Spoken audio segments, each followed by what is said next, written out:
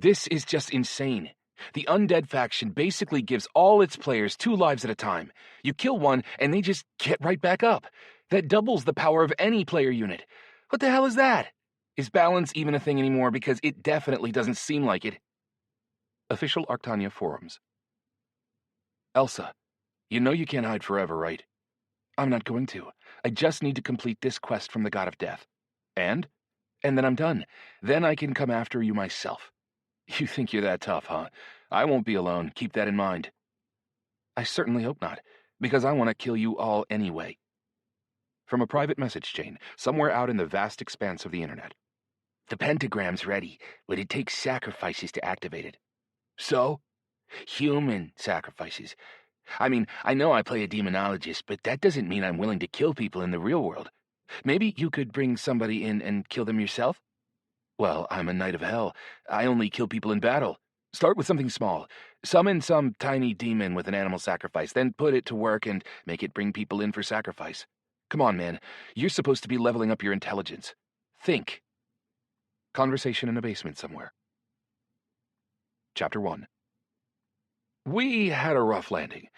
At first, I was planning to soften the impact by using gravitational repulsion, but in the event, I simply didn't have enough time. Passing through the portal left me completely disoriented, and I was basically lost in space, with no idea which way was up, which way was down, or which direction I was supposed to jump. And before I knew it, I felt a powerful force slam into me. As it turned out, we only survived thanks to the fact that we happened to fall into a huge pile of snow. Even so, however, I lost almost all my health and caught a nasty stun debuff. However, thanks to Spin, who got to work healing me almost immediately, I recovered a lot quicker than I would have otherwise. When I finally managed to stand back up, I started looking around, trying to get some idea of where the hell we had ended up. No matter where I looked, though, all I could see were endless expanses of snow-covered wasteland, whose monotony was broken only by the occasional icy forbidding cliff. Much more interesting, though, was the game map. It wasn't displaying a separate map for an individual instance like I expected. For some reason, it had zoomed out to show Arctania in its entirety, and my location was marked on one of the chain of islands that surrounded the northern portion of the main continent. In other words, the portal hadn't taken us into an instance. It had teleported us into an unfamiliar part of the map. And actually, that made the problem a whole lot simpler. After all, I could simply teleport out of there at any moment using a scroll. Then I would just need to find the second part of the wood sword, whose location was helpfully indicated by a dot on my map. And the task would be complete. Meanwhile, the slain dragon's body had evaporated, leaving some small artifact lying next to the body of the half-dead elvish princess. Apparently, the dragon's tail had been holding her down. As soon as the body disappeared, however, she jumped to her feet and started to stagger toward me on shaky, unsteady-looking legs. "The training sword of the first king," the princess hissed through her teeth as she held her own sword out in front of her. "Give it back, you thieving scoundrel!" At first, I thought that maybe I was imagining things when I noticed that her skin had a slight greenish hue to it. With every step she took, however, it turned greener and greener, and her muscles started to expand in size. "Why, scoundrel?" I replied with a note of offense in my voice. "I'm just a thief. In my defense, I'll just say that I had literally no choice. I had to get the wood sword, and I was disastrously short on time." What are you, exactly? She-Hulk? In a matter of seconds, the petite young blonde woman had begun to transform into, well, maybe not a bodybuilder exactly, but she was pretty ripped. Her green eyes started to glow like lanterns in the dim light, and the pitch of her voice dropped by a few octaves. "I'll gut you where you stand," the elvish princess growled. Naturally enough, I was gradually backing away from her as the conversation continued. This, however, turned out to be a big mistake. It turned out that there was a crust of ice beneath a thick carpet of snow, which duly caused me to slip and fall flat on my back, a situation the elf was quick to take advantage of. I felt the characteristic sharp, piercing pain of a sword sinking into the flesh between my shoulder blades. The blow sent my health bar plummeting into the yellow zone, and it was followed by a kick so violent that it sent me flying about 15 feet through the powdery blanket of snow. For level 68, she had turned out to be pretty strong. On the other hand, though, I wasn't all that skilled in hand-to-hand combat either. "Hey! What the hell?" I shouted indignantly. "You could have killed me." "Yeah, that's the idea," the green-skinned, blonde-haired, and remarkably athletic young woman snarled as she lunged at me again. I really didn't want to fight the princess. After all, I really was guilty of stealing the sword from her. But of course, I didn't really have any other choice. I had to hit her with some lightning just to cool her ardor a little bit. Of course, I made sure not to put too much energy into the blast, since the elf's health bar was already down in the red zone. The attack threw her back, and in the short interval of time this bought me, I managed to get back on my feet again. Spin was still healing me as he hung in the air above my head. Chaosite, however, was floating somewhere off to the side, given that there was nothing he could do to help, assuming that he would have wanted to help in the first place. I decided to take my Shanbiao chain out of my inventory to immobilize the princess, but suddenly a system communication popped up. Inventory is closed until completion of trial. Trial? I thought. What the hell does that mean? More importantly, I realized that for as long as my inventory was blocked, I wouldn't be able to heal myself or message friends on my tablet. In other words, I would have to rely entirely on my own abilities and those of my pets. Meanwhile, the princess in her green dress had already swung her sword back and lunged at me, so I had to use my lightning to throw her back again. Stop, damn it! I shouted angrily. You're at a disadvantage. I have more health, almost all my mana, and a ton of range attacks. Let's talk about this. Somewhere deep in the bowels of Arctania, I think a 20-sided die was bouncing along some metaphorical tabletop to check my charisma, and that certainly wasn't one of my strongest stats. But thankfully, and quite unexpectedly, the elf listened to reason and stopped. Princess, try to save your health. You're hanging on by a thread as it is, I continued. You won't be able to win anyway. Suddenly, one of the elf's arms began to radiate a warm green glow. She pressed her palm to her chest, and her health abruptly regenerated until the bar was totally full. What's that you were saying about a disadvantage? She asked with a mixture of hatred and malicious joy as she threw herself at me yet again. This time, though, I was ready for it. After all, there was no need to hold back if she was at full health. Creating an electric chain, I simply threw it at the young woman and sent her body into violent convulsions with a powerful electric shock. Let's calm down and talk about this, I said. With a single powerful swing of her sword, the elf severed my electric chain and freed herself easily. Well, I thought, screw it. It's time to get serious. Just as I was preparing for a fight to the death, however, a long, baleful howl arose in the distance, and I felt my body growing weaker. The howl wasn't coming from any discernible direction. It seemed to be coming from all around us, and it was also slapping us with some sort of debuff. Somewhat unexpectedly, the sound snapped the princess back to her senses immediately. It was almost like a film of rage was suddenly removed from her face to reveal an expression of anxious confusion. The green color in her skin ebbed away, and it regained its normal color, while her muscles shrank back down to their previous dimensions. From my point of view, it looked as though the howl had somehow derailed the princess's Hulk ability. Ice wolves, she muttered as she looked around from side to side. Strangely, her expression wasn't one of fear, but of childlike excitement. So we really are in the dead flows. Come again? I asked. Since ancient times, the elves have used these lands as their testing ground. It's where our soldiers attain the rank of the exalted, said the awestruck princess. Entrance to this place can only be obtained with the help of the wood sword, which you just shamefully stole from us. Alas, the sword was broken almost 100 years ago, and this place has been closed to us ever since. That means none of our warriors has been able to attain the exalted rank. But how did we end up here if it's broken? I don't know. It was considered impossible. That's why I didn't realize where we were at first. Apparently, this half of the sword was somehow able to open a portal to the dead flows right as the dragon hit the ground. It's ridiculous, but it was definitely lucky for us. She turned and stared at me for what felt like a long time, clearly wondering who the hell she was dealing with. We need to find a spot where we'll be able to hold off a large number of enemies. They'll be attacking soon. We? I repeated. The change in her attitude was so abrupt that it took me by surprise. We're going to have to work together for the time being. The only way to return from the frozen hell with your inventory intact is to complete the trial. Otherwise, you'll lose everything except the clothes you're wearing, including the wood sword, which you clearly aren't holding in your hands. And since that's the only way to open a portal to this place, losing it would close this place to us forever. I see, I nodded. And the inventory doesn't work here because elves are supposed to pass their trials with nothing but the sword in their hands, right? No other artifacts or elixirs? Exactly, the princess nodded. Without this trial, elves won't be able to attain the rank of exalted warrior anymore. I need to get this sword back into our world at all costs, even if that means collaborating with a despicable thief like you. The elf didn't seem to realize that this place was actually located in the world of Arctania. It wasn't even in a separate space within that world. It was just an island in the sea, and in theory, if I were to return to the real world and point the spot out to Mark on a map, he'd be able to teleport to it. Then again, maybe that was just wishful thinking on my part. It was perfectly possible that the island was somehow protected from any teleportation or other spatial magic whatsoever. For the time being, getting Mark involved was just a theoretical plan, which we would turn to only in case of extreme need. Even if I kill you, there's no guarantee that you'll drop the wood sword when you die, so it's best if we work together and see this trial through to the end. It's just a shame that I ended up here and... Abruptly, almost squeamishly, she gestured down at her badly ripped green dress. In this thing, with no armor and just a simple sword. I had to restrain myself. Instinctively, I wanted to react to the princess's utter confidence that she'd be able to kill me if she so chose. That said, I made a mental note for the future.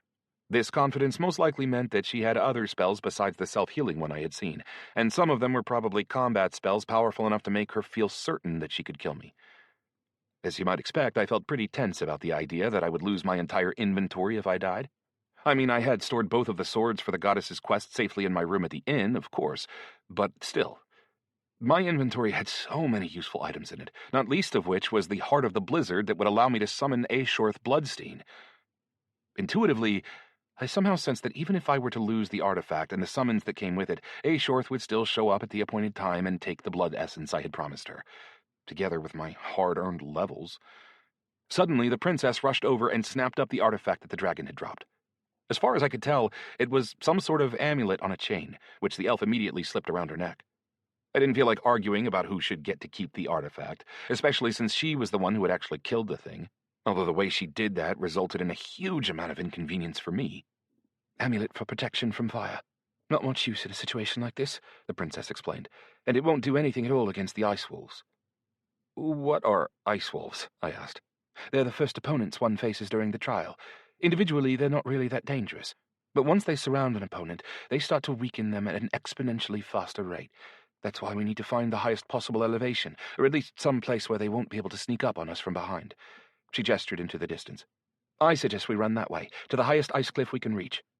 I was still worried that she might attack me, so before I took off running, I decided that our agreement needed a little more ironing out. If we're going to work together, we need to form a group and agree not to attack each other until the trial is over. Another howl rang out, much closer this time. We can agree on that as long as you promise to give me the wood sword back once this is all over, she snapped back.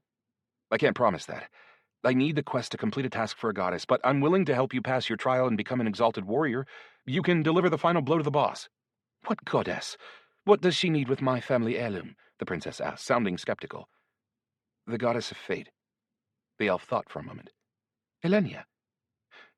You're not lying to me, are you? I shrugged. Why else would I take all these risks to get my hands on a broken sword? You saw who was helping me, didn't you? Summoning a character as powerful as that cost me a whole hell of a lot. The princess glared at me for a moment. And you swear by the goddess of fate that she's really the one who needs the sword? Of course, I swear. Somewhere off in the distance, a quiet but powerful peal of thunder rumbled as if in confirmation of my words. Although actually, why do I say as if? It was an obvious sign from the goddess. Well, if she needs our artifact, I can't refuse her, the princess said with a sigh of resignation. We worship the goddess of fate alongside the mother of nature. I mean, you could have gone to any temple in the capital, told a priest about your task, and they would have gotten in touch with the royal family for you. We would have sorted out the issue together. What? I was stunned. It could have been that easy? Humans, said the princess with a grimace. You're too warlike, too devious, and you always try to solve everything with violence. Although, I guess in this specific place where we've ended up, that might come in handy. I saw a request to join a group pop up and accepted it immediately. Now run, the princess shouted. She had a right to be a little annoyed. After all, I had gotten a little carried away negotiating with her, and as a result the beasts were much closer to us than before. They were truly massive wolves with spotless snow-white fur, red eyes, and fangs that would have been the envy of a saber-toothed tiger. There weren't all that many of them, maybe 7 or 8 beasts all around level 80, but it didn't seem likely that the elf and I would be able to handle them on our own. Thankfully, they hadn't surrounded us in time, so we still had an open route of escape. Chaosite transformed into an arrow and obligingly pointed the way for us. I wouldn't have been at all surprised if he had already flown ahead and scouted out a place where we could mount a strong defense.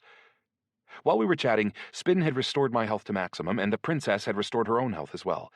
This meant we could run at top speed for quite a while, but there was no way we could possibly outrun a bunch of wolves, especially given that we were running through heavy snow.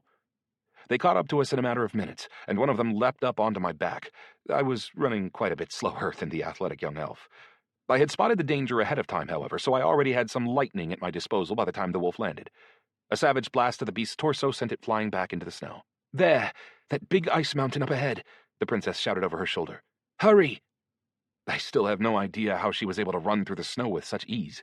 My legs kept getting caught in snowbanks, and I was slipping and sliding all over the place, losing my balance and narrowly avoiding a disastrous fall. Put simply, I wasn't about to break any records for the 100-yard dash. Soon, however, we were standing with our backs against the icy wall of the cliff. I had hoped that we might be able to climb at least part of the way up, but the surface turned out to be completely flat and vertical. "Well, at least they won't surround us," the princess panted, sounding like a woman condemned as she stood with her back to the wall. She was already starting to turn green again. 2 wolves lunged at us simultaneously. I caught one of them in midair with an electric chain, and the princess swung her sword and sunk its blade deep into the second beast's torso. Unlike opponents in those good old fighting games from the 90s, however, these wolves didn't form a line and attack us one by one. The whole pack rushed into an attack all at once. It gave me the impression that they didn't want to eat us so much as stomp us into the ground. The princess was swinging her sword furiously all around her, and at one point she simply caught a wolf in mid-lunge with her hand and slammed it viciously against the cliff wall. "Hulk smash!" I cheered as I kept fighting off the wolves' attacks with my electric chain and my lightning. As it turned out, the wolves weren't all that formidable as opponents. Nevertheless, I kept the fact that I wouldn't be able to restore my mana quickly firmly in mind, and tried my hardest to use it sparingly. And, in the end, we managed it. The princess turned out to be a pretty decent warrior, even despite the lack of decent equipment. As for me, my equipment and my powerful abilities meant that even a level 80 opponent wasn't too serious a threat. In fact, I got through the battle with half my mana still intact. "Phew, we made it," I sighed as I stared down at the snow where the wolves' bodies had just disappeared. Miracle of miracles. They dropped a couple mana and health elixirs for us. On the other hand, of course, we couldn't put them into our inventory, so we had to use them right away, except for 1 elixir each, which we had to hold in one hand. "Made it," the princess repeated. "That wasn't even the first wave. That was just the scouts." As if in confirmation of her words, another fearsome howl erupted into the air as more and more ice wolves began to appear from behind the small snowbanks and mounds of ice in front of us. There were a lot more of them this time, just as the elf had predicted. "There are too many of them," she said sadly, squeezing the hilt of her sword tightly with both hands. "And you're too weak." I would have liked to dispute that with her, but my entire style of play was based on maneuverability, and there was nothing whatsoever to grab or jump onto on this particular battlefield. The hunks of ice jutting out from the ground in front of us were either too small or too big, as was the massive mountain of ice at our backs. And meanwhile, the wolves just kept coming. 5, 10, 20? I lost count somewhere after 30. I don't know why, but at that point I decided to check the towering wall of ice behind us to see if there was any magnetic sensitivity in it. I think it was probably pure desperation, but the result was a huge surprise. Somewhere in the mass of ice, I sensed the outlines of a humanoid figure made of iron, as if a knight in full armor had been immured deep in the ice. That meant I could use magnetism right through the cliff wall. "I'm gonna have to hug you," I quickly informed the elf as I reached out to wrap my arms around her waist. Maybe the elf had some sort of problem with being touched. Maybe she reacted to everything with instant aggression while she was in her green form. Either way, the princess replied to my attempt to hold her with a savage headbutt to the bridge of my nose. I staggered back, blinded by a searing pain in my face. Sparks flashed through my eyes as tears began to roll down my cheeks. When my vision finally cleared, I suddenly saw a very unexpected system communication. "You have completed 3 of 5 conditions for the global achievement, Oh You Scoundrel, Level 1. The blow, Gnomish Kiss, is considered acceptable for meeting this condition. Protection from life magic, plus 5%. The effect, Loved Her and Left Her, cannot affect Princess Ariella, because she is already married. You have met the requirements for raising the achievement, Oh You Scoundrel, to Level 3, since all 3 kisses have come from princesses. Protection from fire magic, plus 30%. Protection from chaos magic, plus 30%. Protection from life magic, plus 30%. Further development of this achievement will only occur when you receive kisses from those with royal blood. Every new kiss will increase your defensive stats by 10%. What? I was stunned. "Don't you dare touch me," the princess snarled, apparently having decided that I was trying to come on to her. "Nobody has the right to touch a princess without her express permission.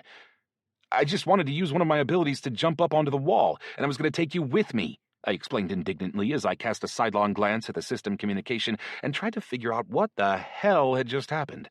Apparently, my silly, not very significant achievement had turned into something more. 50% defense from various types of magic was no joke. On the other hand, where would I possibly find the princesses I needed to achieve it? Meanwhile, the elf ran a hand across my cheek and healed my wound instantly. "You should have warned me." "I didn't have time," I snapped. "Jump, then. What the hell are you standing around for?" she shouted. "They're about to attack." Very carefully this time I wrapped my arms around her waist and activated gravitational repulsion. The only thing I failed to take into account in doing so was that I was used to jumping on my own. The extra weight meant that I couldn't jump anywhere near as high as usual. As a result, we didn't make it all the way up to the suit of armor in the ice, which I would have had to reach in order to be able to cling to the cliff face. Thankfully, though, the princess managed to react in time.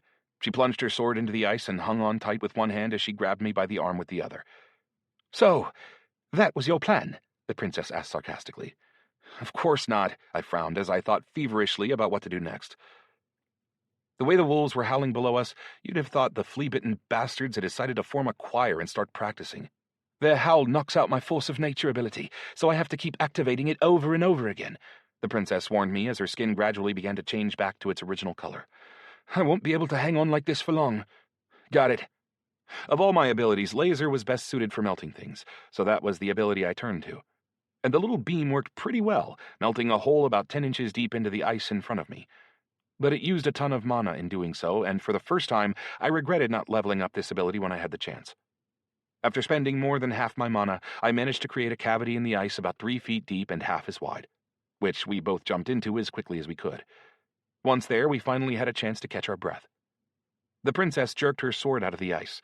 The green had already faded from her skin completely. "Your surname isn't Banner, is it?" I couldn't resist asking. "Surname?" The elf didn't seem to understand. "I don't know what that is, but my father is Banner, king of the elves. Everybody knows that." "Well, yes," I replied sheepishly. "Does he have the same ability as you?" "Force of nature, of course, at the highest possible level." I thought. Interesting name for a skill. On the other hand, though, the name isn't what really matters. "So what was your plan, then?" the princess asked with a note of acidic sarcasm in her voice. "Where were you even planning to jump to? There's nothing to hold on to up here." When I explained that there was a mysterious suit of armor immured somewhere in the thick of the ice above us, the princess was immediately fascinated. "Let's dig our way in there and get it. It's probably one of the elves who completed this trial in the past." "Sure," I thought. "Bore through a solid wall of ice. No problem." On the other hand, though, we were in a place of relative safety, so in the end I took her up on the suggestion. I took my time and slowly melted my way through the ice until I made it to the armor. As the princess had suspected, it turned out to be an elf warrior.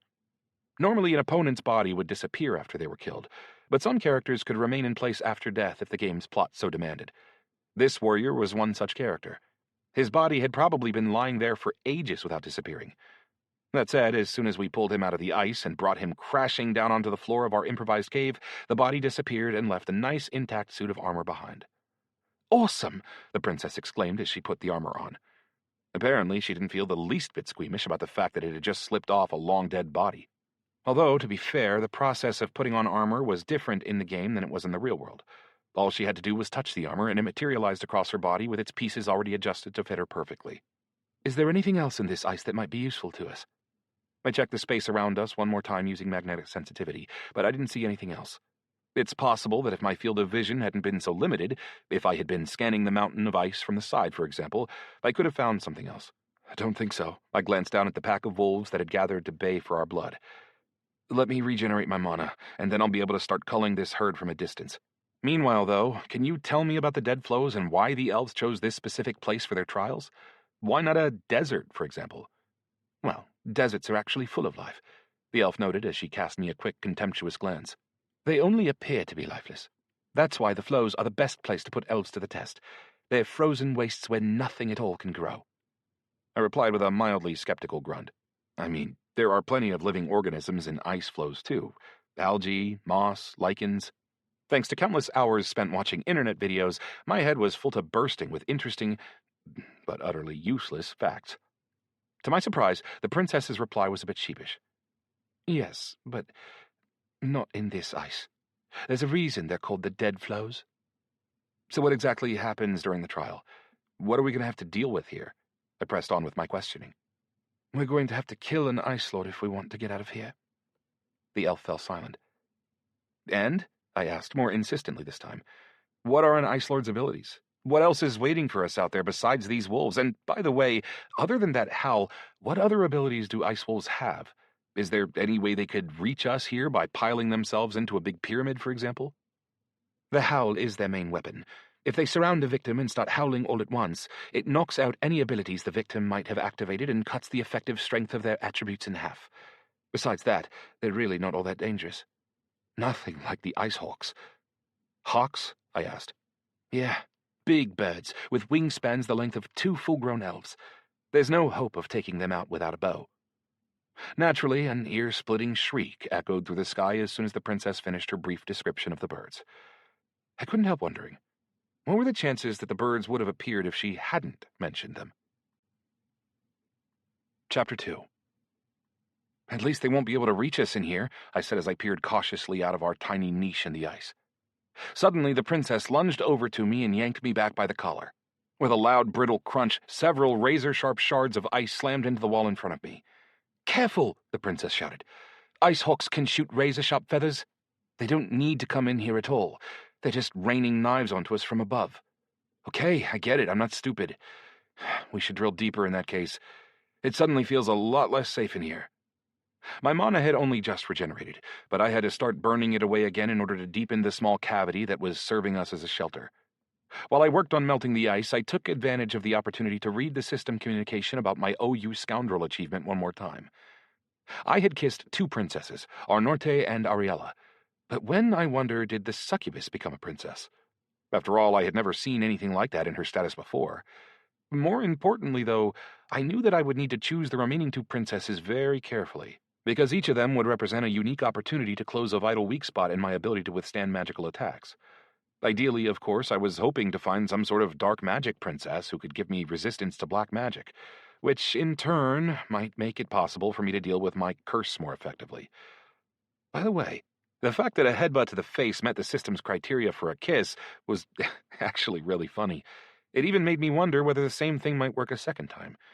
Not that I was hoping to go around headbutting princesses, of course, but the fact itself was intriguing. What are we going to do after this? The elvish princess asked as she pulled a razor-sharp feather out of the floor. I was interested to see one of the feathers up close as well, but as soon as I reached down to pick one up, I caught a little pang of damage from the tiny, amazingly sharp shard of ice. Maybe the birds themselves were made of ice, but their feathers weren't cold at all.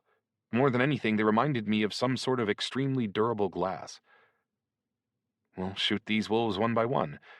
And these hawks too, I guess, I replied as I studied the feather in my hand. It was really fascinating. Alas, my inventory was closed. Otherwise, I would have loved to take such a strange weapon with me when I left. We don't have any other choice. I'm wondering, though, do you think these feathers could be thrown like a weapon? I was thinking the same thing, the princess nodded. She was holding her feather between 2 fingers so as not to cut herself. But they're razor-sharp on both sides. They're really hard to even pick up, let alone throw, and they're a little bit too flexible. Plus, to be honest, I'm just not very good at throwing weapons. I can try, but even if I hit my target, it won't do very much damage.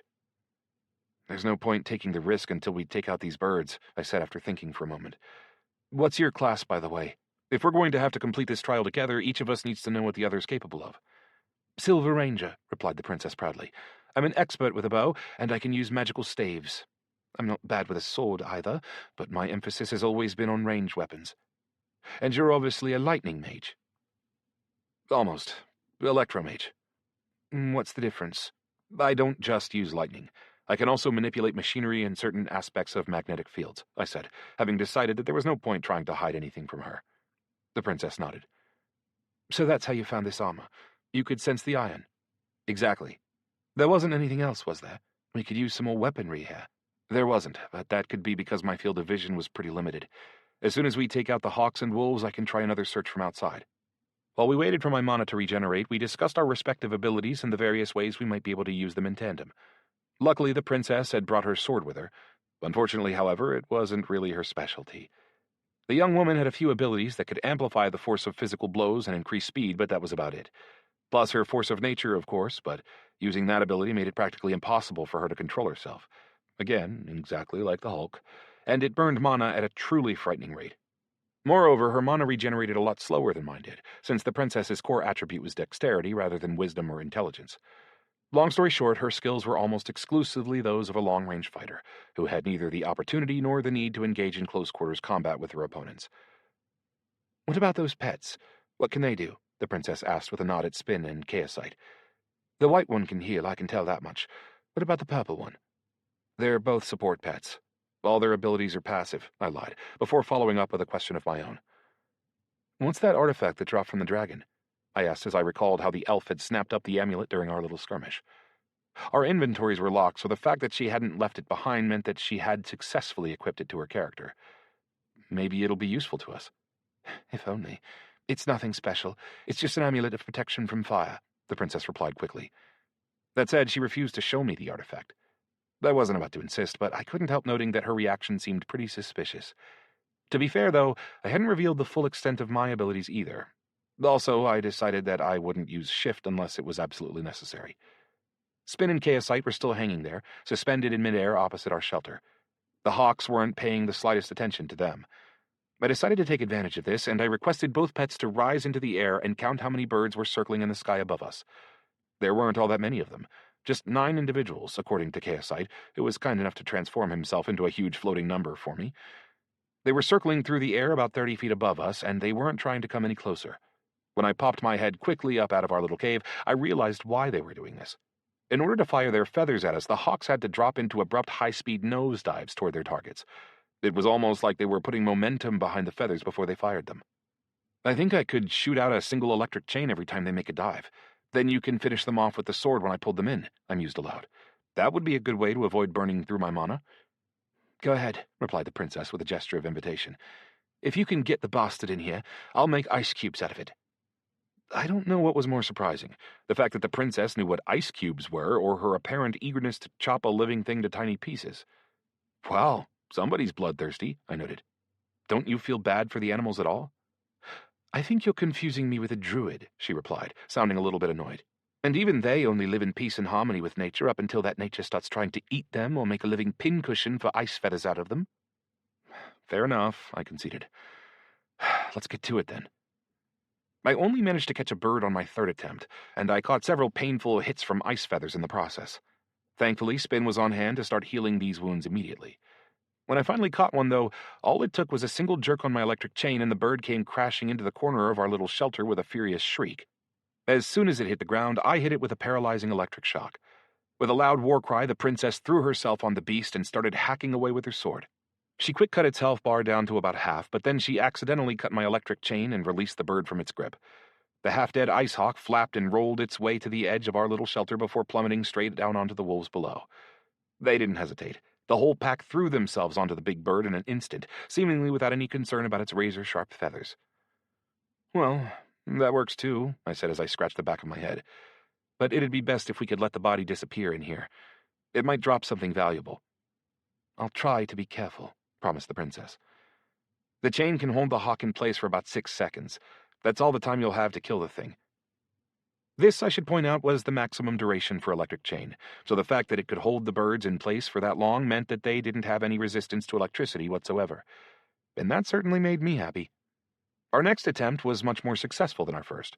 I had a better knack for throwing the chain after a very quick peek out from our shelter, and the princess was more precise and careful with her sword. I didn't get much experience for killing the bird, but it did leave us a healing elixir when it vanished. Not bad, of course, although a mana elixir would have been much more useful. Or a bow, of course. Every elf's favorite weapon. "Listen, I have to ask, how did you end up here without a bow?" I asked, although the question was purely rhetorical, as I cast a sidelong glance at the princess. "I have one in my inventory, along with a magical staff. I just can't access them. Not that it would help us here anyway." "Why not?" "This seems strange to me. It's connected with the magic of the forest, and nothing grows out in these flows." My mana had regenerated by that point, so I brought in the next bird. And, praise the gods, the 3rd one dropped a mana elixir. This improved my mood instantly, and the rest of the hunt was actually pretty fun. Within half an hour, we had taken out all the hawks, acquiring 8 elixirs, 4 of each type, and burning through 2 each in the process. Using my electric chain to pull the hawks in was a little bit risky, and I was taking damage from their ice feathers faster than Spin could heal it, so the healing elixirs came in extremely handy. The wolves, on the other hand, presented me with a much more complicated problem. Dragging them up to our shelter one by one would be exhausting and pointless. The princess tried as best she could to throw some of the ice feathers at the wolves, but it didn't really do much damage at all. Also, we discovered in the process that her new armor was actually badly worn, and that her gloves were about to fall apart altogether. "Just let me figure this one out on my own," I told the princess as I watched her struggling. The young woman obviously wasn't happy that she couldn't do anything to help, but she also knew that plunging into battle against such a huge pack of predators would be tantamount to suicide. I ordered KSite to go count the wolves. It turned out that there were no fewer than 36 of them. With numbers like that, they could have simply stampeded us to death if we'd given them the opportunity. It soon became clear that I was no more useful than the princess under the circumstances. My long-range lightning attacks weren't having any effect at all. My original plan had been to hit our enemies with lightning from the safety of our little nest, but the ice wolves were smart enough to run and hide at the back of the pack as soon as they took any damage. As a result, I ended up spending almost all my mana without killing a single one of them, and I had to re-examine my entire plan. "Listen, maybe instead of wasting time on these wolves, we should just climb to the top of this mountain of ice so we can take a look around," I suggested. "And how do you propose we do that?" the princess inquired. "I'll stand on the edge of the shelter, then jump up, throw the sword into the wall, and use my electric chain to hold onto it.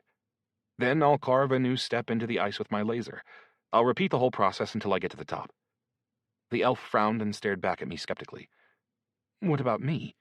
I shrugged. "I'll drag you up using my electric chain. It'll be a little bit painful, of course, but you'll be able to handle it." "A little bit painful?" the princess replied indignantly. "Have you ever been hit with an electric shock? It's so painful it sends every muscle in your body into convulsions." "I'm naturally 100% immune to electrical damage, so I'll have to take your word on that. But I don't see any other options here. We won't be able to kill the wolves from up here, and the top of the mountain is the best vantage point anyway. If it works, we can jump over to the next mountain, and maybe eventually the wolves will lose our scent." I could see that the elf was still feeling skeptical, so I added, "Maybe more of your countrymen will be frozen in these other glaciers." The princess sighed. "Fine, but I'm not going to save you from the wolves if you fall. I'll just watch them rip you to pieces, then kill myself and go back to the palace. And by the way, if that happens, I'm going to notify the whole kingdom that there's a reward on your head. It's going to be the biggest reward ever offered for a murderer." "You sure are pleasant," I grunted. "Your husband's a lucky guy." For some reason, the elf suddenly went pale, then turned beet red and grabbed me by the front of my jacket. "How do you know about that?" What?" I was taken aback, to say the least, so much so that I didn't even try to fight back. "That I'm married. Nobody in the world knows about that except me and, well, my husband." I couldn't see any advantage to telling her the truth. "Intuition," I snapped back as I tried to free myself from the young woman's iron grip. "And what does it matter? Why the big secret? I would have thought that a princess's marriage would be a kingdom-wide celebration that everybody would know about." "None of your business," the princess snarled as she pushed me away. "Go on, get climbing, if you're so eager to climb." In theory, my plan sounded perfectly logical and feasible. When it actually came time to implement it, though, it turned out to be quite a bit more complicated than I had thought. There was literally no room for even the slightest mistake, since falling to the ground would basically mean instant death. I wasn't afraid of heights at all. Actually, I wasn't really afraid of much in Arctania. All the same, though, I really didn't want to miss my jump. I took the sword from the elf, weighed it in my hand for a moment to get a feel for it, then stepped over to the edge of the shelter. "Should I kick you out so you can jump a little bit higher?" the elf asked in an angry growl as she noticed my indecision. "I'll be fine. If I make it to the top, you'll have to wait for my mana to fully recharge, and then I'll throw my chain down to you. I'm not going to be able to bring a mana elixir with me because I need both hands." Thanks to my training inside the Tree of Fear, I had an intuitive sense of exactly how much mana to put into the jump in order to make it as high as possible, while still staying as close to the ice wall as I could. I shot up off the floor of our shelter into a massive jump. When I reached the very peak of the jump, I whipped the sword at the wall of ice in front of me. Belatedly, I realized that I had never really leveled up my skill at throwing weapons. Thankfully, though, I got lucky, and the sword sank right into the wall. Next came my electric chain, which magnetized itself onto the hilt of the weapon. A quick yank, and there I was, hanging from the wall. The electric chain pulled me up toward the sword all on its own, and I used my laser to carve a little recess into which I could stick my foot. Phew, I thought. One step, or rather one jump, closer to the top. It took 3 more jumps like this before I finally made it to the top of the icy peak. As usual, the mountain looked a lot shorter from the top than it actually was. Worse, though, the air on the peak was so cold that it soon started dealing me a constant, albeit small, stream of damage. Thankfully, Spin was able to nullify this completely with his healing ability. His mana wouldn't last forever, though, which meant that staying outside on the exposed peak for a long time definitely wouldn't be a good idea. Nevertheless, I let out a big sigh of relief as I took a look around. The view from the top was indescribable. The sunlight glittered and danced across the enormous spikes of ice that jutted out from the ground, creating the impression that the entire area was occupied by a huge, radiant hedgehog. Like stalagmites in a cave, the spikes were elongated and sharp, almost like huge needles sticking up out of the ground. I was standing atop one such needle myself, and the surface area at its peak was about 30 square feet. By my approximate reckoning, the needle's overall height was probably around 150 feet. As I sat there, waiting for my mana to recharge so I could drop my electric chain down to the princess, a thought suddenly occurred to me. The princess wasn't actually with me, and that meant I could quickly pop out of Arctania into the real world and get a hold of Boris. I figured he might know something about the mysterious place I had ended up in, and I also figured it couldn't hurt to let Pinky and Netherrock know that I was okay. All that would be much harder to do while the elvish princess was around, and leaving the game in front of a local always incurred a temporary penalty on a character's received experience. Having decided that it would be best to take advantage of this brief opportunity, I opened the menu and pressed the exit button. Are you sure you want to leave the game? Attention! Leaving the game in front of in-game characters decreases experience received during the subsequent 24 hours by 20%. We recommend leaving the game only in private rooms or at a safe distance from in-game characters. What the hell? Damn it, I thought. There aren't... Nice view, the princess sighed wearily as she jumped up onto the small area of flat ground on the top of the mountain. How'd you do that? I exclaimed, feeling utterly flabbergasted. The elf stretched her bare hands out in front of her and waved a fan of ice hawk feathers at me. My rock climbing skill. Blood was trickling from her palms, freezing instantly as it dripped onto the ground. The feathers were sharp along both edges, after all, and it seemed like they had totally ruined her gloves. The elf had to drink our last healing elixir to heal the wounds, which left us with only a single mana elixir. By the way, I thought, how the hell did she get those up here? Under her armpit or clenched in her teeth or something? What? You wanted to run back to your world while I wasn't looking? The princess asked with a smirk. Now it was my turn to start worrying. How do you know about that? I'm not blind. Lots of people know that a certain percentage of the creatures in our world are actually astral projections. Astral projections, I thought. Interesting concept. Even more interestingly, it actually explains a lot of the anomalies we see from our point of view as players, too. And that doesn't scare you at all? I asked cautiously. Nope, the elf shook her head confidently. In fact, I also know that you get a curse from the gods if you disappear in front of us, so if you want to go back home for a while, I'm perfectly willing to turn around and look the other way while you disappear. But only once we get to a spot where I can relax and rest while you're gone. I really wanted to ask the princess what else she knew about the astral projections who were actually players, but it really didn't seem like the right time or place. I was still taking constant damage from the cold, and Spin had burned up almost all his mana healing me, so I needed a safe place to rest every bit as much as the elf did. Then I suggest we jump along these cliffs until we manage to lose these wolves, I suggested. Then we'll head back down and find a cave we can rest in. Look, the elf replied as she pointed to a massive mountain in the distance. An ice lord lives somewhere in the depths of that mountain. If we can make it there without having to walk along the ground down below, I bet we'll avoid a whole bunch of monsters. Snow spiders, rhineworms, ice giants. There's all sorts of stuff wandering around down there. Well, when you put it like that, the idea of going back down doesn't sound so appealing, I admitted. I just wish I had more health. It's so cold up here, it's actually doing me damage. The princess turned to look at me with surprise. Not me. Ah, right. This armor has protection from the cold. Makes sense, I guess. Whichever elf this belonged to would have known where they were going. Yeah, I thought. I certainly wouldn't mind having resistance to cold magic right about now. I should kiss some kind of ice princess or something. Actually, what if Lady Ashorth has royal blood in her? True, I don't think she'll be very happy if she thinks I'm trying to hit on her or something, and with power like hers, she'd kill me in about as much time as it took to sneeze. Two! I sneezed immediately, as if the word itself had been a cue, and saw to my horror that I had caught a mild cold debuff that had temporarily decreased my intelligence and endurance parameters by 10%. Damn it. We have to move faster, I concluded. This cold's gonna kill me if those wolves and hawks don't kill me first. After a few quick discussions, we decided that the princess would climb onto my back. This, after all, would be the easiest way for me to carry her with me when I jumped. Thankfully, the next ice cliff was about 60 feet lower than the one we were standing on, which meant I had more than enough mana for the jump. As soon as I landed, I realized that my instincts were already rock solid. Without even thinking about it, I had adjusted my mana expenditure perfectly to account for my increased weight. We landed perfectly atop the icy peak, which I managed to examine using magnetic sensitivity even before we touched down. Alas, there were no frozen elves inside this one. But we still had many jumps and icy mountains to go, so there was still a good chance we might find something useful. Unfortunately, though, the next 10 mountaintops turned out to be just as empty, and the only thing we ran into was more danger. "Hawks," the princess suddenly said as she pointed off into the sky. I knew that the elf's vision was bound to be much sharper than mine, which made sense given that she was an archer, so I quickly drank our last mana elixir and prepared for battle. There weren't very many hawks this time, just 3 of them, in fact.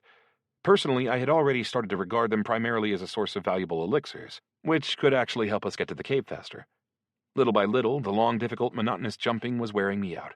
After all, a few hours had passed since we started moving along the peaks, and it didn't look like we were any closer to the Ice Lord's mysterious abode. Standing out in the open made us a much more vulnerable target for the hawks and their feathers, but it also gave the elf more room to maneuver. She was moving with grace and speed, easily deflecting every attack they launched at us. It eventually became clear that the hawks couldn't throw more than 2 or 3 feathers at a time, so the task of protecting my oh-so-precious carcass wasn't as difficult for the princess as I had initially assumed. While she was fighting off their attacks, I managed to snare one of the birds with my electric chain and yank it down to the icy ground at our feet. The princess finished the poor beast off with a few sharp blows, then got back to protecting both of us from the razor-sharp ice feathers. In the end, we took out the trio of hawks surprisingly quickly. Best of all, it gave me a chance to completely restore my mana and my cold-damaged health. We ran into hawks a few more times after that, and it was only thanks to the elixirs they dropped that I managed not to croak from hypothermia.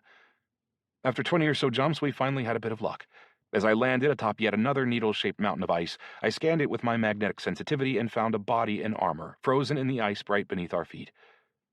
"Oh, another body!" I shouted. "How about a little respect for my people and our heroes?" the elf snarled in reply. Exhaustion was starting to affect her mood. "Okay. Another body that belonged to a heroic hero of the elvish people who died heroically in pursuit of a heroic goal," I snarled back. Achoo! It wasn't much of a joke, I know. But in fairness to me, my cold had just worsened to level 2, and it was having a significant effect on my intelligence attribute. I had gotten so cold during our travels across the mountains that I would actually have loved to exchange my electromage armor for just about anything, as long as it came with some protection from the cold. Most players probably wouldn't have felt much more than a light chill, but with my freakishly high pain setting, it felt like I was in the middle of a Siberian winter, wearing nothing but a light fall jacket and pants. The elf's body turned out to be buried pretty deep in the ice, several yards beneath our feet. I have no idea how it could possibly have ended up in there. Maybe all the ice needles sticking up out of the hills weren't actually a natural phenomenon after all. Maybe they had been left behind by some incredibly powerful high-level spell? If so, I thought, I hope that it wasn't cast by the same Ice Lord we're about to face. How can we possibly hope to beat someone that powerful? Ugh, I hope I'm wrong. I hope I'm wrong. The princess and I worked together to drill our way through the ice. I used my laser while she hacked away at it with her sword. "I hope it was an archer or a mage," the princess murmured to herself. "We could really use a combat staff, or at least a bow. I'd feel a lot more confident if we had either of those."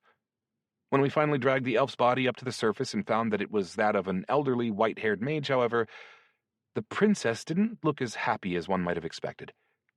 As she looked down at the old man, she slowly began to speak. "That face seems familiar." And with that, the elf opened his eyes. Chapter 3. The princess and I jumped back in terror at the same time.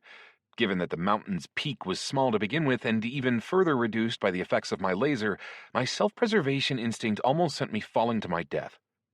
Thankfully, though, the elf who had so recently been dead suddenly lunged over toward me, grabbed me by the hand, and yanked me back onto the small area still remaining at the top of the mountain.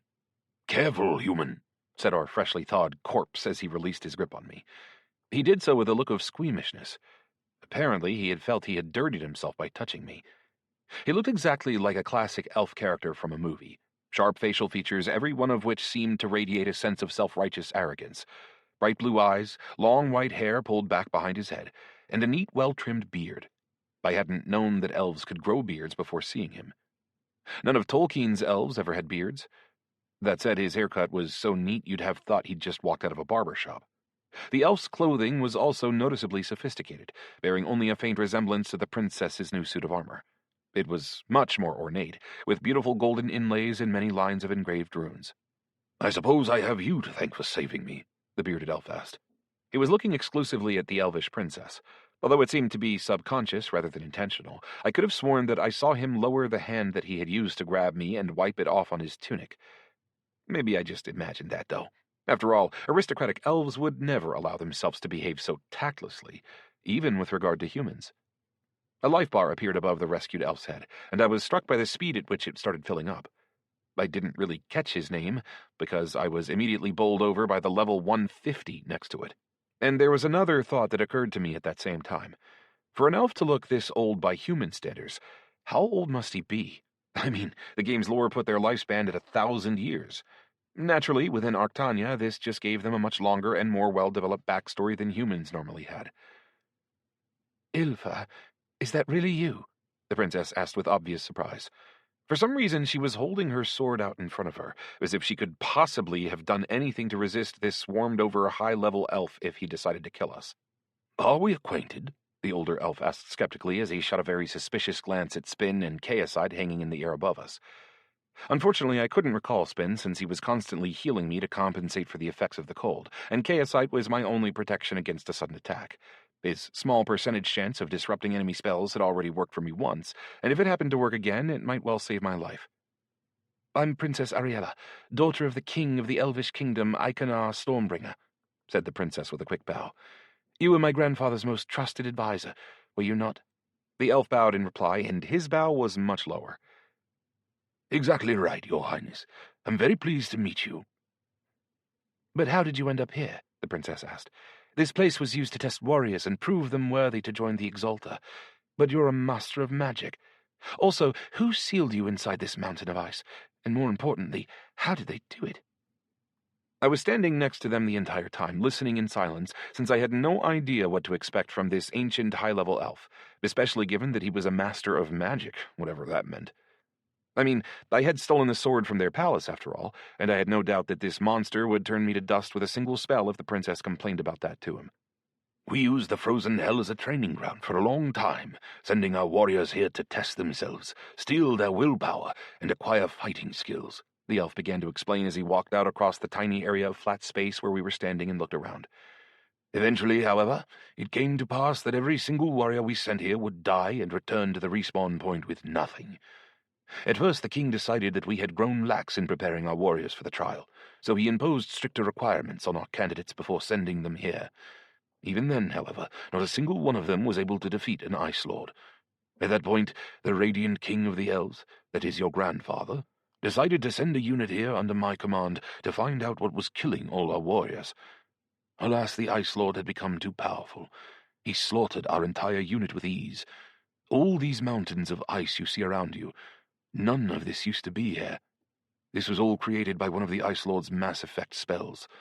And since this ice is magical in origin, dealing with it is no simple task. It's capable of smothering all sorts of spells." Suddenly the elf fell silent and turned to face the princess. "How long has it been since we disappeared?" "About 100 years, the princess replied, slightly sheepishly. "Oh, I can't even imagine what my wife's going to say," said the elf, without even a shadow of a smile on his face. "But why did you wait so long to come here and find me? Surely the king hasn't betrayed me. Surely he hasn't simply abandoned me here." The princess seemed outraged at the very suggestion. "The sword that served as the key to the portal was broken," she exclaimed indignantly as she clenched her fist. "Nobody could get here." "Okay, one sword broke," the master nodded calmly. "But we made 30 of them." "How many?" the princess asked in amazement. For just a moment she lost any semblance of her former warlike demeanor. "It would have been strange to entrust the portal to our training ground to one single artifact," the elf noted. "Every warrior had a training sword, and they weren't just keys either. They also sped up experience acquisition quite a bit. But what happened to the rest of the swords?" "I don't know," the princess frowned. "My father thought the wood sword was one of a kind. Grandfather died during the war with the cult of the Dark God and the Empire about the same time that you disappeared. Maybe he just didn't tell my father about the other swords before he died." Generally, the history in the game's lore was a total mystery to me. Who fought who when, where the different races came from, who worshipped who. I mean, sure, I had read a lot about it, but most of it didn't stay in my mind for long, and even the stuff I did remember tended to fade with time if it didn't come up again for a while. This time, however, the history helped explain the Master's attitude toward me. After all, the last time he had been conscious, humans and elves had been at war with one another. "The humans killed an Adruin?" the elf shouted in disbelief. He turned to me with a furious glare in his eyes, and I felt like he was probably about to kill me. "That was a long time ago," the princess hurriedly explained as she stepped forward to put herself between me and the enraged elf. "We've been on neutral terms with the Empire for 96 years already." "Neutrality is not peace," noted the Master. "But at least that explains why this human is in your presence without a slave collar around his neck. If the only remaining wood sword was broken, though, how did you manage to teleport here?" The princess shot me a sidelong glance. "It was a strange accident, really. It doesn't matter right now. How did you manage to survive in the ice for so long?" "A master of magic is not so easily killed. I activated passive health regeneration just before being immured, and my mana regeneration speed is high enough that the process continued without interruption, despite the fact that I was frozen. True, in hindsight, I think it would have been better simply to have died and respawned back at home, even though it would have cost me all my artifacts, including the sole remaining staff of life and death." "And you were conscious the whole time?" I couldn't resist asking. "Thankfully not." The look on the elf's face as he glanced at me made me regret having attracted his attention at all. "So what is he doing here, then? This human?" "He tumbled through the portal with me by pure chance," replied the princess. This earned her a grateful glance from me. "Per the terms of the goddess's quest, this human was supposed to acquire a wood sword. Somehow he activated the portal in the process, and we both fell into it." The Master shook his head as he thought about what he was hearing. "Even if so, why would the goddess want a broken artifact when there are so many other training swords in perfect condition? It sounds very suspicious to me." I started to feel even more uncomfortable than before. It felt like anything I said in the course of our lovely little mountaintop conversation might lead to immediate death. "How would I know what the gods are thinking?" I said, a little more nervously than normal for someone who hasn't done anything wrong at all. "Maybe the other swords were destroyed and this was the last one?" "It's definitely not the last one. I have another one in my inventory right now," said the Master. "How else could I have gotten here? Besides, I have several more swords like it in my secret storehouse in the palace. I really doubt that anyone's managed to break into it and take them." "That's amazing," the princess exclaimed, giving voice to my own thoughts. After all, if there were other swords, then the elves probably wouldn't be all that worried about the one broken sword that the goddess had ordered me to recover. "When we get back to Elendril, I'm going to find out who concealed the information about our unit and the other swords," said the elf. A flash of lethal anger lit up his eyes. "And whoever it was, they're going to regret their actions very sorely indeed. Elves don't abandon one another." I could barely restrain a sarcastic smirk, but somehow the Master could still sense my reaction, and he turned his angry glare toward me yet again. "Did I say something funny?" "It's just nervous laughter," I burbled. "But how are we going to pass the trial if even your unit couldn't handle this lord?" "We?" the elf repeated. "Human, your level is too low even for the trial that we initially intended this place to be used for. This lord could kill you with a glance." My level was higher than the princess's was, but my intuition had already sensed that the Master had a very different attitude toward her than he did toward me. "Well, you certainly won't be able to handle him on your own either, will you?" I couldn't resist a jibe, even though it felt like I was prodding a sleeping dragon in doing so. Sure enough, the elf made a demonstration of strength then and there. Thankfully, though, it wasn't at my expense. While we were talking, a flock of ice hawks had noticed us standing there and started hurtling toward the mountaintop to attack. They barely managed to get within feather shooting distance, however, before the Master raised a hand into the air and released some sort of green, foggy cloud in their direction. It started devouring the birds as soon as it made contact with them. Within 5 seconds, a shower of perfectly polished bones rained down from the sky where the flock had been flying. "This is bad," the elf noted as he watched his spell in action. I had no idea what made him say that. From my point of view, the spell had worked perfectly. "I definitely won't be able to take out the Lord in my current condition. I don't like the way this situation is developing. I really don't want to lose all my possessions here, especially the staff, which is a family heirloom." "Well, if there's a stock of training swords in the palace, couldn't we just come back here and get our stuff later?" I asked. In my mind, however, I was already starting to formulate a plan B in the very likely event that we ended up getting slaughtered. Any lost items will disappear. It's already been proven. Maybe they get teleported into some treasure room in the Ice Lord's palace. Maybe they simply vanish. Only by ending up inside the ice is there any chance of preserving one's corpse and thereby leaving one's possessions behind. Okay, I thought.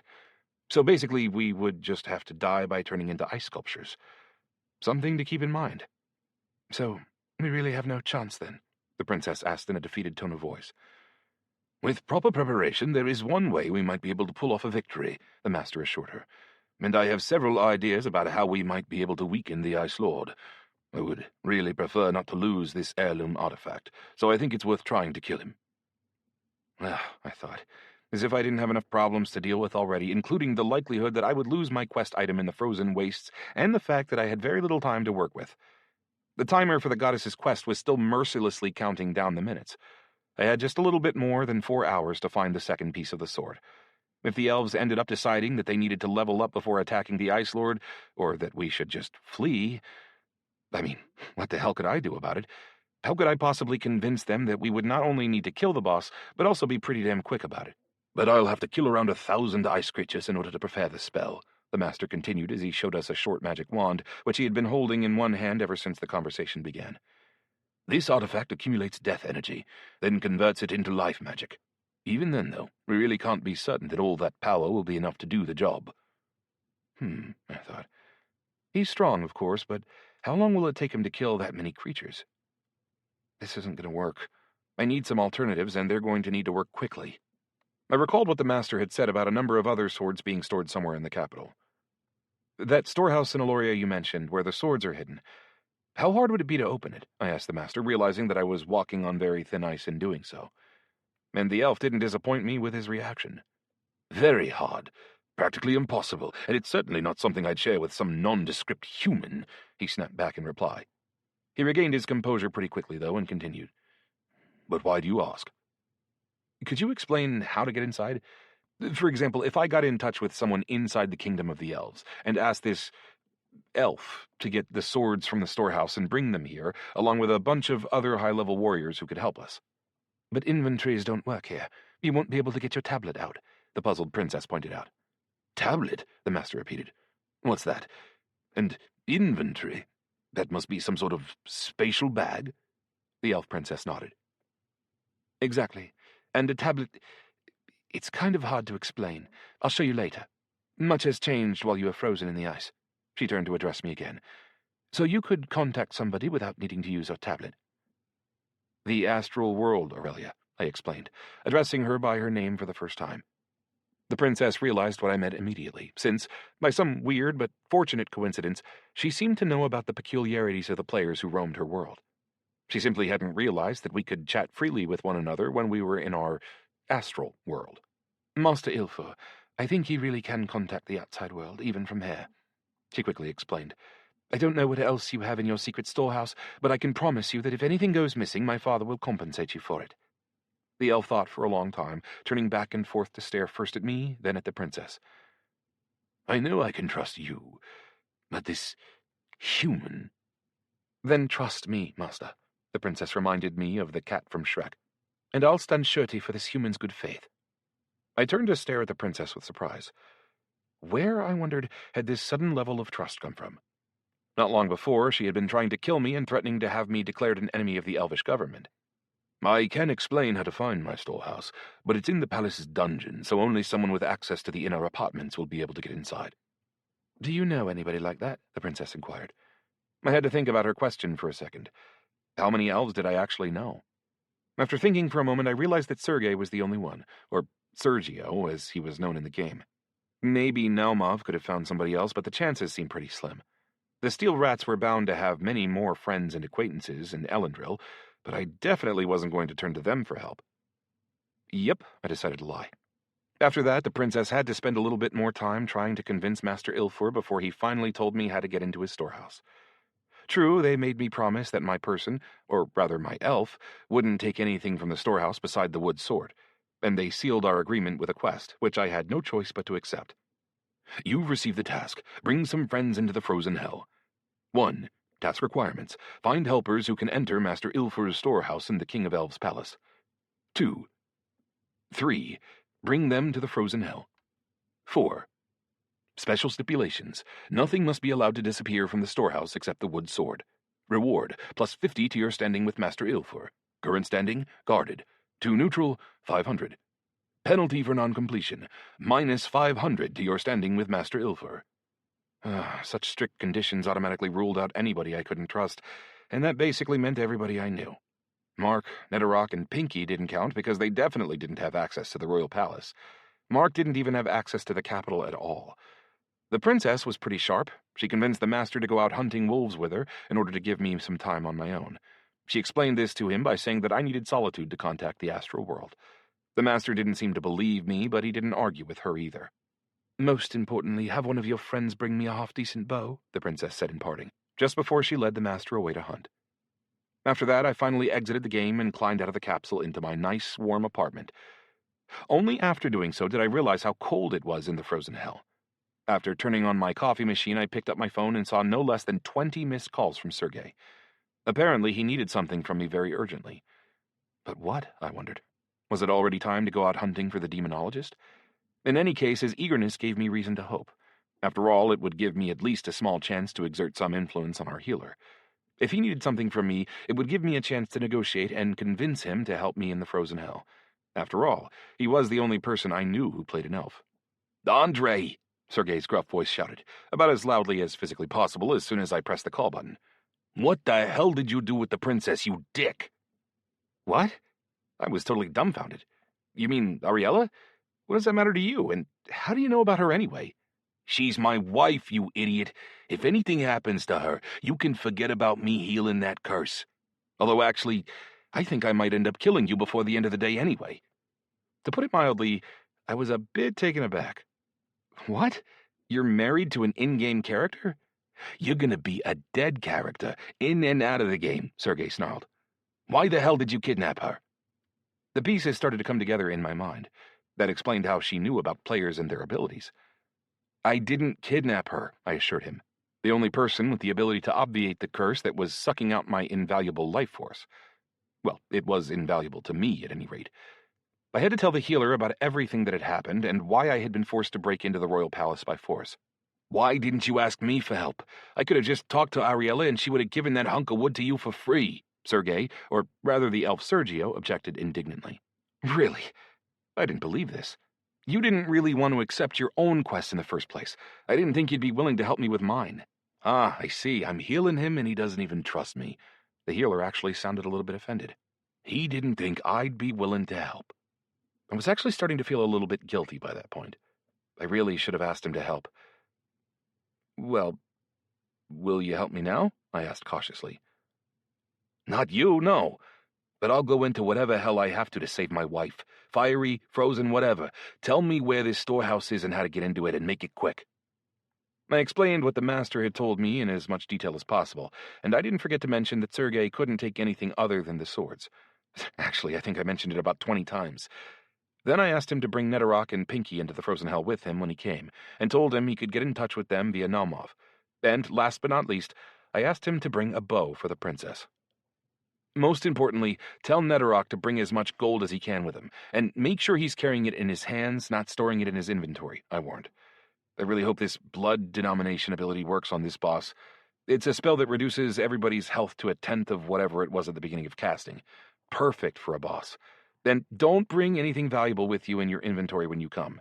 If you die, you'll lose it all. Got it. You owe me. Big time. I mean, really big time, Sergei growled menacingly instead of saying goodbye. As for kidnapping my wife, we'll have a chat about that later on. I think I'll be able to get the swords and send a shout-out to your friends via Naumov within the hour. I could only hope that the healer really did have free access to the palace, and that he'd be able to find the wood swords quickly. Time was running frighteningly short. After finishing my coffee and standing next to the radiator for a little, until I was finally sick of feeling hot, I climbed back into my capsule and went back to the frozen hell. Chapter 4. As soon as I reappeared on the icy mountain peak, I belatedly realized that I had never called Boris like I meant to. Damn it, I thought. What if he knows something about this place or the Ice Lord that could help in the coming battle?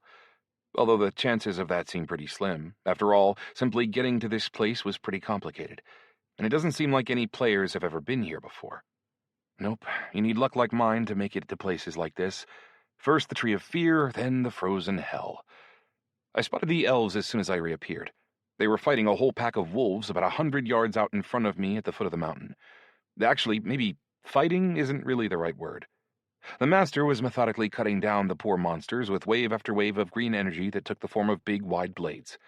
He himself was standing next to the princess, safely ensconced inside a faintly glowing green dome. From above, I could see the level 150 mage operating in such perfect detail that it almost felt like he was putting on a demonstration specifically for my benefit. After waiting for him to take out the remaining wolves, I summoned Spin and Chaosite, then jumped off the edge of the mountain. I was already really good at using improved gravitational repulsion to slow my fall. I caught up to the elves in about 5 minutes. "Folk," the princess shouted as soon as I appeared in their field of vision. "You got it all done, I hope." "And how," I assured her. "Better than you can even imagine, in fact. It turns out that I'm very well acquainted with your—" I suddenly stopped, having noticed the master listening intently to our conversation. Not a moment too soon, I remembered that the princess really didn't want anybody to find out about her marital status. With a certain very well-respected elf named Sergio.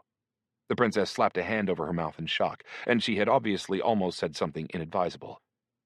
"Yes, he's a good friend of mine. A very well-respected, cultured elf indeed. I'm glad to hear he's the one who's coming to help us." The master seemed to be listening very intently, but he didn't ask any questions. It didn't seem like he had any interest in the princess's personal life at all. It was just that her tone sounded extremely suspicious. "How long until they arrive?" That was the only question he asked. "As soon as they finish up in the storehouse," I shrugged. "Probably half an hour to an hour." "I hope they don't touch anything else in my storehouse. Otherwise, I'll kill you once for each item that's gone missing," the master warned me with a frown. I wasn't all that disturbed, to be honest.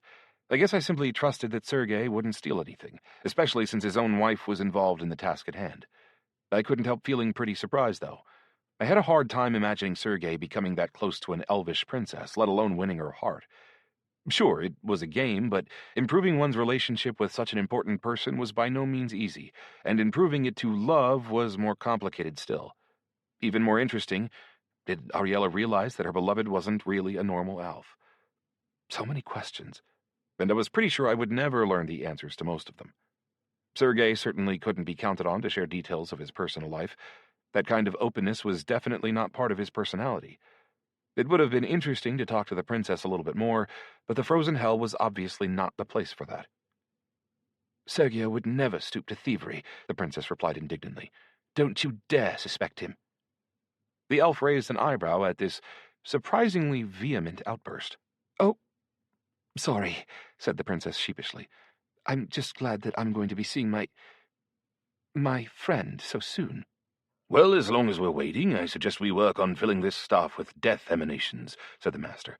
"It doesn't matter which of us kills a given creature, as long as it happens within about 20 feet of me." "Got it," I agreed. "Meanwhile, I'm going to try searching these mountains. We might find more elves trapped in the ice." With that, I sent Chaosite off to find enemies and ordered him to coordinate our movements from above. "Interesting pets you've got," noted the elf, who was watching with interest as the little purple ball turned into an arrow to show us which way to go. "What else can he do?" It's not that I didn't trust Master Ilfur, although of course I didn't. It's just that I didn't see any reason to reveal the full extent of either my own or my pet's abilities. "He can sense chaos emanations," I answered. I decided to keep my explanations general in the extreme. Basically, he's just a scout, but the white ball is a healer and he can augment spells. Actually, Spin had recently acquired a third ability, Defense, which allowed him to block spells directed against my character at the rate of 1 per minute. The effectiveness of this defense would depend on how much mana he had. In other words, every point of damage he blocked would cost him a point of mana. As we stood there in the frozen hell, however, he had only 300 points left out of his total capacity of 980, because he had spent most of it on healing me. That said, in combination with Chaosite's Chaos Aura ability, which provided a small percentage chance of spell failure anytime an enemy cast a spell against me, Defense helped compensate for my otherwise total lack of any defensive abilities. Sure, I had Shift in my arsenal, but that ability could only teleport me a mere 6 inches. More importantly, of course, I would have to know an attack was coming in order for it to be of any use. Sometimes I felt mighty vulnerable without any sort of passive defense, like the dome that was protecting the elves. The Master joined the Princess and me in our group, which meant that experience would be split up among the three of us, albeit not evenly. Getting a larger share of experience meant killing enemies before the Master, and that turned out to be pretty difficult. After all, the Master certainly had no shortage of mana at his disposal, so his staff started filling with deaths at a furious pace. On the other hand, though, it didn't seem like there was actually any need to worry about time. At the rate we were working, it seemed like we would be ready for the battle pretty quickly. Whatever the case, it was a good chance for me to acquire some experience by hunting the local monsters, secure in the knowledge that I had a level 150 elf mage at my back in case things got dangerous. We decided to stay close to the spot where the Princess and I had first appeared in Frozen Hill, because our support unit would obviously arrive in the exact same location. So we just wandered around between the tall, icy mountains, and before long we had amassed the 1,000 deaths required to activate the Master's staff. The ancient elf spent the entire time grilling the Princess about everything that had happened in Elendril in the 100 years of his absence. He was especially interested in the political situation inside the kingdom. He was also really intrigued by tablets. These, it turned out, were a human invention, something utterly unknown and unimaginable 100 years before. Besides ice wolves, we soon found ourselves facing snow spiders as well. These turned out to be the perfect enemies for us, because in addition to the queen spiders, who were about the size of a minibus, there were usually 10 or so smaller spiders. Perfect for me and the Princess to kill on our own. This provided a cathartic release for me, and I started casting my lightning with blissful abandon, popping little spiders like overripe fruit. After almost an hour, a green flash lit up the sky to herald the opening of a portal. "Finally!" the Princess shouted as she jumped up into the air. "Let's go!" Naturally, neither the Master nor I joined the Princess in her excited run toward the portal. Indeed, the Princess pretty quickly came to her senses and tried to restrain her excessive outpourings of emotion. Upon making our way back to the site of our original appearance, we met our support unit, a tall knight in coal-black armor, a tiny gremlin plodding around in multicolored rags, a girl in elegant sky-blue armor, and a tall, blonde elf, whose graceful features almost made him look like a humanoid stag. The process of elimination made it pretty easy to guess that this last member of the party was our healer, although his in-game appearance couldn't have been more different from the way he looked in the real world. Actually, it seemed like a classic midlife crisis. A bald, hard-drinking, foul-smelling man turned miraculously into an affectionate, elegant elf with long blonde hair. "Ariella!" Sergio shouted, again a little too emotionally, as he rushed to greet the Princess. "My love!" Their touching reunion was characterized by long hugs, modest kisses that were obviously deliberately restrained, and hurried, almost frantic chatter. I had never imagined Sergio behaving like this. Sure, it was foolish of them, but it was cute at the same time. At the very least, the expression on his face certainly fit the stupid but cute vibe pretty well. The little green gremlin was clearly happy to see me. He had a huge bag in his hands that was obviously pretty heavy. "Falk! I knew you would somehow manage to include us in the fun, just like you promised," Netherrock shouted as he held up his two long green thumbs. "Respect." When did I promise that?" "When I asked you to include us and you said you would," the gremlin replied with a big grin. "Greetings," said Pinky laconically with a nonchalant wave of her hand. "As always, you managed to find problems in the middle of nowhere. I mean, literally this time. There was nothing but grass and bushes in the spot where we teleported from. Not that I have any problem with it at all. It's fun. Plus, Nalma pays so well for helping you, I think I'll probably be able to buy a new apartment soon." Oh, my friend, I thought. If only you knew how little that mattered in light of what's about to happen in the world. Once we have demons and zombies sauntering around, it won't matter how many rooms you have in your apartment. The only things we're going to care about are heavy doors, stocks of food, guns, and ammo. "Hey," groaned Antibiotic. I still didn't know him very well, but I was glad to see him all the same. After all, Nalmov's son was the highest-level player among us. In theory, at least, he could have held his own against Master Ilfur. "I'm glad you're here," I said in a very genuine tone. By the way, the Black Knight had lost a level since the last time I'd seen him, meaning that he was only at 120. Apparently, the spirit of the hunt was taking the war very seriously indeed, and had managed to kill him several times. Once everybody had been introduced to the Princess and Master Ilfur, we decided to head straight for the Ice Lord's cave. The staff was already more than half full of death, and we were confident that we could fill it up as we made our way there. I couldn't add other players to our group, of course, so we decided to split into multiple groups. I joined the Master in one, and the Princess joined all the other players in another.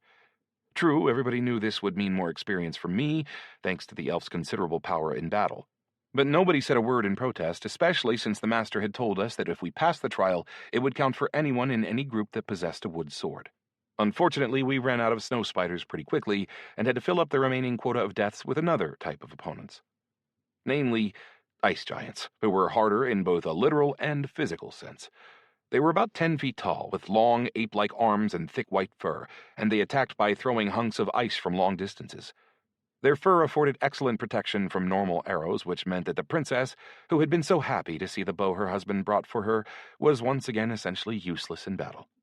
Mind you, I wasn't any more useful than she was, since I couldn't use my abilities at long distances or cross those distances quickly enough to fight my opponents at close quarters.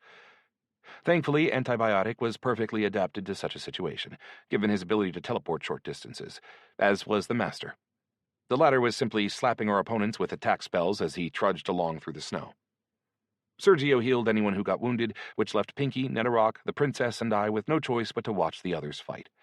None of us had any hope of closing the distance with our enemies before the masters simply burned the flesh from their bones, or Antibiotic's enormous sword cut them to pieces. The gremlin, of course, was simply saving his gold to assure us the maximum possible advantage in our battle with the boss. "Why do I get the feeling we don't need to be here?" Pinky grumbled as she watched Antibiotic and the master at work. Predictably, this jinxed us almost immediately. The snow beneath our feet suddenly parted, and a huge 10-foot-wide mouth began to emerge from below the ground. I don't know how we managed to react in time. It was probably just game reflexes. I even managed to use gravitational repulsion and jump about 15 feet into the air as Pinky, Netherrock, and the princess ducked into rolls and tumbled away in various directions. This, of course, was a smarter move than mine, because I soon slowed, stopped, and began to fall back toward the open, freakishly toothy mouth below. I had once read something about whale sharks having 15,000 tiny teeth in their mouth, and it occurred to me that this creature was probably some sort of distant relative. "Careful!" Sergio shouted, a little late, it must be said. Naturally, his concern was exclusively for the princess.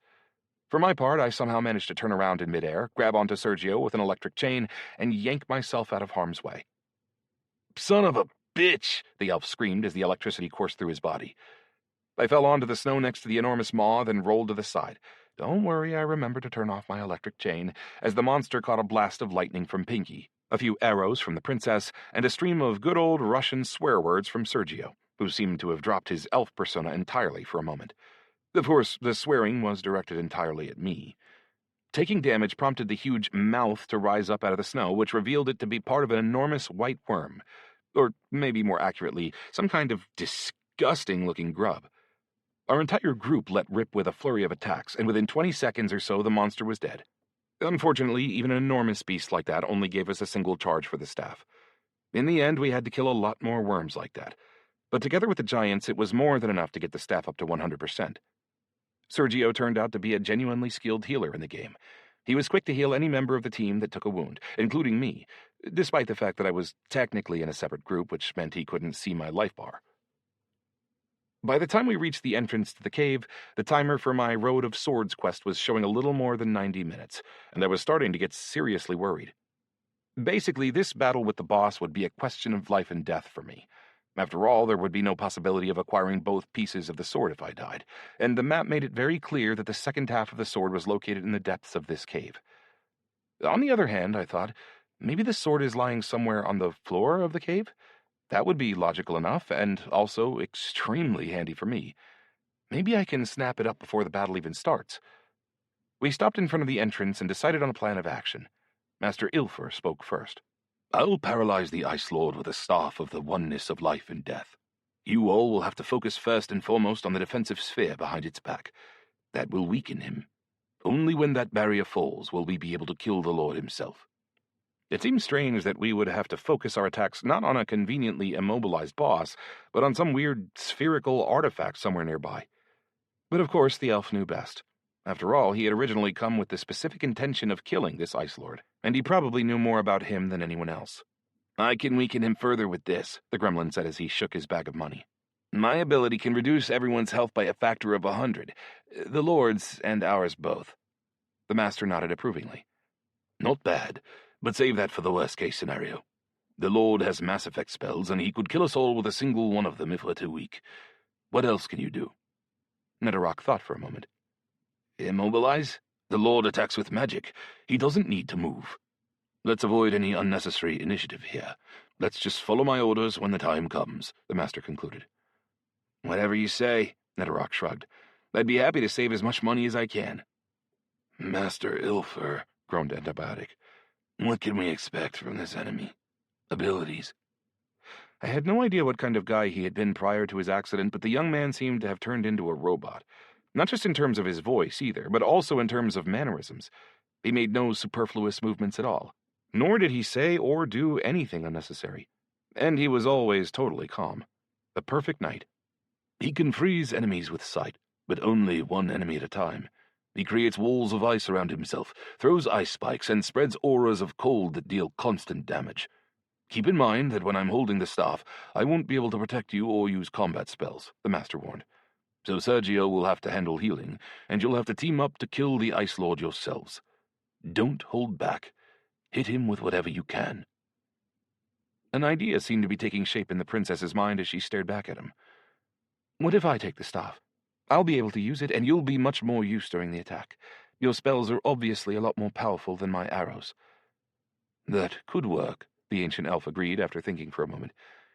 But it's going to require intense concentration on your part. Are you sure you can handle it? I'm positive. There was a note of steel in the princess's voice. She had obviously interpreted his uncertainty as a challenge. Then take the staff, and paralyze the Ice Lord as soon as you see him. We can't afford to delay at all, because one of his mass attacks could kill, and here the elf turned to glance at me, the weakest members of our group. Pfft, I thought. Again, the princess's level is lower than mine, and that's without even taking attributes and armor into account. On the other hand, I certainly wasn't interested in trying to prove him wrong either. The cave looked unusual, if only for the reason that it was brighter inside than it had been outside. The ice surrounding had seemed to be a huge dark monolith from outside, but once inside it seemed to be glowing from within. And the ice wasn't just letting the sunlight through either. It was amplifying it exponentially. So much so, in fact, that we all caught a slight blindness debuff that would reduce the accuracy of any blow we might try to strike. Nobody has any sunglasses handy, do they? Netherrock inquired. I actually have some. Pink ones. I just can't get them out of my inventory. Now that I have to see, exclaimed Pinky. Make sure to give us a little fashion show when we get out of here. For you, I'll put on a little fashion show any time, the gremlin replied as a grin spread across his face. I shot a suspicious sidelong glance at the two of them. Maybe it was just my imagination, but that sounded suspiciously like flirting to me. Apparently, they had managed to get pretty close during my absence.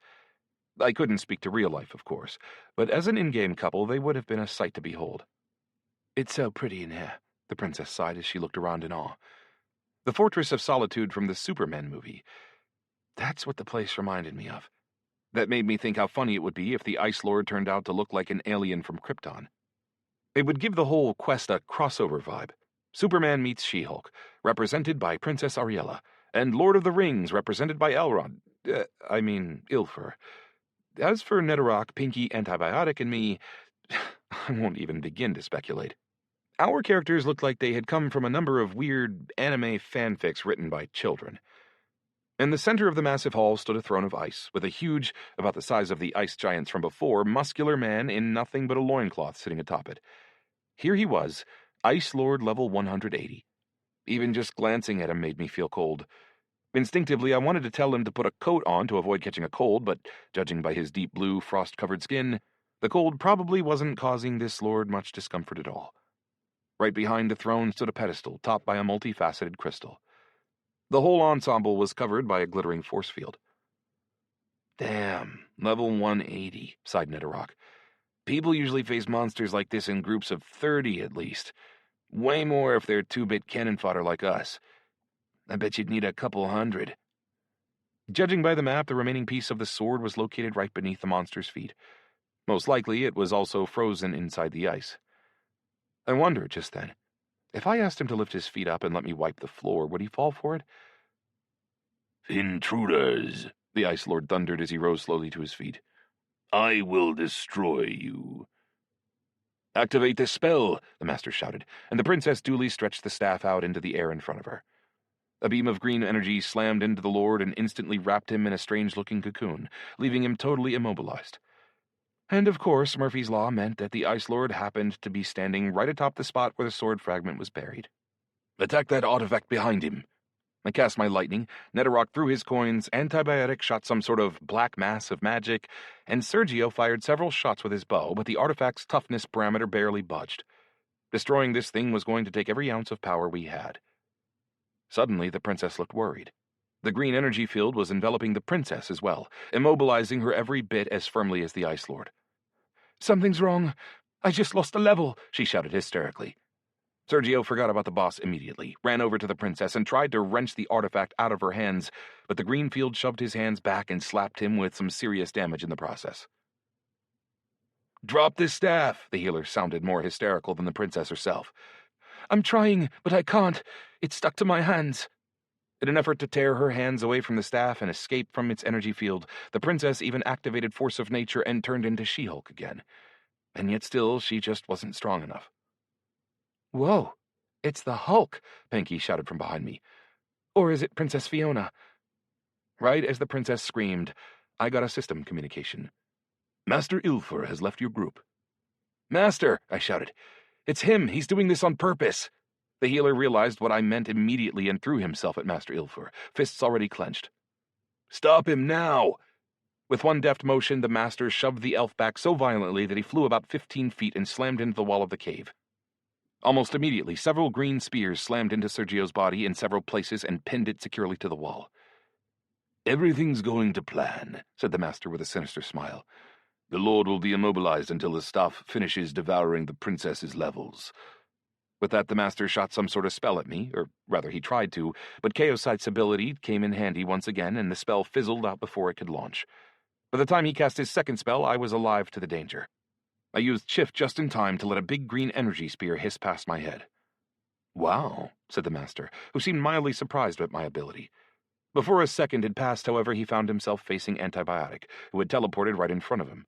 The big knight's sword meant nothing but thin air, however, and by the time Antibiotic looked up, the master was next to the bright white crystal behind the Ice Lord's back. "What are you doing, master?" the princess screamed. She was still wrestling with the staff, trying to break herself free from its grip. Netherrock and Pinky tried to attack the traitor herself, but he had already surrounded himself and the pedestal with its crystal, and a green defensive spear that deflected all their lightning and gold coins with no apparent difficulty. "What I came here to do 100 years ago," the elf replied calmly as he blasted the pedestal's already shaky force field with a powerful spell. The force field cracked, then shattered into tiny glass-like fragments, which allowed the master to reach out and grab the bright white crystal. "I'm taking the artifact that's going to help me destroy Elendril's ruling dynasty and reclaim what's rightfully mine." Chapter 5. "What?" we all asked in shock. Indeed, we almost yelled out in unison. "What have you done to Ariella?" Sergio screamed with fury after pulling himself off the wall and restoring his health. He had attack magic similar to the spells the master was using, but the older elf's defense was more than a match for his relatively pitiful attacks, just as it was for the rain of lightning and coins that kept pouring down onto it. Nobody was even thinking about the poor Ice Lord anymore. He was standing there the entire time like a statue, not reacting in the slightest to what was going on around him. "This spell can't be stopped," the master replied scornfully. "The princess and the Ice Lord will be locked together until her last level drains away. But there's good news, too. The Lord will lose just as many levels as she does. Who knows, even you might be able to kill him after the artifact finishes its work. Once the princess loses her last level, of course, she'll lose her respawn tattoo and die forever. But that doesn't really matter." "Son of a bitch, I'm gonna gut you," Sergio roared in impotent rage as he continued to pound the elf's defensive sphere with his attack magic. "I have a way to take down his defense," Netherrock hissed after running over to me. "Expired insurance. But it's really expensive. It won't leave us enough for the boss's blood denomination." Shit, I thought. Talk about a dilemma. And anyway, why is it up to me to decide this one? "Do it." I made my choice quickly, with a quick glance at the princess. "Just tell me when to attack." "Get ready," Netherrock shouted to the others. 3, 2, 1. Your insurance has expired." The green field around the master suddenly flickered and disappeared. With that, Pinky and Netherrock's attacks suddenly slammed into him. I also made my move, using gravitational repulsion to jump closer to the Master and immobilize him with an electric chain. As expected, it wrapped itself around the elf's body. Instead of being frozen by a paralyzing electric shock, however, he simply disappeared into thin air. "Illusion," growled Antibiotic. "He's here somewhere." I mentally commanded Spin to transform into his wolf form. The little ball of light plopped to the ground and transformed with a bright flash, then immediately let out a howl and raised a paw toward the cave's entrance. We had just enough time to see the Master's translucent silhouette flit through the opening before a huge explosion shook the ground and sealed the cave shut with a mountain of ice. Well, I guess I shouldn't be surprised. Nothing is ever straightforward with you, is it? Should we go after him? I could melt the ice. "Do something! I've already lost 6 levels," the princess screamed in horror. "Screw him! We need to save Auriella," Sergio barked as he tried to grab the staff again. Alas, the green energy field threw him back again, just like the first time. Antibiotic ran up to this strand of energy and ran between the princess and the Ice Lord and hit it with a savage swing of his sword. Even that, however, couldn't cut through the energy the artifact was generating. "Andre, you son of a bitch, this is all because of you!" Sergei shouted again as he ran over to me and picked me up by the front of my shirt. "If she dies, I'll wring your neck myself, and I mean in real life, not just here." How was I supposed to know that elf would turn out to be such a bastard? I tried to justify myself before calling Pinky over to help. "Come here. Let's try to combine our spells." We joined our lightning into a single blow, which we directed first at the Ice Lord, and then at the energy beam connecting him to the artifact, but nothing had any effect. "Does anybody have any mana elixirs?" I asked frantically, realizing that I still hadn't tried my most powerful ability. "I have a few," replied Pinky as she ran over to me. With my mana fully restored, I fired ball lightning at the Ice Lord. I got lucky this time. The random multiplier gave me a full 80%, which equated to almost 10,000 points of damage. And yet it still didn't do anything. The boss seemed to be completely unharmed. "Oh, you guys, I have access to my inventory," Netherrock suddenly shouted. "I think that crystal the elf stole was the thing that was blocking it. I can teleport too." A quick check revealed that he was right. I had access to my inventory too. Unfortunately, there was nothing in there that could help the princess. I didn't have anything very powerful at all, other than my Heart of the Blizzard. "Does anybody have anything in their inventory that might be able to stop this artifact?" I asked the others. "You told us not to bring anything with us," Sergio objected, and Antibiotic confirmed the same. "I'm empty. All I have is 2 teleportation scrolls and some elixirs." Yeah, I thought. Of course. As usual, my attempt to help people had ended up screwing them over. "I've already lost 8 levels," the princess screamed again. Sure, the Ice Lord was already down to level 172, but that didn't really matter against a group like ours. That said, if it turned out that there really wasn't anything we could do about the artifact at all, the princess would lose all her levels, and the boss would be down to level 112, which would most likely mean that we actually could take him out. But that wasn't an acceptable option, of course. I knew we had to try everything we could to save Auriella. "Maybe we could try shoving her into a teleport?" Netherrock suggested. "Maybe if she teleports out of here, the connection will get broken." Sadly, the princess couldn't be moved an inch, no matter how hard Antibiotic tried. I knew he probably had a much higher strength attribute than any of the rest of us. "Listen, though. Do you think she could actually die?" Pinky asked me quietly. "Some NPCs get respawn tattoos, of course, and they can get taken off in the Imperial Army, for example. But the idea that a spell could take away a character's immortality together with their tattoo? I've never heard of anything like that before. Maybe the elf was lying?" "Even if he was, I don't want to test it and find out," Sergio snarled. He was still darting frantically this way and that around the princess. He was trying to heal her and smash the energy cocoon, and Netherrock and Antibiotic were doing everything they could to help him. The gremlin was throwing gold all over the place, using all sorts of spells with finance-related names, but none of them was able to interfere with the artifact at all. I guess that wasn't surprising either, considering that we had packed the death emanations of 1,000 monsters into it. Ugh, I thought. We helped make this possible, didn't we? Pinky took out her tablet. "What's this staff called?" "The Staff of the Oneness of Life and Death," I said after racking my brain for a moment. "I'll look for information on it. Maybe we'll get lucky." I glanced down at the Heart of the Blizzard and thought hard. Maybe the time had come for my 3rd summons. My main concern wasn't even the prospect of losing 20 levels, although I certainly wasn't excited about the idea either. Rather, I had to wonder whether even Lady Ashorth could handle an artifact as powerful as this staff. 20 levels, the princess said, her voice already much calmer than before. She seemed to have made her peace with her situation, and she wasn't trying to get rid of the staff anymore. She regained her composure and turned her tear-reddened eyes toward Sergio, who was still running frantically around her, trying anything he could think of to save her. Honey, if I die, I want you to know that I love you. Even though you weren't born an elf, I'm glad we bound our fates together. Screw it, I decided as I took out my glass sphere. Come, Ashorth Bloodstein, I said quietly. Hearing this, Netherrock backed away from me a little bit with the words. I want to be as far away from here as possible when Queen Elsie shows up. What's going on? Sergio snapped. You trying to screw things up even more? I'm using the most valuable artifact I own, that's what, I growled back with intense irritation. Mostly, I was irritated that I was having to use my precious artifact to make up for my own mistake.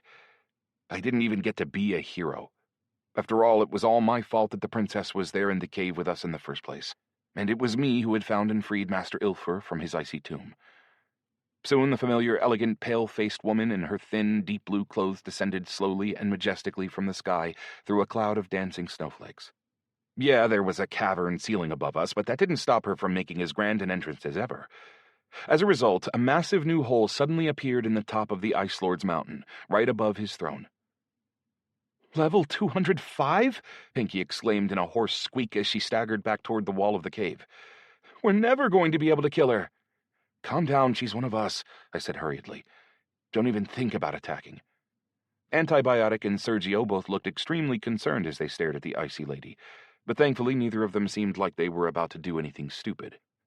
Well, I have to say, I didn't think you'd summon me quite so soon, said Lady Ashorth with a note of mild surprise in her voice as she looked around the cavern. Still less to such a wonderful place. What could be more beautiful than the rays of the sun playing across perfectly formed ice crystals? Netherrock smiled as he waved one of his green paws at her. Hi, I'm here too. And yet again, this disgusting frog ruins the entire picture, Lady Ashorth frowned. Hurry up and tell me what you want. Then I want my great blood essence. I pointed to the Ice Lord. Kill him and save the girl by stopping this artifact, I requested. Ashorth glanced at the big giant in his loincloth and shook her head. I won't be able to kill him. He's too powerful. But as for the girl, so be it. I can save her.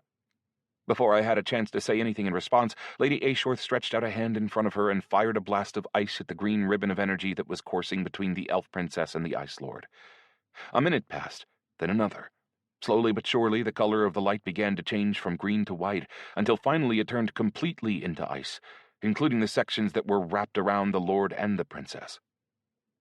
Lady Ashorth glanced at Antibiotic. You. Strike. The Black Knight obediently stepped forward and brought his massive sword crashing down on the ribbon of ice, which now connected two strange-looking white cocoons. With an ear-splitting crunch, the ice began to break. Cracks rippled out along its length and into both cocoons, causing them to shatter into tiny pieces. Sergio rushed toward the princess and grabbed her before she could hit the floor. Apparently, interacting with the staff and being frozen in a huge shroud of ice had taken a toll on the princess. She was unconscious, and she had caught a serious hypothermia debuff. On the other hand, her life bar was still holding steady, and the fact that she was down to level 35 didn't really matter, considering what might have happened if we hadn't acted in time. Also, I didn't feel too bad, considering that I would be losing 20 levels myself pretty soon. In fact, I was expecting Lady Ashorth to make me filter out my blood for her then and there. Instead, however, she hurriedly flew back up through the hole she had made in the roof, shouting as she went, "I'll be back for your essence later, once you leave these lands." With that, she was gone. So, what was that? Antibiotic grunted in amazement. Falk's uber friend, replied Netherrock as he picked up the staff of the oneness of life and death up off the floor and started examining it intently. Apparently, though, she's even a little bit scared of this blue bastard. I mean, she took off as soon as she could. Pinky glanced dubiously at the gremlin. You think we can take him? Netherrock took a pair of pink heart-shaped sunglasses out of his inventory and slipped them onto his long hooked nose. I don't know. But whatever the case, I'm gonna die with this expensive but broken staff in my hands and leave a beautiful corpse. Pinky flashed him a thumbs up. Well said. Good idea. With that, she dug into her newly accessible inventory and added a pair of decorative pink wings to her armor. I don't know why the hell she had been dragging them around with her in the first place, especially on a mission like this where she had been warned not to bring anything unnecessary. Whatever the case, she and the gremlin seemed more than ever to be on the same slightly insane wavelength. Clowns, grunted Antibiotic, squeezing the hilt of his sword in both hands as he prepared for battle. Surprisingly, though, the Ice Lord didn't attack us immediately. Instead, he stretched out his enormous body, shook the frost from his skin, and burst into a deep belly laugh. It was a laugh of genuine, unrestrained joy, and it seemed to grow louder as the giant reveled in the sound of his own laughter. I'm free! We glanced at one another. What? Was there something holding him prisoner? I was supposed to kill you, just as I've killed everyone else who came before you, the giant thundered. But that was forced upon me by an oath, and I prefer to kill for fun rather than out of obligation. Now that the crystal has disappeared from this island, I'm no longer confined to this place. Hold on, I thought. Disappeared from this island? So that goddamn master has already teleported out of here? Or maybe even teleported straight to Elendril? Cool. Netherrock was the first to break the ensuing silence as he put his glasses away. Nobody's gonna kill us then. Now try telling me that things don't look nicer through rose-colored glasses. But who bound you to this cave in the first place? Pinky asked. She had sensed some sort of secret, and as we all know, secrets in Arctania always led to quests.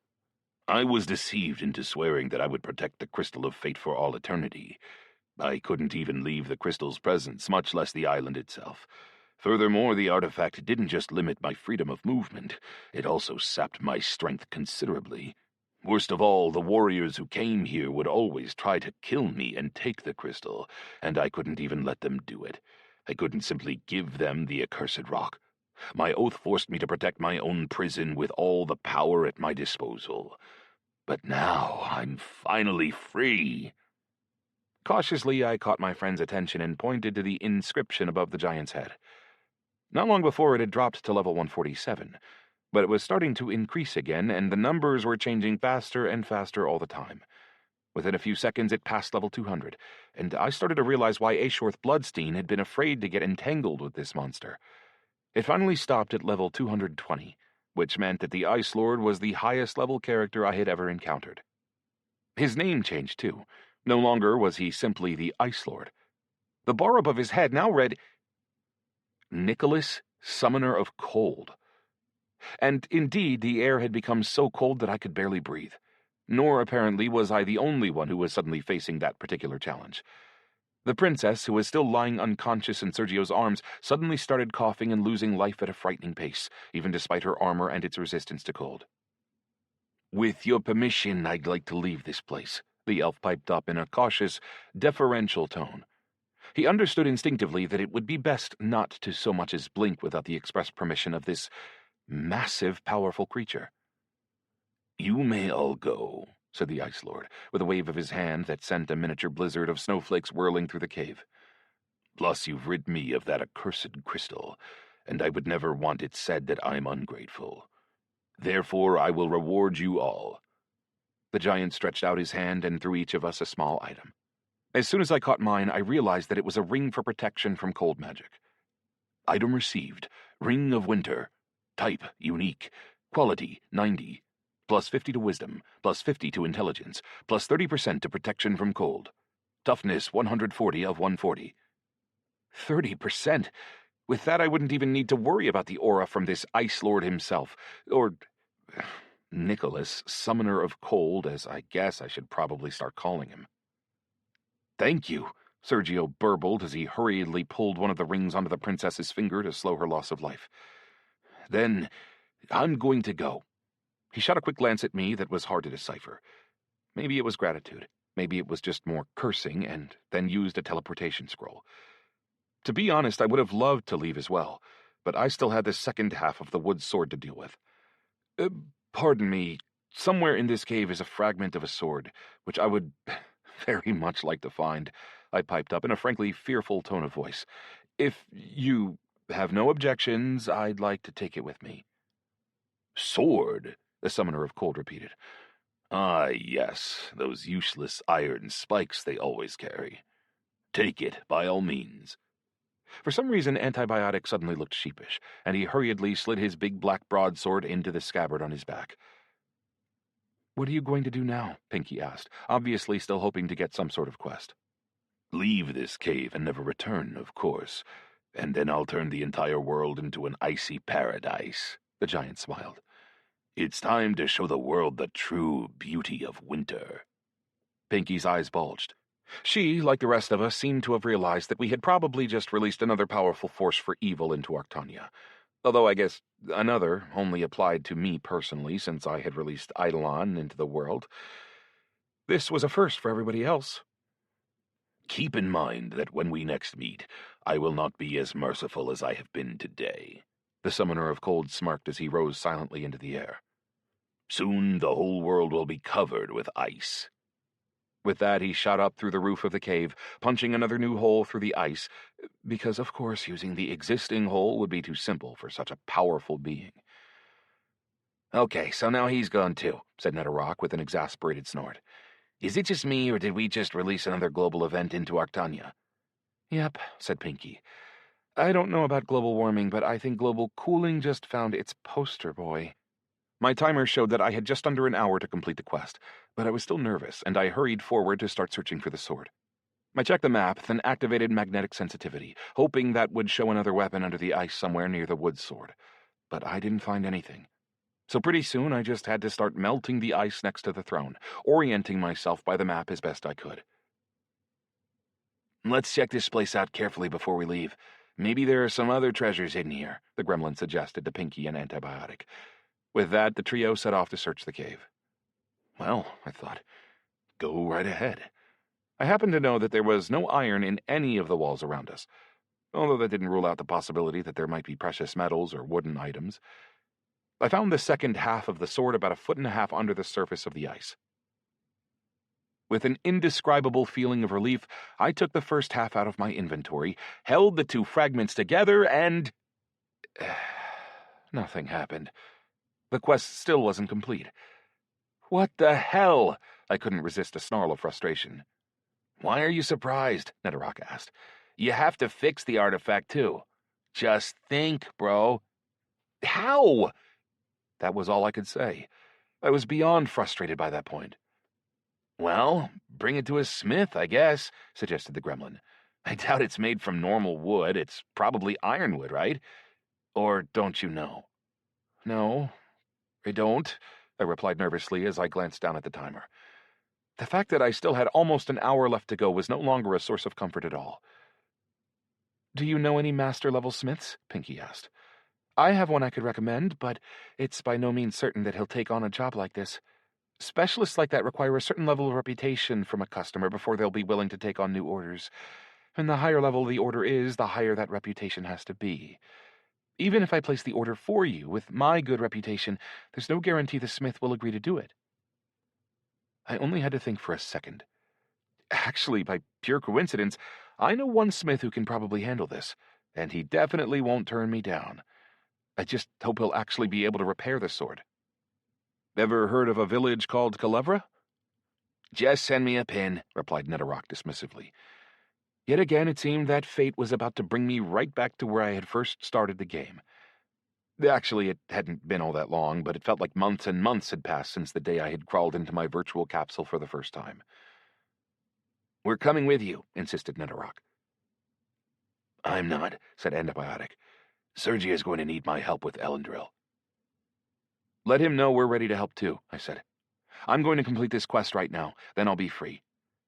Or dead, I thought, if I don't complete the quest. I didn't add that part out loud, though. Antibiotic disappeared into his teleport, and then I activated my own scroll, choosing Culebra as my destination. With a quick mental prayer that the smith would be home and that his level would be sufficient for him to complete the quest, I stepped into the portal. Chapter 6. I stepped out onto a well-trodden field in front of a high stone wall. Where, I wondered, was the 6-foot-tall fence lovingly woven with razor wire that surrounded the village the last time I came? During my absence, a full-fledged castle wall had been erected, complete with tall towers, arrow slits, and strong steel gates with the imperial sigil emblazoned on them. Surprised, I double-checked my map. Sure enough, I was right where I needed to be. The town in front of me was indeed Culebra. Spin started running around me immediately, trying to get the scent of the place. After a minute, he calmed down and took a seat next to me, but I decided to recall both him and Chaosite, just to avoid attracting any unwanted attention. Then I sent the teleport coordinates to Netherrock as he had requested, and looked around with interest at the rejuvenated city. The forest where I had once hunted jerboas had been cut back by more than half a mile, leaving a totally open space that had been trampled so thoroughly that it resembled asphalt. Here and there I spotted wooden signs, all of which had the same message painted on them. Caution, minefield. A wide bridge now stretched across the river where I had once gathered sand and hidden from porcupines. It was big enough for 2 carts to cross it side by side. Furthermore, the needle-shooting animals were nowhere to be seen. That said, players with levels in the 30s and 40s could now be seen running and walking along the road. This suggested that the town's status had been upgraded from a starting location to an advanced one, although I really couldn't say whether or not that was a good thing. A few minutes later, 2 individual portals opened nearby and disgorged Pinky and the gremlin. "Whoa, nice," Netherrock exclaimed with a whistle.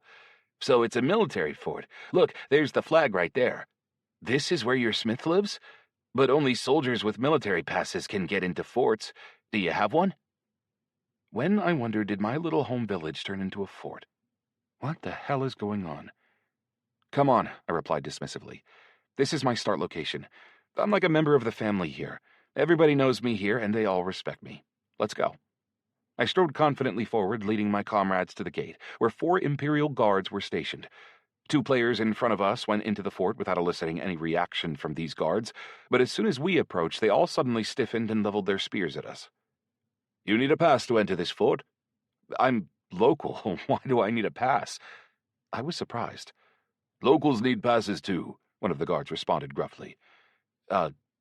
What?" I was taken aback. I actually glanced at my attributes just to make sure that my reputation in the village was still at admiration. It was, of course, and my reputation with the Empire as a whole was friendly. So, I mean, what the hell? "What pass are you even talking about?" "This fort is part of the Freedom Border fortification system. You need a pass from the Commandant to enter. Now get out of here before you get labeled an orcish spy," the guard added with an expressive glance at the gremlin, "and turned into a pincushion by our archers." "But I need to get inside," I insisted. At that point, I decided to pull rank. "I'm a lieutenant in the Imperial Army. Maybe that could help with this?" The guard waved a hand, and several archers appeared atop the wall with arrows already notched onto their bowstrings. One of the towers even turned its ballista to face us. Okay, I said as I hurriedly started to step back. "Yeah, sure. Everybody knows you and respects you," the gremlin chortled. "That's obvious." Damn it, I thought. I'm actually on the verge of acquiring these lands as my personal holdings, and they're not even letting me into the village. I mean, into the fort. I was feeling desperate as I glanced down at the task timer. I had just over half an hour left to find this smith, and of course he would also need time to work. Provided, of course, that Korn turned out to be capable of fixing the goddamned wood sword in the first place. At that point, I finally started to get seriously worried. Sure, there was plenty of cause to worry long before that point, but I simply hadn't had time to stop and think about the full danger of the situation. So I thought, I have Thram's contact info in my tablet. Maybe he'll help me. Thankfully, he was even online. "Thram, I'm here in Culebra. I need Korn's help urgently, but they won't let me into the fort." "Hey! Yeah, ever since they built the place up, the soldiers instituted their own rules. If you're facing the gates, turn to the right and head along the wall for about 300 steps. I'll meet you there." Okay, someone's going to let us in, I sighed with relief. Let's go. We walked along the wall, and I tried to count out 300 steps, wondering as I did so whether Thram meant 300 of his own steps or my steps. "Are we going to climb the wall?" Netherrock asked with obvious interest. "I think they're going to let us in through a secret passage." No sooner did I say that than a big explosion shook the air. Rocks shot past us like cannonballs. It seemed like someone had hit the inside of the wall with a massive battering ram. The dust started to settle, revealing a big, uneven hole in the stonework. "Secret, you said?" Pinky asked sarcastically. At that, the goggled head of a gnome popped up through the hole. "Hey, Falk, get in here before the guards come running. They're stupid, but they're not deaf." We obediently hurried in to join Thram, leaving all other questions for later. Once we were inside the wall, the gnome led us straight to some sort of barn where we descended into a secret passage about 6 feet tall and 3 feet wide. Obviously, it had been designed for use by humans as well as gnomes. Plus, the walls seemed really smooth, as if they had been carved through a single hunk of living black rock. Furthermore, the place was so well lit that we didn't even have to strain our eyes to see. The light was provided by more rock, this time installed on the ceiling so as to illuminate the entire inside of the passage. All the details led me to the conclusion that the passage had been created with a very specific purpose in mind. It was never intended as a temporary construction. "You can relax in here," said Thram as he held his powerful, calloused hand out to me. "And hi, I'm glad you're doing okay." I shook his hand, decided to use steel handshake as a sign of respect. "Whoa, you're stronger now," the gnome grunted with approval as he glanced at Pinky and Netterock. "And who's with you this time?" "My friends. We can trust them." Speaking of strength, the gnome himself had reached level 50, which made me feel a little bit awkward. As far as I remembered, after level 50, the curse that had been laid on the entire Union of the Damned would kill him as soon as he leveled up again and send him straight back to level 1. I had to wonder, did that basically mean he had to prevent himself from leveling up at all costs? And on that note, I also realized that I had forgotten to tell Thram that I had found a way to get rid of the curse. I actually felt a little bit ashamed of myself. I mean, I had his contact info in my tablet. I could at least have messaged him to let him know. "Well, friends of Falk are friends of ours," said the gnome with a friendly smile. "Sorry I had to meet you like this, but the Imperial Army has turned our village into a fort and you can't even take a step without written permission from the captain." Pinky and Netterock shook hands with the gnome. They were both examining him with obvious fascination. And to be fair, with his goggles, rune-covered gloves, and bundles of dynamite stuffed into each pocket, Thram was quite a picture. Plus, he also had some sort of weird-looking trumpet-barreled rifle behind his back.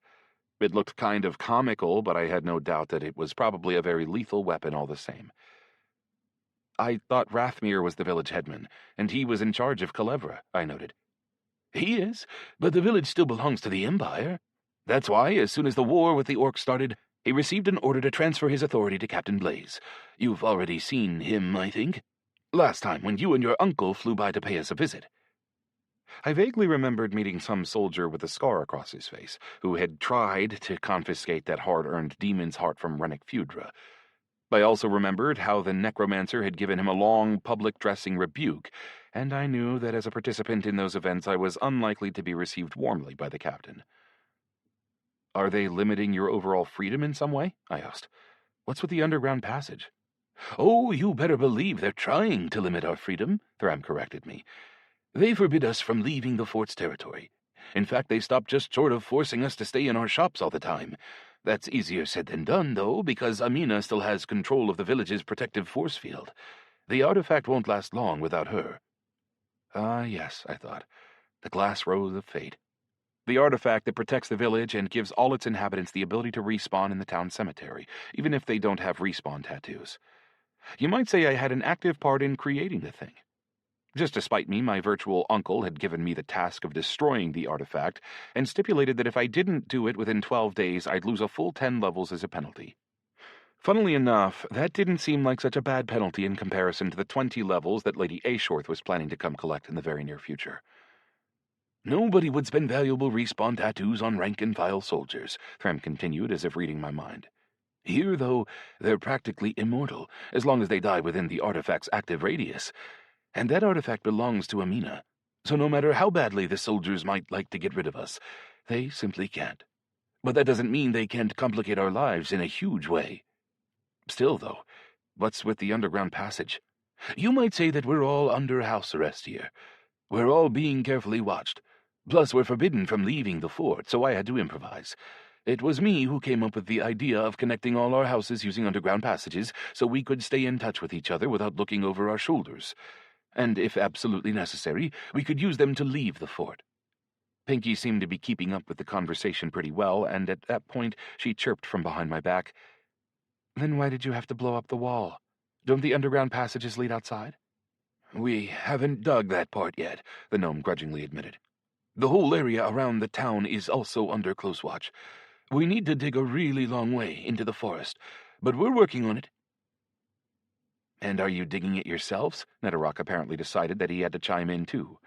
"With shovels, I mean." "No, of course not," chuckled Threm. "Look," he pointed back to a fork in the tunnel that we had just passed. "My boys are doing the digging." His boy, in this case, was a strange-looking machine that looked like a crab, except for the fact that it had a huge drill on its left arm and some sort of laser on its right. This machine was working on the underground tunnel, and, I couldn't help but notice, doing it in total silence. Apparently, all the sounds were being muffled by a barely visible force field surrounding the crab. "Cool," the gremlin shouted as he took a step toward the boy. "Listen, though, my little green friend. I don't want to see you within 10 paces of these machines," said Threm as he stepped into Netherrock's path and held a glittering blue fist menacingly in front of the gremlin's face. "I know your type. Sowers of chaos. Turn your back for a second and a gremlin would ruin any technology in sight." "Where are we going now?" I asked quickly, hoping to save Netherrock from any awkwardness. "You said you needed corn, so we're headed to his smithy." I glanced down at the timer again and sighed with relief. There was still time. Soon we came out of the underground passage into a small room that was obviously being used for storage. There was all sorts of mid-level weaponry hanging on the walls. Swords, shields, spears, billhooks, and even a few chains. The shelves were full of glassware, and there were also some strange alchemical instruments that I didn't recognize. And naturally, Netherrock somehow managed to touch something and drop it with a loud crash almost immediately, which earned him a vicious slap in the back of the head from Threm. The door opened, only to be filled entirely by the broad-shouldered frame of the former paladin turned smith. It was Korn. In his leather apron and white linen shirt, he looked more than anything like a bodybuilder who was about to compete in a world championship. His muscles seemed like they were about to rip right through his clothing. "Threm, I told you to be careful in here," he started to say. Then he saw us. The big man's bearded face spread into a joyful smile. "Falk, you didn't forget. You made it in time for our wedding." "Wedding?" "I thought it wasn't for a few weeks yet," I murmured, belatedly remembering what Korn had said during our last conversation right before I flew out of the village. As I spoke, my eyes locked themselves on the smith's information. Sure enough, he had also reached level 50. "Yeah, that's why I was surprised to see you here so early," Korn agreed. "Or is there something else going on?" I was a little embarrassed, to say the least, but I had to reply honestly. "I really need your help. My task requires me to fix a certain sword and do it urgently, within the next half hour." Korn smiled happily. "A sword? No problem, let's have it. I'll fix it up and it'll be better than before in no time." "Maybe you could let us out of this closet first," Thram grumbled. "How much dust do you want me to choke on down here?" The smith stepped aside and led us out into the smithy itself. There was more than enough space for us all. It was an enormous hall with several stationary bellows, a number of anvils of different shapes and sizes, and walls hung with all sorts of different metalworking equipment. It seemed like the smith had managed to expand his production capacity considerably since the days when Culebra was a quiet little village. I mean, even his house was several times as big as it used to be. After quickly introducing my comrades, I finally laid the two halves of the wood sword on the table in front of Korn. What's this?" he asked, sounding totally confused. "The sword," I replied, logically enough. "It's made from ironwood, I think." "Ironwood?" Korn repeated. "Who told you that?" I glanced demonstratively at the gremlin. "What does this have to do with me?" Netherrock shouted immediately. "I didn't say anything. It was just an idea. I mean, I doubt it's made from any kind of normal wood, right?" "This is an elvish wood sword created by force of nature," the smith explained. "These can't be worked. Artifacts like this need to be grown, not forged. Yes, the tree it comes from is as hard as iron, but that's where the similarity ends." "Oops," said Netherrock. "Oops," I thought. What the hell am I going to do now? Seeing the way my expression changed, Korn turned to Thram. "Listen, is Gathaniel still here?" "Think so," the gnome replied, not sounding especially confident. "She was supposed to help Amina with some rituals and consecrate some newbies as life magic adepts." "Then I'll run and get her." Korn rushed off and Thram explained. Githaniel is one of us, one of the cursed. She's a life magic priestess. If there's anybody who can fix this artifact, it's her. Netterock and Pinky were watching events unfold with rapt interest. It seemed like they had a lot of questions that they really wanted to ask, but they were too shy to ask while the gnome was around. Suddenly, a player in knight's armor at level 30 burst into the smithy and rudely interrupted our conversation. "Where's the smith?" "Vacation," Thram grumbled in response. "Now get out of here, little man." "But I need to get this harness repaired." "Come back tomorrow." The player glared at us suspiciously, but nonetheless left as he had been told. "Man, I'm sick of this," the gnome grumbled again as he took a stick of dynamite out of his pocket and started tossing it up and down in his hand. "I should just blow the whole place sky high." "What's stopping you?" I asked. "We would have left a long time ago, but Korn and Amina don't have respawn tattoos, so we have to stay here with the glass rose. Somehow it just puts the mind at ease." "Actually, speaking of the curse, I totally forgot to tell you," I said, assuming that Thram wouldn't mind me changing the subject in this case. "I found a way to get rid of it for good." My words made Thram drop his dynamite on the floor, which in turn made everybody jump back in panic. "Calm down, these things won't blow up unless I want them to," the gnome reassured us. With that, he wrapped my body in a big bear hug. "I knew you'd find a way. Tell me, now." "Getting rid of the curse will require a lesser blood essence. Since gods aren't normally willing to share their blood voluntarily, and it's basically impossible to take it by force, the only option is to turn a human into a god for a few minutes and then have them create an essence. That's going to require the heart of a royal wyvern, a phoenix's feather, a melon acorn, the tooth of a black dragon, and the great blood essence of whoever wants to become a god." As Thram listened to me, the smile frozen on his face slowly but surely transformed into a grimace of disappointment. "Getting all that is not going to be easy." "I know," I agreed. "And we'll also have to find somebody who's willing to give up 45 levels." "That part actually won't be a problem," said the gnome. "That idiot Farukat doesn't even want to get rid of the curse. He doesn't really need levels anyway. We'll make a deal. We'll get him to cure us all and even be happy about it.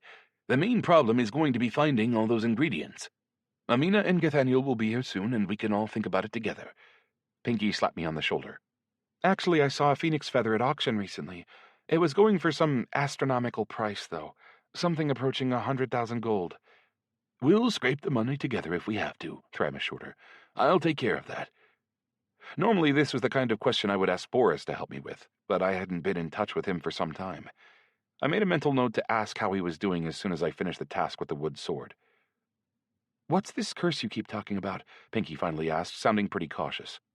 Strange as it may sound, Thram didn't try to hide anything at all from here. He told my new friends exactly what had happened. Apparently because I had already found a potential cure. "I noticed that you and Korn are already at level 50. Aren't you worried about accidentally gaining experience and dying from the curse? You'd have to go all the way back to level 1, wouldn't you?" I asked, given that the subject had come up anyway. "Not at all," replied the gnome. "We solved that problem by applying a second curse on top of the first one. Githaniel brought us some cursed rings that prevent us from gaining any experience at all, so we're in no danger of having our levels wiped." "Fighting one curse with another? That's a pretty unusual approach," remarked Netterock approvingly. As he spoke, Korn walked back into the room accompanied by 2 elegant women.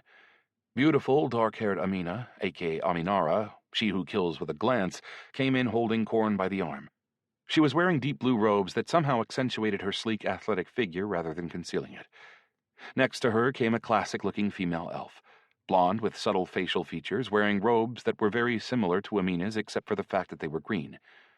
Both women were at level 50. "Folk," said Amina before greeting me with a kiss on the cheek. "Meet Githaniel, our comrade in arms, a priestess of the goddess of life. Korn told us everything, and she's pretty sure she can help you. Let's take care of your task first, then we can talk at leisure." I was very grateful for her directness, and especially for the fact that she understood we had no time to waste. Although, on the other hand, I thought, Amina is a priestess of the goddess Elenia, whose task I'm trying to complete, so she should be helping me anyway. "I'm very pleased to meet you, Madam Githaniel." I wasn't sure whether I should bow or shake hands or what, so I just nodded respectfully. "I really need to restore this sword." The elf just nodded in reply. She still hadn't said a word the entire time, then took both pieces of the sword in her hands. As she did so, her eyes suddenly widened. The training sword of an Anduin. Where did you get this?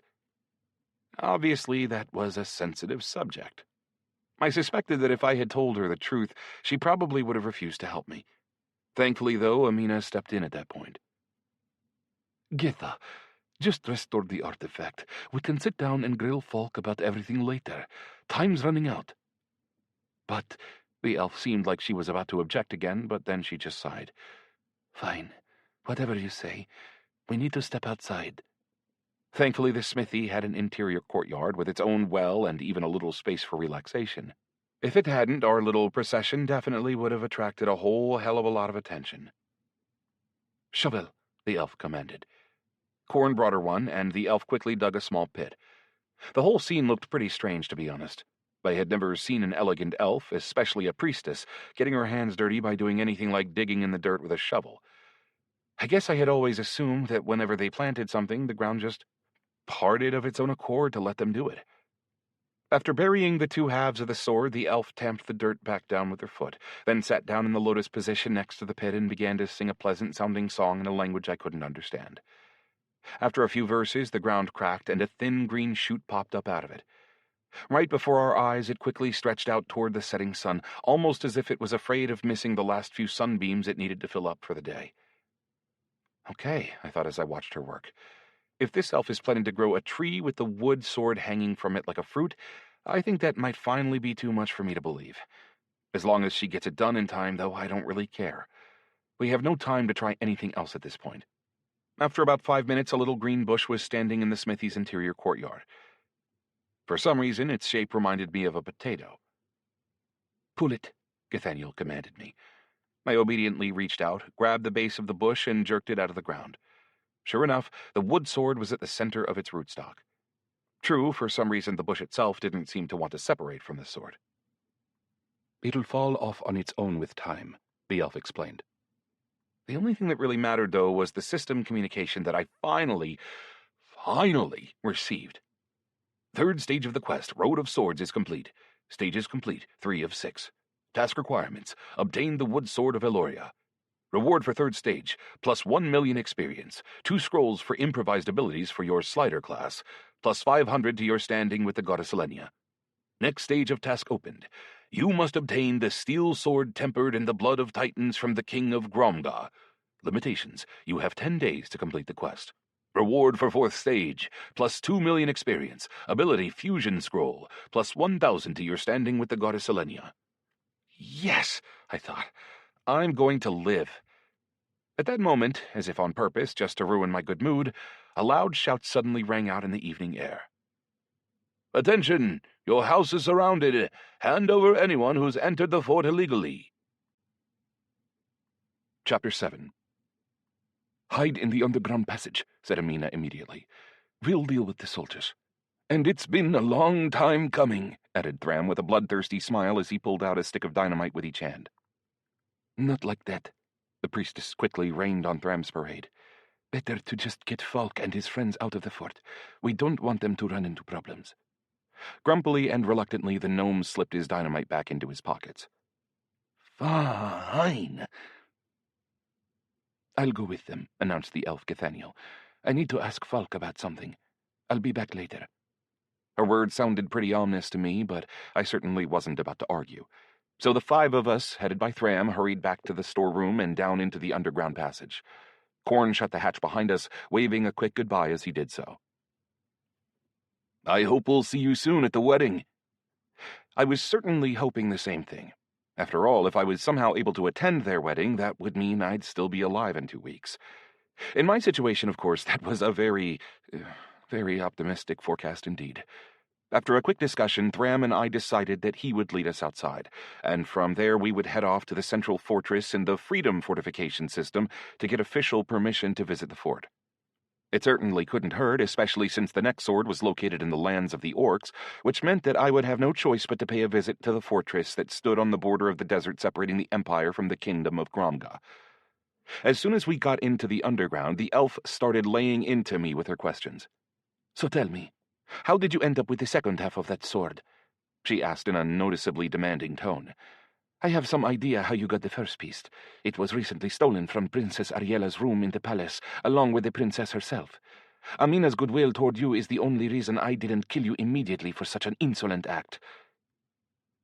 "Hey, careful, Getha," said Thram reproachfully. "Folk would never do something like that." Well, actually, that's pretty close to the truth," I reluctantly admitted. For some reason, I really didn't want to have to lie. "In my defense, though, Hey!" I suddenly felt a blade against my throat. "You should die just for touching the princess in the first place, so don't piss me off anymore. Tell me where you got the second half of that sword." "All the touching was consensual," I blurted out frantically, "and exclusively part of saving her life. The situation got really complicated really quickly.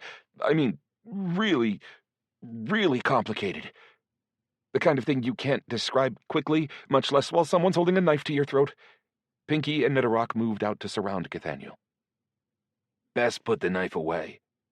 They said that like I couldn't have handled a level 50 elf myself. I certainly could have, but I didn't want the incident to boil over into a conflict. She was a friend of Amina's, after all, as well as all my other damned friends. In fact, she was a member of their union herself. "The princess is already back at home, safe and sound, and she doesn't have any complaints about me. You can ask her yourself next time you see her," I assured the elf. In a sense, I actually saved her life. I mean, sure, I had also created the conditions that made it necessary to save her life in the first place, but somehow that just didn't seem relevant to the story. "Shh," Thram suddenly hissed at us.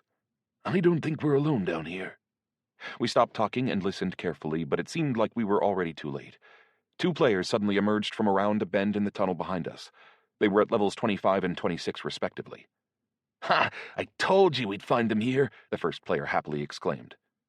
"Pfft," snorted Netherrock when he saw their levels. "Boys, just get out of here, okay? Otherwise I'll tear you both to ribbons." The whole scene might have looked a lot more imposing and dramatic if we hadn't been standing in a tunnel that was only 3 feet wide. Since we were, though, the elf's whole body, including her knife, was pressed right up against me, while Netherrock threatened the players from beneath Pinky's armpit, and Thram kept shifting his weight anxiously from one foot to the other. "Hey, they're here!" the players shouted. "We completed the quest for catching the intruders first." "Mortals," snickered Netherrock as he pulled a handful of coins out of his inventory. "Stop," Pinky hurriedly said as she grabbed the little gremlin's arm. "If you attack a player first inside the territory of a fort, you get marked as a murderer." At this, both players burst into loud, mirthful laughter. "Exactly!"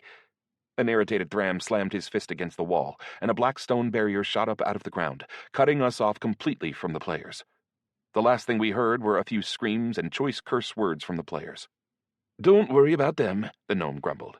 "They must have found an entrance in one of the storerooms. But that section of the tunnel's totally blocked now. It'll fill with water soon enough and drown those rats for us. Although we'll miss that section of the tunnel, of course." "Damn, that's brutal," remarked Pinky. "Brutal would be if we used acid instead of water," replied Thram as he turned around to face her. "Unfortunately, though, I didn't have time to brew up any acid." He glanced at the elf. "And please put the knife away, Getha. It's getting ridiculous. Not to mention that Falk has actually found a way to get rid of our curse, and here you are threatening him. Not a great way to start, is it?" "First I'm hearing of it," the elf replied coldly. On the one hand, of course, I felt pretty tense about having a knife pressed to my throat. On the other, though, there was still something nice about a beautiful woman pressing her whole body against mine. I mean, the elf's physique was basically perfect by the usual standards. Plus, she smelled like a mixture of flowers and citrus. "I just didn't get a chance to tell you," said the gnome sheepishly. "But believe me, we've got our work cut out for us. It won't be simple, but it's definitely doable." "Very well." The elf's tone was already a little softer than before. "But that doesn't absolve you of your crime in attacking the royal palace." She pressed the knife a little bit harder against my neck, and a system communication informed me that I had lost 50 points of health. "He'll be fine. He'll head back to the respawn point and have a chance to think about his actions." Yeah, I thought. Except the feeling of a slit throat isn't something I want to experience, even if it's only virtual. Even if I were prepared to admit my guilt, I'd rather head back to the respawn point in some less painful way. "Don't be stupid. You haven't even heard his story yet," the gnome objected. "And if you kill him now, you never will." Thankfully, Cathaniel seemed to recognize the truth of Thram's argument. She put her knife away, and I spent the rest of the journey telling her about how the princess and I had ended up in the frozen hell and accidentally released 2 villains while we were there. Naturally, I had to keep it brief and stick to the major details, and I also tried to minimize my own involvement in releasing the master. Master Ilfur, the elf hissed. I knew him. Very unpleasant character. Everybody breathed a sigh of relief when he died in the frozen hell, especially when they realized that he was the one who thought up that trial in the first place. What did he need the trial for? Pinky inquired. The master was trying to get his hands on the Crystal of Fate, an ancient artifact that can inhibit the power not only of humans, but even of the gods. That's why he created the wood swords, connected them to the portal, and started sending warriors to battle the Ice Lord. He didn't want to take the risk himself. At the same time, he laid the groundwork for a coup in Elendil, hoping to overthrow the king because he wasn't happy with the easing of the racial policy. Humans and collars? Yeah, I heard about that, I said as I recalled what the master had said.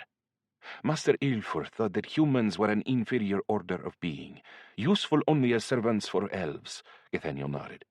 That's why he hated the king's policy so much. It was oriented toward mending the fence with the Empire. When Ilfur's plans came to light, he fled to the frozen hell.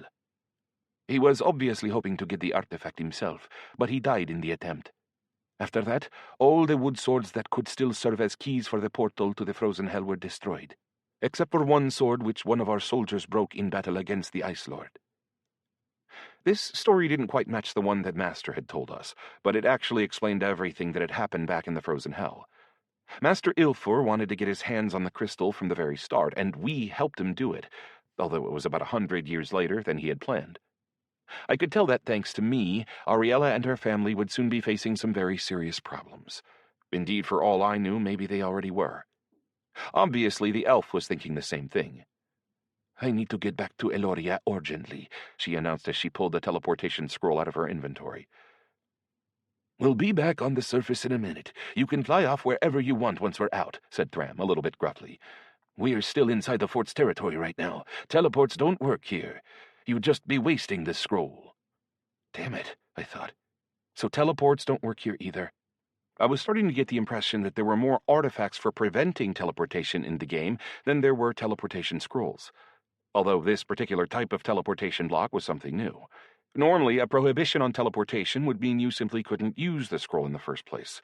This fort's prohibition was unusual in that it would prevent you from teleporting, but burn up your scroll all the same. As usual, I was a little bit behind on the latest changes in Arctania. Older generation games always used to get updated using patches, which you could always read about in order to find out what exactly had changed. But Arctania was developing differently. It was totally unpredictable, and the pace of change was amazingly fast. Not much farther now, said Thram in an effort to calm the elf down a little bit. You said you still weren't done with the tunnel out of the fort's territory, I reminded him.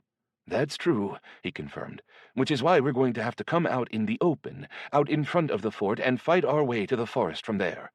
Aren't these tunnels going to get you into trouble, though? Screw it, said Thram dismissively. I think it's high time we got out of here anyway. I'll try to convince Amina and Korn. Everybody else is already in agreement. We'll find a new hideout somewhere in the western reaches of the Empire, where we can look for the ingredients for your cure in peace. Don't hurry away just yet. There's something else I didn't have a chance to tell you.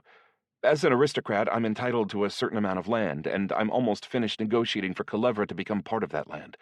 Admittedly, that was before I found out that they had turned it into a fort. That's amazing, the gnome gushed.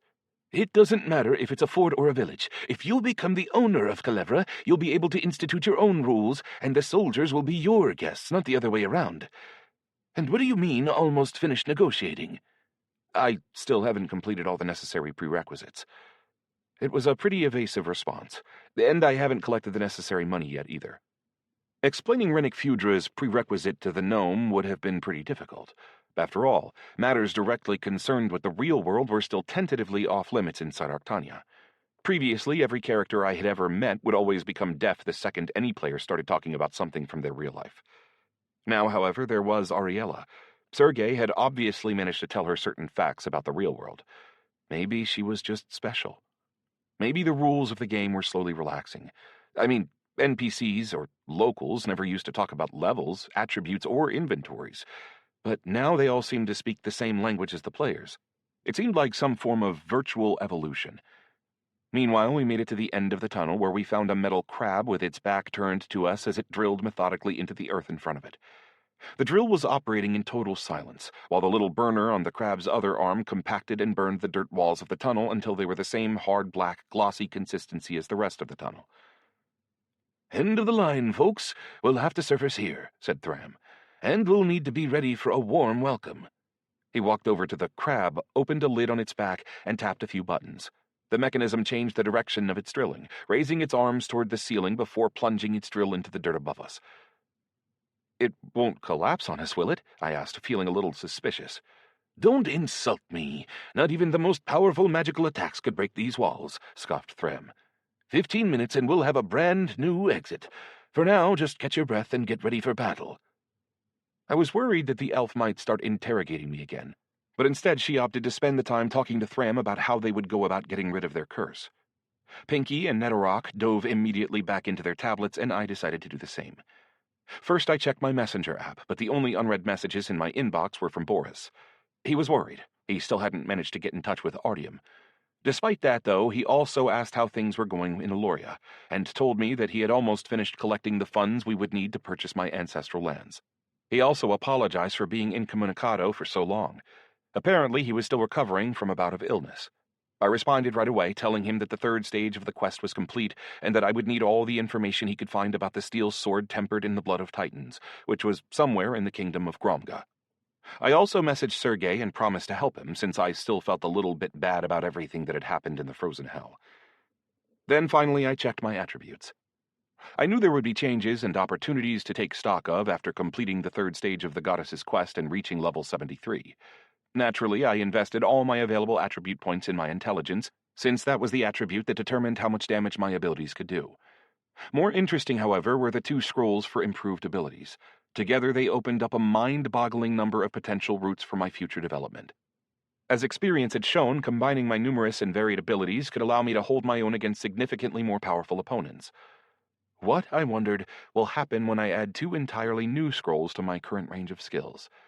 More importantly, though, what abilities do I have right now, and which ones should I improve? Paralyzing electric chain, 3. Improved gravitational repulsion, 2. Concentrating lightning web, 2. Magnetism, 1. Powerful electric shock, 2. Shift, 1. Ball lightning, 1.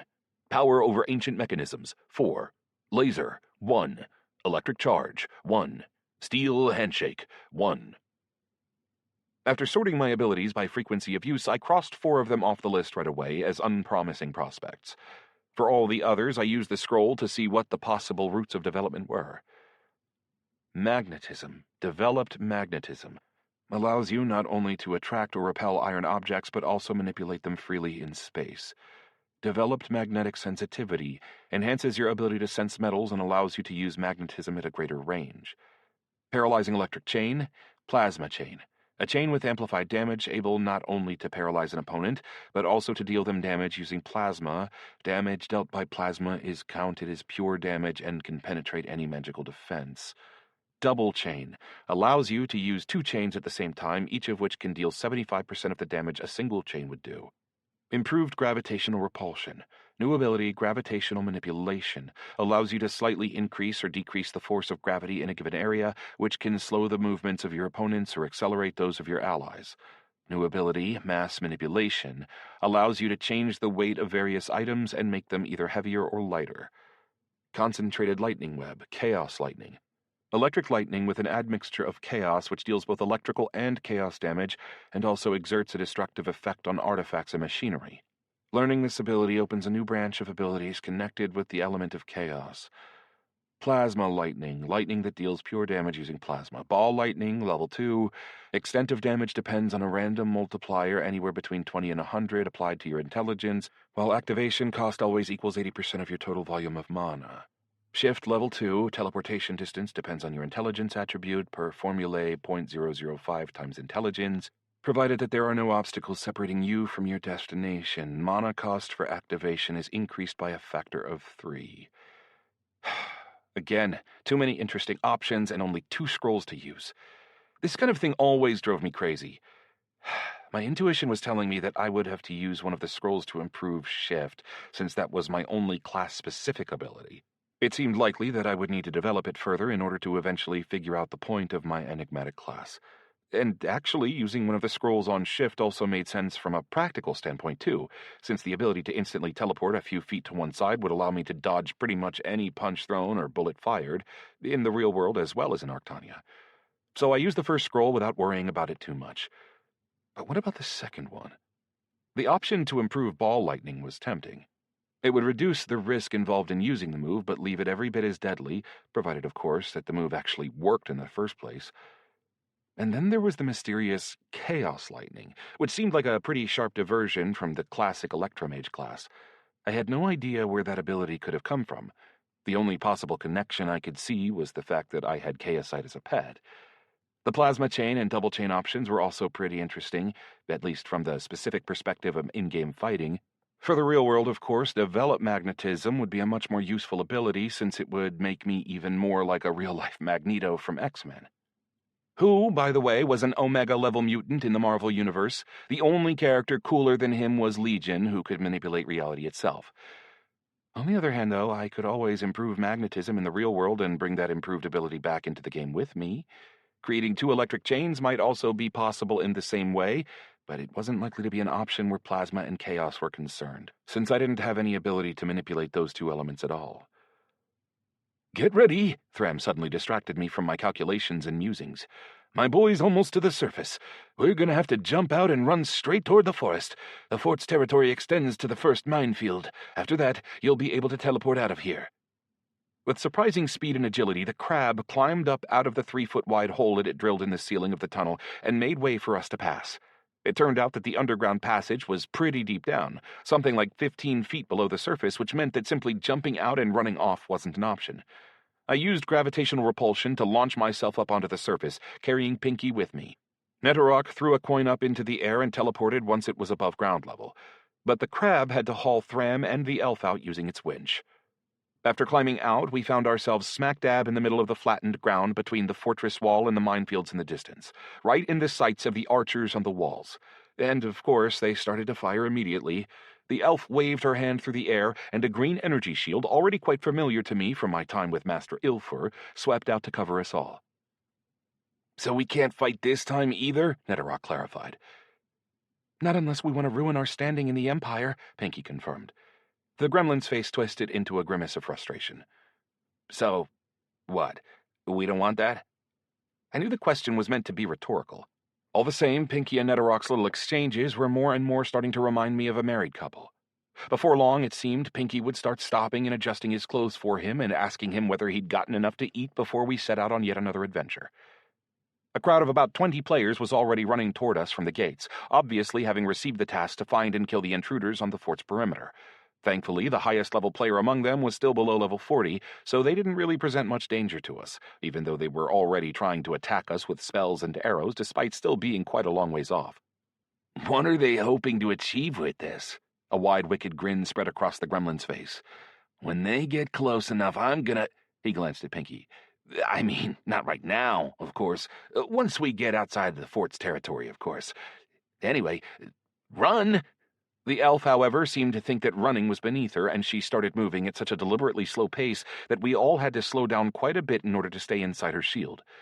The players weren't very high level, of course, but so many of them attacking at once could kill a player even tougher than any of us, so staying inside the shield felt a little more comfortable. "Are you sure this defense will hold?" I asked the elf, just to be sure. Predictably, this earned me a withering, derisive glare. In the end, we reached the edge of the minefield right as the players caught up to us. "Go ahead and teleport," said Thram, although our interfaces also told us that we had just left the boundaries of the safe zone.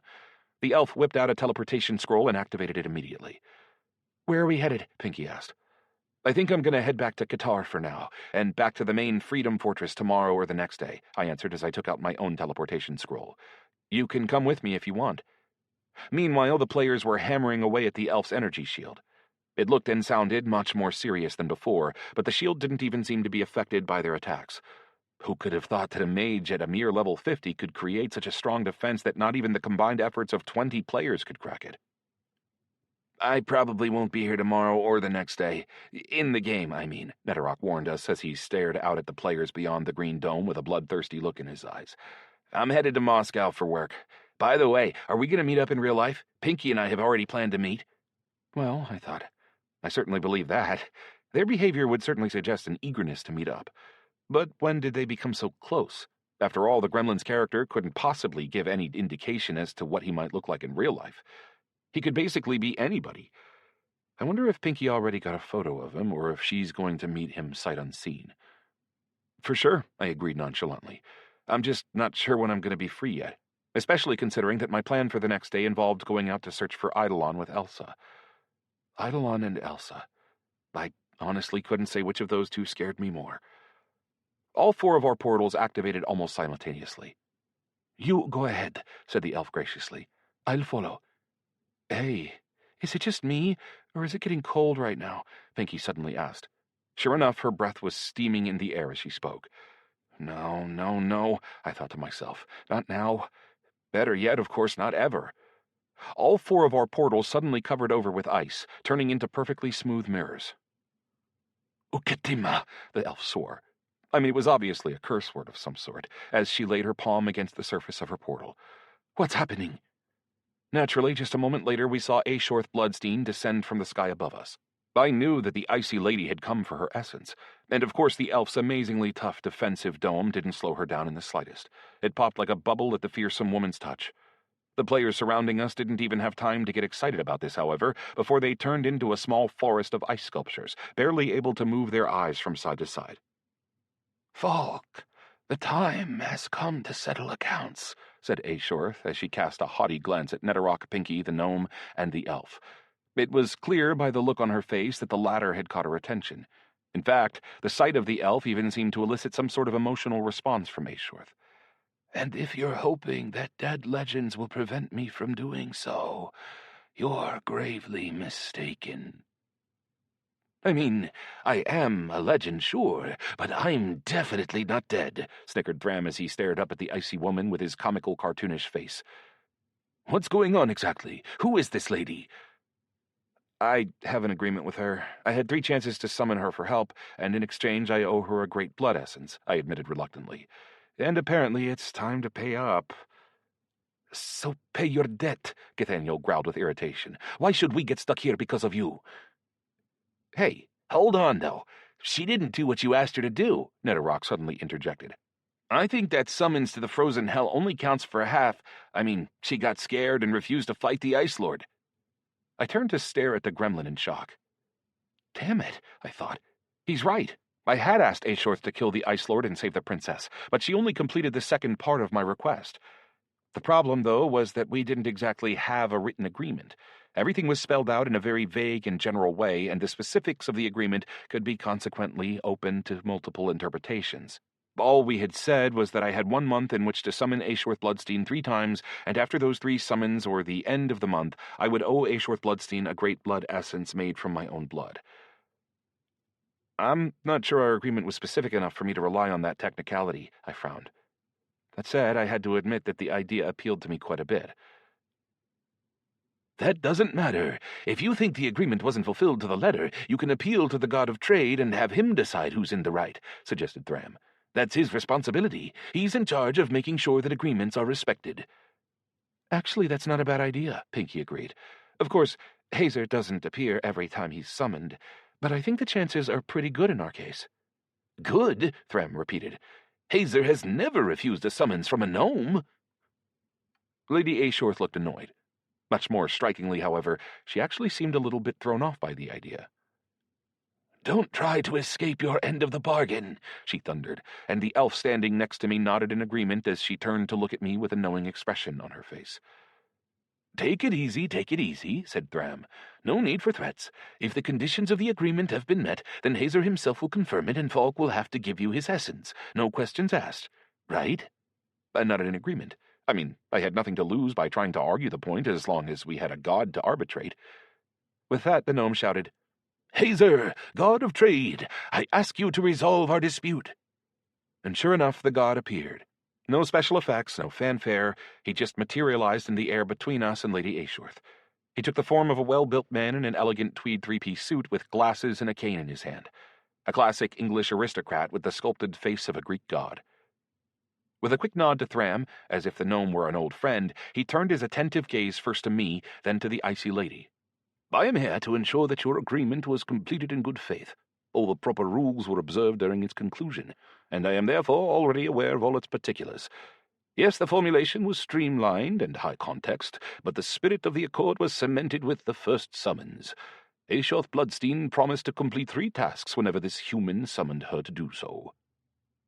The only proviso to this promise was that she would do so to the best of her understanding as to the specifics of what this human wanted her to do, and during the 3rd summons she understood exactly what he was requesting, but refused to carry out the task in its entirety.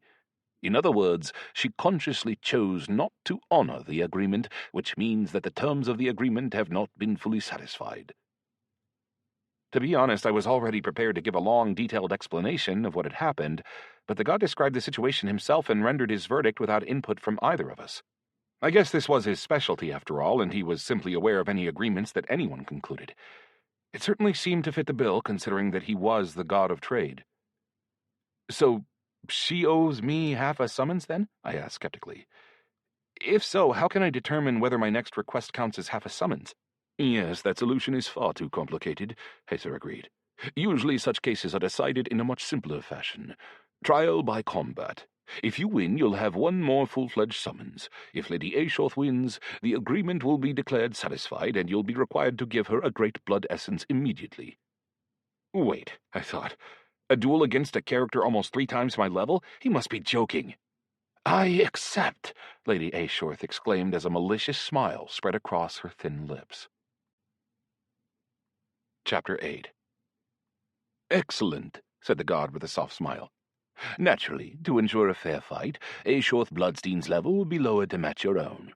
I sighed with relief and turned to look at the icy lady in triumph, but her expression hadn't changed in the slightest. It seemed that having her level temporarily reduced didn't worry her at all. That put a slight damper on my newly buoyed spirits, but I was still feeling pretty optimistic. All I needed was a little time to prepare for the battle and think about tactics, to choose which ability to improve, practice using it a little bit, and, ideally, kiss some sort of snow princess to get a little extra protection from cold magic. The god of trade continued. "In a moment you'll be teleported to the arena of justice and—" "Pardon me," I hurriedly interjected as I tried frantically to come up with any excuse to delay the duel a little bit. "I'm just a simple human, and I've been fighting difficult battles all day. I need some time to rest. Otherwise, this couldn't possibly be considered a fair fight." Fair enough," Pazer agreed after thinking for a moment. "In that case, you'll be teleported to the arena in exactly 24 hours, irrespective of any other desires or inclinations on your part. At that point, you will settle your dispute in a fair fight." Lady Aeshoth shot me a glare that certainly didn't bode well for my future, and then rose slowly and silently into the air until she practically dissolved into the sky. "Thank you," I said to the god with genuine gratitude. "Now that we're finally meeting face to face," Hazer replied in a stern tone of voice as he adjusted his glasses and turned to look at me with a piercing stare, "I'd advise you to pay more attention to the agreements you make. The way you approach these things at the moment could almost be considered a slap in the face to me personally. Try to show at least a smidgen of conscientiousness." "I apologize," I said, feeling slightly taken aback at such an unexpected rebuke from the god. "I'll try to learn from my mistakes." "So far you haven't been trying very well at all," the god rebuked me one more time before disappearing into the air. With that, we were left with 4 frozen portals, surrounded by several dozen frozen ice sculptures, with a whole army of hostile guards already assembling outside the walls of the fort. "Well, it's decided, then," said Thram, a little bit sheepishly. "And how?" "I love how elegantly the god of trade just called you an idiot," Netherrock burst out laughing. He obviously wasn't worried about my feelings, and didn't try to hide the fact that he had heard everything. He was right, of course. I had never seen the god of trade before, and at first I liked him a lot more than any of the other gods. He got straight down to business, without any superfluous language. No stupid jokes at my expense, no deliberate deception. Knowing as I did the source of these virtual gods' power, I realized that the limited scope of Hazer's responsibilities meant that he probably wasn't very powerful in general. But when it came to contracts and agreements, he knew everything about everyone, everywhere, and always. So, getting such a blunt, unflattering appraisal of my deal-making skills from such a being who knew all the details of all the deals I had ever made, gave me some serious food for thought. Damn, I thought. Maybe I should sign up for some business ethics courses or something. Ahem. Apparently, you really do need to pay attention to what you're doing. If the god of trade himself felt like he had to speak up about it, giggled Pinky. But how lucky for you that he's lowering the Ice Queen's level, right? Otherwise, she'd take you out in a matter of seconds. Yep, I nodded. At first I thought I was totally screwed. Now, though, I'll have a chance to show her who's boss. I wouldn't be so cocky, the elf snorted as she watched the ice slowly melt from the surface of her portal. She looked anxious. For some reason, though, she wasn't trying to melt the ice by force. She was probably worried about ruining the portal somehow. The ice elf will be at your level, but she'll still have all her abilities and combat experience. Ice elf? Never heard of such a thing before, I noted. This earned me yet another derisive snort from Githaniel, and she turned away from me, her every move making it loud and clear that she had no intention of explaining anything to me. Damn, that's true. Think of what the Ice Queen must have learned by the time she hit level 205, Pinky mused, her tone already full of sympathy for my upcoming destruction. I mean, your chances are better than they would have been, but not by much. Maybe 2% or so. Yeah, 2%. Up from 0, added the gremlin. Thanks for your support, I replied with a little note of umbrage in my voice. Overall, though, I was still in a pretty good mood. I had finally secured the sword, gained a level, and still managed to preserve at least a small chance of wriggling out of my agreement with Ashorth. I have to admit, I had grown accustomed to having a respectable 73 next to the level section in my character info, and taking a huge step backward to a not-quite-so-impressive 53 wasn't something I was looking forward to in the slightest. Netherrock wasn't the type to wait patiently for his portal to melt. He turned and started examining the frozen players all around us. Look, they're starting to melt too. They'll be able to move again soon. Do we really want that? He asked with a bloodthirsty gleam in his eyes. Definitely not, Pinky concurred, especially since they attacked us first. The players were frozen, but they could still see everything that was happening. I suspected that each of our names was already written in their personal hit lists, although none of them could really pose a serious threat to any of us. Let's have a little lottery to decide who dies first, Netherrock continued, toying with the players. 1, 2, 3, 4, 5. One less player left alive. He threw a coin at the player he had randomly chosen. With a loud, bright explosion, it suddenly burst apart and dismembered the poor player where he stood. 1 down. The gremlin managed to blow up 6 more players in this way before Thram intervened. This is taking forever. Watch and learn, Greenskin. The gnome crouched down to the ground, then shot up about 10 feet into the air, spinning on his axis as he did so. Braces of dynamite flew out in all directions and landed neatly at the feet of the ice sculptures around us. Most interestingly of all, the resulting explosions only affected their immediate vicinities, maybe 3 feet in diameter at most. None of the explosions touched us in the slightest. And yet they sent all the remaining players hurtling back to their respective respawn points. Come on, Netherrock groaned. You ruined all the fun. The teleports have already thawed anyway, and the guards are coming, replied the gnome as he pointed toward the fort. You should be going anyway. True, admitted the gremlin. Guess I got carried away. Are you sure you'll be okay? I asked Thram anxiously.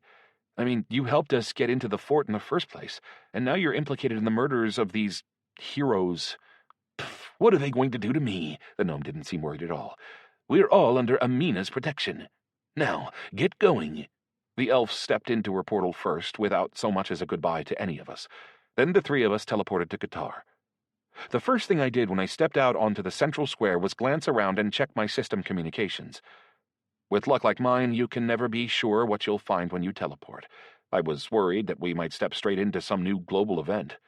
Thankfully, however, we found things more or less as we had hoped. Qatar was still living its normal, busy, but relatively safe life. There didn't seem to be active warfare in the streets between the big clans anymore, which only made sense considering that the Unnamables had voluntarily withdrawn themselves from the struggle for power in the Empire's cities. Okay, this was fun, but I have to get going, said Netherrock. I still have to get a workout in. Ooh, what kind of workout? Pinky asked. Gym. Healthy body, healthy soul, said the gremlin as he flexed his pathetic-looking biceps. Keeping myself in shape. For some reason, I imagined the little green gremlin with his frog's face in a gym trying to bench press, and I could barely hold back a laugh. Well, well, Pinky giggled, sounding more flirtatious than ever, or at least it seemed like that to me. I guess I'll see that shape tomorrow. My shape will be waiting for your shape, replied the gremlin with uncharacteristic courtesy in his voice. As gallantly as possible in such an absurd-looking body, he kissed Pinky's hand, then nodded to me and ran off to a hotel in order to leave the game in accordance with the rules. Pinky was also about to leave, but I stopped her. Hold on a sec. I wanted to ask your advice on something. I have some unusual options for developing my abilities. I figured maybe you might know something about them. Ooh, send them, she rubbed her hands together excitedly. I'm intrigued. I took out my tablet and sent her my level, along with all my attributes and abilities except for Shift. Not that I didn't trust Pinky. It's just that particular ability would have raised some questions I really didn't want to discuss at the time. After all, I wasn't lying when I told Hazer that I was really tired. More than anything, I wanted to pass out for 10 hours or so, and the best part was that for once, I actually had time to do it. What? Pinky shouted after scrolling through her tablet for a minute. How? You're level 73. I didn't even have abilities like this when I hit 93, and ball lightning isn't supposed to appear at all before level 100. And what is this chaos lightning? Where did that come from? I summoned Chaosite and showed him to Pinky. Apparently it's something to do with my new pet. He's connected to chaos. A gremlin in chaos form? She asked, sounding surprised. Netherrock and I caught some of those as part of our quest, but none of them ever offered me the chance to make them a pet. Suddenly her eyes narrowed knowingly. Hey, is this actually your beloved princess? Maybe this is her way of staying by your side forever? You rejected her in her gremlin form, so she decided to travel the world with her beloved in this form? I turned to stare at the little purple ball above my head in horror as I frantically tried to remember the order of events. Now, Arnorte had rejected me and disappeared pretty suddenly. How could she have ended up in the real world? Plus, the blackout started while the princess was still with me in Arctania. I mean, admittedly, I sent the little clot of chaos from the power plant straight back to Arctania. It was the one from the factory who became my pet, and we didn't make it to the factory until after the princess disappeared. Shit, I thought. What are the chances that my pet didn't appear in the real world at the same time as the other gremlins? What if it only arrived later? No, I drawled as I shook my head. Couldn't be. What, you actually believed me for a second? Pinky giggled. I was joking. I mean, it's pure nonsense. Pure nonsense, I thought. That would make an excellent tagline for my entire life recently. And actually, Pinky might still end up being right. I decided that the simplest solution would be to ask Naumov to find out exactly when the problems at the factory began. If they started before we finished our adventure with the mechanisms of the ancients, then Chaosite couldn't possibly be the princess. And I would also have to ask Boris to try to determine Arnorte's whereabouts. After all, she was a pretty well-known character, and her presence or absence in Arkham would be pretty widely known. Forget it, said Pinky, seeing how much her idea had thrown me off. Go get some sleep, and this nonsense will flutter out of your head on its own. I'll try to find some info on ice elves and this specific lady you're going to be fighting by tomorrow. And I'll also look for info on chaos magic and see what kinds of prospects it offers. So far, the idea of a whole new branch of development is the most interesting thing. You're one lucky son of a bitch, you know that? Pinky couldn't resist adding. Hey, no need to get nasty, okay? I grumbled. No, I mean, I'm happy for you, of course, she said with a wry smile. But I'm still jealous. I wish my class was unusual, too. Listen, anything can happen in Arctania. You might get lucky someday. Well, I hope the developers hear that. Actually, the virtual gods are your best bet, I said. I get the sense that they actually determine a lot more than any developer does. After saying goodbye to Pinky, I headed back to my room at the thick-as-a-brick hotel, and only then, when I finally opened the chest with my other 2 hard-earned swords in it, could I finally let out a real sigh of relief. The bone sword, the stone sword of the Dragon Mountains, and the wood sword were finally lying there next to one another. The first looked pretty evil. It seemed to have been made from the spinal column of some big, mysterious creature. The second reminded me of a flattened train rail with a handle attached, and the third still looked kind of like a carrot, given that it had a big, green bush sticking out from the pommel. 2 more to go, I said quietly. Maybe I can actually get this done. With my last ounce of strength, I sent Boris a lengthy message about everything that had happened, and asked him to find out everything he could about ice elves, and more importantly, the various different methods for resisting cold magic. I knew that I would need to set aside some time to buy the best possible artifacts for protection from the magic that were available for my level and class. With that, I finally felt like I had done everything I could, and I pressed the exit button. After climbing out of my capsule, I crawled weakly over to my bed and plopped blissfully down onto my pillow. I didn't even have the energy for a quick bite to eat and quick shower, although in the back of my mind I vaguely remembered that I still had some important business to take care of. When I finally opened my eyes again, I felt surprisingly poorly rested, and I was ravenously hungry. The sun was shining outside, and my familiar ball of purple energy was suspended in the air above my head. I looked up at it, feeling very suspicious. Suddenly or God's forbid her, presence was starting to make me feel a little bit tense. "You couldn't possibly be the princess, could you?" I asked the purple light as I pulled my blanket up to my chin. In reply, my pet first transformed into a question mark, then again into an exclamation mark. "Is that a yes or a no?" KSI turned into a laughing face emoji, which definitely didn't help clarify the situation at all. Just to be safe, I ordered my pet to disappear. I couldn't help feeling a little uneasy in its presence. I really, really hope this is just one of Pinky's sick fantasies. After stretching my entire body, I felt a surprising lightness in my muscles. I also noticed that they seemed unusually toned. Usually, I felt like a mess the day after a long workout in the gym, or like a lazy bastard if I happened to have skipped my workouts for a few days in a row. Now, though, I felt like I was in that golden interval between the two, when my muscles didn't hurt but still hadn't begun to relax.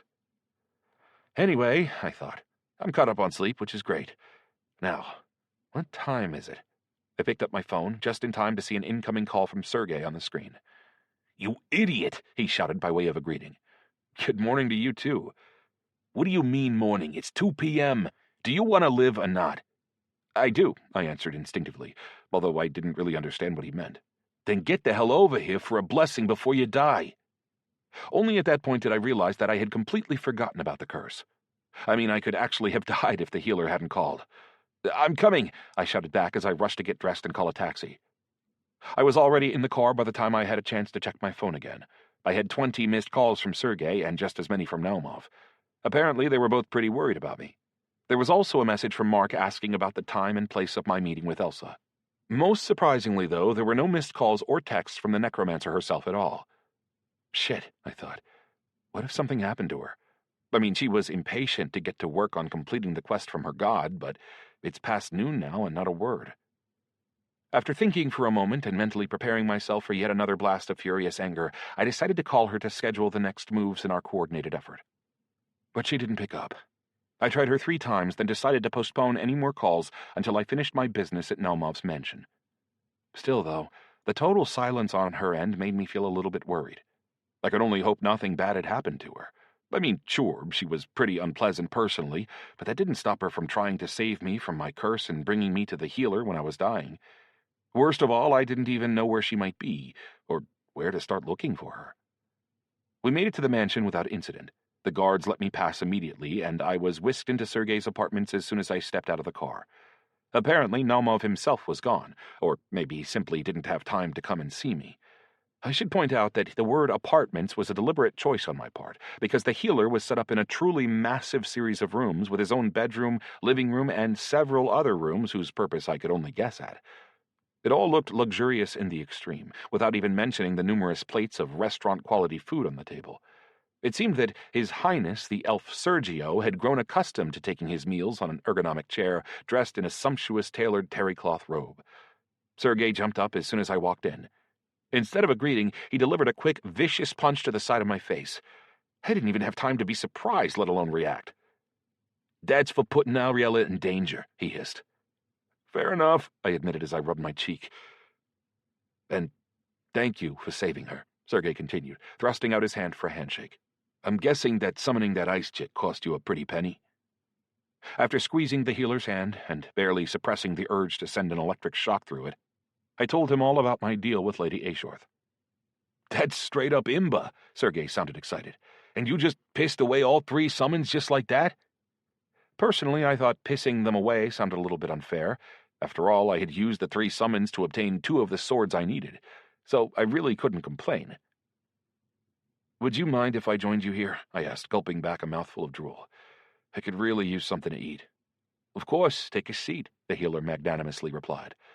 Once we sat down, the conversation shifted into a more sedate tone. I decided to spend my ability improvement scroll on beefing up my defense against dark magic, Sergei shared, so I'll be able to heal you for good soon enough. Otherwise, you'll probably sleep through another scheduled blessing and die. Oh, all that for little old me? I was surprised. The healer burst out laughing, but it seemed a little bit forced to me. As if, we have a meeting with a demonologist coming up. I've been studying them. Besides all their summoning abilities, they can also wield dark magic, even though it's not their specialty. So I'll feel a lot better about things if I have some quick way to deal with the potential consequences of that magic. That seemed reasonable enough to me. What's going on in Elendril? Has Master Ilfur made an appearance yet? Strangely, no, Sergei frowned, and that's actually worrying me quite a bit. Where is he, and what the hell is he planning? I'm having to spend practically all my time in the palace with Ariella. I should point out that he didn't sound especially upset about this, and he always pronounced the princess's name in a slightly different tone, softer and almost with a sing-song intonation. At those moments, a hint of Sergio the elf's delicate noble features would shine through Sergei's rough, unshaven face. By the way, how the hell did you end up marrying a princess? The same way people usually get married? They fell in love, proposed, she said yes. He shrugged. But it's so strange. She's not exactly real, I said hesitantly. These words came out more on instinct than as a result of some deeply held opinion. I mean, I myself had stopped considering the residents of Arctania to be simple NPCs quite a long time before, so I couldn't really blame him there. Still, though, how else could one delineate the boundary between us and them? And from her point of view, you're not exactly a real elf. I mean, you know what I'm saying. Couldn't care less. Sergei's nonchalant response blew my arguments away like chaff in the wind. You know it yourself. Octania isn't a normal game, if it's even a game at all anymore. Anything might happen. Our consciousness, maybe even our bodies, might teleport into the game completely. People from Octania might come into our world, or both worlds might merge into one. Any of those options seem pretty likely by this point. I really couldn't argue with him there. Events were clearly converging on one of those outcomes. By the way, I had completely forgotten to check the pain setting on my capsule. I suddenly realized that its increase might be correlated to the larger development of the connection between our worlds. All right, your curse is gone for now, said Sergei as we turned to our dessert. But you owe me again. Of course, I agreed as I stuffed forkful after forkful of absolutely divine cheesecake into my mouth. Call me if you need help. I'll do what I can. We chatted for a little while after that, but as always, I was extremely short on time. As I stood up to leave, Sergei reminded me that the cooldown for his powerful healing would finish the next day, and then he would finally treat Naumov's son. According to our agreement, Mark and I were supposed to be present during the process. Even without that, though, I was interested to see how Antibiotic would look and act in real life. Most importantly, though, would he acquire his in-game abilities once he was cured? As I waited for a taxi at the entrance to the mansion, I called Elsa one more time, but all I heard in response were long, loud beeps. I was really starting to worry. A few minutes later, I got an incoming call from an unknown number. Spam, I wondered, or something serious. Well, hello there, Falk. It was a vaguely familiar male voice. Did you lose somebody? Not our angel in black with the bad attitude and the big mouth, I hope. Possibly, I said cautiously. My memories and deductive reasoning soon brought the image of Biker, the cursor, floating up into my mind. Elsa's former partner in crime. Then we need to meet, said Biker. I'll send you a pin. I want you there in an hour. Why would I do that? Just because I lost her doesn't mean I'm going to risk my life to find her. So you'd take the death of an innocent girl onto your conscience? The cursor asked, sounding deeply skeptical. Plus, you won't be able to complete the God of Death's quest without her, so stop dicking around. Be there. I'm sure we'll be able to come to an understanding. All the lightness and energy suddenly evaporated out of my body, giving way to a feeling of bone-deep exhaustion. As I watched the taxi approach, I debated whether it would be worth trying to convince Sergei to join me, or if it would be better to rely on my own skills. Well, my own skills and Mark. Thankfully, he had never given me any cause to doubt him. Chapter 9. Actually, I could have asked Naumov for help, too. He probably would have loaned me some of his security people. True, bitter experience suggested they probably wouldn't be very useful, but it always felt good to have some big, heavily armed people nearby who you knew were on your side. It would have been even better if Sergei could have joined us, but the idea that he would agree to do so sounded even more absurd than the idea of people suddenly acquiring their characters' in-game abilities in the real world. I mean, the guy didn't want to risk his neck for his own quest, so the idea that he would risk his life to save some random girl? No, I simply couldn't imagine it happening. First and foremost, I called Mark and told him all about the proposed meeting. Okay, you said that fat-ass fire mage was with him, the one who scorched my back? He asked eagerly. Then, without waiting for me to answer, he continued. Then count me in for sure. I want to teach that son of a bitch a lesson. I won't even try to talk you out of it this time, I assured him. But what can you do to him with illusions?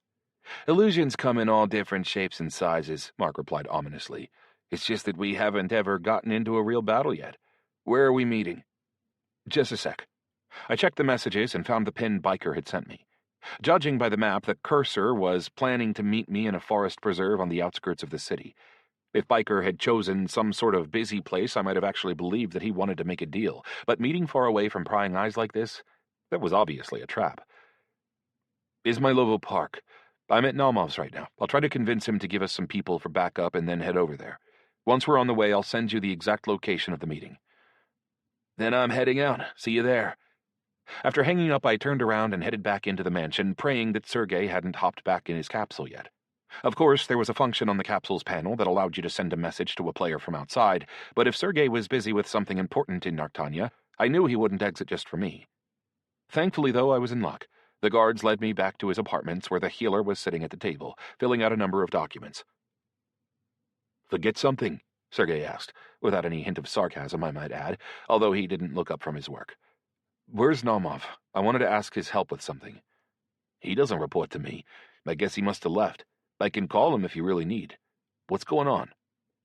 I described the developing situation to the healer. He already knew I was planning to meet some members of the Dark Faction, and he already knew about Elsa, so his reaction wasn't a surprise to me at all. Does she really need to be saved? Sergei asked. That was more or less the kind of answer I had been expecting. I didn't bother telling him about the false emissary, but the healer knew that Elsa and I were connected by a shared quest in the real world. He didn't ask for any more detail, and for that I was genuinely grateful.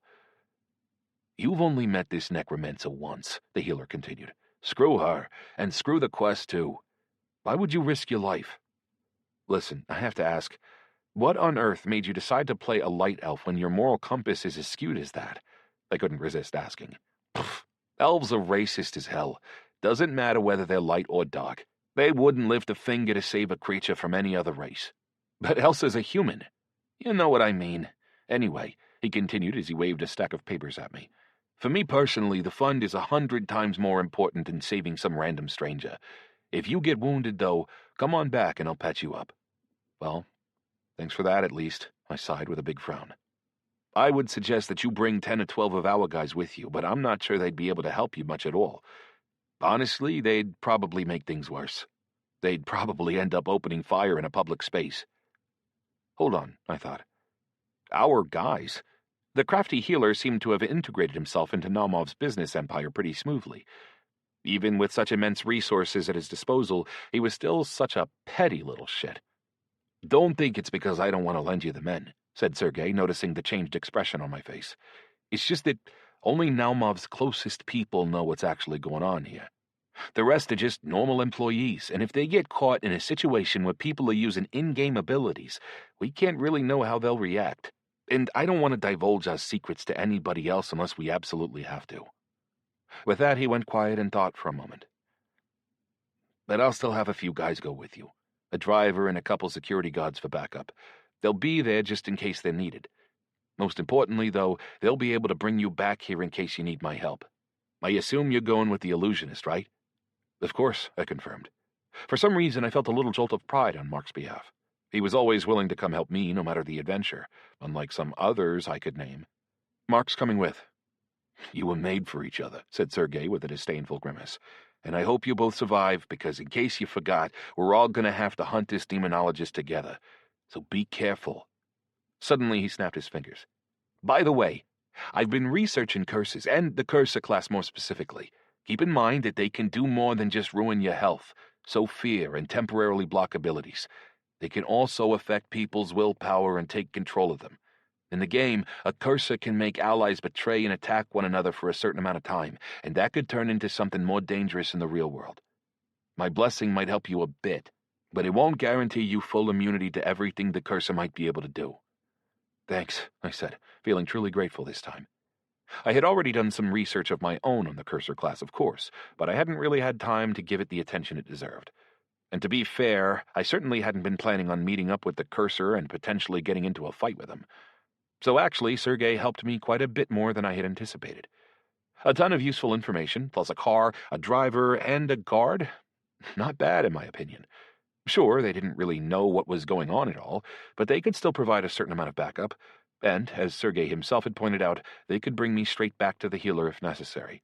As we drove to the designated meeting spot, I tried to run through all the possible scenarios that might ensue in my mind, although with any potentially useful applications for my new abilities in a fight against the Dark Faction.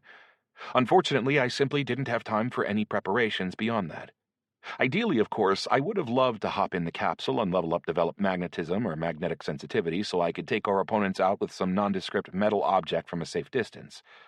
Even as it was, I could certainly throw some sort of metal object like a self-tapping screw or a handful of nails, but trying to apply my abilities along a vector was certainly no way to guarantee a hit. That said, the driver and I spent a few minutes digging through the trunk and found a couple bolts which I sprinkled into my pockets. The muscly guard, whose pistol grip was sticking out from under his jacket, watched me do this with a very suspicious look on his face. "Maybe you should just take the spare gas tank," he finally suggested. "You have one?" I asked hopefully. Sure enough, the car had a small spare tank, which I duly grabbed and brought with me. I hadn't really practiced this ability very much in the real world, and even a simple weapon of self-defense might turn out to be a lot more useful than my lightning. If nothing else, I was grateful that I had a full supply of mana. 1600 of 1600 flashed up in the corner of my eye as soon as the subject floated into my mind. And by the way, once again, I had left home without checking my pain setting. For all I knew, it could have reached 100% in my absence.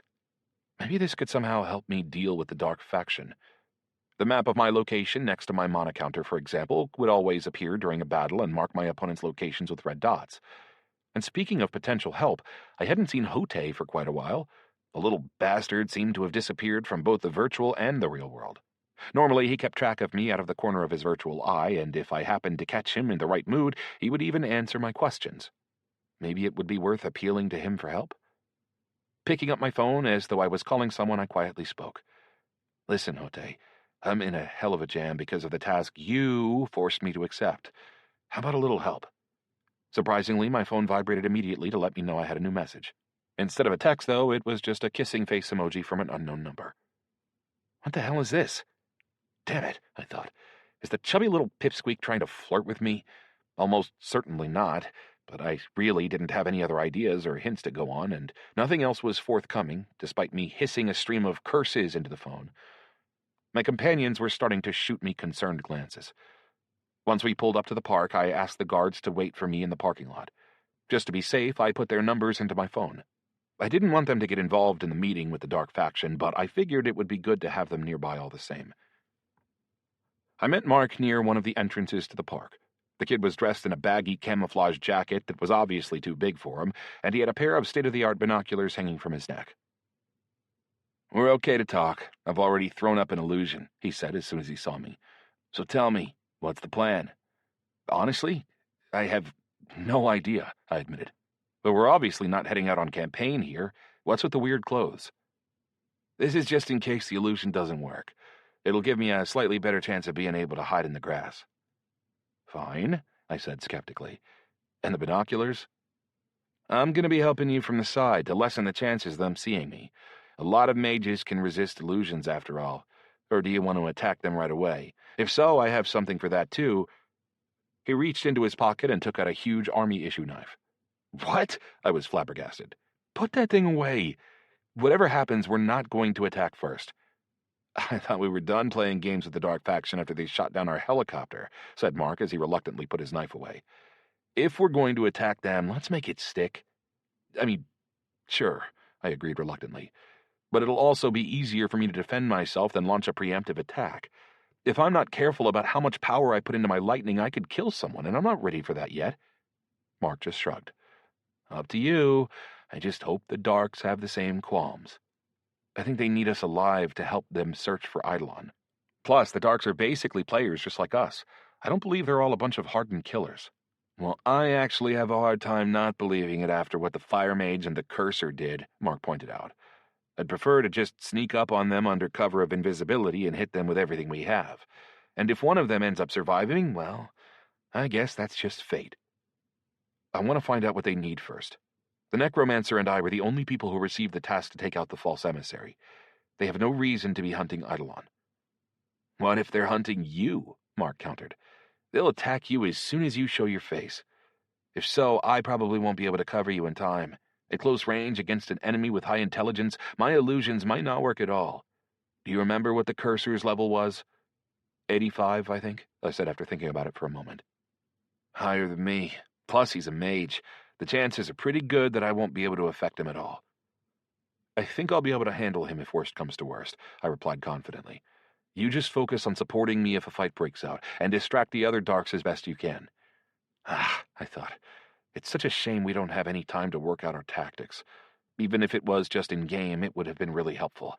I was feeling a lot more confident after training in the Tree of Fear and the battles on the flows. My spells were considerably more powerful than they had been before, and I could always run away if I had to. Improvisation is our calling card, the illusionist agreed. I'll hide at a distance where I can see everything that's happening through my binoculars, and I'll transmit my voice right into your ear. Can you do that? I asked with surprise. Of course, it's just a standard vocal illusion, said Mark proudly. Sure enough, I felt like I was suddenly hearing his voice through a set of headphones. I came up with this pretty recently. True, it only works if I can see my target, he said as he held up his binoculars. But that shouldn't be a problem. So anyway, if and when the shit hits the fan, I'll tell you where to move or which direction to run so I can use my illusions to distract attention. If you need me to join the fight, just snap your fingers so I can see it. After that, we split up and entered the park separately, just in case the Dark Faction had people watching the entrances. As we did so, of course, I was looking around at all the passers-by for familiar nicknames, but I didn't see Biker, Bulldog, Spark, or Weasel 90 anywhere. Actually, there weren't many people in the park at all. During the entire walk to the designated meeting place, I think I might have passed 10 people at most. As I walked along the asphalt path, I double-checked all my weapons one last time, namely the bits of iron in my pockets and the gas tank in my hand. I would have liked to summon Chaosite to help me, but a flying ball of light would definitely have attracted far too much unwanted attention. Which was a real shame, since his passive ability would have given me at least a small chance of escaping from magical attacks. When I got to the meeting spot, I found a pair of familiar people already waiting for me. I spotted Biker and Elsa from a distance. Really, it would have been pretty hard not to notice a heavily tattooed man in a leather jacket standing next to a pale, thin young woman in a lacy black dress in the middle of a big clearing. As I walked toward them through the grass, I looked around from side to side. I made sure to scan the area with magnetic sensitivity, but I couldn't detect anyone. That said, when I got a little closer, I spotted a tiny little dog at Elsa's feet, part Pomeranian, part wolfhound. And I mean that quite literally. Elsa had obviously taken the beast's head from the latter breed, while most of the body came from the former. It seemed that the Necromancer had a soft spot for combinations involving several different breeds.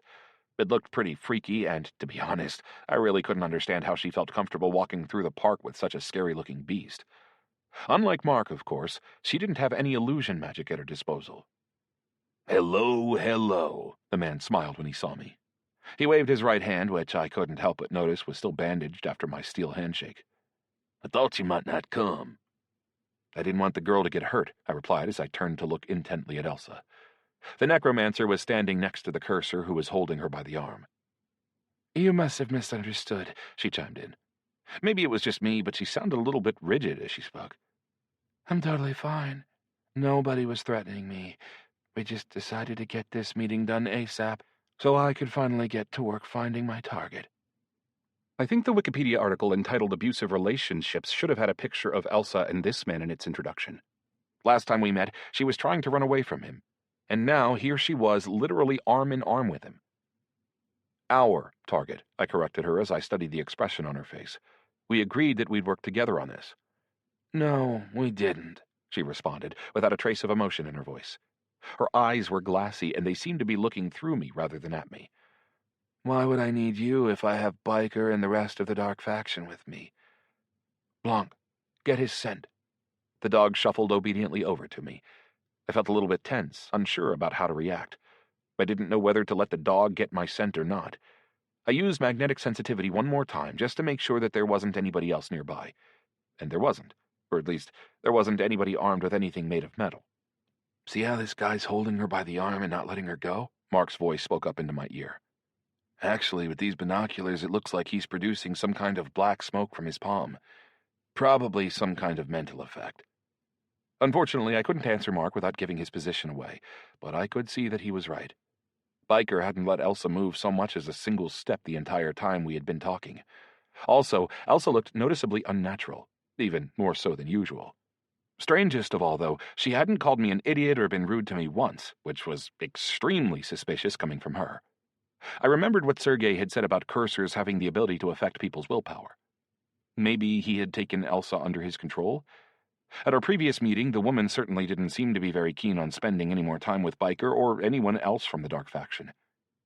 Her new model Blanc finished getting my scent, then turned around and trotted back toward his master. At that point, though, I finally decided that I wasn't willing to let them find Eidolon. At least, not on their own terms. A quick blast of lightning knocked the undead dog off his feet, and a second one killed it for good. There would be no more resurrections for the poor beast, or maybe more accurately, beasts. Indeed, the dog literally fell to pieces when the second burst of lightning hit it. "Why did you do that?" Biker asked, sounding irritated. He was trying to maintain a calm tone, but I could tell that he was genuinely pissed off. "We still haven't agreed on anything," I replied, trying to think of some plausible excuse that didn't involve me suspecting that Elsa was under the cursor's control. "And I still don't know why you need to find the false emissary yourself. This quest was only given to me and Elsa." "Should I step in?" Mark asked. I didn't snap my fingers. First, because I actually wanted to find out what they were doing, and how I might be able to free Elsa from the cursor's influence. Second, because these Darks usually made pretty thorough preparations, and they could easily have something up their sleeves to counter Mark and his abilities. Weasel, Bulldog, and the Fire Mage were nowhere to be seen, and they might pop up immediately if Mark came in guns a-blazing. "We're just helping our friend complete her quest," Biker answered with a snicker. "And anyway, why do you want to find the false emissary so bad? And where's your friend, the illusionist? I don't believe that you actually came alone." Naturally, I wasn't about to answer any of those questions. Instead, I whipped a burst of lightning at the cursor, intending to force him to let go of Elsa. Instead, however, my lightning just exploded into a shower of sparks as it crashed into some barely visible barrier made of black energy, which had suddenly appeared in the air in front of Biker. At the same instant, a red-haired young woman appeared out of thin air right next to me and held a knife against my throat. "Move one muscle or try to use any abilities and I'll cut your throat," she said coldly. The look in Weasel's eyes made it clear that she was most definitely not joking.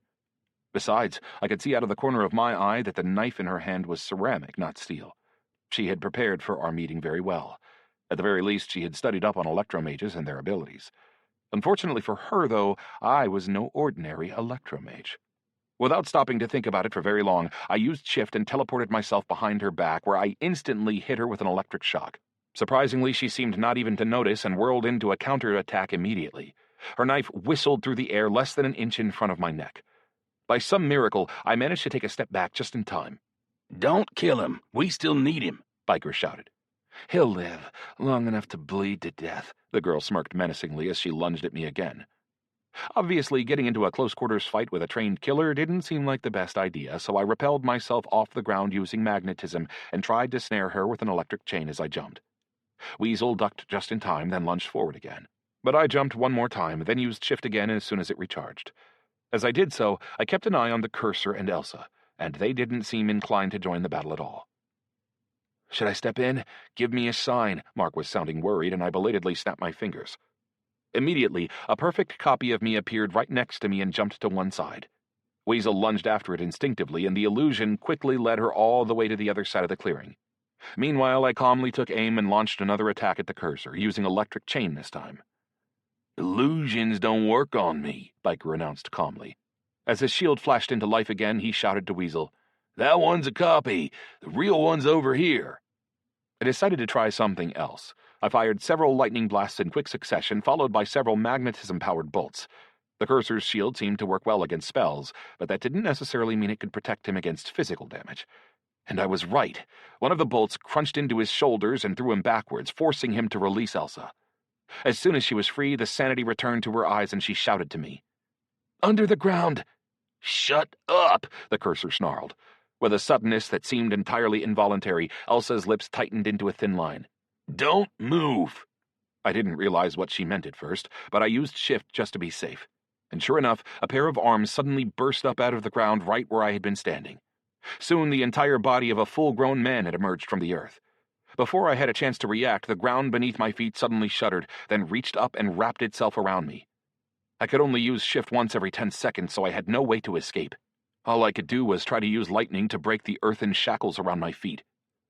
By the time I did so, however, Biker was right next to me with his hand on my shoulder. "Relax. Freeze," he said calmly. I had no idea how, but before I knew it, I was sitting on the ground next to him. "You're forbidden from using your abilities. Now, tell me, where's the illusionist hiding?" "I don't know, but he's pretty far from here. Maybe 100, 200 yards, I replied, with total honesty. Damn it, I thought. What the hell? What the hell am I saying? "Listen, man, if you're not being controlled by him right now, squeeze your right hand into a fist. Otherwise, I'm getting involved." I could hear Mark's voice in my ear, but I couldn't move a muscle in response. A few moments later, a couple policemen came running down the path next to the clearing.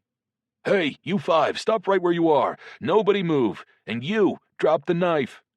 Weasel had run up to join us, and she flipped her knife obediently back into her pocket. She didn't really need it anyway, though, since I was already completely under the cursor's power. "Should I take them out?" she asked. "Don't worry about them. They're not real," answered Biker. "You go find the illusionist and take him out. I'll be here listening to our friend, the electromage." Weasel disappeared, obviously in search of Mark, and the strange man who had burst out of the ground slipped right back into the ground from whence he had come. I didn't even have a chance to catch his nickname. More than that, I had never seen any class in the game that let a character slip freely under the ground, especially among the Dark faction. If they were some sort of Earth mage, then logically they would belong to the neutral faction, which would put them on our side. The policeman evaporated into thin air. Mark had obviously lost his concentration. "So, why do you want to find the false emissary?" Biker asked, still holding me by the shoulder. In my mind, I wanted to tell him to piss off, but for some reason my mouth and vocal cords started answering on their own, and they didn't skimp on the detail either. It was almost like some part of my brain had prepared this speech ahead of time. I told him all about Artyom's death and about how I was hoping to bring him back with Eidolon's help. Then I told him all about where the new god of the dead had come from. Let me tell you, having to divulge your secrets and deepest anxieties against your will is a truly disgusting feeling. "Hear that, Elsa? He was gonna use you," the biker said acidly. "And you call me a bad person." Elsa's eyes just bulged in response. Apparently, she was unable to answer verbally. "What? You got something to say?" the cursor asked. "Probably that you love me, right? Say it. Say you love me." "I love you very much," said Elsa in a flat, even tone of voice, despite the fury burning in her eyes. "That's better." Okay, I thought. This guy is truly insane. I need to do something, but my body isn't obeying my brain, and I can't use any of my abilities either. "We'll have to bring you with us," Biker concluded. "Elsa's gonna need time to make a new bloodhound.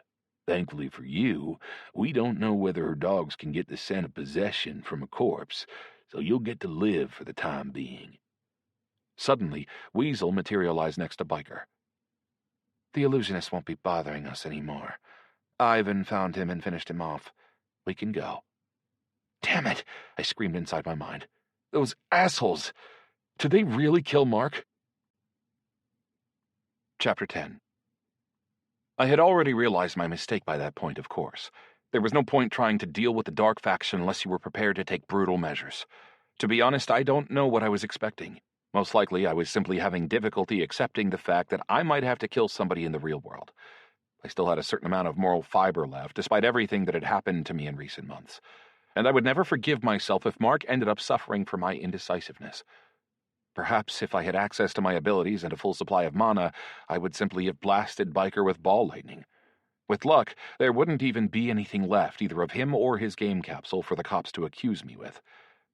It soon became clear, however, that the cursor had no intention of letting me go, and so all my attempts to activate my abilities were in vain. I couldn't even move without his permission. Perfect, said Biker with a satisfied smirk. Weasel, get us a dog. Thankfully, there were no people around, so nobody had noticed our quick battle, and finding a dog wasn't such an easy task. Alive? The young woman asked, obviously feeling a little tense. Dead's fine, too, if you happen to run into somebody walking a dead dog around the park, the cursor smirked again. But we'll have to kill it anyway to make it into a tracker. Weasel shook her head. I'm not going to kill a dog. Fine. Just bring some dog here then. Any dog, the cursor frowned. I'll take care of it from there. Psychologists say that sadism toward animals is a big sign of psychological deviance, although in Biker's case there were also plenty of other big signs. Elsa grunted as she widened her eyes expressively at the cursor. She wanted to say something. You can speak, said Biker in a tone of mock magnanimity. There's no need to kill a dog. There's a dead squirrel right nearby in the forest. I can sense it. I'll make a tracker out of it. Well, why didn't you say so before? Biker burst into laughter at his own joke. Okay, let's go get your squirrel then. Together we stood up and headed off to follow Elsa's lead. It seemed that the control ability only required a physical touch to activate it. Once activated, it was enough for Biker to remain in close proximity to his victims. As we walked, therefore, he wasn't holding on to either Elsa or me. As I walked along next to them, I thought about what would happen once they got Eidolon's scent from me. Would they kill me right away? Or would they leave me alive until Elsa completed her quest? Where's Ivan? Biker asked. You know how he is. He's hanging around somewhere nearby, covering us, as agreed. By the way, did you take the illusionist out? The cursor was speaking so nonchalantly you might have thought he was talking about the weather. You said Ivan killed him, right? I strained every muscle in my body, trying not to miss a single word. Ivan? No, of course not. He just helped me find him. The illusionist disguised his presence, but he didn't think to mask the vibrations from his footsteps. Oh, Mark, I thought. Why couldn't you just sit still? So you killed him yourself? You're positive? Yep, said Weasel with a vicious grin. Well, congrats. That's already the second notch on your belt, said Biker as he slapped her on the shoulder. And not the last. Not by a long shot. So, I thought, she's killed 2 people already. What a monster. She won't kill a dog, but she's happy to kill another person. And to think I was originally hoping to negotiate with these people. I wondered just then if they had become emissaries for a reason. Maybe they were chosen for their moral qualities rather than purely by chance. Although actually, if that were the case, there's no way Sergei would have ended up in the Light faction. Whatever the case, though, all the dark players I had met in the real world so far had made one thing very clear. If I ever managed to break free from the cursor's control, I wasn't going to hold back at all. Given the chance, I would kill all 3 of them. Biker turned to look at me. While we're looking for this dead squirrel, Electromage, why don't you tell us about all your abilities? It'd be good to know what you can do before we meet our target. To my horror, I started listing off all the abilities in my arsenal. I couldn't do anything to stop what was happening. I felt an overpowering instinctive urge to share every bit of information I had with Biker. Steel Handshake, which allows me to increase trust among any gnomes I talk to. Laser, which deals damage with its beam. The more I spoke, the wider the grin on the cursor's face became. At the very least, though, he stopped asking me questions for a moment after that and made some remarks of his own. Damn, you're strong. You might actually have been able to take us out if it weren't for my control ability. Man, this is getting interesting, he continued with a shit-eating grin. My abilities aren't really that useful in-game. Taking total control of another player requires you to touch him. I mean, how can you do that during a battle? Plus, everybody would see that the player's under outside control right away, and any healer could simply get rid of my influence. And they're even more useless outside of battle. I mean, my influence is limited to basic commands like attack, defend, and flee. I can't just go up to somebody and make them give me all their stuff, for example. That would probably make the gaming process way too uncomfortable for other players. I listened carefully, trying to remember everything he was saying. Man, I thought, thank the gods for villains who spill all their secrets to their prisoners. All that remained was to figure out exactly how his abilities worked. There was no way the cursor could keep me and Elsa under his control indefinitely. Sooner or later, either his mana or the spell's effective duration would run out. If we had been in-game, I would have seen a timer telling me how long the curse would last. As it was, however, I was completely in the dark where that was concerned. By analogy, with all the other abilities I knew about, the maximum possible duration would be 1 minute, provided, of course, that we were not talking about mobs here. In-game, mobs could be kept under control for quite a long time, but of course Elsa and I weren't mobs. In real life, though, I can make a person do whatever I want, from giving me all their cash right up to going and throwing themselves off a bridge. No limits, Biker bragged. Most importantly, though, my control's practically imba now, since I can't keep extending it indefinitely, and there are no priests or healers around to get in my way. Strangely, at that point, all my anger faded into the background and gave way to concentration. Actually, it felt like I was holding the heart of the blizzard in my hand. The only thought in my mind was how to escape the cursor's control. I now knew that he had to keep extending his curse, even if he could do so indefinitely. In theory, at least, that was a process that could be interrupted. But how could I do that? First and foremost, there was the fact that we weren't in the game. Abilities didn't function unconditionally in the real world. I would either have to withstand it using willpower or find a loophole. For example, he may have restricted all my abilities, but summoning a pet wasn't an ability. If I wanted, therefore, I could summon Chaosite. And if I got lucky, at some point he would block the control skill where the cursor tried to extend it for another interval. On the other hand, of course, a bright purple light would definitely attract attention immediately. Chaosite had no ability to turn invisible. It was risky, of course, but if Biker had decided to get rid of me anyway, it was the only option available to me. For the time being, though, I would have to remain a prisoner in my own body. Elsa finally found the fresh carcass of a squirrel under one of the nearby trees and turned it into a zombie pretty quickly. Dark energy began to pour from the necromancer's hands, which she was holding together like a bowl above the little carcass. When enough of it had amassed, she released it like a cascade of inky black water onto the squirrel's body, filling it with pseudo-life until it finally turned and raised itself up onto its hind legs.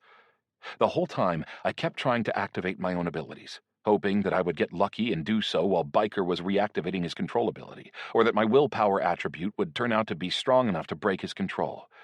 And if I did get so lucky, as I said before, I wasn't planning to hold back. I was ready to hit the darks with every ounce of power in my arsenal. Mark was right, after all. Unlike me, his attitude had been right from the start. I could only hope that Mark had somehow managed to escape having to pay for my mistake, and that he had somehow succeeded in tricking Weasel. I mean, he was an illusionist, after all, and the intelligence of both the killer and the second big bastard with her were probably a bit lower than his. By the way, try as I might, I couldn't remember a single instance of an Earth Mage having been a dark character. If the mysterious person actually was an Earth Mage, they should have been neutral. But for some reason, this person was helping Biker, or maybe the Earth Mage was also under his control. No way, I thought. There was no way the cursor was so powerful that he could control 3 players at once. I was surprised that he could even control 2 of us. The zombie squirrel didn't seem to differ from a living one at all, except for the fact that its eyes were red and its fur looked especially scraggly. And I had a chance to see it in detail since it ran straight over to me and jumped up onto my shoulder.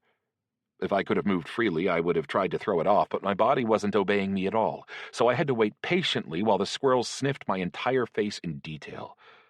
I expected that the squirrel would jump forward to lead the way immediately, but instead it just climbed back up onto the necromancer's shoulder and pressed itself up against her cheek. "I can sense the direction," Elsa finally said, "but I can't tell how far it is." "We can go then," nodded Biker as he glanced at me. "We're bringing this one with us. He might come in handy. We can use him as heavy artillery against the false emissary, and a human shield, too. You're cool with that, right? Just nod if you are." I nodded, of course. In my mind, however, I was picturing in great detail how it would look when my ball lightning slammed into the cursor and turned him into a greasy black stain on the grass. On the other hand, I could finally sigh with relief knowing that they weren't going to kill me right away. That meant that I might still have a chance to break free, especially since my plan to free myself from the cursor's control was already starting to take shape in my mind, and a trip in a car would be the perfect place to make it happen. We stepped out into the parking lot where we all climbed into a big family-sized sedan with 3 rows of seats. Weasel sat down in the driver's seat, and they sat me and Elsa in the middle row between Biker in the passenger's seat and Ivan in the back seat. I finally spotted his nickname and level. Ivan 1988, level 78. The taciturn man didn't seem to have much in the way of intelligence, but his physique was definitely pretty striking. He actually looked like he had been carved from solid rock. He was extremely muscular, with rough facial features that didn't seem to express anything at all. "Elsa, give Weasel directions," said Biker as we started rolling forward. As we drove out of the city, I kept working through various options, trying to decide what to do in the event that I managed to break free of the cursor's control. Almost all my abilities were attack-oriented, ways to kill people, in other words, so I had a lot of different options for killing these dark players, from lightning on one hand to causing an accident with power over machines on the other. And I also had my gas tank in my pocket, since nobody had thought to search me. They were relying entirely on the cursor and his control ability. All that remained was to wait until we made it out of the city, to some area before there were fewer cars and I could try to summon Chaosite. The problem was I had totally forgotten to check how much chaos charge he had left. I had meant to feed him some entropy, but I never had time. It would have required sitting down with my equipment and crafting a few of my exemplary condenser worms. By exemplary, of course, I mean an example of what not to do. As soon as we set off down the highway, Biker turned around to face me and Elsa. "Go ahead and talk to each other," he said in his normal tone of mock graciousness. "Who knows? It might be an interesting conversation." Okay, I thought. He definitely isn't planning to leave me alive. All he's doing now is trying to satisfy his curiosity as best he can before he kills me. Otherwise, he'd never be this talkative. "Thanks," I said as calmly as I could. "In that case, maybe you wouldn't mind explaining why you're so eager to complete Elsa's task? Why does it matter so much to you?" "Isn't it obvious?" Biker sounded genuinely surprised. "We're completing the task together, and we're going to share the reward evenly when it's done." "Right," snorted Elsa. "We'll share it. I'll get the experience, which there's no way to steal, and Biker will get all the ability improvement scrolls and artifacts. Perfectly even." I shot a sidelong glance at the necromancer. I had to strain my eyes a bit since I still couldn't move my head. "But ability improvement skills are class-specific." "Biker and I have the same basic class. Dark Mage. Necromancer and Cursor are subclasses. We use the same improvement and fusion scrolls." So, that explained why Biker had been so keen to keep the girl under control. She was a source of free scrolls, and it also explained how he had managed to beef up his abilities so quickly, while Elsa was stuck creating weak zombies from dogs and squirrels. "Why did you go back to them if they're using you like this?" I felt like I had to ask the necromancer this question. "Go back!" she shouted indignantly. "I didn't go back. They kidnapped me when I tried to steal Blanc's remains back from the morgue." "Why did you do that?" "I didn't feel like waiting around for you to show up, so really this is all your fault." Sounds pretty dubious. I mean, you had the remains when we last met, so why did you need me at all? "Because that idiot pyromancer incinerated Blanc's head. Sure, he's a zombie, but the information that lets him track people is still stored in his brain." The little outburst made it clear. The necromancer wasn't completely under the cursor's control. She sounded like herself again. "Where is the pyromancer, by the way?" I asked, not really expecting an honest answer. "He's taking care of a certain problem with the Light faction," Biker replied to my surprise. "And we didn't need him for this anyway. Weasel and I are more than enough to take care of this. Ivan's just here for backup." Ever since the moment I learned that Biker could take control of people, I had been worried about one particular question, but I couldn't be sure he would answer it honestly. At our first meeting, he could have taken control of me when we shook hands, but he slapped me with a curse instead, and I couldn't help but wonder. Why? Was there some sort of limit on his control? A recharge timer, for example, or some specific conditions that weren't met in the circumstances? I mean, he didn't seem to have any trouble controlling people, even two at once. I was about to ask, just for the hell of it, but suddenly my phone vibrated in my pocket. "Oh, perfect," said Biker. "Who's messaging you? Give me the phone and tell me the pin." Shit, I thought. Such bad timing. He might have forgotten to check me for a phone if they hadn't texted. As it was, though, I obediently handed my phone over to him. He unlocked it and glanced down at the screen. Unknown number. All they sent was a kiss emoji and the word Elsa. Do you know any other people named Elsa? Tell me the truth." "No," I replied honestly. After this little bit of clarification, I understood what Hote had been getting at with his previous message. I was supposed to kiss Elsa, so that... Of course, I thought. It's my only choice. Doing that will complete a stage of the OU Scoundrel achievement and give me the protection against dark magic that I needed so badly right now. That said, the kiss only counts if it's with a girl who's got royal blood in her veins. And somehow this necromancer doesn't exactly seem like a princess. Who sent that message? It says it right there. Unknown number. The cursor's influence over me hadn't decreased at all, but the way he had phrased his question left room for interpretation in my answer. Who do you think it is? Biker clarified. A god from Arctania. Hote. From behind the wheel, a surprised Weasel suddenly turned around and asked, Yeah, right. You're texting a virtual god? Seriously? It was my turn to be surprised. You aren't? Of course not. We get our tasks through the interface, Biker answered for her. I've never heard of anything like this. So come on, tell us more. As I proceeded to tell Biker about how Hote sometimes appeared in the real world, the cursor kept scrolling through my phone. Mark, that's obviously the illusionist, he said. Look, he's offline. Permanently, I guess. But Sergey, who's that? A healer. He helped me deal with your curse. Damn, a healer! Biker seemed genuinely happy. Now that's gonna be useful as hell.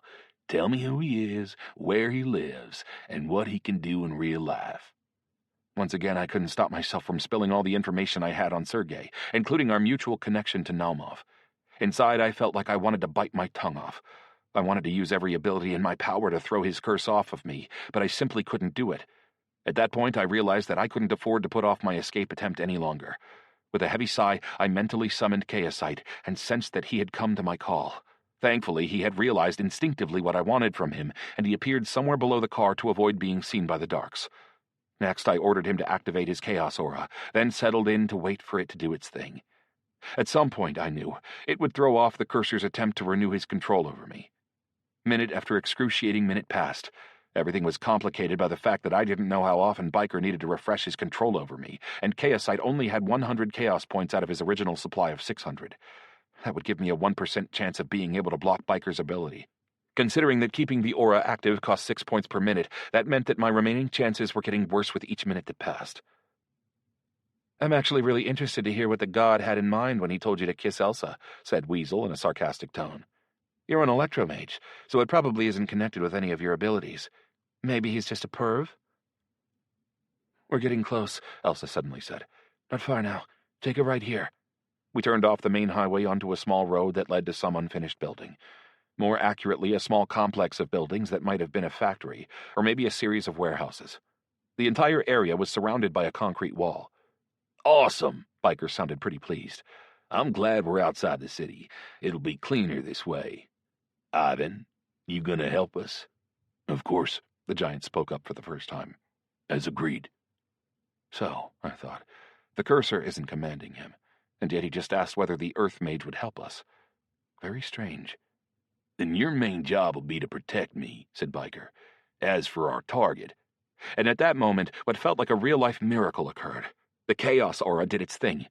Finally, I sensed that I could once again move and use my abilities. What the? Biker started to snarl. Somehow he had also realized that his ability wasn't functioning anymore. Shit, I thought. This is it. I grabbed the spare gas tank out of my jacket and sprayed it into the Earth Mage's face. Then I threw the car door open and wrapped Elsa in a bear hug as she screamed from the sheer unexpectedness of it all. Just as a blast of lightning crackled into the dashboard and melted it beyond recognition, I used Shift and teleported a few feet to one side. Thankfully, I already knew that using Shift would partially dampen our inertia, so we didn't hit the asphalt quite as hard as we otherwise might have.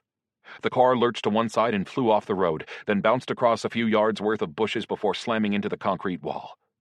Elsa tore herself out of my arms almost as soon as we were out of the car, and somehow jumped to her feet in the blink of an eye. Finish them off, you idiot! Now! I already knew how necessary this was, of course. Even then, though, I still hesitated for a second. Mind you, the moment of doubt passed pretty quickly, as soon as the driver's door slowly started opening. I didn't have enough mana for ball lightning, so I just piled as much mana as I could into a single charge of normal lightning and fired it at the car's gas tank.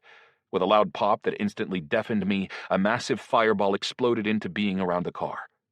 Yes! The necromancer screamed with delight. She actually started jumping for joy like a psychopath. He's finally dead! Dead! Totally unharmed, Chaosite quickly emerged from beneath the car. First, he transformed into an arrow pointed toward the ground, then into the number 2. What's that? Elsa was confused. Is that some ability of yours? I don't think you mentioned this one. My pet, I replied, having understood Chaosite's hint immediately. Looks like 2 of them are still alive. They're underground. Elsa went pale. Then run for it. If Biker's alive, we're screwed. No sooner did she say this, however, than her legs sank into the ground up to her knees and froze there. I blasted the ground with lightning to loosen the dirt, then grabbed Elsa and used gravitational repulsion to make a huge jump over the concrete fence and onto the territory of the abandoned factory, or whatever it was.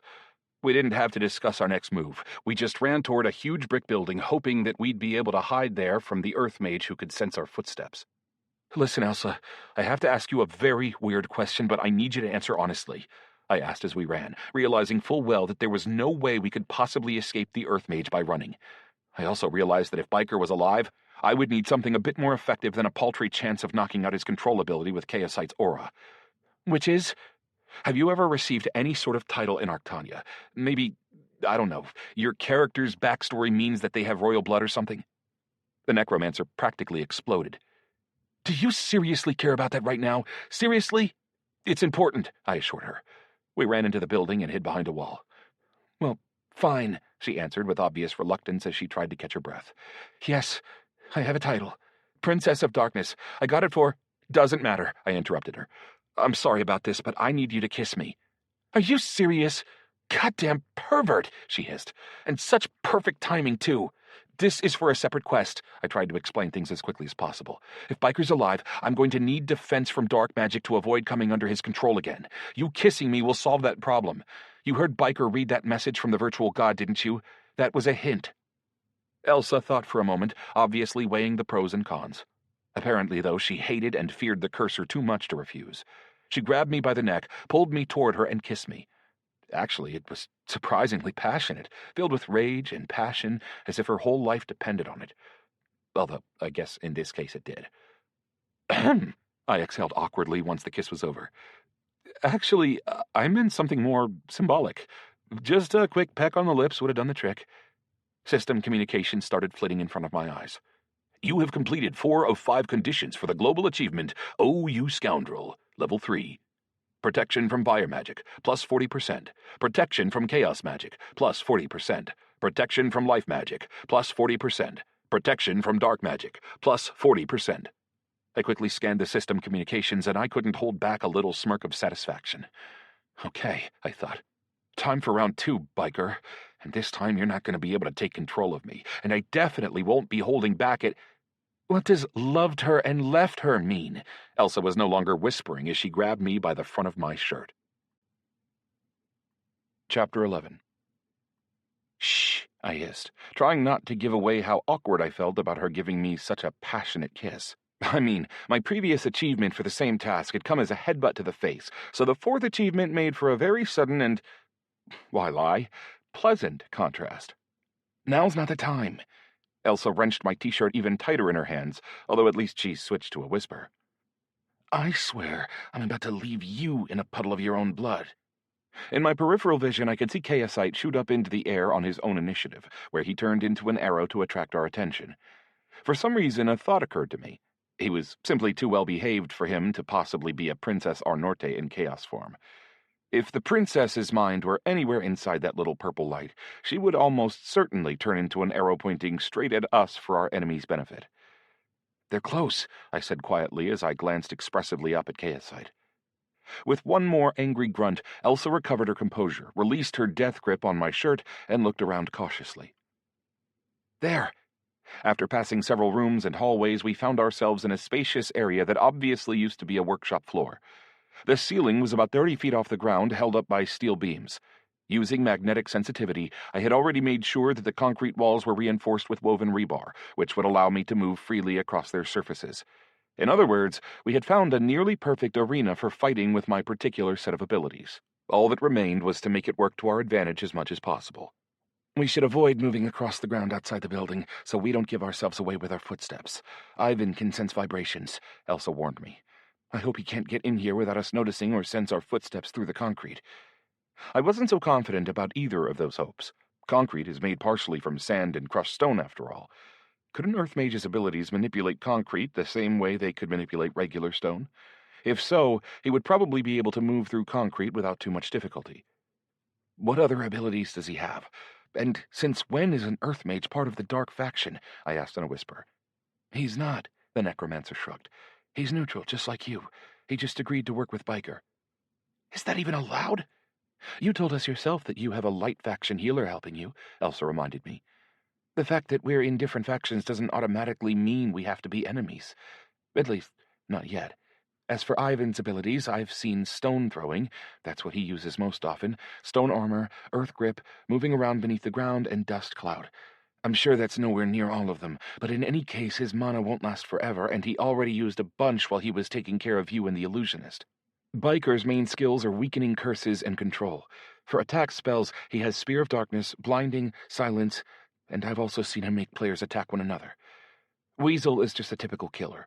Invisibility, critical blows, throwing transparent knives, teleporting behind people's backs, etc. So we're gonna need a really good plan to get out of here alive. Thanks, I thought. I already knew that last part. But I didn't know anything at all about Elsa's abilities, other than the fact that she could create little zombies, of course. Could she attack? Did she have any defensive abilities? I mean, she obviously never intended to take on the emissary of the god of the dead with her bare hands. She certainly had something up her sleeve. You heard all about my abilities in the car, I reminded her, but I don't know anything about you. I can't plan ahead unless you tell me. By the way, it occurred to me just then that the Darks already knew almost everything about me. And not just me either, but also Sergei, Mark, and Naumov and his son. Goddamned cursor in his control. It would be extremely unfortunate for me if they ended up escaping alive with all that knowledge. Suddenly, I stopped myself. Unfortunate, I thought. These Dark faction bastards killed Mark. They deserve to die in agony. That said, simply understanding that didn't mean that I would actually be able to kill them in cold blood if the opportunity arose. Well, I growled as I glanced nervously around the factory floor. Elsa gritted her teeth so hard you would have thought I was torturing her for the information. The time had come, though, and she was going to have to tell me about her character. I can't do much without pre-prepared bodies, she finally and reluctantly replied. They appear all the time in the game, but it just doesn't work that way here. There's nothing at all you can do without corpses? I asked. No spells for attack or defense? Something like Hand of Death, maybe? Besides the ones for raising the undead, all my fighting abilities are focused on close-quarters combat. Bone claws, corpse poison, bone whirlwind, bone armor. I studied martial arts in real life, so those are skills I rely on in-game too. Really? I glanced skeptically at her petite little arms. Seriously? Black belt in judo, she replied as she thrust her nose proudly into the air. True, it won't help much against a cursor or an earth mage, so don't count on me there. If Weasel shows up, though, I'll be only too happy to take her down. My fists have been itching for a while. Fists probably aren't going to be enough in this fight, I said as I looked down at the floor. It'd be nice to find some sort of weapon. Unfortunately, the shop floor had been cleaned out extremely thoroughly, although to be honest, it was probably just scrap metal collectors doing their job. I can create bone weapons for myself, even bone armor, but in real life it's really painful, said Elsa as she turned away from me. Last time I tried, I passed out from the pain almost immediately. Whoa, I thought. This necromancer was using her own bones for that? Damn. Do they at least regenerate afterward? I wouldn't wish abilities like that on anybody. At least Wolverine from X-Men had super quick regeneration to heal the wounds when his bones shot out of his knuckles. But what about a normal human? The pain doesn't bother you in the game, though? I've always played on the minimal pain setting, so I could barely feel anything. It's a whole lot different in real life. So, either she was lying or she really wouldn't be much use in a battle at all, unless some homeless guy happened to die out here at some point. Given that Elsa managed to detect a dead squirrel at 100 yards, though, she would certainly have been able to detect any such material if it had been in the area. So that's it? I asked skeptically as I checked the bolts in my pockets. I still had a few left, although experience had shown that they probably wouldn't be very useful. I mean, Biker took one to the shoulder and then went about his business as if nothing had happened at all. At least I had plenty of mana, though. No less than 1,210 out of 1,600, thanks to the fact that I had lost the previous fight before I could burn through much mana at all. Although, a little bit had regenerated during the trip to the factory. Even so, though, my success in the coming battle would depend in large part on how wisely I used my abilities and the mana that fueled them. And more generally, any battle involving emissaries in real life, unlike an in-game battle, would always require combatants to regulate their mana usage extremely carefully.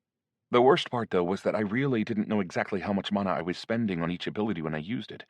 Using lightning, for example, could cost anywhere from 20 to 200 points of mana every time, depending on how powerful I wanted the blast to be and how far away my target was.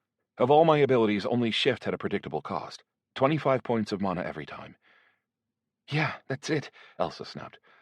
Actually, I can also throw a strengthening spell on you that raises your intelligence by 15% at the price of my own intelligence. I don't really need it right now anyway. Of course, do it! This unexpected bit of good news made me really happy. So much so, in fact, that I managed to resist the urge to make an idiotic joke about how much intelligence she had to spare in the first place. It was such a bad joke that I actually felt a little ashamed just for having thought it. To be honest, wisdom would have been better than intelligence, since it would have given me more mana to work with. Still, though, more intelligence meant more damage with every spell I cast, so it definitely couldn't hurt. I had never seen this particular stat in real life, but I think I was somewhere around 170 in the game, so Elsa's boost would put me somewhere above 200. Done, said the necromancer with a frown.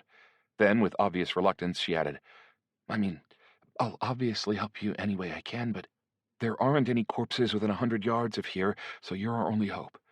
Most importantly, remember that if Biker touches you even for a second, he'll take control of you immediately. Well, I thought, that's not so certain anymore. I have resistance to dark magic now, and if I'm lucky, Chaosite might throw off his ability anyway. I'm sure that the Cursor won't be expecting either of those things. That said, it's still good advice. Can't hurt to keep him as far away as possible. How does his ability work anyway? I whispered. I wanted to get as much useful information as possible while we had the chance to talk. Why didn't he take control of me the first time when he shook my hand? No idea. You think Biker would tell me that? Everybody tries to keep their abilities as secret as possible, she replied with irritation.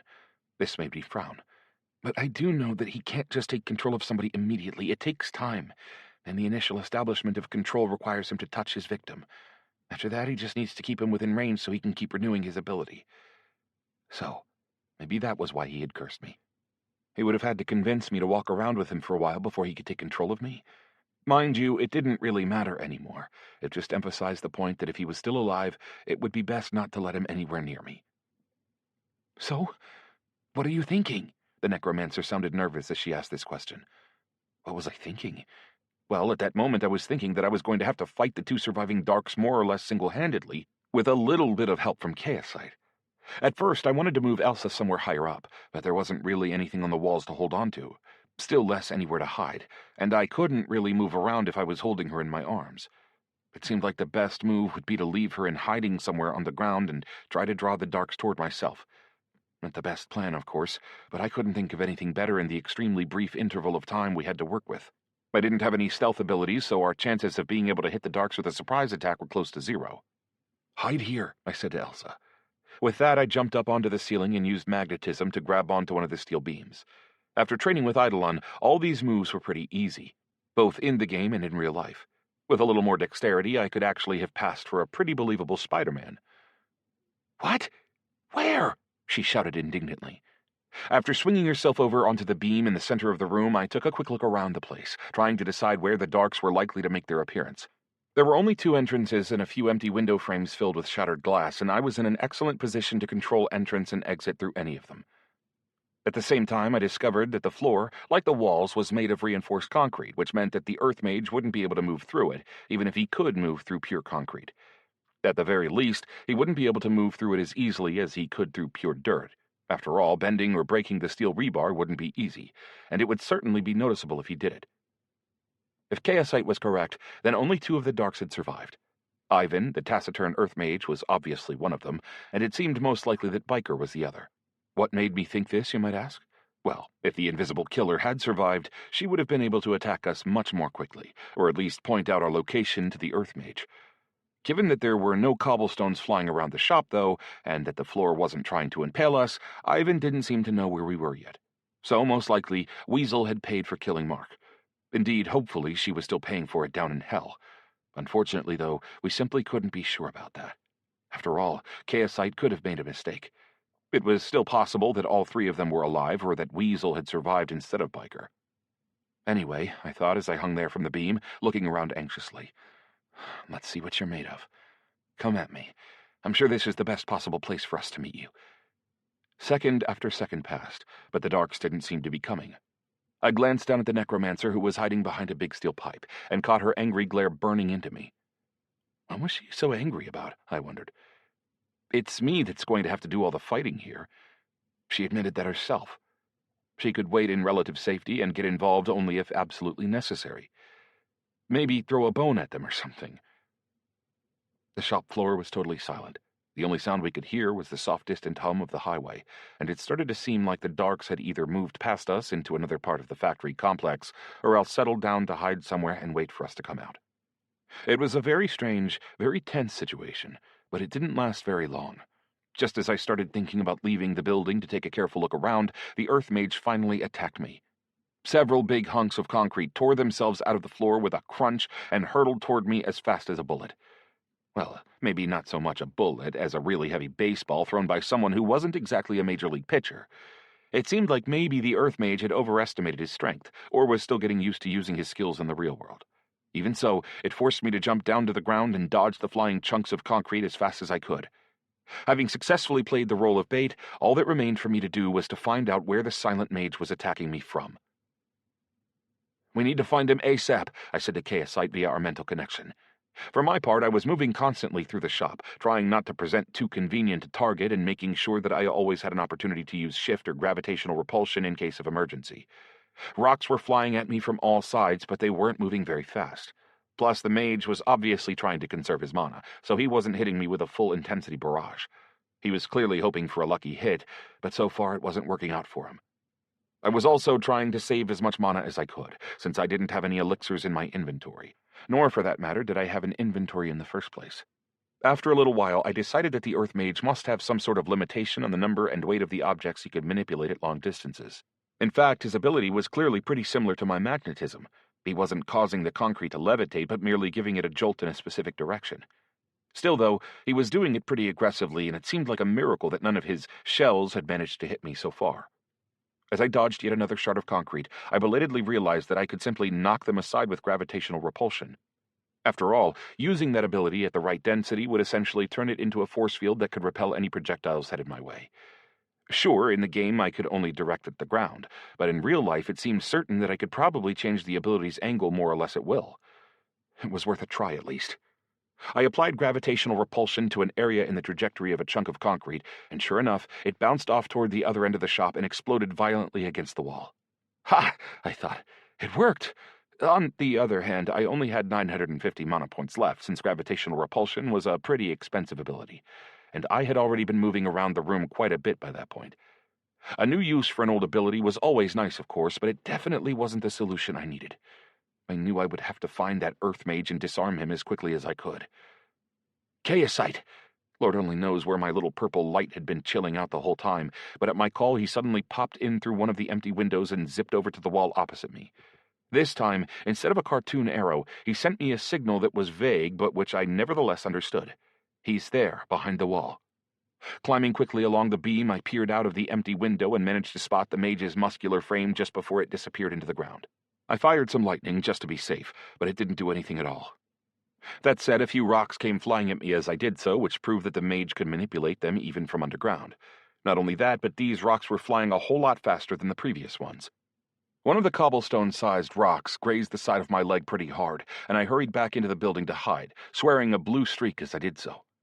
Unsurprisingly, it seemed that the velocity of the stones depended directly on how close the mage was to his target, which meant that they would be significantly less dangerous to me inside the shop. Damn, I thought. Crafty son of a bitch. I hid behind one of the dividing walls and rubbed my lightly wounded leg. Getting to him wasn't going to be easy, and I would have to be extremely careful to avoid getting hurt or killed myself in the process. One unlucky hit to the head from one of those rocks, and I would be done. There was no health bar in real life, not yet at least, and a stun effect might not be as relatively harmless or as temporary as it tended to be in the game. Tactically, the mage and I were in something of a standoff. He couldn't travel through the building's concrete floor because of the steel weave inside the concrete, and I couldn't go outside to catch him. On the other hand, he could still stand safely at a distance and bombard me with rocks, hoping for a lucky hit, while there was simply nothing at all I could do to reach him. Although, actually, with a quick peek out the window, I activated magnetic sensitivity. I could see a whole bunch of iron garbage strewn all over the place, just below the surface of the earth, but none of the spots were moving. I assumed that the Earth Mage wouldn't have brought anything large enough for my ability to track.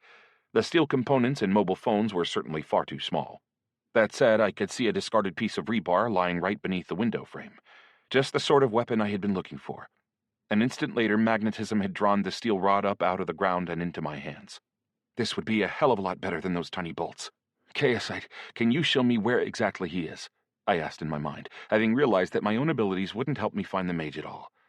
Instead of a direct answer, the purple light transformed into an arrow and stopped in midair, just to the left of the spot where the mage had disappeared. Perfect, I thought.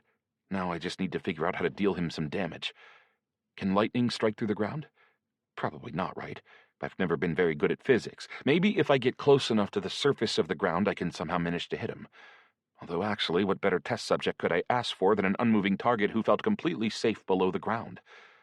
I loaded about half the maximum amount of mana into my lightning ability and cast it right at the spot where the arrow was pointing.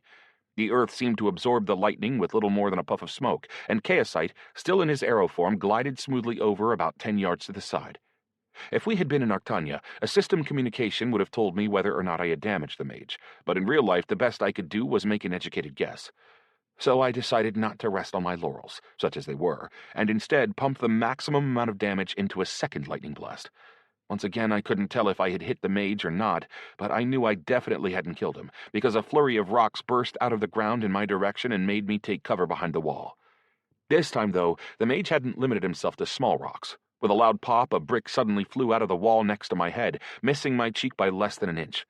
The mage kept blowing pieces out of the wall, trying to hit me, and pretty soon I was forced to push myself off the floor with gravitational repulsion and retreat up onto the ceiling. Once I was safely secured to a beam, with my rebar clenched firmly in my hand, I decided to take stock of the situation again. Wait, I thought, I still have electric charge. I had received this ability purely by chance, and since I didn't have my attribute points in front of me, I hadn't even really thought about it. In theory, if I could pump the steel bar in my hand full of an electric charge and then use magnetism to throw it, I could deal a lot more damage, even if I had to throw it through a few feet of dirt to hit the mage. The move would cost me a lot of mana, though, so I would need to be sure of success if I decided to do it. Meanwhile, bricks kept flying out of the wall at a furious pace and clattering all over the empty shop floor, where they exploded into pieces. Eventually, though, everything went quiet. The experiments with lightning had cost me too much mana, almost 200 points, considering that I hadn't really accomplished anything. That was way, way too much.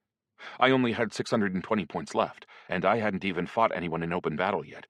More importantly, I hadn't taken out either of my opponents, so it was time to hit the mage with the most powerful blow I could muster. "Where is he?" I asked Chaosite, feeling irritated as I squeezed the rebar in my hand and prepared to fill it with electricity. The chaos particle thought for a moment, and then I received an echo of a perfectly well-formulated thought. "I can't sense him. He ran off, the little shit. Somewhere under the building, I think." That was only the second time Chaosite had ever communicated with me using coherent words instead of pictures, and this time I could sense that my pet's inner voice was male rather than female, which of course was absolutely excellent news for me. It meant that I didn't have Princess Arnorte traveling around with me everywhere I went. It soon became obvious that the Earth Mage had indeed retreated. Maybe I had hit him after all. Maybe he was out of mana, or maybe he had just decided to switch up his tactics a little bit. Or maybe this was his plan all along? Already anticipating something terrible, I decided to check on Elsa, but when I got back to the spot where I had left her, she was nowhere to be seen. Maybe it's okay, I thought. Maybe she ran off while the Earth Mage was distracted. Or maybe Biker or Weasel took her while the Earth Mage was distracting me. I was really hoping that she had simply decided to abandon me rather than fall back into the hands of the Dark Faction. That would have made my life a hell of a lot easier. Sadly, though, I didn't have time to find out. "Elsa!" I hissed. As soon as I did so, Chaosite shouted into my head, "Careful!" A searing pain suddenly erupted in my side. Without looking, I fired a blast of lightning behind my back, repulsed myself off the ground, and jumped up onto one of the steel beams, managing only by a miracle to hang on to the length of rebar in my hand. I turned around in midair, just in time to catch a glimpse of an athletic female figure in soot-covered clothes before she flitted back into invisibility. Shit, I thought. Weasel survived after all. My left side felt like it was on fire, although I knew it was just a laceration. I had felt similar pain in the game. My clothes turned red almost instantly, and I couldn't even tell how badly the killer had wounded me, since I was still hanging onto the beam. I was already prepared to duck to the side to dodge another attack from Weasel, but for some reason she didn't try again. I couldn't understand why, since I knew that she had some range attack abilities. "Can you track an invisible person?" I asked Chaosite as I peered nervously into the space in front of me. Alas, Weasel didn't seem to be leaving any footprints in the dust, and I couldn't hear any footsteps either. "Nope," came Chaosite's laconic reply. At that point, I started really missing Spin. He would have been really helpful had he been here with us. So far, nobody in the real world, at least that I knew of, had come up with the kind of dust that could unmask invisibility, or anything like an eye artifact that could simply see through it. Regular flour, perhaps, could have done the trick if I had managed to throw it all over Weasel at just the right time, but there was no guarantee that would work. Also, I couldn't hear her footsteps, which suggested that her ability was a complex one, and that plain old flour probably wouldn't be sophisticated enough to counteract it. "I can definitely tell that she's somewhere below," Chaosite chimed in with a note of sarcasm in his voice, even though I hadn't asked for the information. So, that was cool. Of course, I could simply have started blasting the whole area with lightning, but I was low on mana already. I had just over half my supply left. That, I suspected, was the same reason Weasel wasn't trying to attack me either. Apparently, she had survived the car crash by using some extremely mana-consumptive abilities. "Temporary invulnerability," Chaosite confirmed what I was thinking. "I saw it." "Well, you're chatty tonight, aren't you?" I was actually surprised. "Did you level up and earn some more intelligence?" "The opposite, actually. You leveled your intelligence up past 200, which allows us to talk like normal people. Man, if only you could experience the frustration of trying to explain everything to you with pictures like a stupid little kid, and then experience how nice it is to have that stupid little kid suddenly be able to talk like a normal person." Okay, I thought. I definitely believe this is a gremlin, even if it isn't the princess. That kind of attitude is unmistakable. "If you're so smart, what do you think I should do here?" "Scram! The necromancer's smarter than you. She's probably long gone by now. You definitely won't be able to take 3 opponents up by yourself." Yeah, I thought. Maybe I would if I didn't have to go meet up with Eidolon anyway, and... Wait, what? Did he say 3? You said only 2 of them survived. "No, I made a number 2 and an arrow pointing down. Obviously, that means 2 of them fled underground. The third was stunned, but she still managed to escape by using one of her survival abilities. And you're right, she's almost out of mana." This was devastating news. I had been hoping, okay, basically assuming, that there were only 2 left. But it was too late to run away, and it was by no means certain that I'd be able to find Eidolon without Elsa's help even if I managed to escape. Plus, after what those darks did to Mark, I didn't want to let them leave alive. "Hey, Falk!" Weasel shouted from below, although she was still invisible. "Come on down, unless you want me to cut Elsa's throat." "Yup, be right down," I shouted back with a heavy note of sarcasm in my voice. "Prove you have her first." I didn't think Weasel was lying, but it would have been stupid to leave the safety of the ceiling without at least confirming that she was telling the truth. Especially since I knew exactly why she wanted me to come back down to the ground. If the Earth Mage was capable of bringing other people with him through the ground, then he could easily bring the cursor close enough to reach through the steel reinforcement in the concrete, touch my foot, and take me back under his control. At least, that's what I would have done in their shoes, and I was really hoping that's what they were planning to do. "The Earth Mage is right under the ground, and he's not alone," warned Chaosite, confirming my suspicions. He had become much, much more useful ever since acquiring the power of speech. "How can you sense the mage under the ground, but you can't sense the invisible girl?" "Well, I'll tell you. When the mage moves through the ground, he changes its structure. That runs counter to the laws of nature, and consequently it generates chaos, which I can sense instinctively. Invisibility is an ability that completely masks a person's presence, including sounds, smells, and even their influence on the rest of reality." "I guess that makes sense," I admitted. A few minutes passed before Weasel appeared in the far doorway, dragging Elsa by the collar. She had tied the necromancer up with some sort of wire. The necromancer obviously wasn't going to be escaping on her own anytime soon. While the Earth Mage was distracting me, Weasel had knocked Elsa out and dragged her off into one of the rooms adjoining the shop floor. "Come down, now," the Dark Killer shouted again. "I'm gonna count to 3, then cut her throat." "Is she even alive?" At this, Weasel kicked the young woman, which elicited a roar of fury. "You bitch! I'm gonna break both those legs." Yep, Elsa was obviously alive.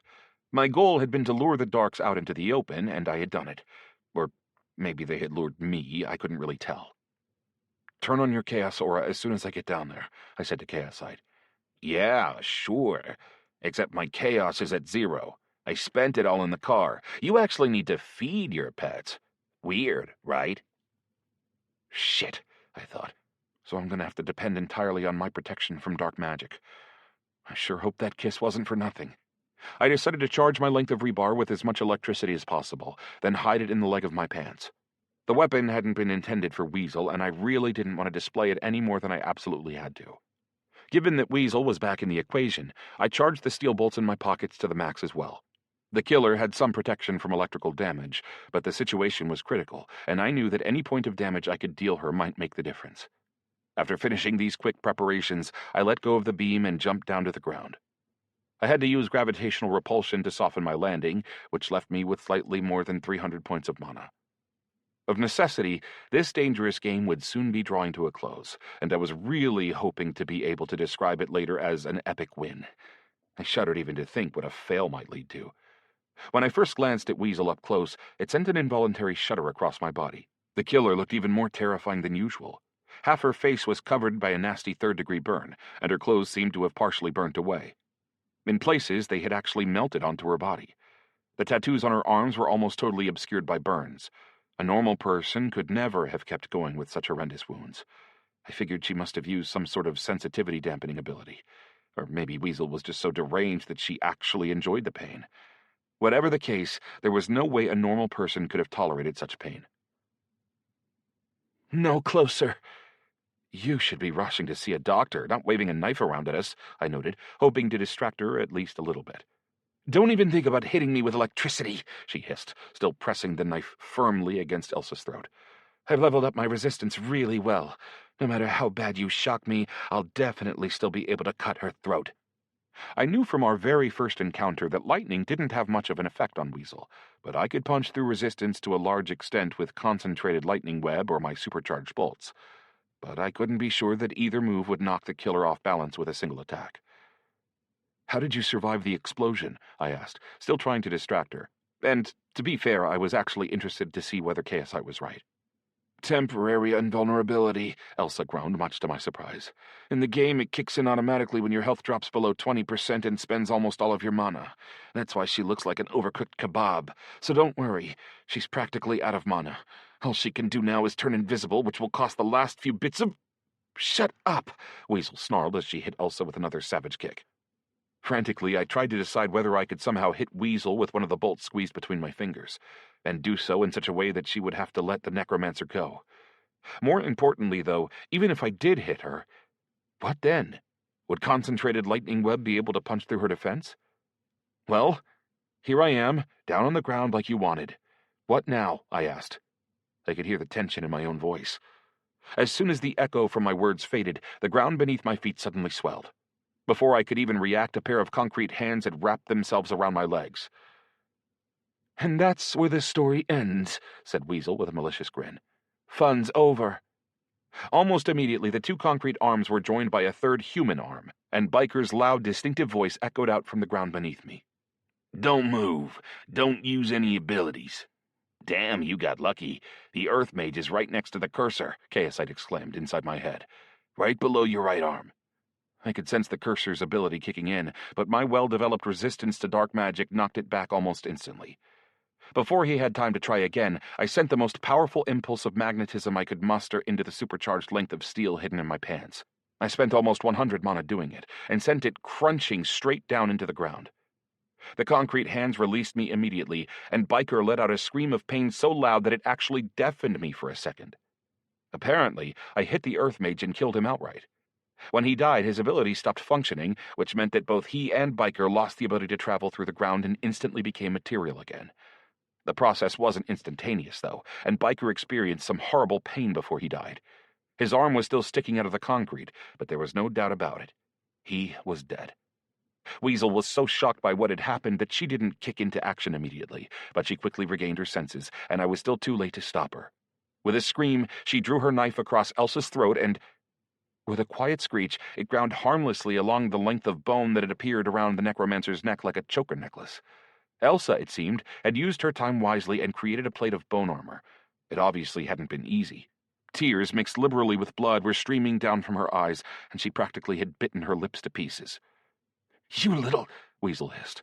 But I took advantage of her momentary confusion and fired several magnetism-charged bolts right into her face, followed a second later by a blast of lightning. She staggered back, with one bolt still lodged in her neck and another in her cheekbone, but somehow she still managed to disappear into invisibility before the lightning could hit her. "Kill the bitch!" Elsa roared with fury. I would love to, I thought, but how the hell can I hit her when she's invisible? Unable to think of anything better, I used shift, just to put some distance between me and Weasel in case she decided to attack. Then I threw a concentrated blast of gravitational repulsion into the air in front of me, assuming that she would already be lunging at me with her knife. Sure enough, Weasel appeared again about a foot in front of me, thrown back into the air by my sudden attack. She thudded to the ground right next to Elsa. This, as it turned out, was another stroke of incredibly good luck. I was about to create an electric chain, but I suddenly realized that I didn't have the mana. My only option was to attack the killer with my bare hands in the hope that I could finish her off. When Weasel saw the necromancer in front of her, though, she suddenly whipped out a knife and plunged it into Elsa's abdomen, but again the knife clinked against a rock-hard plate of bone. Elsa had managed to create another piece of bone armor. Weasel backed away from the necromancer, who was lying on the floor, but a small bone shot out of Elsa's shoulder and sank straight into the killer's eye socket. A long moment passed, then finally, Weasel crumpled to the ground, dead as a doornail. After a short pause, Elsa burst into raucous laughter. Soon she was literally sputtering and choking on her own laughter, spraying the floor with bloody saliva. Jesus, I thought. I just kissed this girl? Aha! Yes! Suck on that, bitch! I can't... She had clearly lapsed into hysterics. I stepped over to her and patted her gingerly on the shoulder. It's over. Of course it's over, she hissed through her laughter. She's dead, because she couldn't keep her goddamn hands to herself.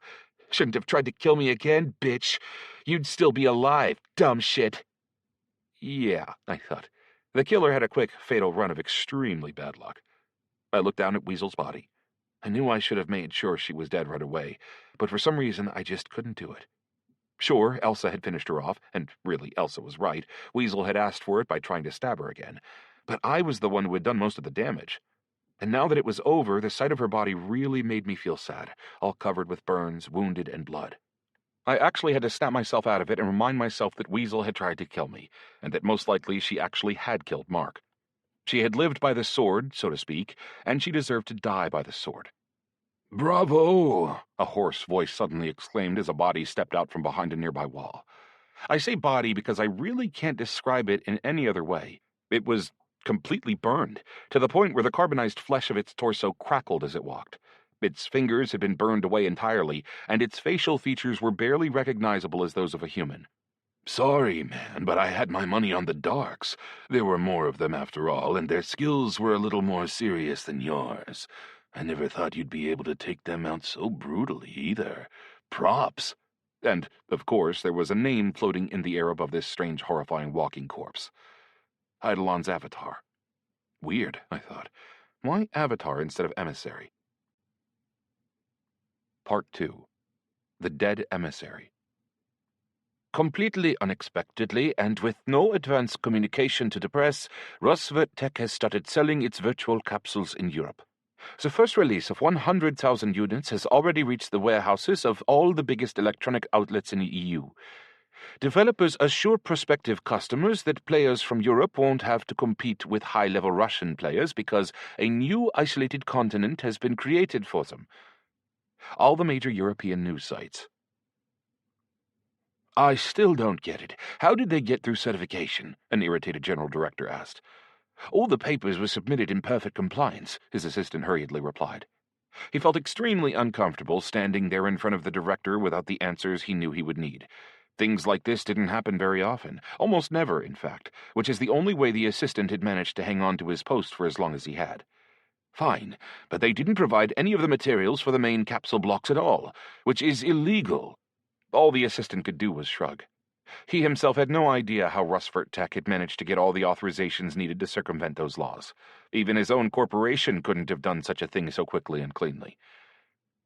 "And how did all these capsules end up in Europe?" the general director continued to thunder. "They shouldn't have the productive capacity, or the processes. I mean, we've cut off all deliveries from Taiwan. Maybe these export capsules were assembled at the factories ahead of time, even before the official release onto the Russian market." By this point, the assistant was grasping at straws. But that's nonsense. That would mean that this super-virtual technology was tested and finalized even before the first-generation capsules appeared. Either that, or Rosvert Tech figured out how to refine their own process of production to within 2 nanometers. That's even worse nonsense. Well, those are the only possibilities I can imagine here. I need options, I need facts, and get us a batch of capsules for study. We'll send them around to all the labs. European office of a world-famous IT corporation. Rotterdam, Europe's largest port, boasts a turnaround rate of almost 1 million TEUs of cargo every month. Their security is correspondingly tight, but any security can be bypassed with enough money and connections. And just a moment ago, a couple moving vans drove up and parked themselves outside a warehouse. They came to take some goods that didn't belong to them. As soon as the van stopped, 10 heavily armed men in black uniforms jumped out of one of them and moved immediately into position. "We need 3 of these containers," one of them announced. "Dave, get in the crane and load us up." The soldiers moved out along the perimeter of the building quickly and professionally. You'd be forgiving for thinking they were in enemy territory rather than in a protected warehouse in the city's port complex.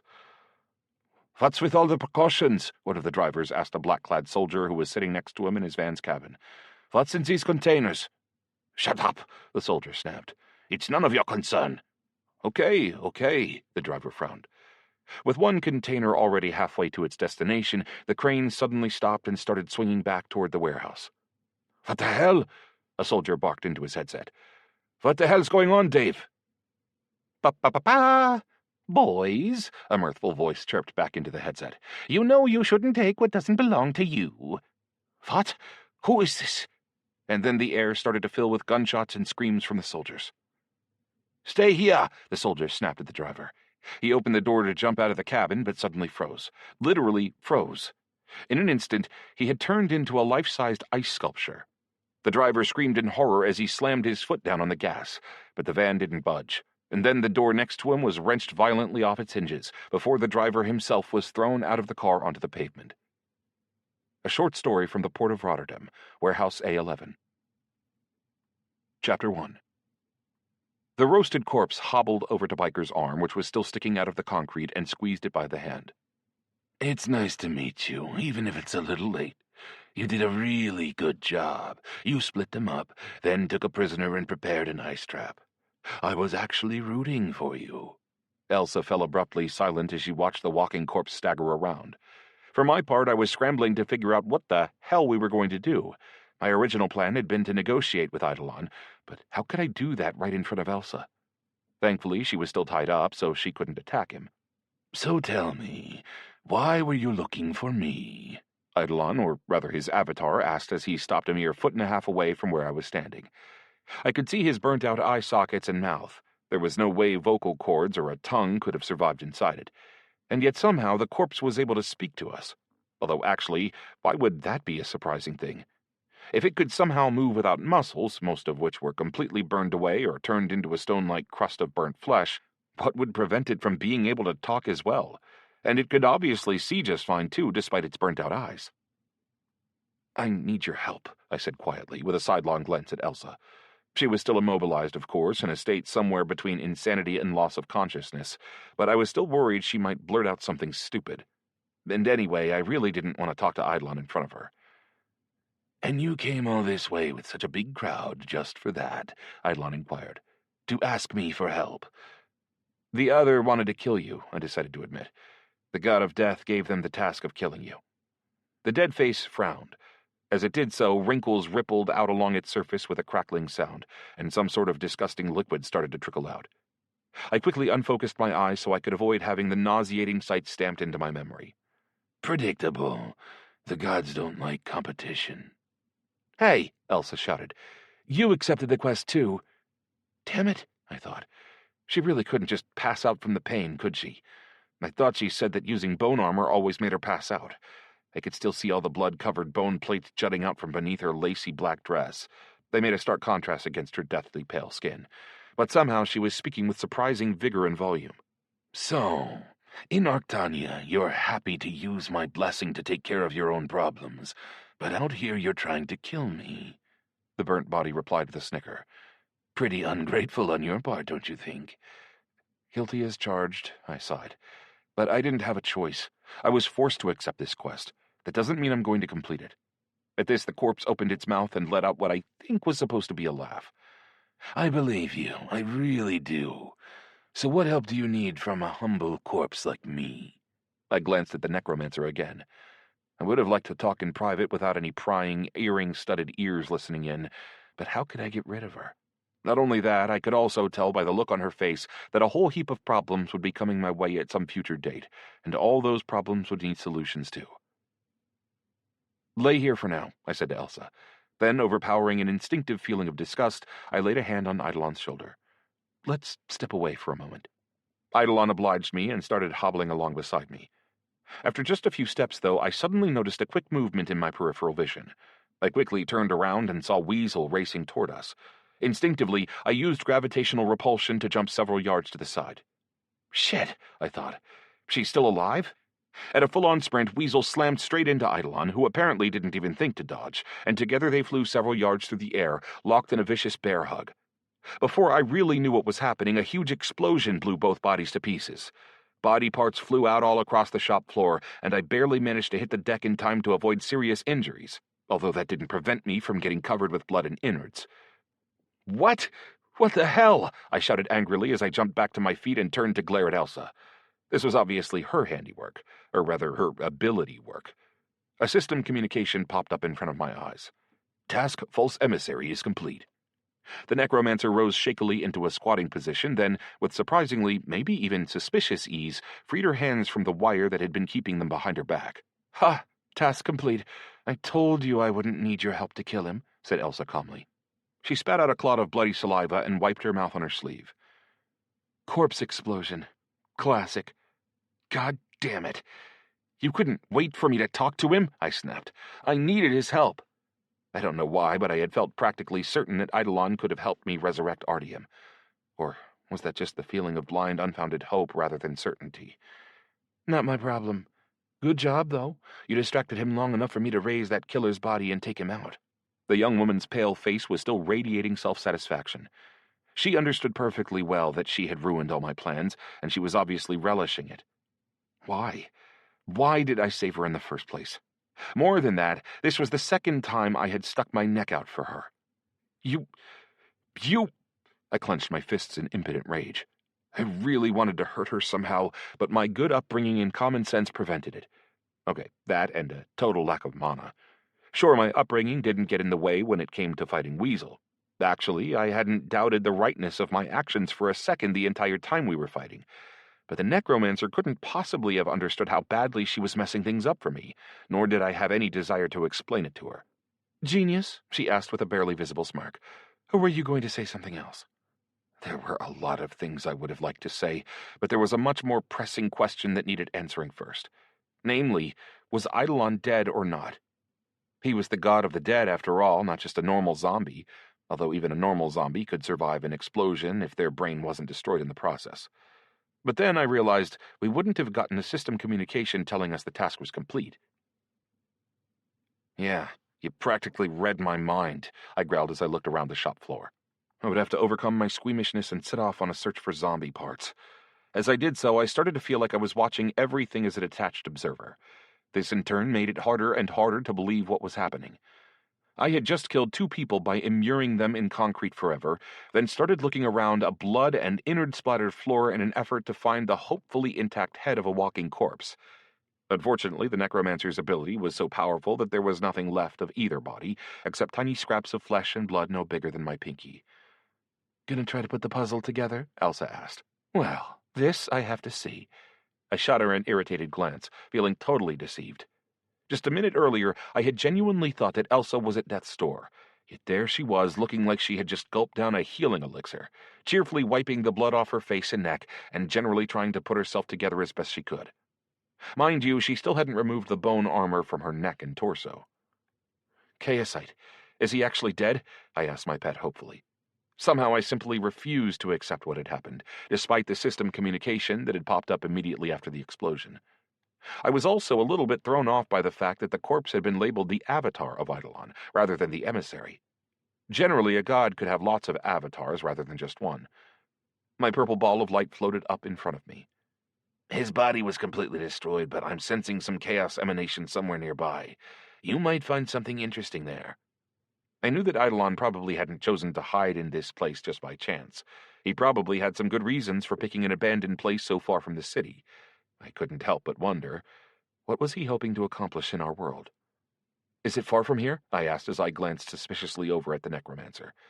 Instead of answering, Chaosite changed into a sad face emoji, then a question mark. What the hell is that? Can't you just answer my question? I didn't get a coherent answer to that question either, which led me to guess that Elsa had turned off the buff on my intelligence. That, in turn, meant it was back below 200 again. It seemed like I would need to snap up a few levels as quickly as possible, so I could start talking to Chaosite like a human again. That ability had turned out to be very useful indeed. By the way, how did you bring your pet into the real world? Elsa asked as she stared up curiously at Chaosite. And what is that thing anyway? In reply, I just shot her an angry sidelong glance. Oh, he's mad, the necromancer scoffed. Whatever, I'll figure it out myself later on. Maybe I'll just ask the god of death to tell me, as a bonus for completing such a difficult quest. She took her phone out of her pocket and started tapping away at the screen. You do what you want, but I'm getting the hell out of here.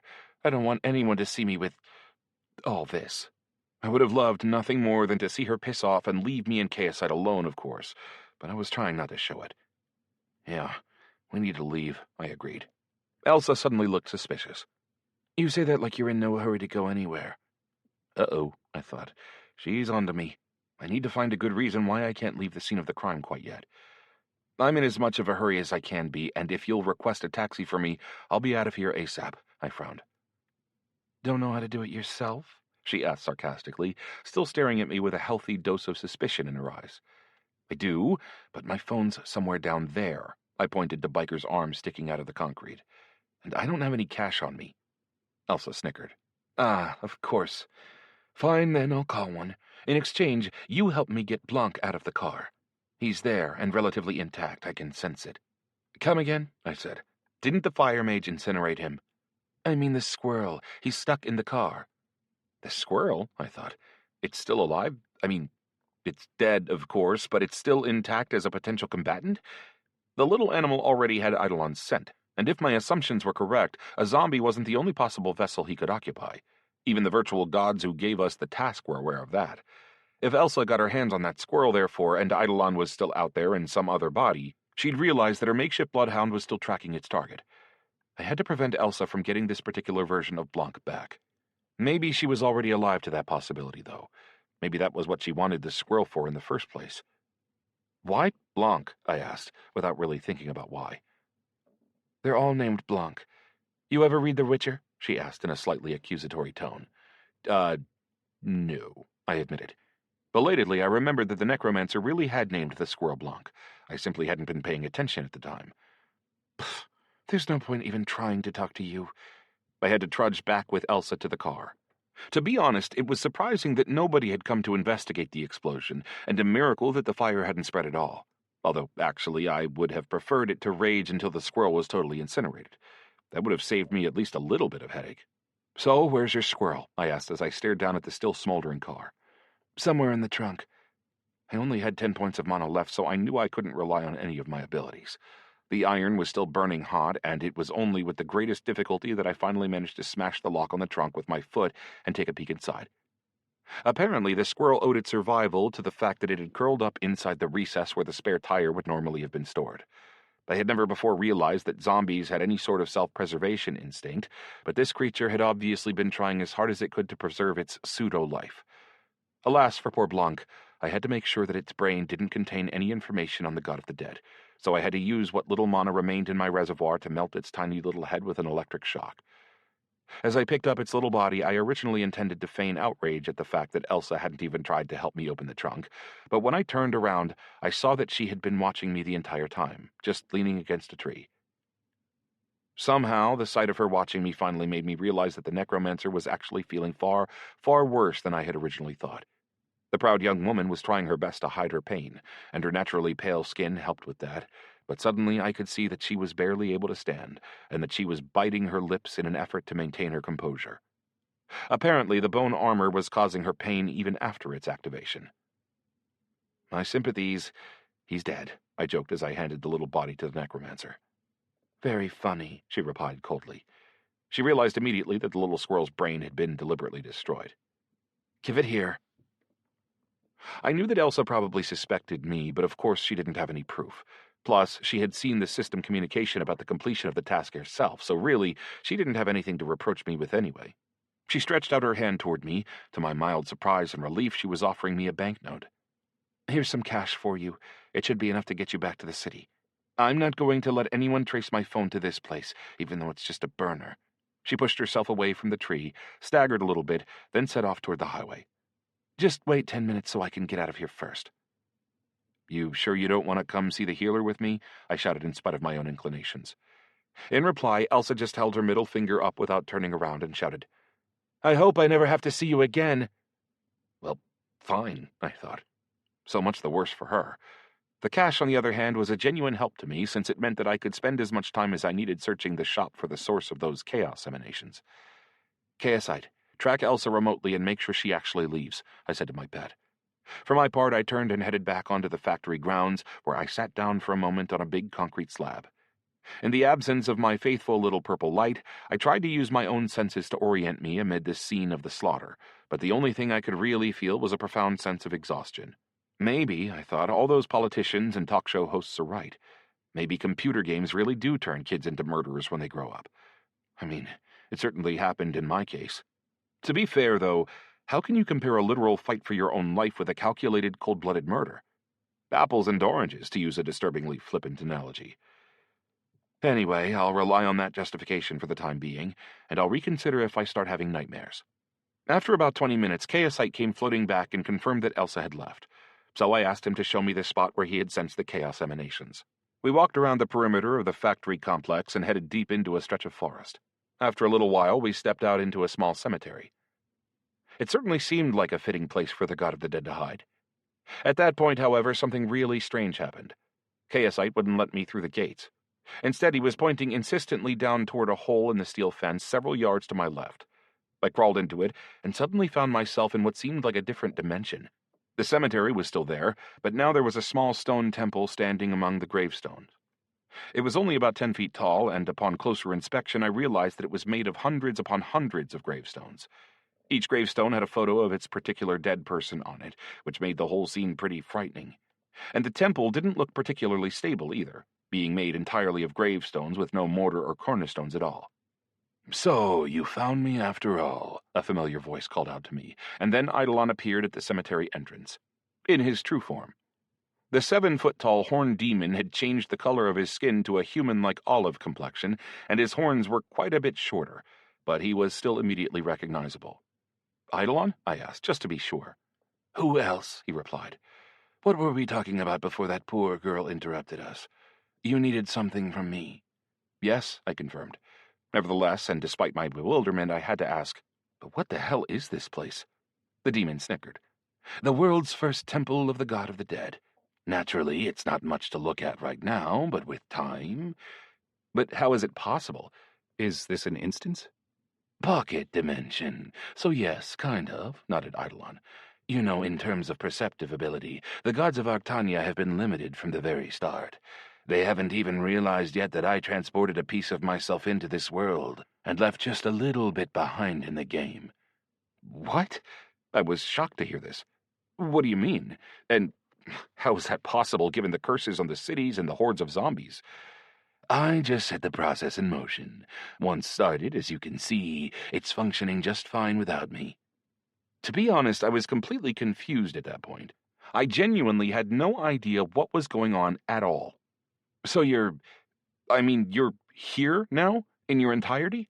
"You could say that. I'm extremely weak in your world, and I can barely do anything. But on the other hand, I have complete freedom of action." "But how is that possible?" "Why do you need to know the details like that?" Eidolon replied dismissively. "How about instead, you tell me why you wanted to meet me in the first place? I'm sure it's not just because you missed me." I decided that Eidolon appearing in my world might actually be a good sign, so I told him all about Artyom's death. I admitted that I simply wanted to bring him back to life, and maybe not just him either, if Weasel was telling the truth and they really had killed Mark. Simply, Eidolon repeated. Are you serious? What could be simple about resurrecting a human? I mean, sure, the fact that I appeared in this world without my basic restrictions gives me a huge amount of potential, but the flip side to that is that I have practically no power at my disposal. And even if I did, I couldn't resurrect a dead man. But why? Death is one of the fundamental laws of your world. Even I'm mortal here. Circumventing that law requires acting against nature itself. I'm not sure I'll ever be able to do that. So a healer's resurrection ability wouldn't work either? Why not? It certainly could. But keep in mind that there are significant time restrictions on such abilities. In theory, a lot of people could be reanimated within the first few minutes after death, which is why a lot of healers' abilities don't run counter to this world's laws. Shit. To be honest, my faith in the possibility of resurrecting Artyom had been so strong that I had basically been considering it a foregone conclusion.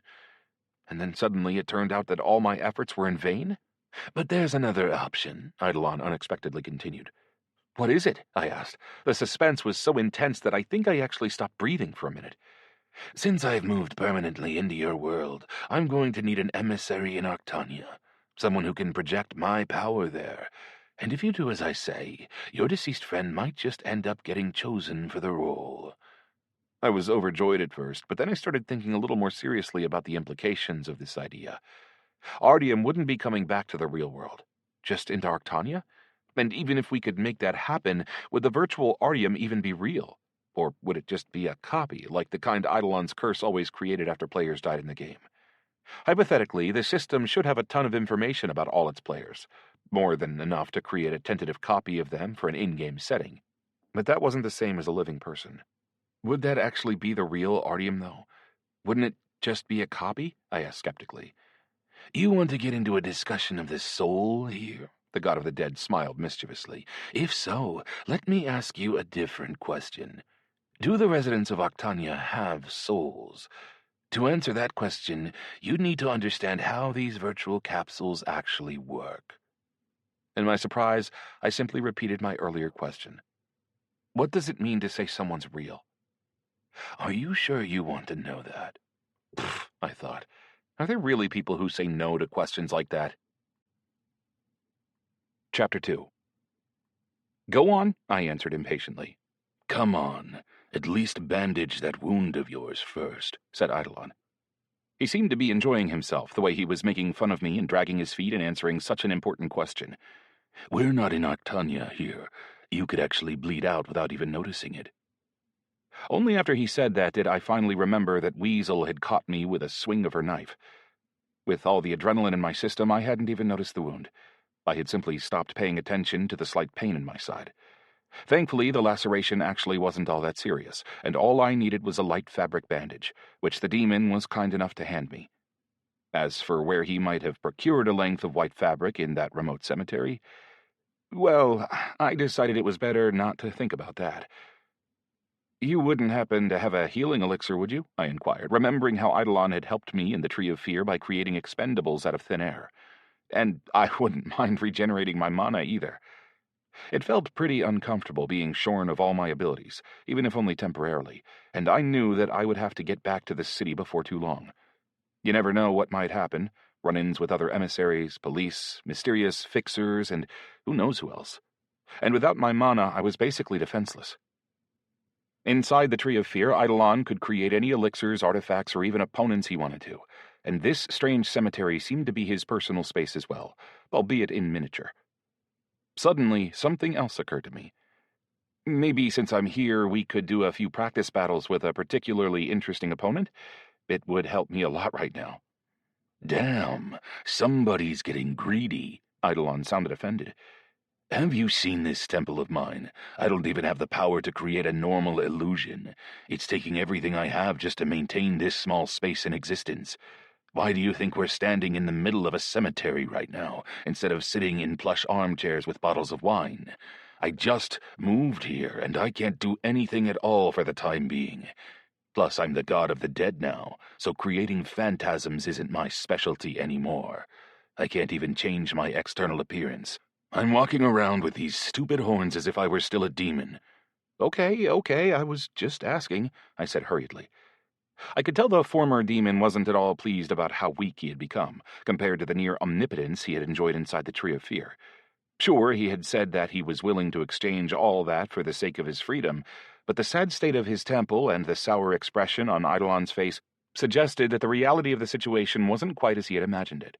By the way, I'm the only one of Octania's gods who has any sort of corporeal form in your world, Eidolon continued, still with a faint note of umbrage in his voice. They can't even dream of that yet. He fell silent for a moment, lost in thought. And they probably wouldn't even if they could. It's too risky. It's actually a miracle that I didn't simply vanish during the transfer process. Okay, I thought.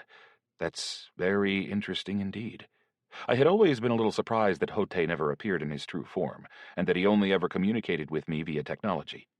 If even that tiny little god couldn't assume a corporeal form in our world, then the more powerful gods, with their correspondingly strict limitations, probably wouldn't find a way to take a physical step into our world for quite some time. Anyway, though, what were you saying about virtual capsules? I reminded him. Listen. Eidolon's confidence seemed to return in the blink of an eye. I've been studying your world the whole time I've been here, and, well, do you know what the main difference between this place and Octania is? The fact that it's real, I thought. This seemed logical enough, but somehow I thought it was better not to say anything at all. Nobody knows for sure how it came into being.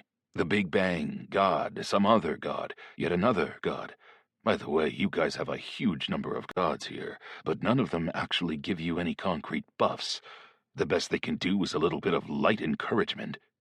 Yeah, that's true, I chuckled. What an excellent description of our religious systems. That's definitely true. Octania's gods give their followers concrete benefits. Most importantly, they know exactly how their world came into being and who they should be thanking for that. Eidolon slapped me on the shoulder. Yes, it was created by you humans. But the first, what do you call them? Players. The second the first player stepped into Octania, it started to become independent. The more players joined the game, the more the world's development diverged from what the developers had originally intended. I think this happened because every one of you left a small piece of their soul in Octania. I was staring at the former demon, feeling perplexed. How do you know all this? The fact that one of Octania's gods assigned you the task of killing me doesn't mean that I don't have contacts with other members of the Pantheon. Plus, I'm a god myself, after all, and a lot of knowledge is available to me by default. So every person that logged into Octania, even just once, left a piece of their soul behind? I asked. Exactly, said the god of the dead.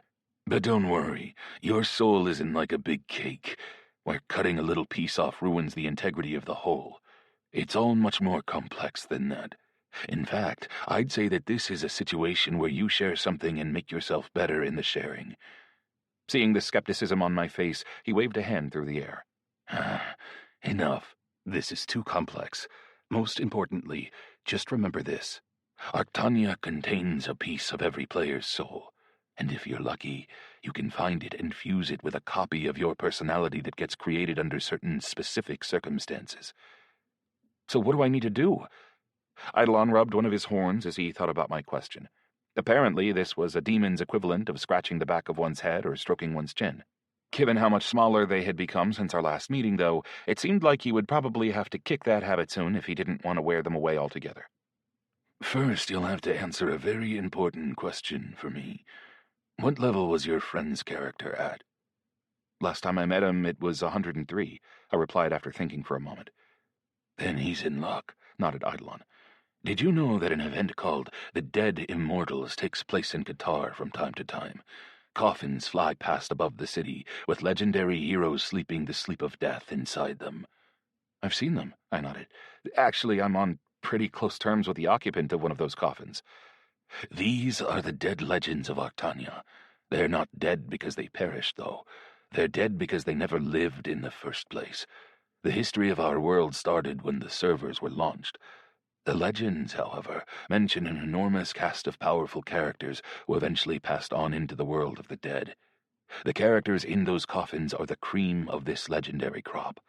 They're preserved there so they can be summoned at some point, or even resurrected, if the right conditions are in place. Originally, the developers were also planning to fill similar flying coffins with exemplary players, people who hit level 100 in the game, but then died in the real world.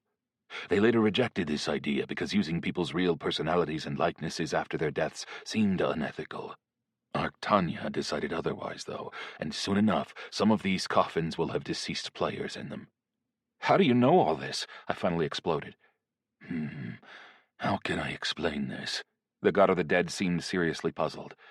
In your world, there's a certain understanding of the way information works, a certain abstract understanding of human society's infosphere, in other words.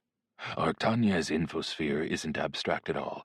It's a totally real collection of information to which all gods have access. We have access to the secrets of the way the world works, all its rules, information about all the events, and a whole lot more.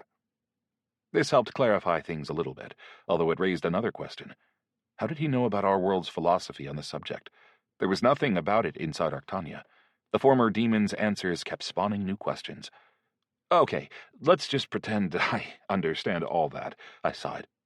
What you're saying is that Artyom's character is inside one of those coffins? A copy, yes, Eidolon nodded.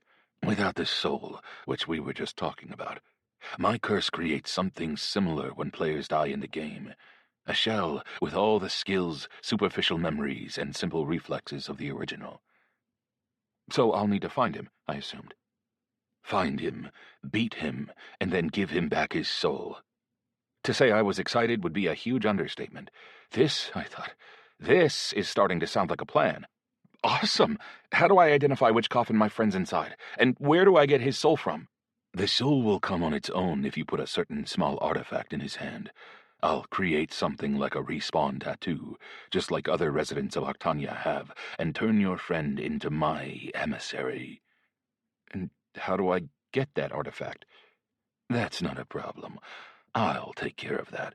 It'll be delivered to you as soon as you appear in Qatar. It's that easy? I was surprised. Do you even have a connection to Arctania anymore? Of course I do. I'm the god of the dead. I can transmit my will to the dead through my temples. You'll get the mark you need from one of my creations once you're in the game. Don't worry about that. But now we come to the most interesting question. How much do you love this friend of yours? My expression changed to one of suspicion as I stared at the god. Love him? To be honest, I'm kind of a traditional man, and I'm not used to using that word with regard to my friends. I mean, sure, girls do it all the time.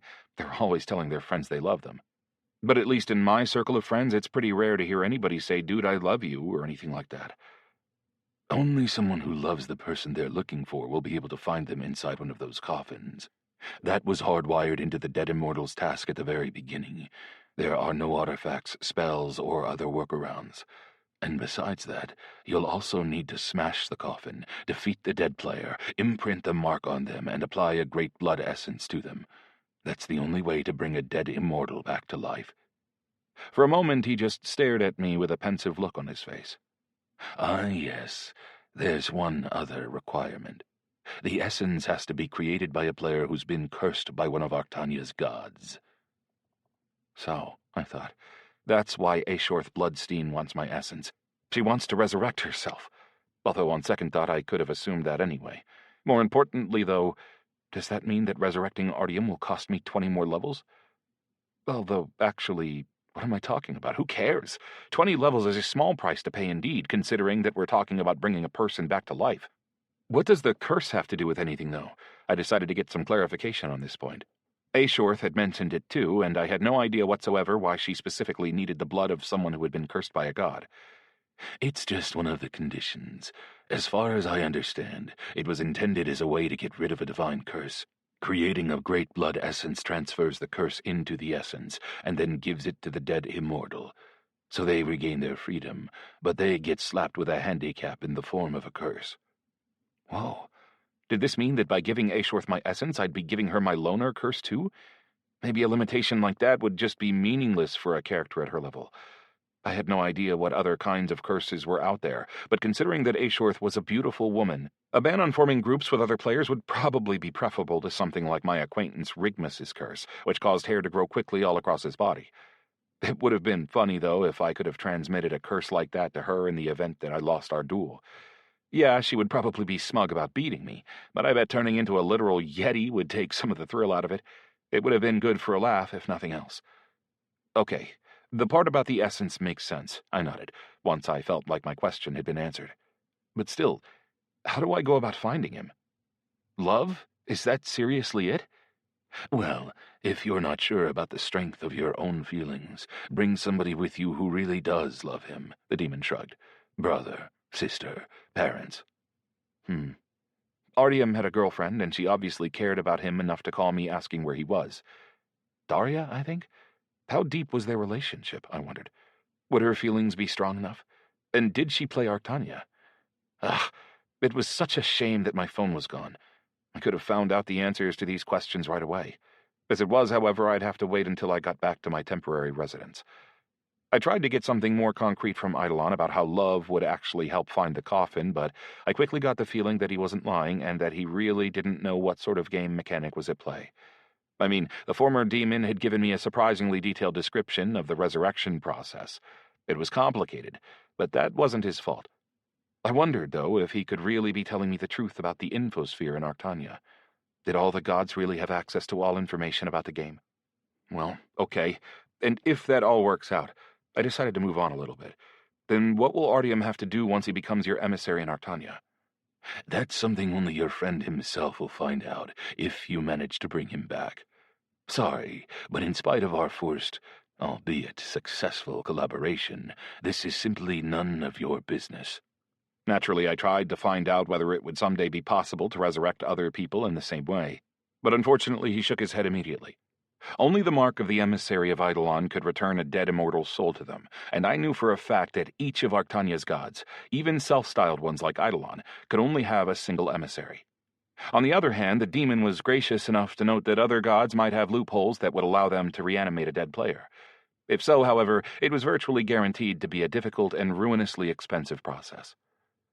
That's a shame, I sighed heavily, because I have a strong suspicion that another friend of mine just died, the emissary of the god of illusions. Sounds like being your friend is a dangerous undertaking, Eidolon quipped. Then he thought for a second. Although actually, god of illusions, you said? Yeah.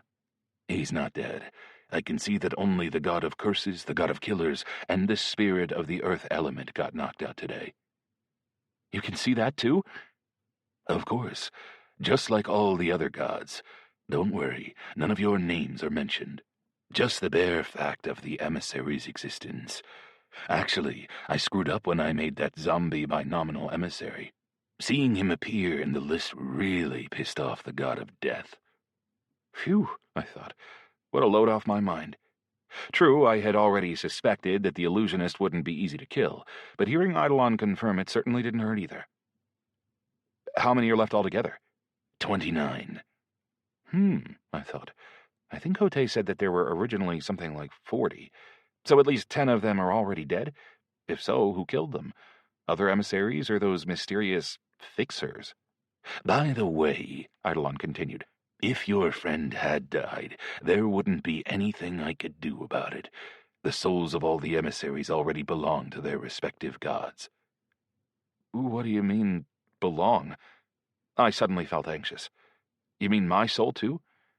Especially yours, the demon snickered. The goddess of fate is even more possessive than the others. All I can do is offer you my sympathies. That sounded disturbingly ambiguous, but the demon refused point-blank to elaborate any further. Actually, he started getting nervous as soon as I mentioned the subject of emissaries and the purpose of sending them into the real world. Pretty soon he was hinting in no uncertain terms that it was time for me to go. Naturally, though, I wasn't going to give up that easily, and the demon ended up having to explain his sudden change of mood. Not even I can speak about this, he frowned. I mean, don't get me wrong, I love having guests, especially since you're the only guest I've ever had in either world, but I have to recommend that we end this conversation here. I'm sure you've got lots of important business to take care of. For example, getting as far away from here as possible before someone inevitably finds the bodies of those dark faction emissaries. Or have you already forgotten how big a mess you just made? Yeah, he was right. I had completely forgotten the importance of getting the hell away from the factory. Elsa was smart. She took off as quickly as possible. I, on the other hand, was already running the risk of bumping into the police, and I knew I couldn't simply wait in Eidolon's little spatial pocket while things died down. I had to get back to Arctania for my duel with Aeshorth Bloodstein. After all, losing 20 levels was suddenly a much bigger deal to me because I would need those levels to resurrect Artyom, and it wouldn't hurt to visit Sergei to get my wound healed either, even though it wasn't really bothering me that much. Plus, if Mark really had survived, he'd probably be headed straight to Naumov's mansion to wait for me. You're right, I admitted. I need to go. The whole time we were talking, Chaosite was floating in the air above my shoulder, but when I said it was time to go, he suddenly zipped off toward the exit from the God of the Dead's strange little spatial pocket. Apparently, being inside that place made him feel a little tense. Yeah, stop by again, though, if you need to. Eidolon bade me a slightly awkward farewell. For the time being, you're the only person who can find this place, thanks to your pet. I still can't leave for the time being. Why not? I was surprised. You don't get it. I'm only material inside this spatial pocket. The only way I can leave is by inhabiting one of these dead bodies. If I do, though, the gods of Arctania will see a new emissary pop up in this world immediately, and they'll send one of you after me again. So, Eidolon had moved from one prison to another. He was trapped again, although at least this time he had stepped into the trap of his own free will. Judging by his words and his attitude, though, he seemed to have some sort of plan. There was a goal that had prompted him to make his audacious move. I hope I don't need to remind you that you shouldn't tell anybody about me, not even your emissary buddies, the demon continued. Otherwise, you and the necromancer might not get credit for completing your task, or you might get assigned to kill me again. Neither of us want that. No, we don't, I agreed. So what are your plans now? I hope conquering my world isn't part of them? Don't be stupid. I'm not even planning to leave this dimension until X-Day. X-Day? I repeated. It's just a figure of speech. The demon hurriedly caught himself before laying a hand on my back and giving me a firm push. Enough. Get going, get going. Back in the cemetery once more, I just stood there motionless for a second, listening anxiously to my surroundings. Silence. If anyone had discovered the aftermath of our skirmish with the Darks, the entire territory of the factory would already have been swarming with cops. Nevertheless, I knew a little caution was probably a good idea. I mean, not for nothing do people say that criminals always return to the scene of the crime. I walked around the factory grounds in a wide arc, and I couldn't help glancing over at the site where we had left the Dark Faction's car to smolder away. For some reason, though, I didn't see it there. I stopped dead in my tracks and turned to address Chaosite in my mind. Can you check the spot where the Darks died without being noticed? Is anyone in there?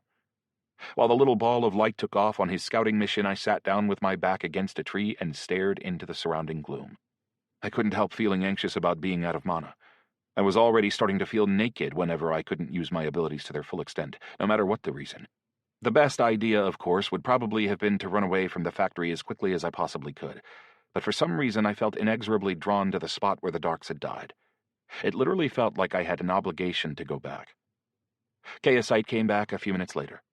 After a short pantomime, I understood that the factory grounds were safe, and that I could go check out the accident site without worrying.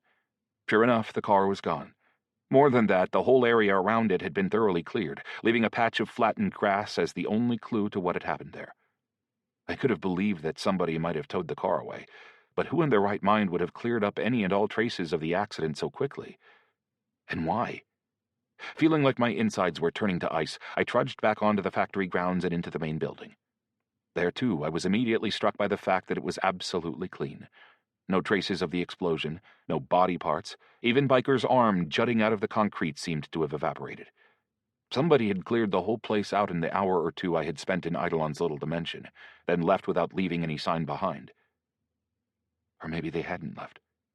I felt goosebumps crawl down my spine at the thought, and I carefully tiptoed out of the building.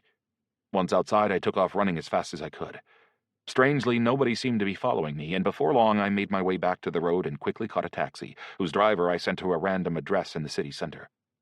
On the way, I tried in vain to figure out who could possibly have an interest in cleaning the place up so thoroughly and quickly, or why. It didn't seem likely that it could have been Eidolon. He simply didn't have the power in the real world, and even if he did, why would he use it that way? Eventually, the only possibility that remained was the mysterious fixers. But if it was them, then why didn't they attack me when I went back? And how could they have found the place so quickly? Once I made it to the center, I caught another taxi and went straight to Naumov's. Maybe such a precaution was silly, given the number of cameras in the city, but I figured it couldn't hurt. In the second car, my thoughts turned to planning for my next moves. Thankfully, I had, at least nominally, completed the quest for destroying the false emissary, which meant Hote would have to tell me who was responsible for Artyom's death. It also meant that my uncle would confirm my title to my ancestral lands, provided, of course, that he didn't find some other way to put the brakes on that process. First and foremost, though, my main goal had to be defeating Ashorth Bloodstein in our duel. This would require as much preparation as I could give it, and everything else could wait till it was over. Chapter 3. The mansion's security team was already treating me like one of the family. They opened the gates and led me straight into one of the many big halls in Sergei's wing of the building, where I happened upon a very strange scene. The illusionist and the healer were sitting on big, brightly colored pillows and smoking a big hookah, as strange, action-packed scenes played out in the smoke that hung in the air in front of them. Apparently, mastery of illusion magic allowed Mark to serve as a pretty good substitute for a film projector, not to mention a whole team of special effects artists. And he was busily creating twists on famous scenes from a number of action movies, using the smoke as his medium. I walked in on a battle scene unfolding between the Marvel Avengers and the Justice League. "Oh, he's alive!" Mark shouted with joy. All the images in the air disappeared. I was actually a little disappointed to miss the finale of the battle between Batman and Black Widow. The illusionist jumped up off his pillow, ran over to me, and flung his arms around me in a big bear hug. "Careful!" I winced. It wasn't just from the pain, but also from the realization that while I had been out fighting for my life, they had just been chilling out here living the life of luxury. I mean, first I had been worried about Mark. Then I avenged him, an eye for an eye, and then it turned out that the entire time he'd been smoking a hookah perched on a big fluffy pillow. The illusionist jumped back as quickly as he had come. "Hey, healer, he's wounded." Sergei, who was reclining on his pillows in a white terrycloth robe like some sort of padisha, lazily turned to glance at me. "Health's in the green zone.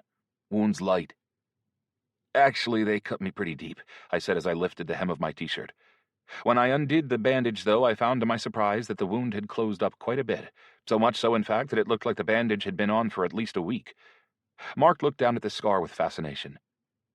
"Regeneration? I thought it was only abilities that worked in the real world. I didn't think attributes had any real influence at all. Do you have some sort of passive for healing?" "No, of course not," I replied, feeling befuddled. "Apparently it really is because of my attributes." Without getting up from his pillow, Sergei used a lesser healing on me, and the wound closed up and disappeared right in front of my eyes. "The curse is gone too, by the way.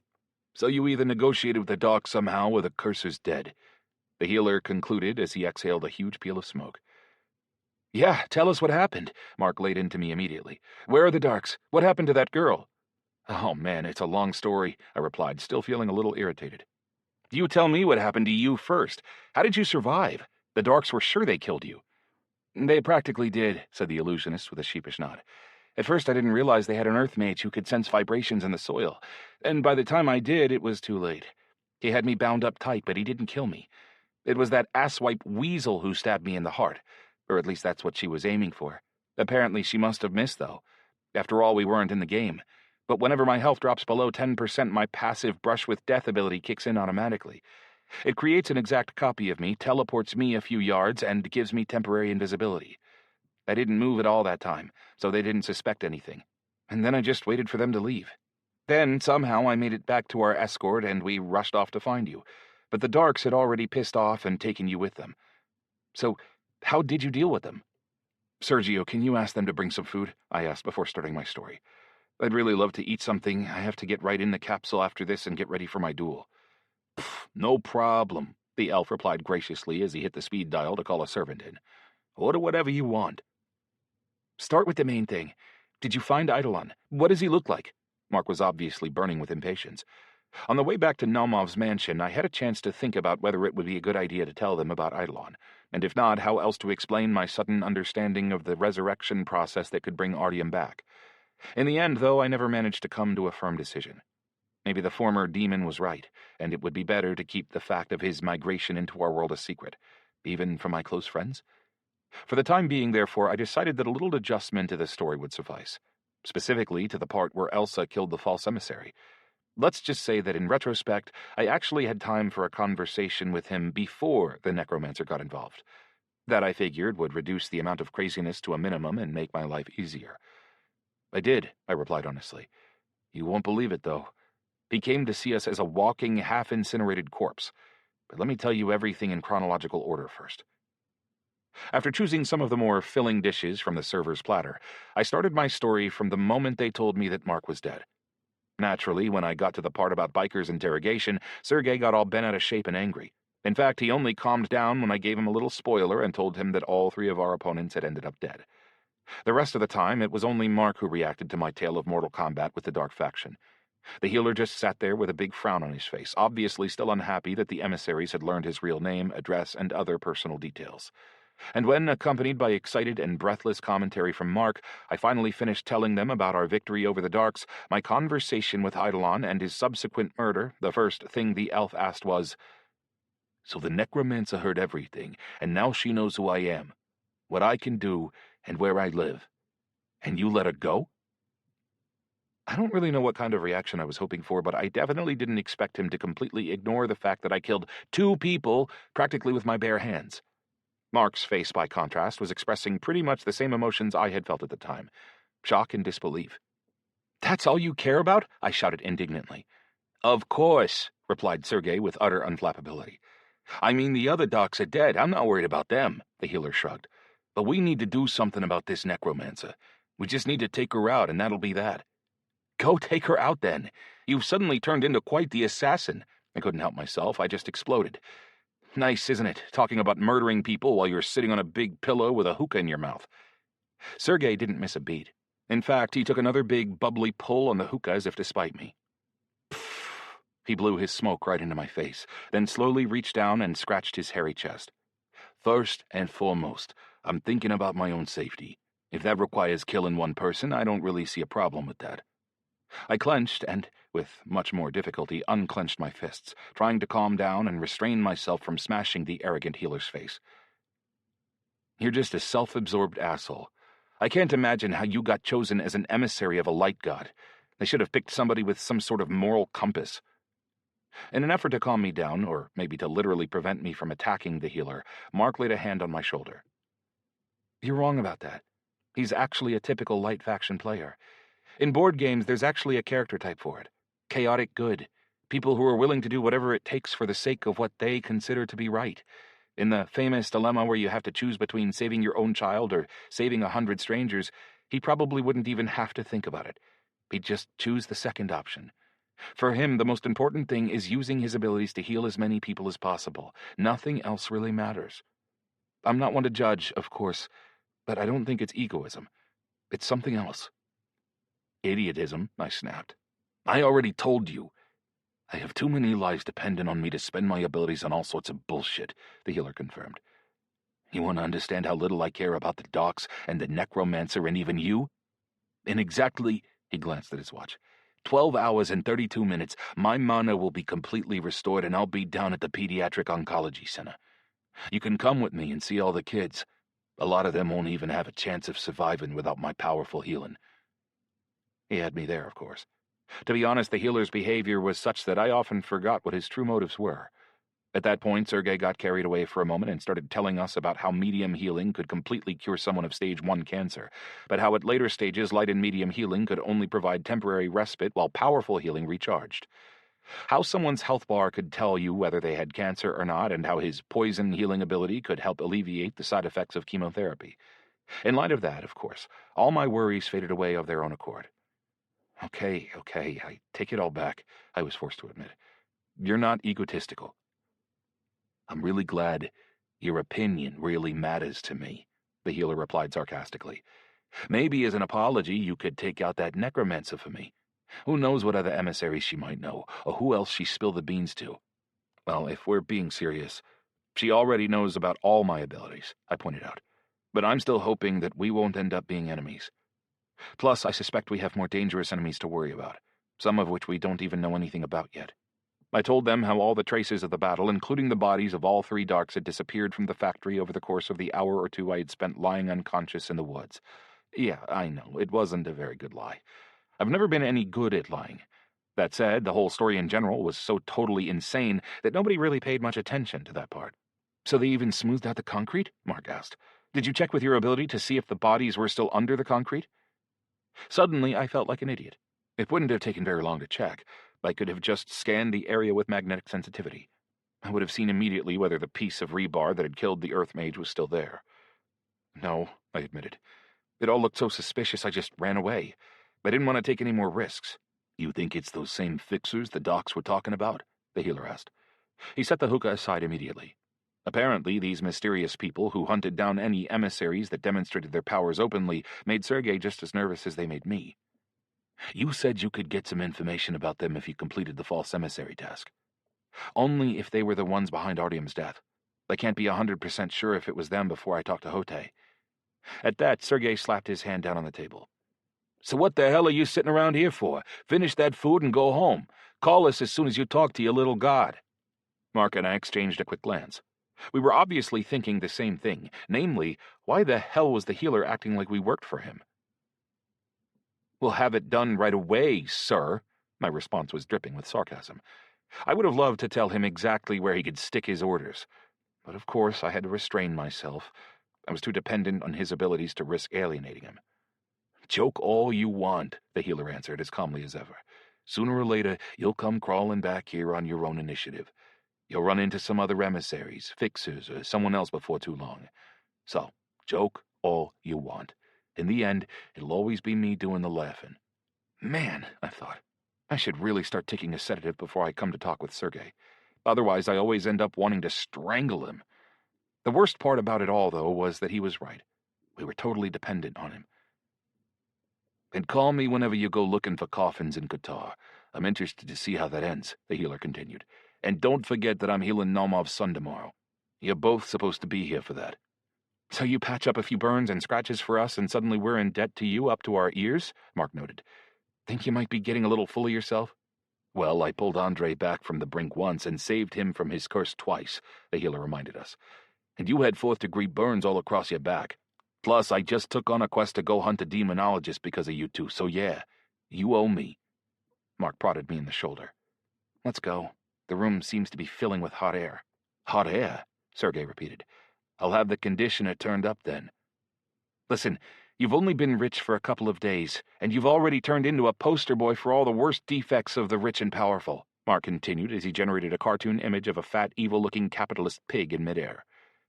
Something struck me at that point. To varying extents, both Mark and Chaosite communicated via cartoons. True, Mark did so just for the fun of it, while Chaosite did it out of necessity. This reminded me that I still needed to level up a few more times, so I could reacquire the ability to talk to Chaosite, and that I also needed to feed him some chaos to make sure he could bring the maximum possible benefit during my duel with Ashworth Bloodstein. Well, when you're surrounded by poster boys for total idiocy, a little power can't hurt, the healer snarled back. Both of you stood as guarantors for my deal with Naumov, so you're required to be present anyway. I'm not disputing that, said Mark. Just tone down the hostility a little bit.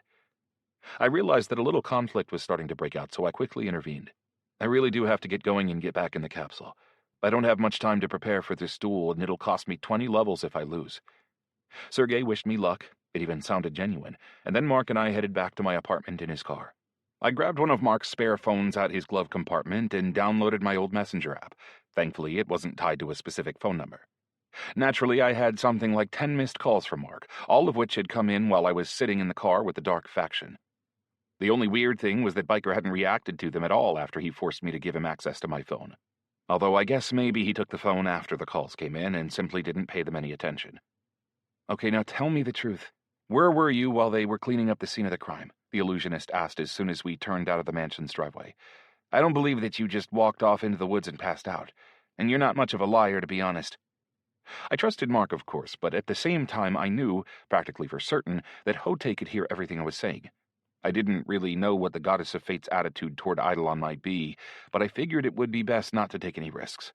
At the very least, I knew it would be best to save the conversation until there was no technology anywhere nearby. My suspicion was that Hote did his eavesdropping through our phones. Since when do you know me so well? I objected. Okay, maybe I left a few pieces of the story out, but there was a good reason for it. I promised I'll tell you as soon as it's safe. Yeah? Okay then. I'm gonna hold you to that, said Mark as he shot me a suspicious sidelong glance. Because I'm dying to know. You'll have to resurrect me too if you put it off too long. Remember what I said about that, though? Our souls don't even belong to us anymore, I reminded him. Any of us who needs resurrection will have to take it up with our patron god. So you'll have to save that question for the god of illusions. Man, it doesn't sound very Christian, the illusionist frowned. I mean, I've been baptized. I don't even know how to feel about all this, to be honest. I didn't expect questions of the soul to come up in a virtual game. If my immortal soul belongs to Morpheus now, what about the god I grew up with? Yeah, it's a dilemma, no doubt about it. But to be honest, the Christian emissary came to a pretty bad end, so it's probably best to stick with Morpheus, I joked. Very funny, Mark frowned. Not that I'm a really firm believer or anything, but if you actually managed to resurrect your friend in the game, that would prove the existence of the soul, which would actually adjust most people's understanding of the world at least a little bit. I think our abilities have already started that process. Not as much as the existence of the soul, though, Mark disagreed. Or maybe it's just that I hadn't really thought about the implications much before you told me all this. Actually, I'm surprised that you're so calm about everything. I just shrugged. I didn't really know how to respond. I had never been a very emotional person. Maybe that was why my personal life had never really sorted itself out. Having agreed that all conversations about Eidolon could wait till later, we spent the rest of the trip discussing my upcoming battle with Aeshorth. I hadn't really fought many battles against other players, and certainly not against ice mages, so Mark described their abilities and some of the tactics that he had seen them use. The list was a long one.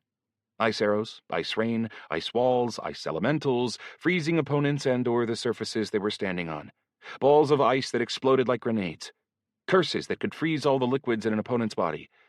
Thankfully, they didn't last for very long. How long until the duel? Mark inquired. About 3 hours, I replied after glancing down at the dashboard clock. Then my advice is to do some sparring with ice mages. Head down to an arena and look for opponents. Not a bad idea, especially since Boris was supposed to pick out some appropriate equipment for the fight, including armor that could provide maximum protection from cold, and Pinky was collecting information about ice elves for me. One of them, I figured, should be able to set up some sparring sessions with an ice mage pretty easily. And if one of them could find some sort of ice princess who was willing to kiss me and give me maximum protection from cold magic, well, that would just be perfect. Mark said that he would teleport to Qatar and help me with Artyom's resurrection when the time came. Unfortunately, the Arena of Justice was located in a separate space, which only the combatants themselves could actually enter. Otherwise, I'm sure he would have teleported there as well. To be honest, I was pretty surprised at how nonchalant he was about his own divine quest within the game.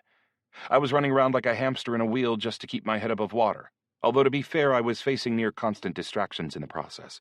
But Mark didn't seem all that concerned about his task. I would really have liked to know how much time he had to complete it, but for some reason the question only occurred to me after Mark drove off. As I walked back into my apartment, I couldn't help feeling a little bit worried. I mean, the capsule in the room next to me had been destroyed by ball lightning, which could certainly have attracted someone's attention. Somehow, though, it still felt like I was the only one living in the whole multi-story apartment building.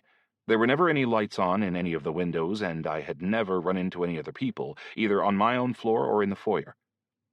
Once inside the apartment, I quickly took my clothes off and hopped into the capsule. This time, I remembered to check the pain setting. It was at 99.9%. So close, I thought. I could only hope that the process wouldn't stop for a long time at 99.9%, like so many files did when they were downloading. I didn't want to spend ages waiting anxiously for the last 0.01% increase before finding out what would happen when it finally hit 100%. Flying down the rainbow tunnel gave me a feeling of security, like I was finally coming back home. Once inside the game, I was greeted immediately by a system communication. Ability, improved gravitational repulsion, has changed to improved repulsion. This ability allows you to use electromagnetic impulses to create magnetic waves, or repel yourself from any available surface. Impulse strength depends on your intelligence attribute. Ability duration depends on wisdom. Ha! I thought to myself. It worked! Furthermore, it was the first time one of my abilities had ever fundamentally changed, instead of simply developing or acquiring some additional property.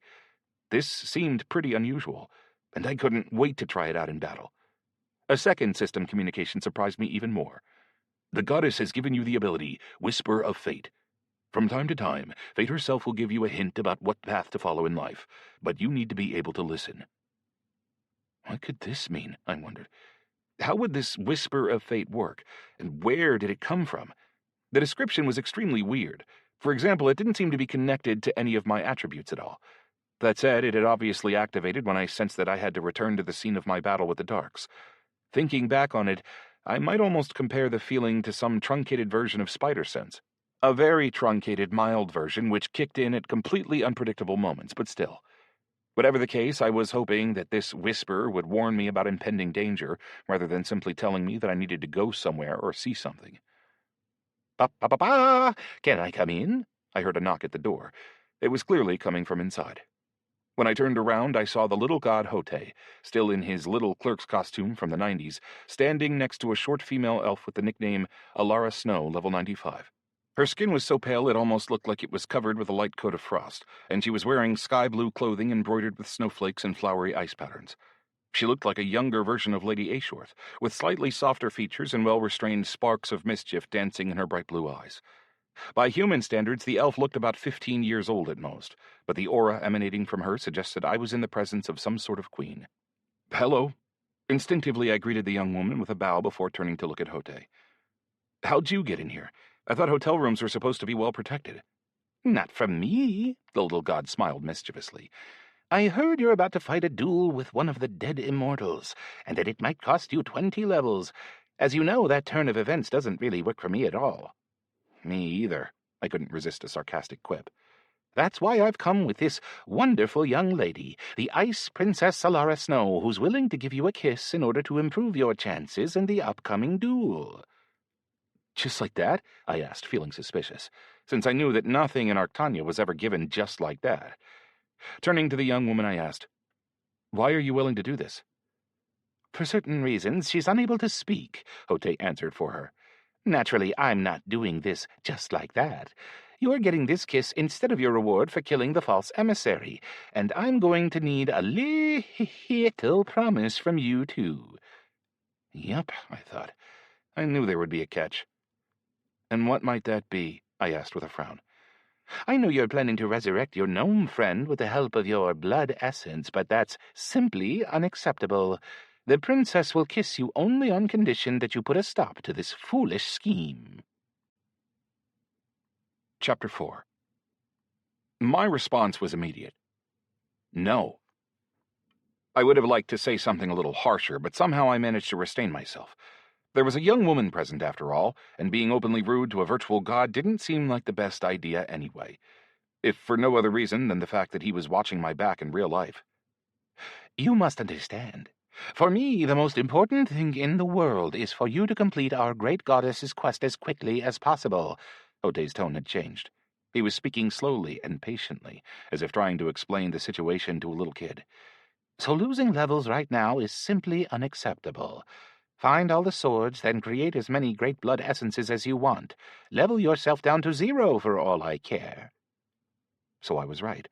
Somehow Hote really had been eavesdropping on my conversation with the healer and the illusionist. Otherwise, how could he possibly have found out about the resurrection method that Eidolon had suggested? "Believe me, I don't want to lose levels for no reason either," I assured him as I glanced involuntarily at the elf, who was listening to our conversation with unfeigned interest. "But instead of just helping me win this duel, you're attaching all kinds of weird conditions. That doesn't make sense to me." Also, I wondered, why is Hote discussing my task so calmly in front of the Ice Princess like this?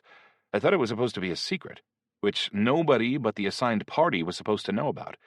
I mean, they slapped the loner curse on me, along with a ban on mentioning the Divine Quest at all, as if they were afraid I'd be blabbing about it on every street corner. And yet somehow the little god is perfectly comfortable talking about it in front of this elf. "It's not wise to take a demon's word for anything," Hote threw up his hands. "What makes you think it'll even work?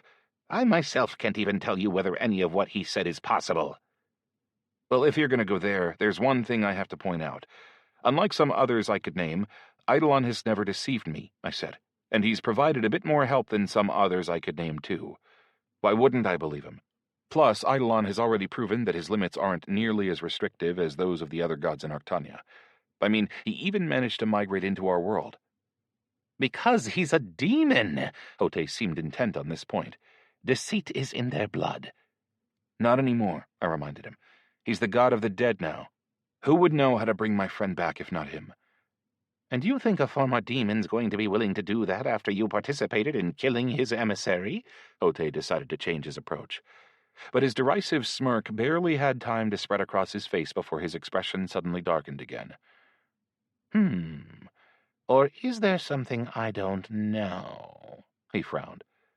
This, I noted, was further confirmation of my suspicions, because the little god only seemed to possess the information I had shared with my friends. Man, I thought, good thing I didn't mention the god of the dead's little hideout in our world. As far as I know, Eidolon didn't really care about his emissary getting killed, I replied. Totally truthfully, I might add. It didn't seem to affect his plans at all, and resurrecting my friend would give him a grateful follower in Arctania. A subservient puppet, you mean? Countered the god. Well, yeah, sort of like all the other emissaries then, I guess. I couldn't resist giving as good as I got. And while we're on this subject, you owe me information about who killed Artyom. You tricked me like this once before when you didn't tell me who set fire to my apartment. I hope that situation isn't about to repeat itself. The task for searching out the gremlins never got fully completed. As a result, you didn't get any information, the little god replied with a smarmy, mock-authoritative little smile on his face. Do you have complaints about the way I'm handling things? No, because you don't help me, I snapped back. So if that's all you have to say, then bring this lovely lady, I nodded at the silent elf, back where she came from, and let me prepare for this duel in peace. With that, I took out my tablet and started scrolling through my inbox. With the emotions bubbling up inside me, of course, I couldn't really concentrate on the messages at all. But I did manage to spot Boris and Pinky among the senders. Each of them had sent me a big block of text. Hote glared at me for a little while, but eventually cleared his throat and, with obvious reluctance, he replied, Fine. You have to understand something, though. I can't just give you things for free. It would go against our world's most fundamental laws. If you want a kiss, you have to sacrifice something in return. That's not my problem. Think of something else. I'm not going to give up on resurrecting Artyom. You're supposed to be the god of fun and good luck or something, I reminded him. Somehow, I'm not having much fun, and I don't feel very lucky. At this, the elf burst into raucous laughter that sounded like the ringing of tiny little bells. Amazing, she said softly. That was the first time I had heard her voice, and somehow it covered my body with a coat of frost and made the room unbelievably cold. The air was hard to breathe. It seemed to freeze my lungs in place, and it burned my skin even through my clothes. For just a second, it felt like I had jumped into a hole in the ice. The feeling was that intense. You've taken 200 points of cold damage from Alara Snow. What? Damage? I had always thought nobody could attack me in my own hotel room. That was supposed to be a safe zone. And 200 units in one blast, even despite my Ring of Winter blocking 30% of that damage? Lady Snow, I asked you to keep yourself limited to observation here, Ote reminded her with a reproachful glance. Sorry, the soft voice rang out again as she cast a mischievous glance my way. But I would never have imagined that this human would be so adamantly opposed to me kissing him. I'll be honest, I'm a little bit offended. You've taken 220 points of cold damage from Alara Snow. All she had done was utter a few phrases, and more than half my health was gone. I could only hope she didn't have a poem or a song she wanted to recite. Forgive me, my lady, I said hurriedly. In my nervous state, I instinctively started speaking with extreme formality. A kiss from such a beautiful young woman as yourself is something I could only have dreamt of. But I simply can't abandon my attempt to resurrect my friend. Your aim is noble, she nodded approvingly. You've taken 200 points of cold damage from Alara Snow.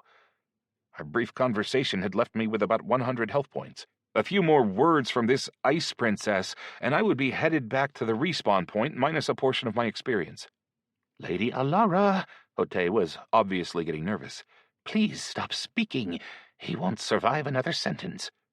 Well, yeah, I thought, especially considering that I haven't even had a chance to stock up on elixirs. It's best not to risk another word. Alas, it seemed the frost-covered young woman had other plans.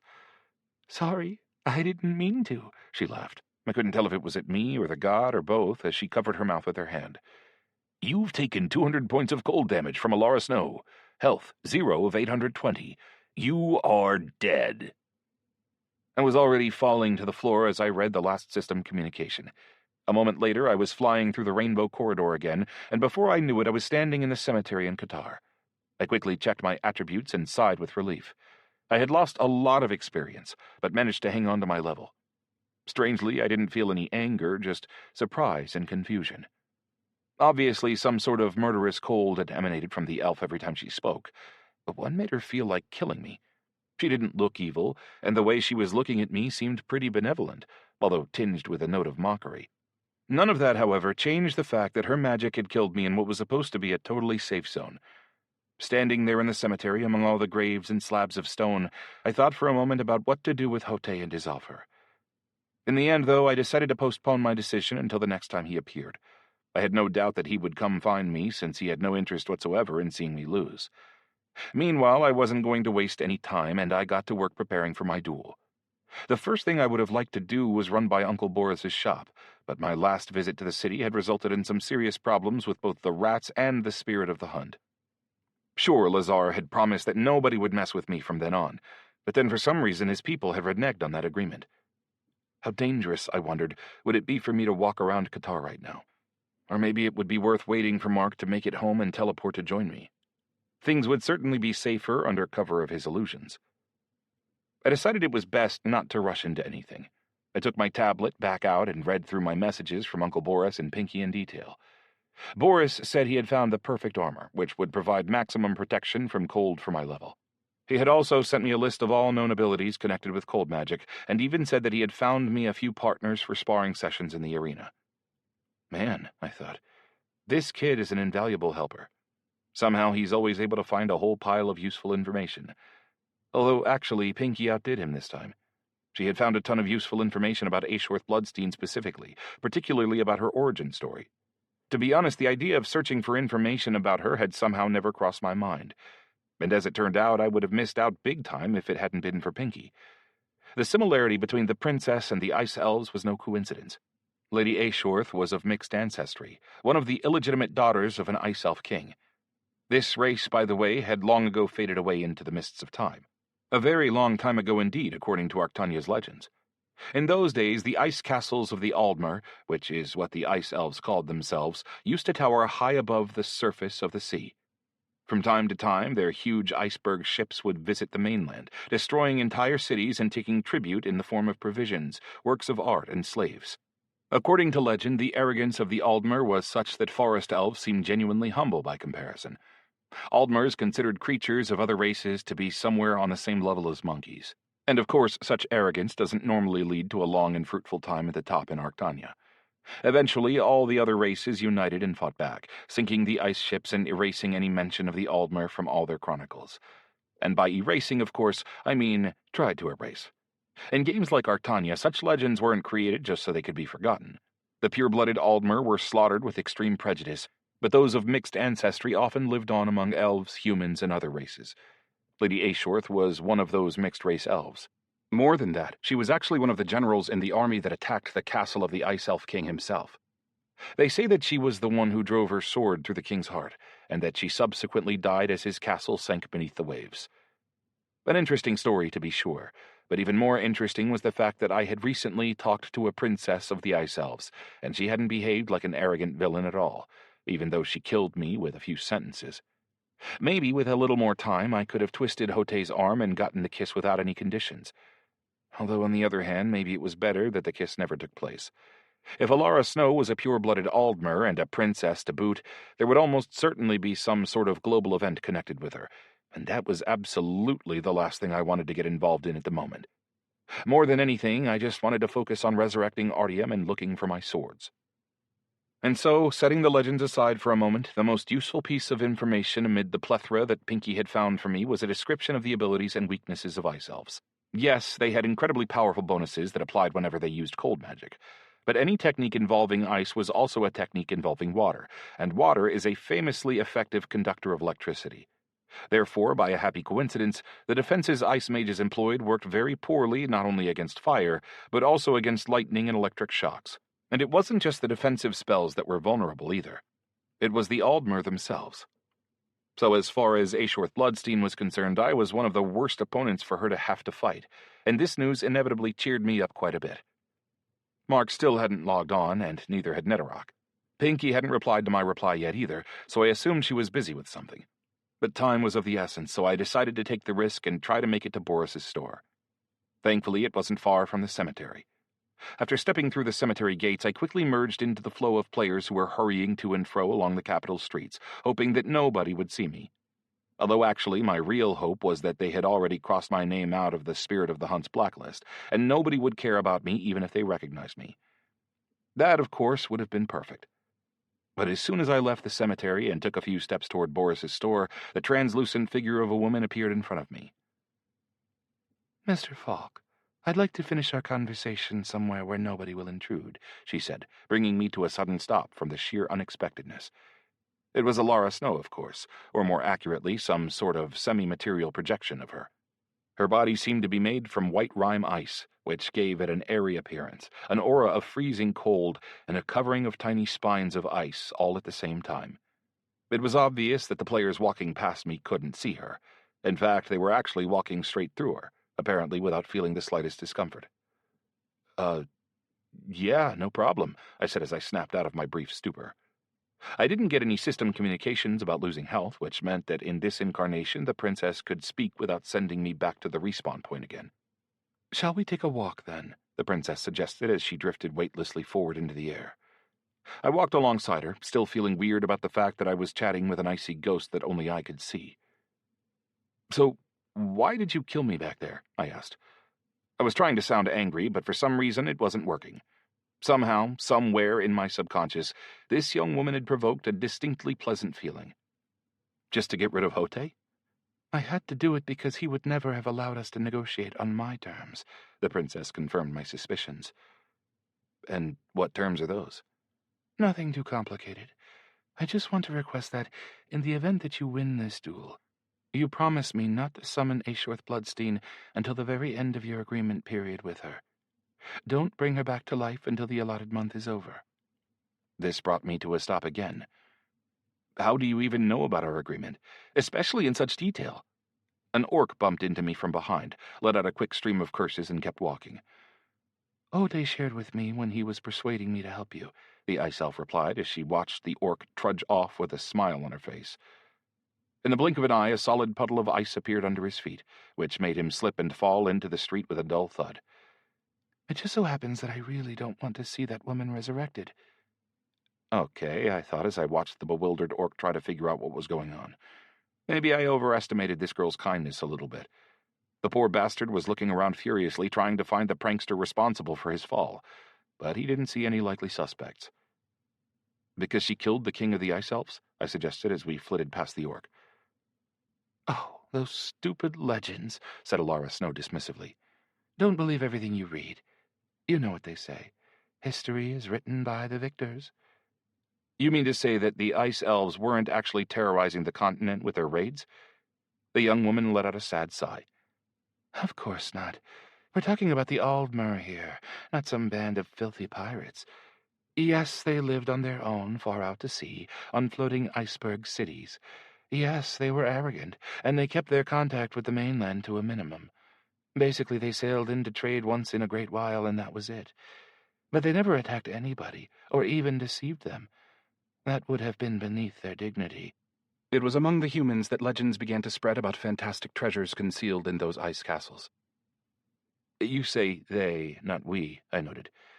"I don't identify as an Aldmer, since I was born after the frozen citadel sank to the bottom of the Therinian Sea. In any case, though, it isn't that important anymore. You just need a kiss from a princess to get your protection from cold magic, and I don't want to see Ashworth Bloodstein among the living any sooner than I have to." Fair enough, I thought. What do I care why she's willing to do this? I mean, I had been planning to put off the loss of my 20 levels until after my divine quest was over, although the idea of being able to call on a level 200 ice mage for help at a critical moment during that quest is still pretty appealing. On the other hand, without this elf princess's kiss, I could very well end up losing those levels today. Plus, rejecting a high-level cold mage doesn't seem like a great idea anyway. The elf's level wasn't much higher than my own, but the aura of danger emanating from her was even more intense than Ashworth Bloodstein's. Is that a requirement or just a desire? I decided it was a question worth asking. Anything can happen. What if I really end up needing her help at some point? Well, in that case, you'll have to make do without her, the princess replied with a charming smile. Otherwise, she paused for a second, you'll get cursed by a princess of the Ice Elves. Me, to be specific. What kind of curse? I asked instinctively. Let's keep that a surprise, she smiled mischievously. It'll be a very unpleasant and painful surprise. The kind that'll make you wish you were dead. The princess's expression changed so intensely as she spoke, becoming so intensely foreboding and icily arrogant, that suddenly I completely believed everything the victors had written about the Ice Elves. I was already starting to regret the fact that Hote had brought this cute but very dangerous girl to see me in the first place. While I thought about how to respond, the princess suddenly stopped dead in her tracks. You've got 2 invisible people following you, she warned me. Damn it. I had a feeling that leaving the respawn zone was a bad idea. The spirit of the hunt was still looking for me after all. I can help, suggested Alara Snow. I'd be very grateful if you did, I said. I wasn't lying. Turn down there, into that gateway, said the elf. No sooner did I do so than she floated over to me and pressed her ethereal body tightly against me. Don't move. The frosty figure dissipated into the air and covered my whole body with a light coating of snow. I stood there for a few minutes before a pair of players materialized out of thin air in front of me. Where the hell did he go? A bald half-elf at level 90 asked his companion. I told you we should have slapped a mark on him. And what if he sensed it? The second player, a human at level 82, objected. We were told to follow him covertly and not to interfere with him. Both players were wearing black leather clothing and had slim, athletic physiques that suggested their classes relied heavily on dexterity. The words Spirit of the Hunt were glowing in midair next to their nicknames, which confirmed my earlier worries. Maybe he teleported. Or he's hidden around here somewhere, the human suggested. Use some dust. He's an electromage. How would he have invisibility? You never know. Check just to be sure. Dust, I thought, would almost certainly expose my hiding place, unless the elf's ability was an extremely powerful and complex one. Don't worry, they won't see us, the princess seemed to be reading my mind. Or hear us. At that, a portion of my frosty covering rose into the air, swirled together atop my shoulder, and assumed the shape of her head with its face turned toward mine. So, do we have a deal? She asked with a ravishing smile. I wasn't worried about the princess removing my invisibility if I said no. After all, these players were under orders not to attack me. So I intended to take my time and come to a decision with a calm, cool head. Well, maybe calm is a bit of a stretch, but I knew I had to think this decision through before I made it. The players used their dust just a few steps away from me, but a powerful wind suddenly picked up and carried it off. Shit, the half-elf growled. Okay, that was just too suspicious. So? The princess was insistent. Okay, I thought. One huge advantage to this is that it doesn't burden me with any new quests. If Alara had demanded that I help her get her inheritance back, restore the Ice Elves' empire, or anything like that in exchange for the kiss, I would have rejected the offer out of hand. As it was, though, refraining from summoning Aishworth Bloodstein wouldn't be all that hard. Deal, I finally replied in a decisive tone. Are you going to kiss me right now? Not in this form, the elf smiled. Wait just a minute. Almost immediately, an extremely powerful and intensely cold wind began to roar. The players got nervous, and it even made me feel a little uncomfortable, although I had a pretty good idea of what was about to happen. The blizzard quickly gathered strength, and soon a small point appeared in the sky. Within a few seconds, I could see that it was hurtling quickly toward us. Man, I thought, Qatar really needs some sort of anti-aircraft system. They've got coffins flying through the sky, and now Snow Princess is dropping down to attack people with total impunity. With a loud pop, Alara Snow landed in the exact spot where the two players were standing. Unlike Lady Aishworth, though, who always made a grand, majestic entrance, the princess crashed to the ground like an icy meteor and left a huge ice-crusted crater in the pavement.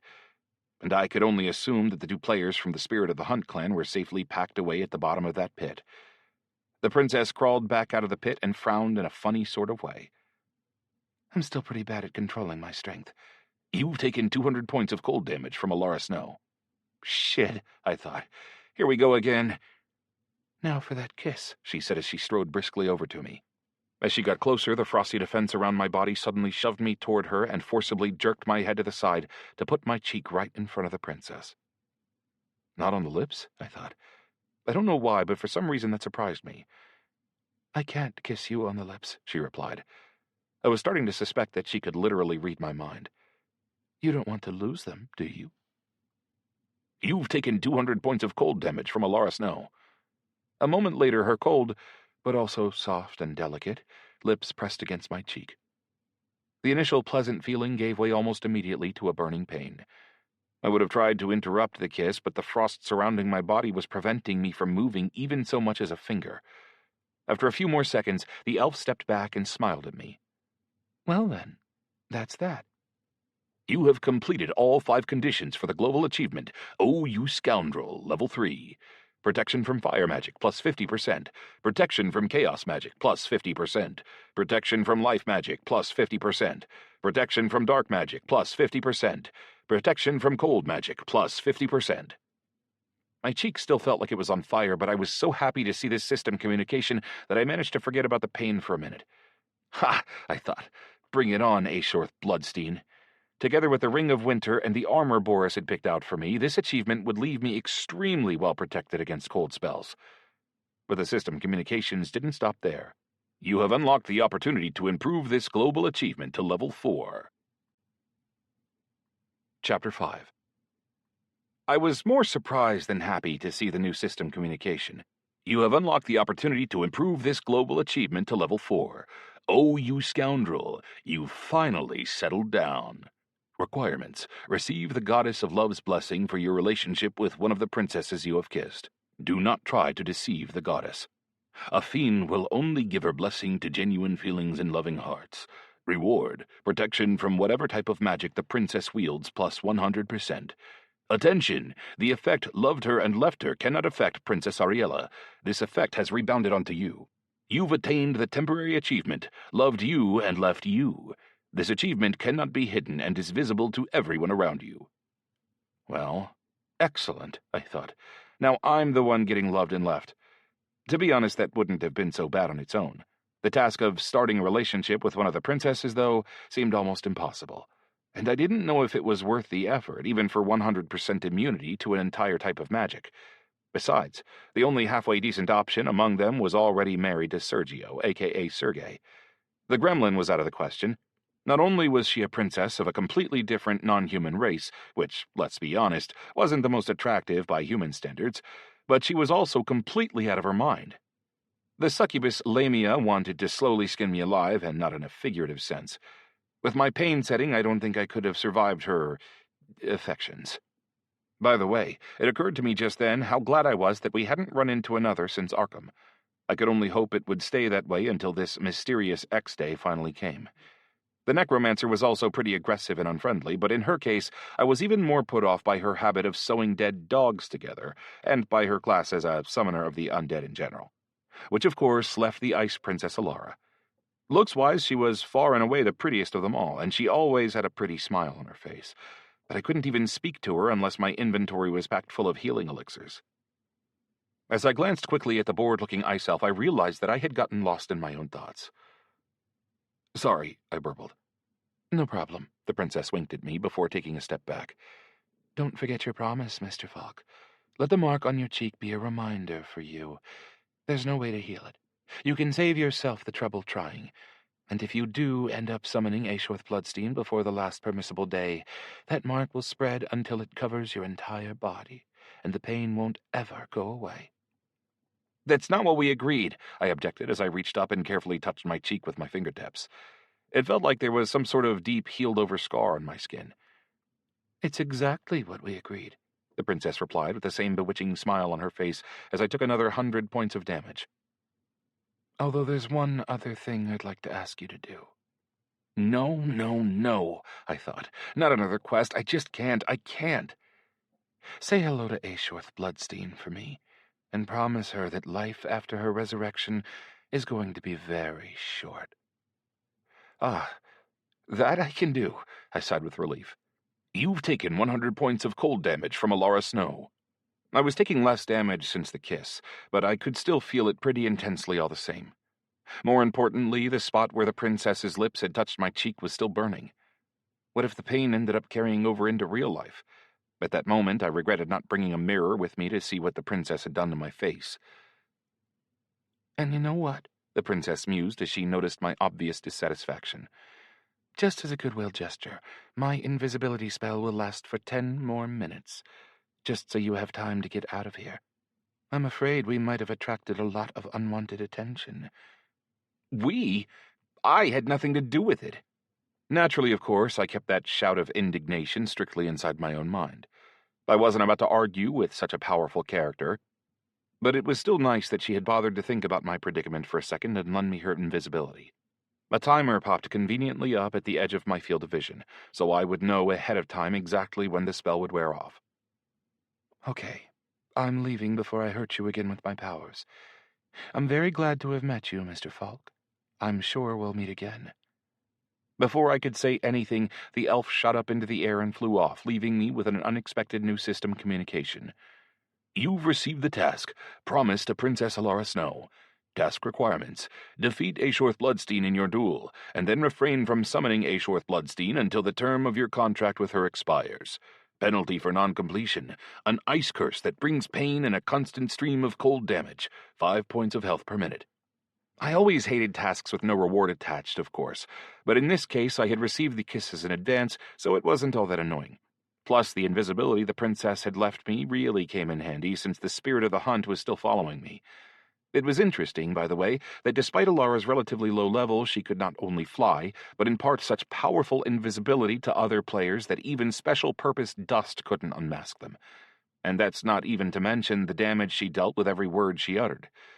What would happen, I wondered, if she actually used an attack spell? And where did such power come from at level 95? As soon as Alara Snow flew off, some Imperial guards ran into the alley while I slipped invisibly away from the scene of the crime.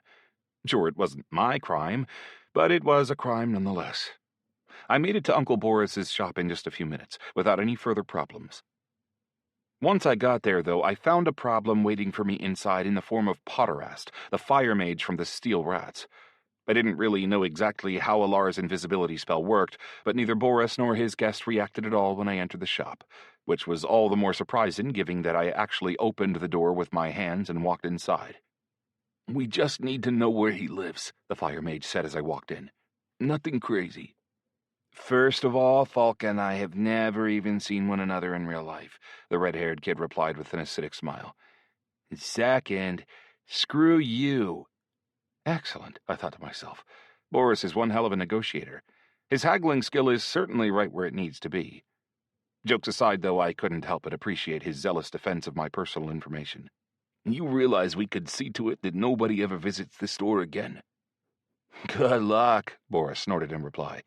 "Actually, I'll enjoy the show. I recently signed a big supply deal with the Order of the Peacemakers.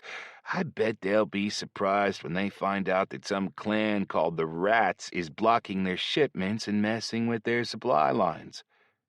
Potterast replied with a withering glare, but apparently he didn't have an actual comeback to this. As far as I could remember, the clan Boris had mentioned was second or third in terms of membership, right behind Spirit of the Hunt.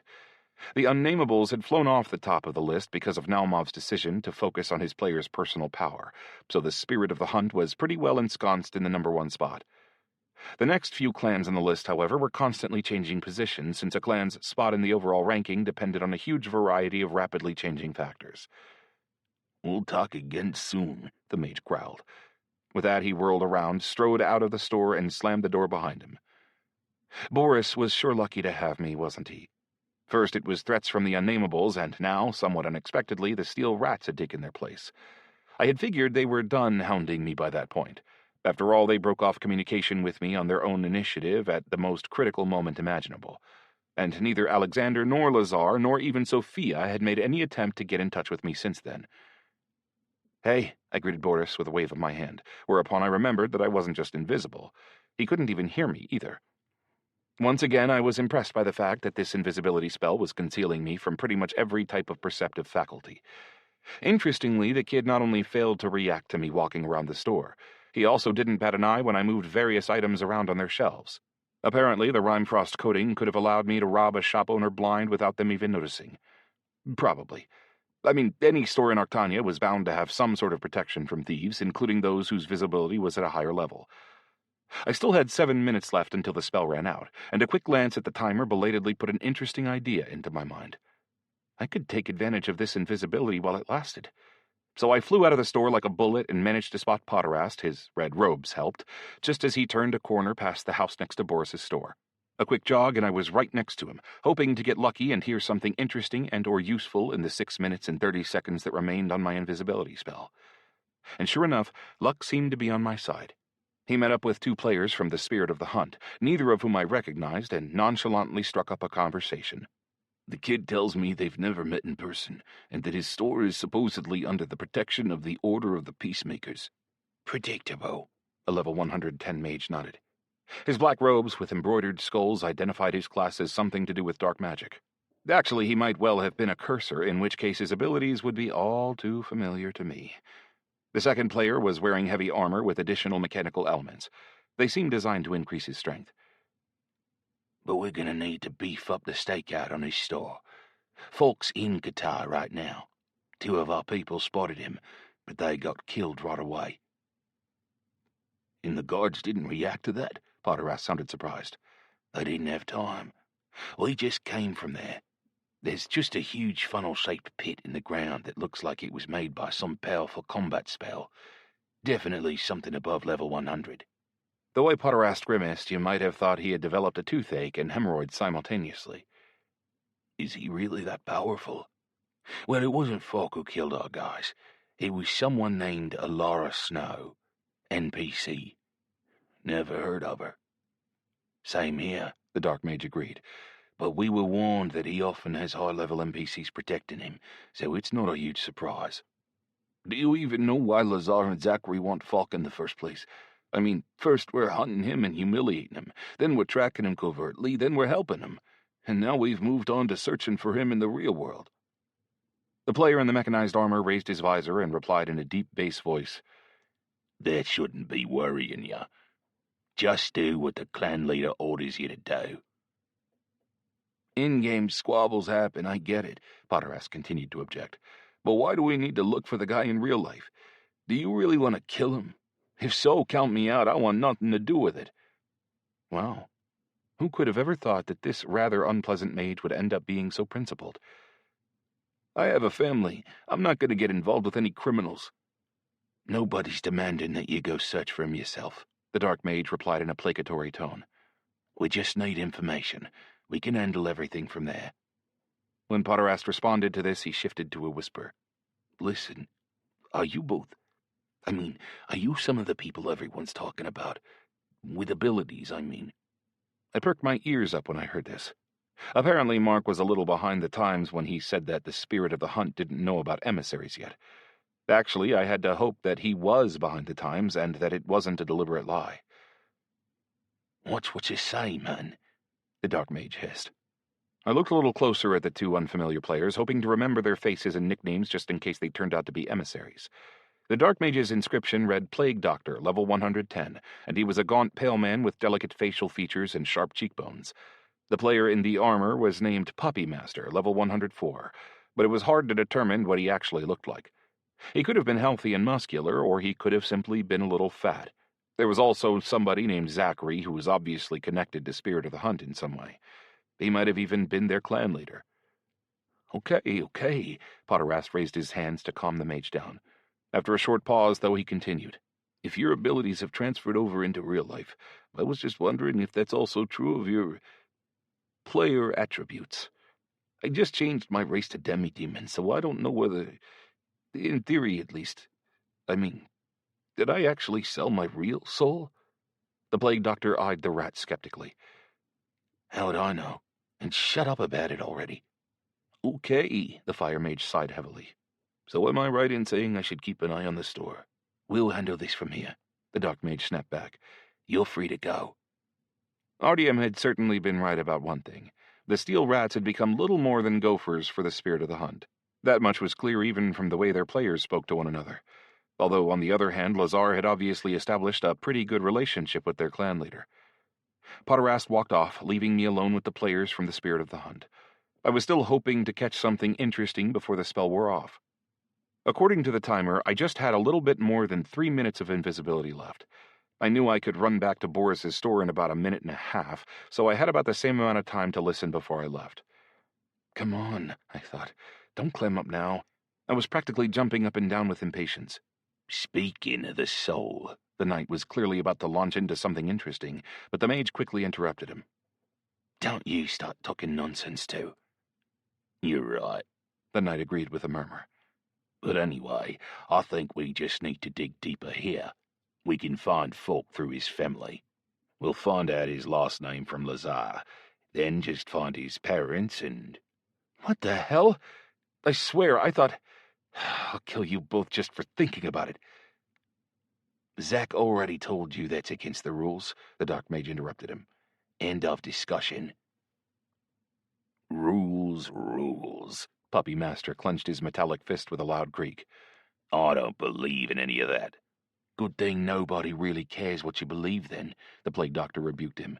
If you refuse to abide by the limits, Zack will just kick you out of the clan, and you can do what you want after that. But you'll be doing it without our support or protection.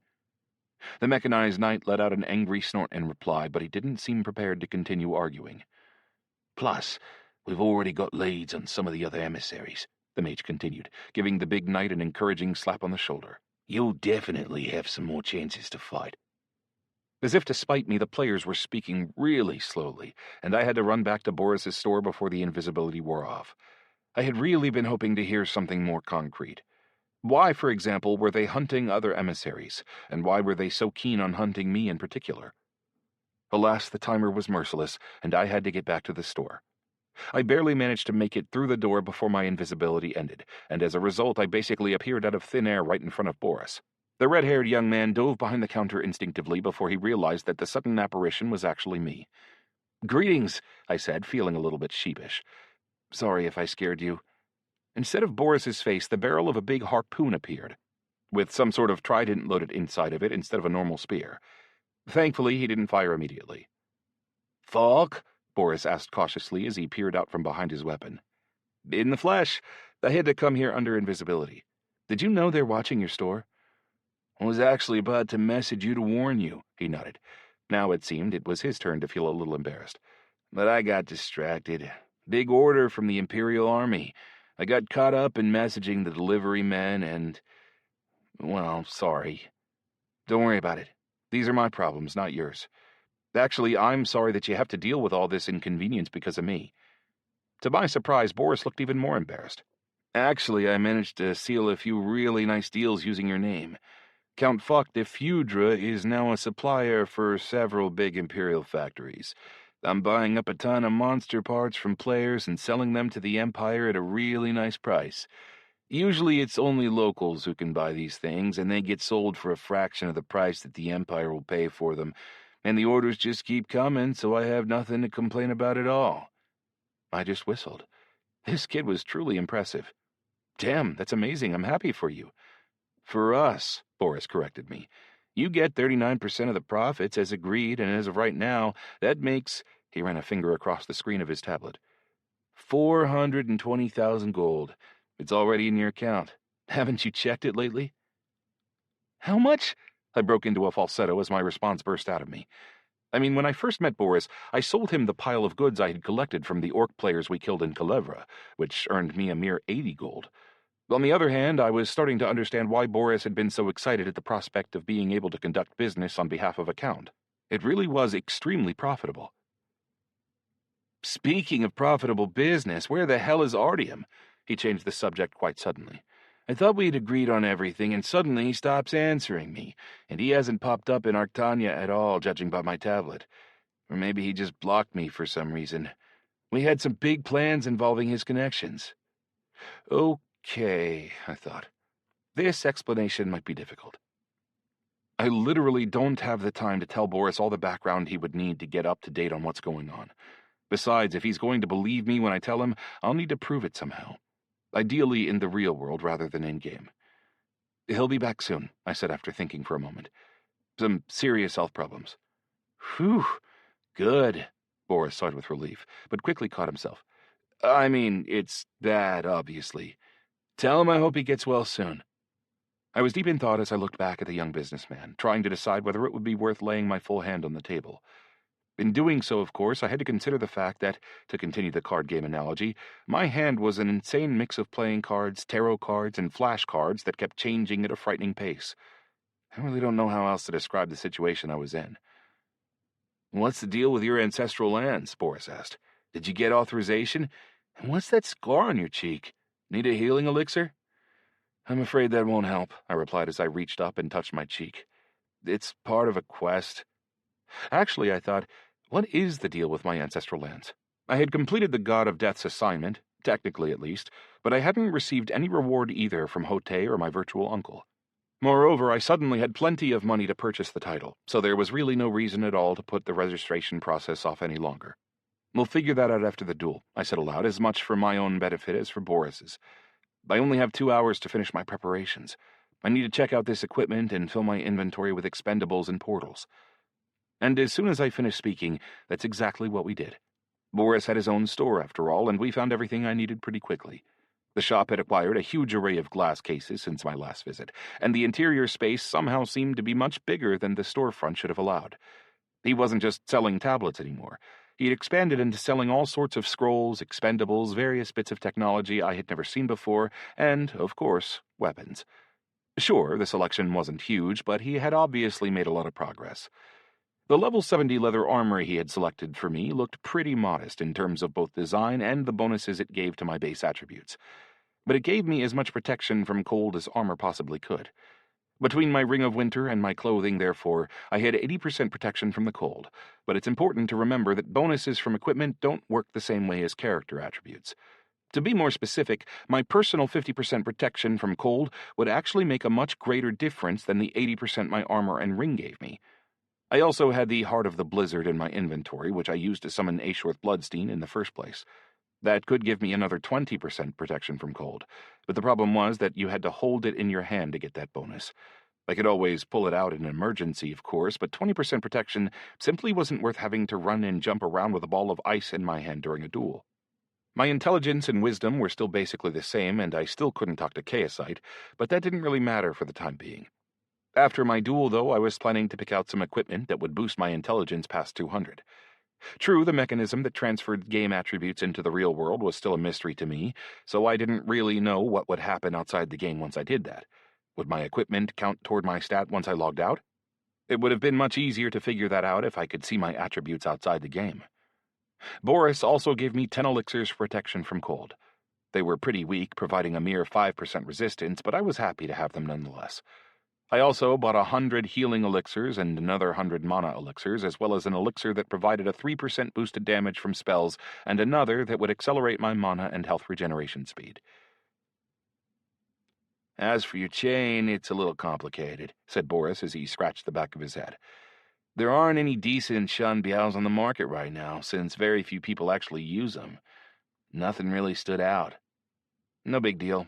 It's just a backup weapon anyway," I shrugged.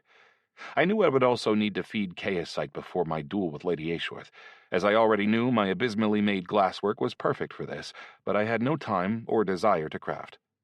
That said, Boris told me where I could find some really horrible crafted products, the noobs section of the artisanal district. To get there without being noticed, however, I would need Mark's help. I had my tablet in my hand the whole time we were working so as not to miss a minute when Mark logged in, and pretty soon a message from him flashed up on the screen. "I'm in Qatar," he said. "What's up? Where should I go?"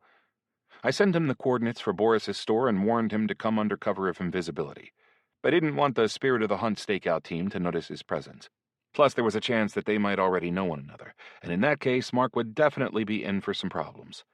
If the two players whose conversation I had overheard were really out hunting for other emissaries, he might find himself in danger. "Where should we meet the people you found for my sparring sessions?" I asked Boris as I tried more generally to figure out a long-term plan. "They'll come to the city arena, but we're going to have a hard time getting out of here unnoticed. Unless we use teleports, but even if we do, the Spirit of the Hunt will find us pretty quickly once we're there." "My friend will help us with that," I assured Boris. To be honest, though, I really didn't know how effective Mark's illusions would be against people as high level as the two observers stationed outside. Mark arrived about 10 minutes later, disguised as a cute young female elf. He walked into the store and closed the door, then immediately dispelled his illusion and greeted me. "We're finally meeting up in the game again," he snickered. "Oh man, what's that scar on your cheek? You trying to look like the Witcher?" "Never read it, never played it," I grumbled as I made a quick mental note of Mark's physical appearance. "The scar is temporary. It'll disappear once I complete my quest." Just as I had expected, once in-game, the gangly young man became noticeably muscular, which was definitely a little bit unusual for an illusionist. Far be it from me to judge someone for living vicariously. His appearance immediately put Boris on edge. "Hey, what the hell? He's from Spirit of the Hunt." "Don't worry about that," I hurried to calm Boris down. "Mark's just one of their foot soldiers. He isn't involved in my beef with their clan leadership." "Really?" Uncle Boris asked. "Foot soldier. As far as I recall, Mark V is an officer in the Spirit of the Hunt clan. Part of the senior directorship, in fact. In case you didn't know, I've been reading everything I can about that clan since they've taken such a keen interest in me." I turned to look at Mark. "Seriously? Is he telling the truth?" The illusionist frowned. "Well, yeah, maybe I lied a little bit. I'm not exactly a foot soldier, but it's complicated." Chapter 6. "Now this is interesting," I said with a frown, "especially considering that Spirit of the Hunt recently started looking for me in the real world and even threatening my family." "Where did you hear that?" Mark sounded genuinely surprised. "I haven't heard anything about that at all." "Hold on to your questions for a second," I snapped back at the illusionist. "First, I want you to explain something to me. What's your exact position within the Spirit of the Hunt hierarchy, and how did you get there? Are you really an officer?" Despite the fact that I couldn't join any clans myself because of the goddess's curse, I was still familiar with the basic principles on which they were structured. The clan leader was always at the top of the pyramid, followed by their immediate assistants, who in turn were followed by the generals and officers. One's rank determined the scale of the raids one could command, the level of access to the clan's warehouses, the bonuses one got for membership in the clan, and a number of other more minor perks and benefits. The generals could normally be counted on one hand, while there were usually dozens or even hundreds of officers. Nevertheless, making it into the officer corps with a level as low as Mark's was supposed to be practically impossible. "It's only nominal," said Mark. "You know how it goes. Nobody at my level gets promoted to officer, but my sister insisted that they give me that status when I joined, and I wasn't going to refuse. I mean, an officer's rank opens up a lot of possibilities. That said, I'm not really connected to the clan in any significant way, and they don't tell me anything about its internal affairs." This all sounded far too suspicious, especially considering that he had never mentioned his sister before. "Who's your sister?" Boris interjected. He, after all, had every bit as much stake in this conversation as I did. "Trish Marisilver," the illusionist replied reluctantly. I quickly glanced at Boris, hoping he would have an explanation for me. "Unless I'm mistaken, she's a general of the clan, responsible for raids on bosses," said Boris as he quickly picked up his tablet and tapped something into it. "Yep, I was right. She's one of the 5 strongest players in the clan, something like level 128. Mark rolled his eyes and let out a heavy sigh. Yeah, Chris is a badass. She's the one who pulled me into the game and made me join the clan in the first place." "Older or younger?" Boris inquired. For some reason, I had been assuming she was younger, probably because she was obviously intensely interested in a video game, but I was wrong. "Older," said Mark with a little grimace. Boris replied with a sympathetic nod. I'm sorry, man. I know what that's like, having an older sister, I mean." Having lost track of what the hell they were talking about, I decided to interject with a much more important question. "You haven't told your sister about," I glanced at Boris, "our work in real life, have you?" "No, of course not," Mark practically exploded. "I'm not an idiot."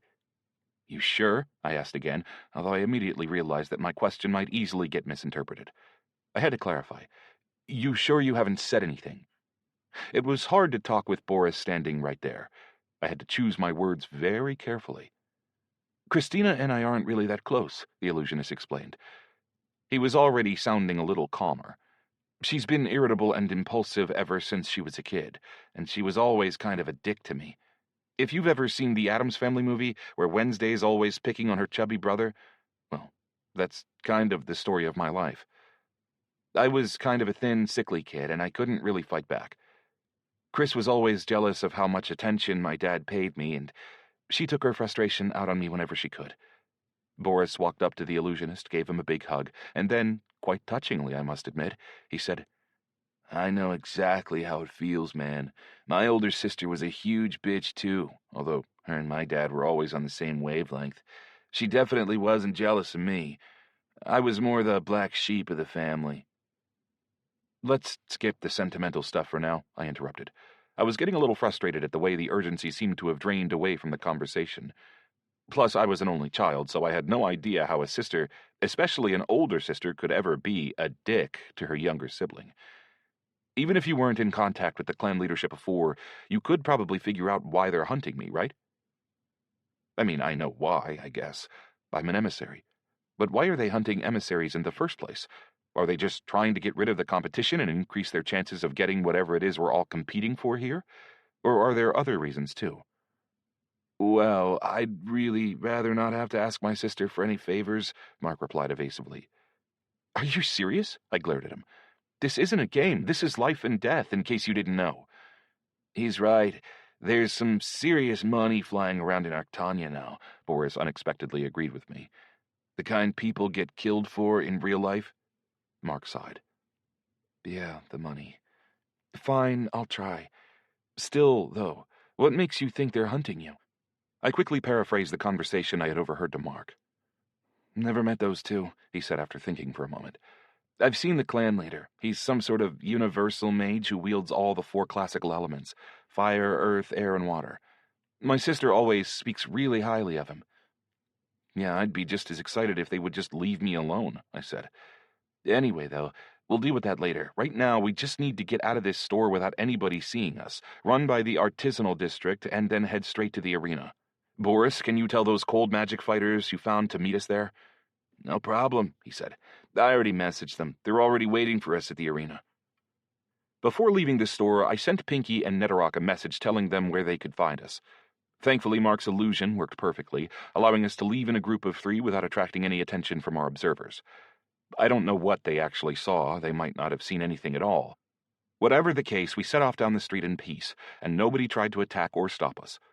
Once we got to the artisanal district, Boris led us into a nondescript shop with a sign above its door that read, "Now accepting students for initial training as smiths. Expensive."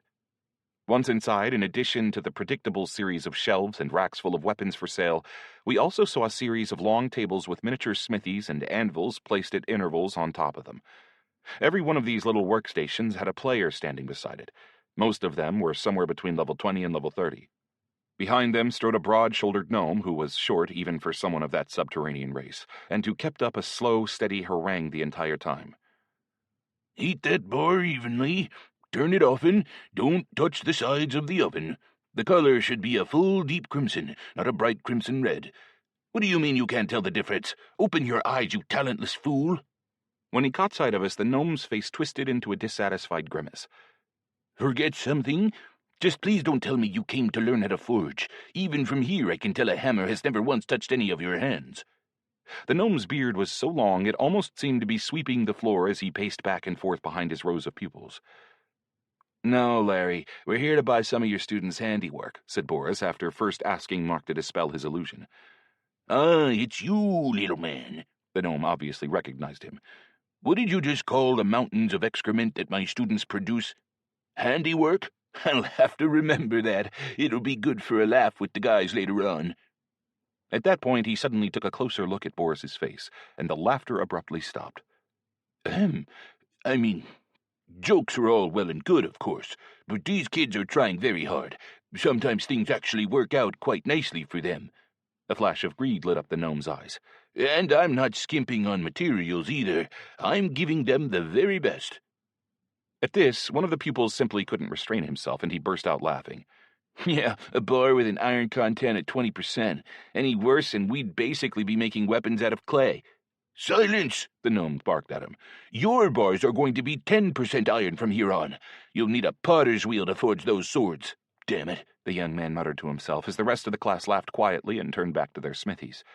The gnome cast a baleful glare around at all his pupils and then turned to Boris with a surprisingly friendly smile. "A silver apiece, at least, for every piece of—" He couldn't resist a laugh as he said it. "Handiwork. How much do you need?" Boris turned to me with an expectant look on his face. "We'll take 100, I said after thinking for a moment. "That's what I'm talking about," the gnome sounded overjoyed. He ran off into a large closet and soon returned with a whole mountain of various knives, swords, and pieces of armor. By the look of them, whoever made them must not have actually been trying to make anything. They must have simply wanted to beat the absolute shit out of a piece of metal. Crooked, dull knives, cracked swords, cone-shaped gauntlets that wouldn't fit the hand of anything remotely resembling a human. Simply put, the item's quality was abysmal. More so, in fact, than I would have thought possible before seeing it with my own eyes. "How's this?" the smith asked, sounding hopeful. I summoned chaosite and pointed to the pile of junk. Bon appetit. The little purple light floated over to the pile of garbage and froze for a moment, as if he couldn't decide what to do.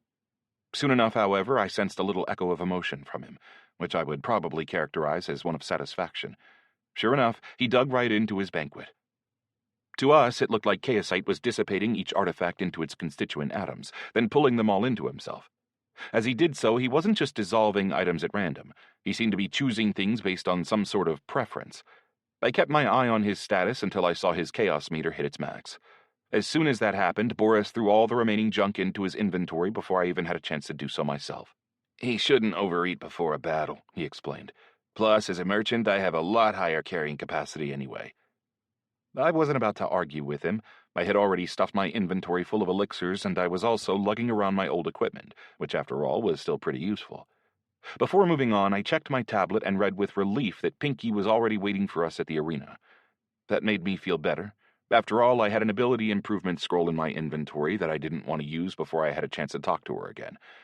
Pinky had promised to find some information for me about chaos magic and my other potential avenues of development, and since there was nothing in her message about it, I figured she was planning on talking about it with me in person. The arena was located in the exact same place where the Battle of the Clans had taken place. Entrance to the floor was free, and as we walked, we found the place crammed with players of various levels who were looking for partners to spar with. Some were doing it for training and to level up their abilities. Others were placing bets, and still others were just there for the thrill and the adrenaline of the fight. The dueling system was very simple. All you had to do was pay a small fee so that both opponents and their audience, if there was one, would get transported into a mini-instance, which was a copy of the arena floor in a different dimension. It would be a fight to the death for at least one of the players. Death in the arena, however, didn't take away any experience points, and victory didn't give you any experience either. That said, your skills would level up every bit as quickly as if you were fighting a real battle. You could just keep hammering away, pay your money, and keep your equipment in order, and the world was your oyster, at least when it came to leveling up your skills. The arena's space was just as safe as a respawn zone, so Mark's illusion magic didn't work inside it. No sooner did we set foot in the building than some level 90 player I had never seen before came running up to me. "Hey, duel? Or are you two chicken shit?" I started to get nervous, figuring that someone from the Spirit of the Hunt or the Steel Rats had sniffed me out. As Mark quickly explained, however, this was actually a pretty normal thing in the arena. "Get out of here before I report you to admin," the illusionist shouted back at him. The player obviously wanted to shout something back at him, but after a quick glance at Mark's nickname, he reconsidered and disappeared back into the crowd in silence. "That's why I didn't turn down my sister's offer," Mark chuckled. "There's no doubt about it. Being in a clan has its advantages." I wouldn't have argued with that. In fact, I might well have joined one of the clans at some point if I had been able to. "Finally!" Pinky shouted instead of saying hi as she jumped out from the crowd to meet us. "Where the hell have you been lollygagging this whole time? You barely have an hour left before the duel. And what the hell is that on your cheek?" "I mean, I wouldn't say I've been lollygagging," I replied a little evasively. "And that thing on my cheek is just for style. I figured it would give me kind of a badass edge." With that, I quickly changed the subject. "Where's Netherrock? He hasn't been answering my messages. Is he okay?" "Did you forget?" Pinky sounded a little surprised. "He's in Moscow today. He doesn't have time for the game. By the way, we're planning to meet up out in real life today. You're coming, right?" Oh, yeah, I thought. I had totally forgotten about his visit with everything else I had going on. "I think so. Yeah," I said, although I didn't sound especially confident.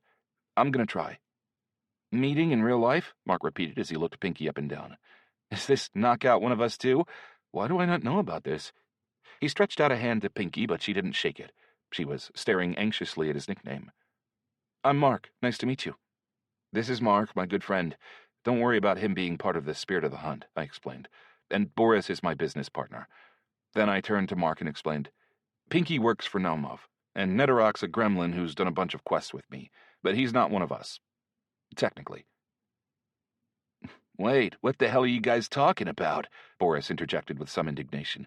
This is the second time you'd referred to one of us, and nobody's explaining what the hell that means. What's with the chauvinism?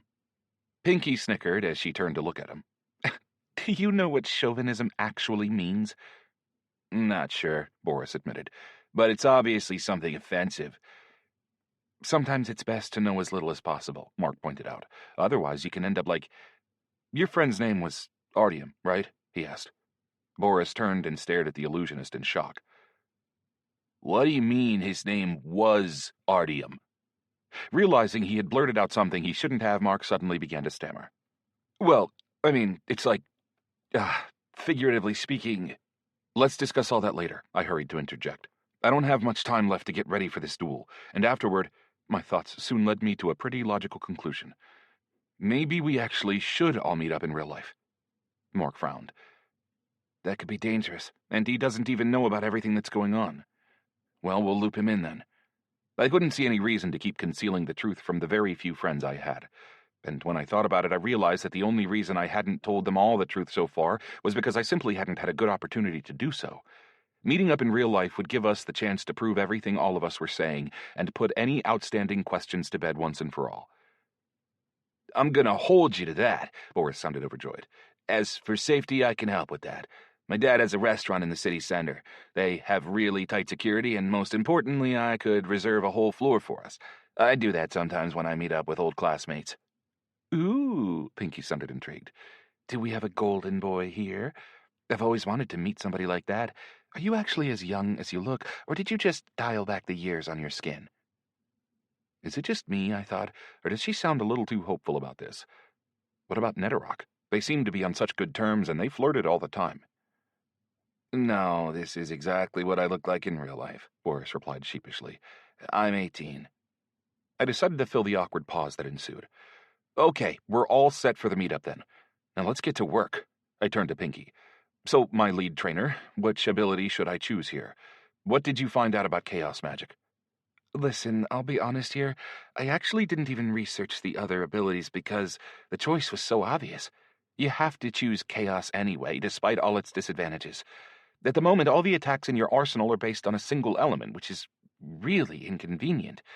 With enough prep, any opponent could nullify almost all your attacks, except the ones that can ignore resistance. The rest of the discussion served to show that, just as I had thought, any ability could be leveled up to allow it to ignore resistance, but most players would only develop a single ability this way, 2 at the absolute most, and strengthen their remaining abilities through other means.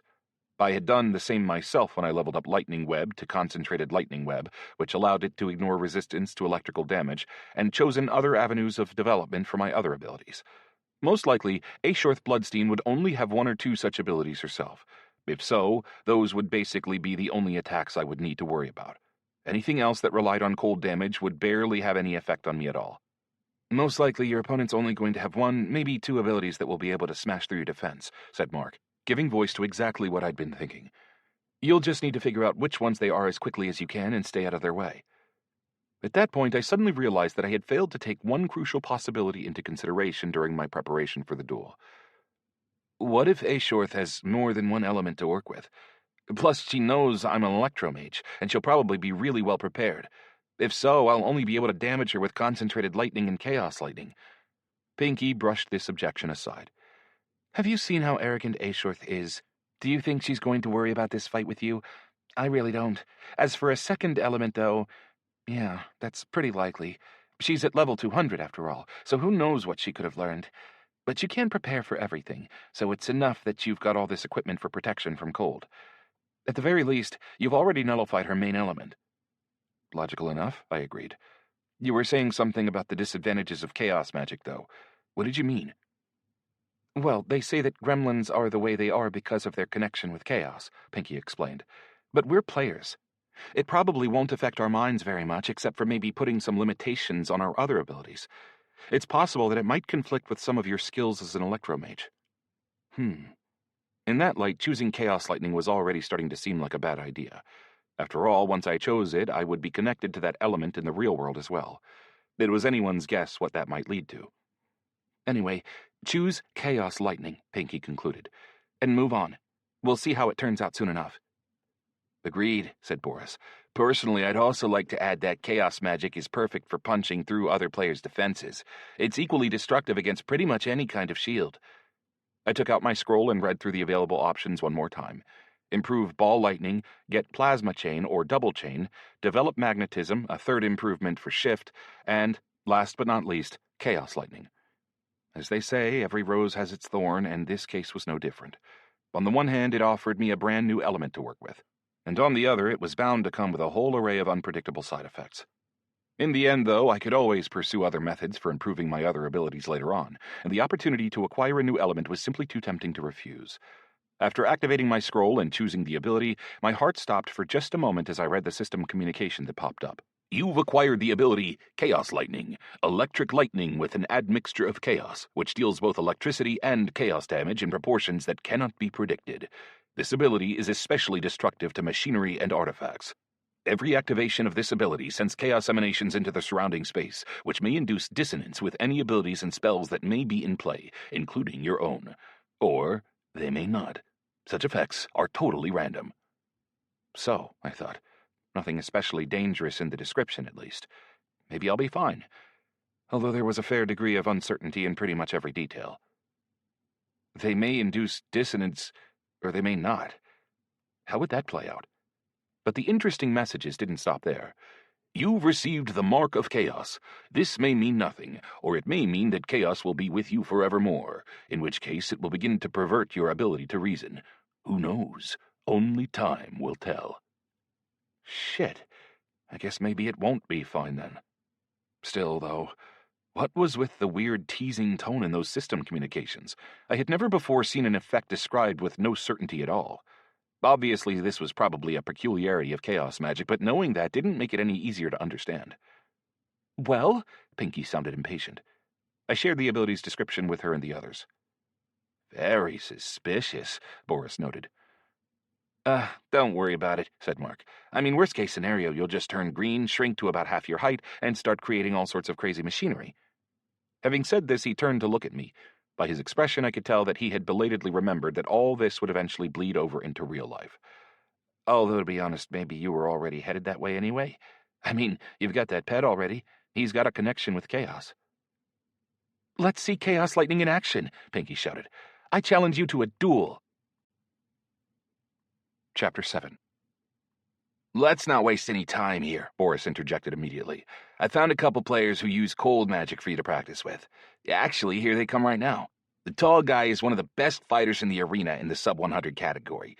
His training services didn't come cheap, but I'm sure it'll be worth it. And we'll watch from the stands and shout out any ideas about how best to use Falk's abilities, suggested Mark. Fine, Pinky reluctantly agreed. But if there's time, I'd still like to fight a friendly duel with you. Or maybe later, after you take care of this ice queen of yours. She sounded so bloodthirsty that it actually made me feel a little anxious. I couldn't remember ever having any conflict with her. Or maybe it was just competitive envy, given that we were basically the same class. I mean, in the sense that our classes were the same, but I had more powerful and varied abilities despite my lower level. We'll see, I said evasively. To be honest, I had been feeling profoundly tired since the moment I logged back into Octania, and fighting an unnecessary duel didn't sound at all appealing to me. Apparently, events in the real world were having their effect on me. Thankfully, it was a belated effect, which kicked in only after I was safe in my apartment and back in my capsule. Sure, my body felt well rested, but my brain still seemed to be feeling the weight of a very difficult day. Meanwhile, a trio of players with levels in the 90s was walking over to us. Each of them was wearing deep blue magical armor, although the specific tint of blue varied from player to player, and white engravings in the form of snowflakes and rime ice. This struck me as pretty weird.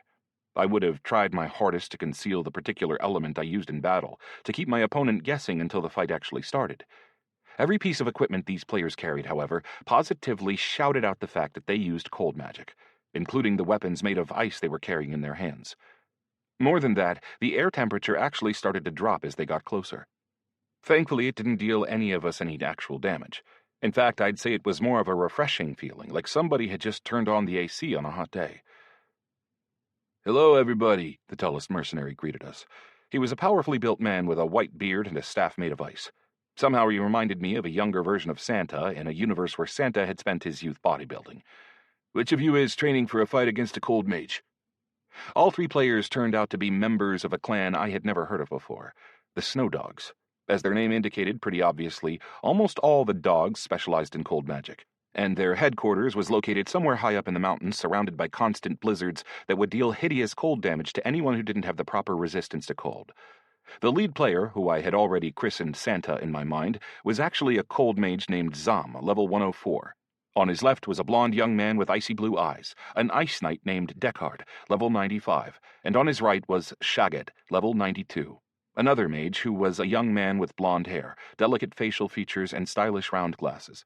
First, I have to give you a little lecture, said Santa. Then you'll fight a full-on duel against each of us. I think 3 or 4 hours will be plenty.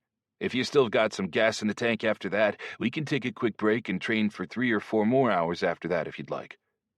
That's a great plan, but unfortunately I have just over an hour. I shook my head. Not much time, Zom frowned. Although it all depends on your experience and equipment. You're an electricity, right? I nodded. The most inconvenient opponent for our class. After fire mages, of course. In real life, ice doesn't actually conduct electricity, but for some reason the developers saw fit to discard that law of physics in Artania, meaning lightning can travel right through our defenses and deal us increased damage. That's because we're talking about magic here, not physics, noted Shagad. I think we can forgive the developers a little bit of fantasy. I could tell immediately by the young man's tone that he was probably a real burden to spend time with. Thankfully, he wasn't the one in charge of my training. You could explain any designer screw-up that way, said Santa disdainfully. Anyway, we work with the world as it is, not as we want it to be. Lightning can destroy any ice structure as long as there's more mana invested in it than in the ice. Doesn't matter if it's a shield or an ice spear. There's still a chance if there's less mana in the lightning than the ice, but it's a much slimmer chance. It all sounded pretty logical so far, within the logic of the game, of course. It might be that the destructive power of the lightning is thanks to the interaction of electricity with crystalline structures, said Shagad, who seemed pretty intent on interrupting as he adjusted his glasses. If, of course, you still insist on trying to make a connection between the logic of magic and the laws of physics. Maybe so, Zom said as he rolled his eyes. Stop interrupting me. With that, he turned back to me. So that's about it. I'll show you the rest in the arena. I say let's get right to work. And that's exactly what we did. Boris had set up the arena so that he, Pinky, Mark, and the rest of the dogs had special invitations to watch our fight. Therefore, when Santa and I teleported into the center of the empty field in its parallel universe, there were 5 seats in the stands around us, and they were already occupied. There was a big battle counter displayed on the wall, which was set to 20. This meant that Zom and I would fight and respawn in the arena a cumulative total of 20 times before I moved on to fight one of the other snow dogs in a new arena. Before we started, though, I decided to run through my inventory, abilities, and attributes one more time. I wanted to make sure I hadn't missed any details that might help me in the fight. Just a second, I said as I pulled up my attribute window. Name, Falk, level 73. Experience, 0 of 800,000. To next level, 800,000. Faction, Empire, Aristocrat. Title of Count, 10% discount in stores within the Empire, plus 10% experience from quests. Rank of Lieutenant, plus 10 to damage dealt.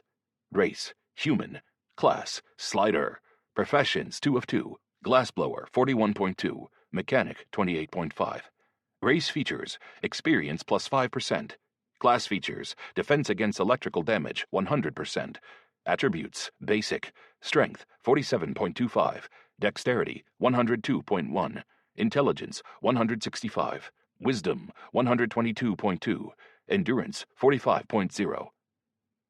Attributes available for distribution, 0. Attributes, secondary. Physical damage, 47.25. Full damage, 260. Mana, 1700. Mana regeneration rate, 36 seconds. Health, life, 740. Health, life, unit regeneration rate, 90 seconds. Armor, 84. Skills, 3 of 8. Dodging, 38. Two-handed, 28.2. Resilience to pain, 32. Unique features, Curse of the Goddess Elenia, forbidden from joining groups with other players. Blessing of the Goddess Elenia, experience plus 10%. Blessing of the god Eidolon, the dead look upon you favorably, and will never attack you without provocation. Mark of the Inferno, You were possessed by a demon at some point, and that left a mark on you. Exercise caution. This mark can be sensed both by residents of the Inferno and servants of light. Achievements. Loved you and left you. Hammer of the Jerboas. Level, God. Merciless exterminator of the skunks. Kissed by a demon, you have an unexplainable connection to the demoness Lamia. She can sense your presence within the radius of 0.5 miles. Oh, you scoundrel, level 3, 5 of 5. Protection from fire magic plus 50%. Protection from chaos magic plus 50%. Protection from life magic plus 50%. Protection from dark magic plus 50%. Protection from cold magic plus 50%. Lone warrior in the field. Upon successful single-handed completion of an instance, plus 10% to damage dealt, defense, and regeneration of health and mana. Lone wolf. Permanent bonus, plus 5% to damage dealt, defense. Bonus in cases where there is no player within 100 yards of you, plus 10% to damage dealt, defense. Abilities. Power over ancient mechanisms, 4. Laser, 1. Magnetism, 1. Powerful electric shock, 2. Concentrated lightning web, 2. Chaos lightning, 1. Paralyzing electric chain, 3. Improved repulsion, 2. Steel handshake, 1. Electric charge, 1. Ball lightning, 1. Shift, 2. Whisper of fate, 1. Standing. Empire, plus 2,150. Friendly. Elendril, minus 1,000. Hostile. Culebra, plus 3,800. Admiration. Goddess Elenia, plus 1,000. Friendly. Gremlins, plus 3,050. Admiration. Princess Arnorte, plus 2,700. In love. Princess Ariella, plus 1,200. Friendly. Pets. Spin. Lightning Wolf, level 55. Chaosite. Living Chaos Particle, level 68. My new equipment hadn't really changed my attributes much, except for making my mana reserve a little bigger. My standing with all the various factions was also the same, except for Elendril, where my attack on the palace had sunk my reputation so low as to be basically unsalvageable. But that was pretty predictable, and my personal relationship with Princess Ariella had actually improved to the point where we were officially friends. Naturally, this list barely scratched the surface of my full range of relationships within the game. Only things that had changed significantly in recent times were reflected on the list. The dubious achievement, Loved You and Left You, which I had acquired from the Ice Elf Princess, was now at the top of my list, and unfortunately it couldn't be hidden. My pets had also leveled up a bit, which was good news. After all, creating my Great Blood Essence wouldn't affect their levels in any way. My inventory was full to bursting with elixirs, so much so in fact that I didn't need to hold back on using them during my sparring sessions at all. And that was especially good since chugging an elixir during a fight to the death was a skill in itself, which needed to be practiced and perfected. I also decided that it would be best to summon Spin and Chaosite right at the start of the battle to get a good sense of the benefits their presence could provide in my fight against Ashorth. "Whoa, 2 pets?" Zom noted with surprise as the white and purple spheres appeared in midair above my head. "I assume they're incorporeal, and that they give you bonuses of some sort." "Exactly," I confirmed. "I've got something similar." He summoned a sphere of snow that was significantly larger than Spin and Chaosite combined. "He gives bonuses to ice magic, and he can take a percentage of any damage dealt. So, what do you say? Want me to run through a demonstration of cold magic abilities real quick before we get started?" "Of course," I agreed, "as long as you're okay with it. I mean, a lot of people are pretty secretive about info like this." "It's what we get paid for," the mage shrugged, "and they pay pretty well. We don't have much time, so I'll run you through all the abilities really quickly. Then we can discuss tactics for countering each of them, fight a few battles, and then circle back for a follow-up discussion. Let's start with the simplest move there is." Casting ice spells was pretty much the same as casting lightning. When I cast lightning straight from my hands, I could dedicate all my available power to pure damage, but casting it over a distance would decrease its effectiveness significantly. In the same way, things like ice spears and ice blades that originated right in the mage's hands might be pretty destructive, but I always had enough time to counter them with improved repulsion or use shift to simply move myself out of their trajectory. A direct hit with lightning was also pretty effective against spells like that, but chaos lightning was especially destructive. Any hit I scored with that would literally blow the ice to pieces from the inside. Actually, the purple lightning came as quite a surprise to Zom, who had never seen anything like it before. He immediately started peppering me with questions about the chaos element and its possibilities, but of course I didn't really know much about it myself.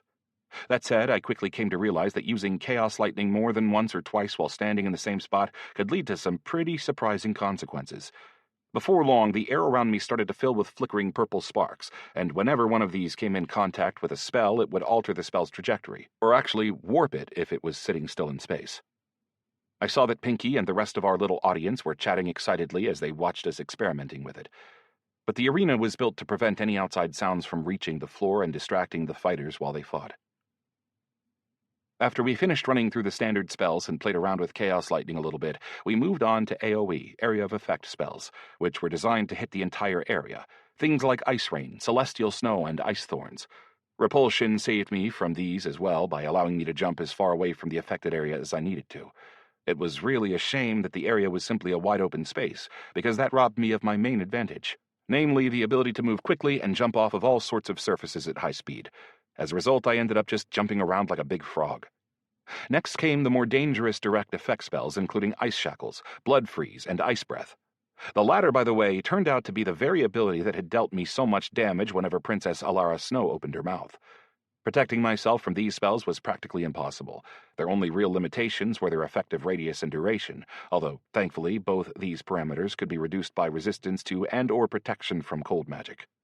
The most unpleasant thing, though, and the reason that ice mages were considered such dangerous opponents, especially in one-on-one battles, was the fact that being immobilized by Ice Shackles, Blood Freeze, or Ice Breath prevented a player from using healing elixirs. So unless you happened to have a sufficient level of resistance to cold, you might simply end up standing there like a statue until the battle was over. Thankfully, thanks to my resistance, the duration of Zom's abilities was so short that it felt more like a momentary pause than actually being frozen for any appreciable length of time. In terms of defense, these mages used ice armor and ice walls, which often incorporated ice thorns in various configurations. Even these, though, were no match for my Chaos Lightning, which kept blowing them to pieces with no apparent difficulty. Last but not least, these mages could summon ice golems and ice spirits. Once created, however, these creatures simply had to be dealt with like any other normal opponent, so we didn't discuss them separately during our sparring. Zom was essentially just running through the basic abilities, so to speak, but every ability had a number of different variations for amplifying its effects or slightly altering its operating principle.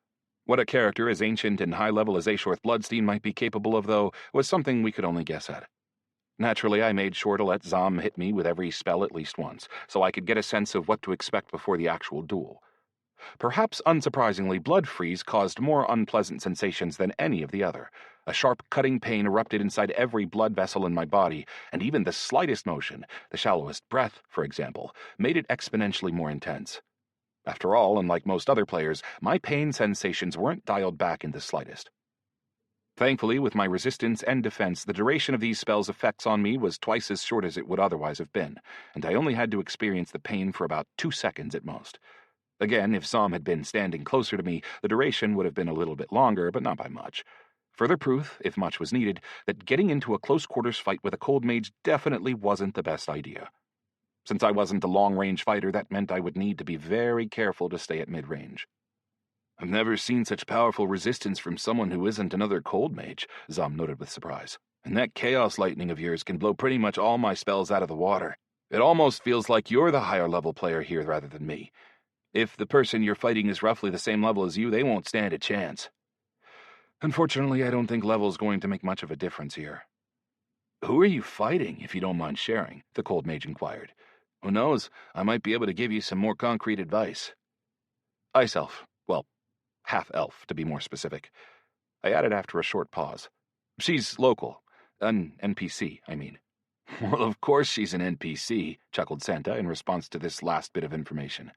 "That place isn't available as a choice for players, although they say that the City of Ice is going to resurface soon, and then players will have the chance to switch races if they want, and it'll be there for noobs at the start.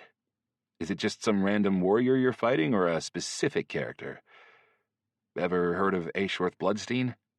"Of course," replied Zom without a pause. "Half-elf, hero of the war with the Aldmer who sacrificed herself to kill their bloody emperor." "You're fighting her?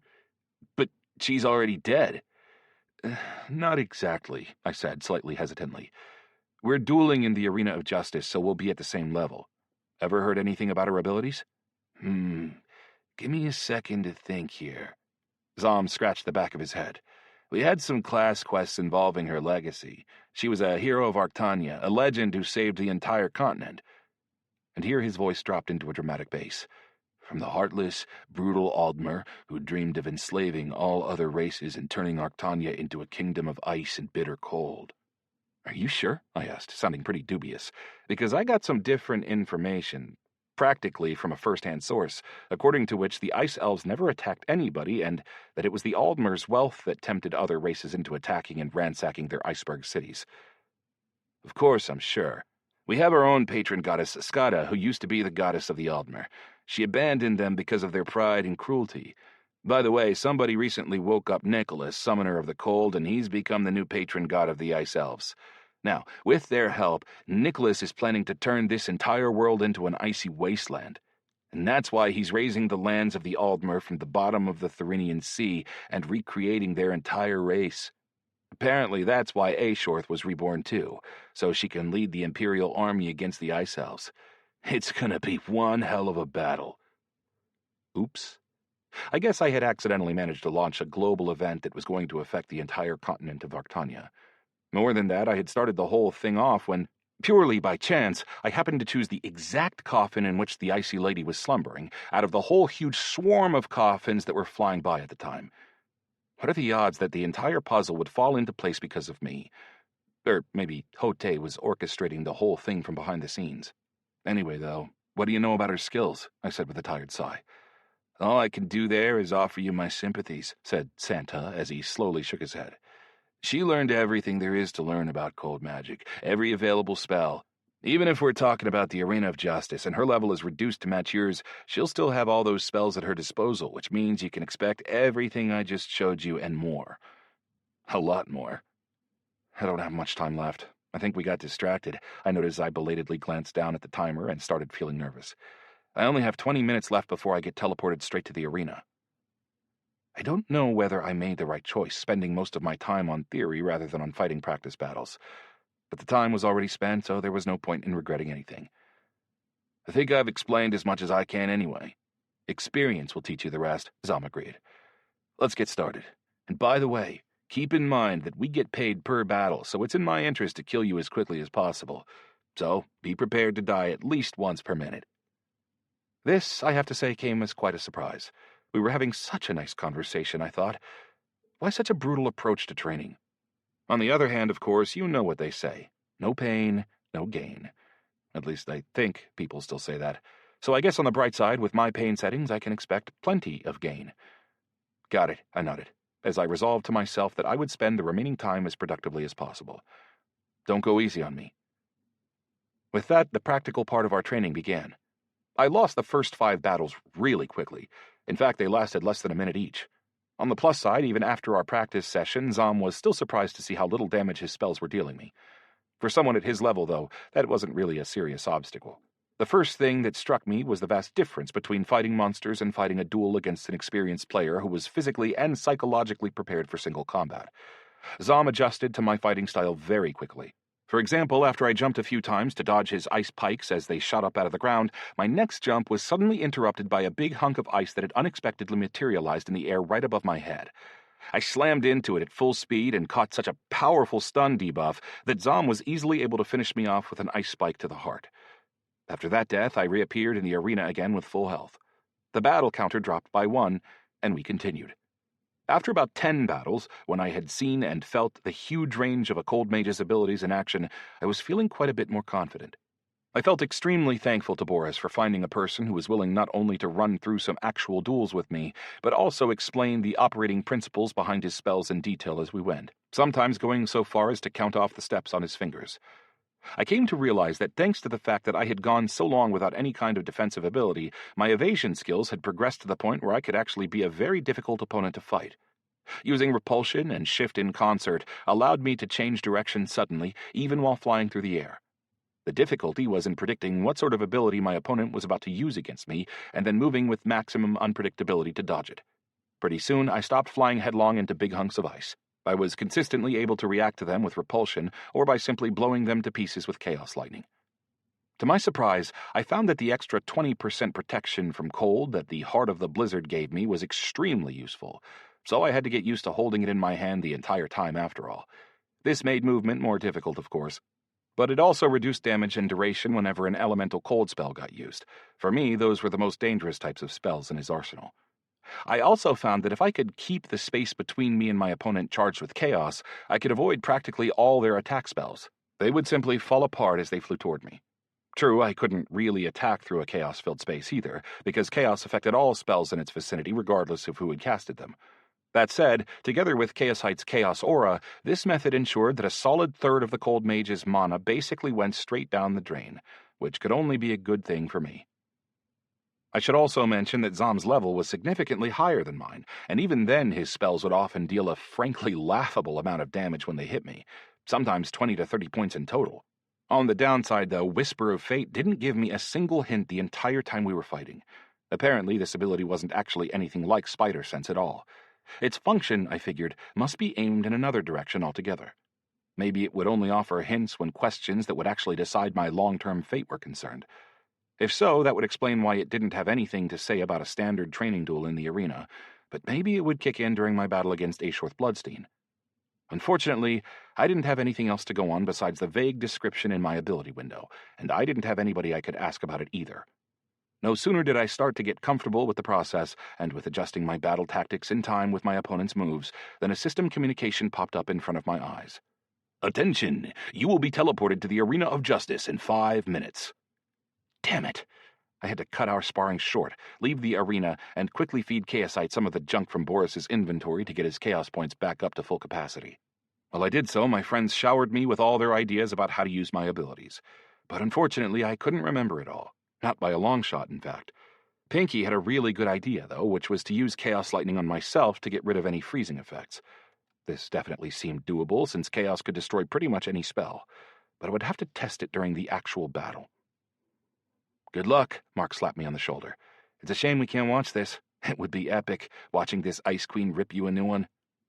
Boris and Pinky quickly joined in with him. "If you end up losing those 20 levels, I might be able to power level you up for a bit," said Pinky, trying, I think, to cheer me up. "And when you get your ancestral lands back, you'll be able to hire your own army anyway," Boris chimed in, "and your level won't matter as much." Whoa, whoa, whoa. This isn't exactly the kind of support I was expecting, I objected. I never heard their response, though, because suddenly the world around me whirled into a rainbow portal and sucked me forcefully into a long, multicolored tunnel. Chapter 8. A few moments later, I was in the center of a massive coliseum. The sand-covered arena floor was about 100 yards in diameter, surrounded with white stone columns and a towering expanse of seating for the audience. Thankfully for this fight, those seats would remain empty. In the center of the field next to me stood the god of trade in an elegant suit, golden this time, glasses, and a white umbrella which he was using as a cane. The god's chiseled face looked especially appropriate given our surroundings. I felt like I had been transported to ancient Greece, or maybe more specifically the top of Mount Olympus, since the only thing I could see outside the Colosseum were fluffy white clouds. Apparently, we were somewhere in the sky above Arctania. Some distance off to Hazer's side stood the proud figure of Ashorth Bloodstein, whose level had already been reduced to 73 to match mine. Previously, I had only ever seen her wrapped in the thinnest deep blue clothing, but this time she was wearing a full suit of sky blue armor lined with fur. More unexpectedly, she was holding a huge two-handed sword in her hands that seemed to be made of some sort of ice or glass. She seemed to have prepared for the battle quite thoroughly, which I have to admit made me feel a little bit tense. I would have felt better if she had been a bit more openly arrogant about the whole thing. Better for her to underestimate me than to make serious preparations for our duel. Still, though, I had at least been expecting Hazer and Ashorth to be there in the arena. The appearance of two other characters, though, came as a total surprise. The first was little Hote, dressed as a clerk and smiling acidly like he always was, and the second was a white-haired woman wrapped in furs, who stood about 12 feet tall. The only reason my eyes weren't drawn to her the instant I appeared in the arena was that her translucent figure was barely visible against the backdrop of the sky behind her. The goddess Skada. I could just barely make out her name bar when I focused my attention on the sky above her. There was no level alongside it. "And here are our duelists," Hazer greeted us. Only then did I realize that Ashorth had appeared at the same time as me. By the way, she was staring at the gigantic goddess in unconcealed awe, without any trace of her usual icy lack of emotion. "My goddess!" she exclaimed as she fell to her knees before the translucent figure. Hote teleported closer to me and began to reproach me. Watch and learn. That's how you're supposed to greet your god. Oh, I see, I said sarcastically as I quickly looked Hote up and down. And where's my reward for the false emissary quest? The information you promised me and the extension on the goddess's quest? The little god frowned. Goodness, you're insistent. What do you want that information for anyway? Believe me, it's not going to change anything for you. I need to know who to take revenge on, I snarled. It felt a little bit melodramatic, sure, but it was totally true. And who to worry about. Your second reason is commendable, but your first reason is the whole problem. I don't want you to die before you complete our quest. I'm responsible for you, in case you didn't know. But a deal is a deal, I reminded him as I glanced at the god of trade. I wonder, do you think I should consult Hazer on this? What do you think he would say? Hote glared at me, and for the first time, I realized that I would need to take a much firmer line with the little virtual god from then on. Sure, he had my back in real life, and in the game he could certainly make my life easier, as well as making it more complicated. On the other hand, though, I had no patience for his clowning around and having fun at my expense when it came to the question of who had killed Artyom. I had never considered myself a vengeful person, but that was before Artyom's death. Recent events had shown that I was capable of killing, and I wouldn't say that my conscience was eating away at me either. Maybe I was overestimating my own heartlessness a little bit, and the pangs of conscience would come later. First, though, I intend to find whoever was responsible for Artyom's death and make them pay in blood. Well, fine. You asked for this, said Hote with obvious dissatisfaction. You know how computer games are created in your world, right? I nodded silently, although I wasn't really sure what exactly he was getting at. Before a game is released, it goes through beta testing, the little god continued. He suddenly sounded so self-important. You'd have thought he was giving a lecture at Harvard. There were beta testers for Artania, too, and that's who killed your friend. But why? I was shocked and confused. I only promised to tell you who killed him, not why or what for, replied Hote with a vindictive smirk. You're on your own from there. What sort of an answer was I expecting, you might ask? Obviously, his answer had spawned many more questions. Why would the beta testers kill Artyom?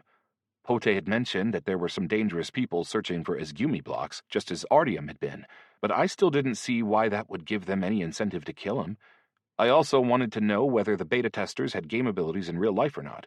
If so, then they shouldn't really need the latest generation blocks anyway. What were they trying to do? And were they the people everybody kept referring to as fixers, or was that a different group? What about the extension on the quest? I asked angrily.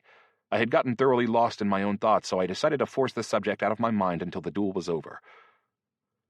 You've obviously forgotten that I promised that little reward on the third stage of your quest, which you've already completed. The little god replied acidly. A deal is a deal. You said so yourself. I opened my information window and realized immediately that he was right. We had been referring specifically to the third stage of the quest. Damn it, I thought. While I was talking to Hote, Aishorth Bloodstein had time to finish speaking to her own goddess and head over to where I was standing. Hey, curse boy. The sooner we start, the sooner I can come back to life, she exclaimed. I have too much business to take care of in this world. I glanced at the goddess Skata. Is it something to do with the ice elves being reborn? Aishorth responded with an icy glare. Mind you, that's not saying much, since that was pretty much the only way she ever looked at me. But somehow this glare seemed especially icy. Enough talk. Let's fight. Let's fight, I agreed. I have business to take care of, too. I couldn't come up with a snappy comeback, especially since I was shaking slightly from all the tension, and I really didn't feel like joking around at all. As I watched the half-elf move, I belatedly understood that the person facing me was a warrior with a massive amount of experience and a whole library's worth of spells at her disposal. Her memories probably contained more useful information than I could even dream of. Child of the family Bloodstein, I believe in you, the goddess Skata whispered, without even deigning to look in my direction. This world needs you. Hold on, I thought. When did I start playing the villain here? Somehow I'm interfering with the hero who's trying to protect the world from a global catastrophe. I knew, of course, that the events of those long-ago times had never actually happened, and that they only existed as memories in the minds of these characters.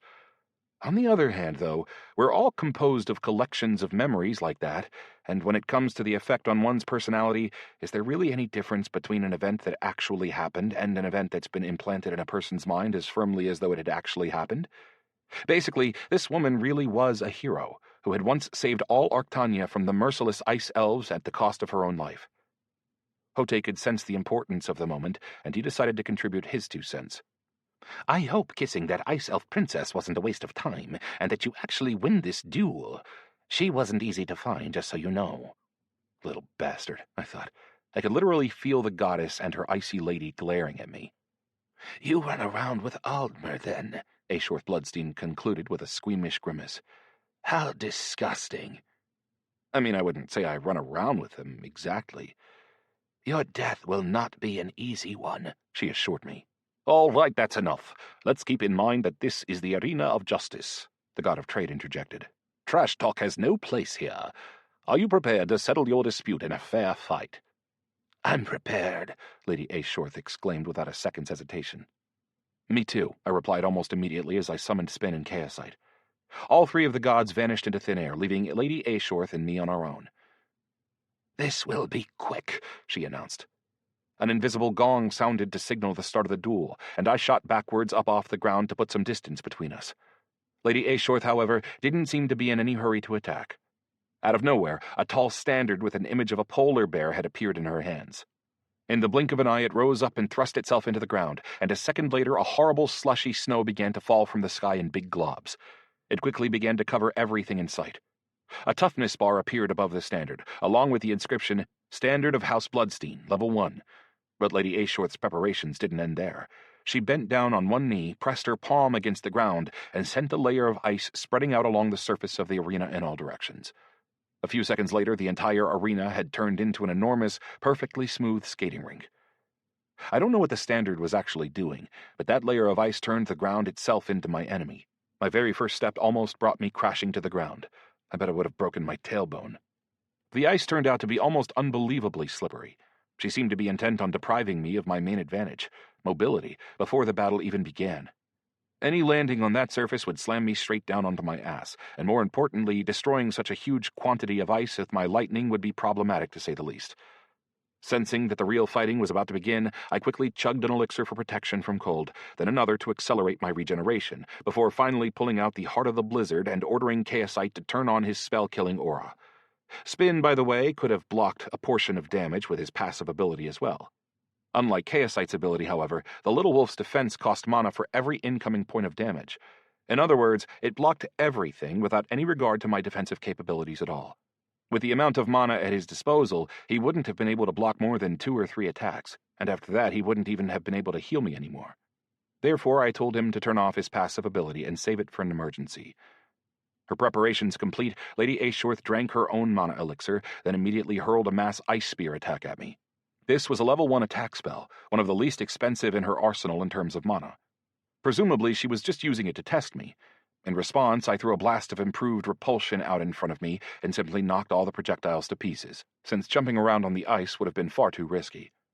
I didn't even try to counterattack. First of all, there was no way I could have dealt her any serious damage at such distance. Second, and more importantly, I still didn't have any real idea what to expect from her yet.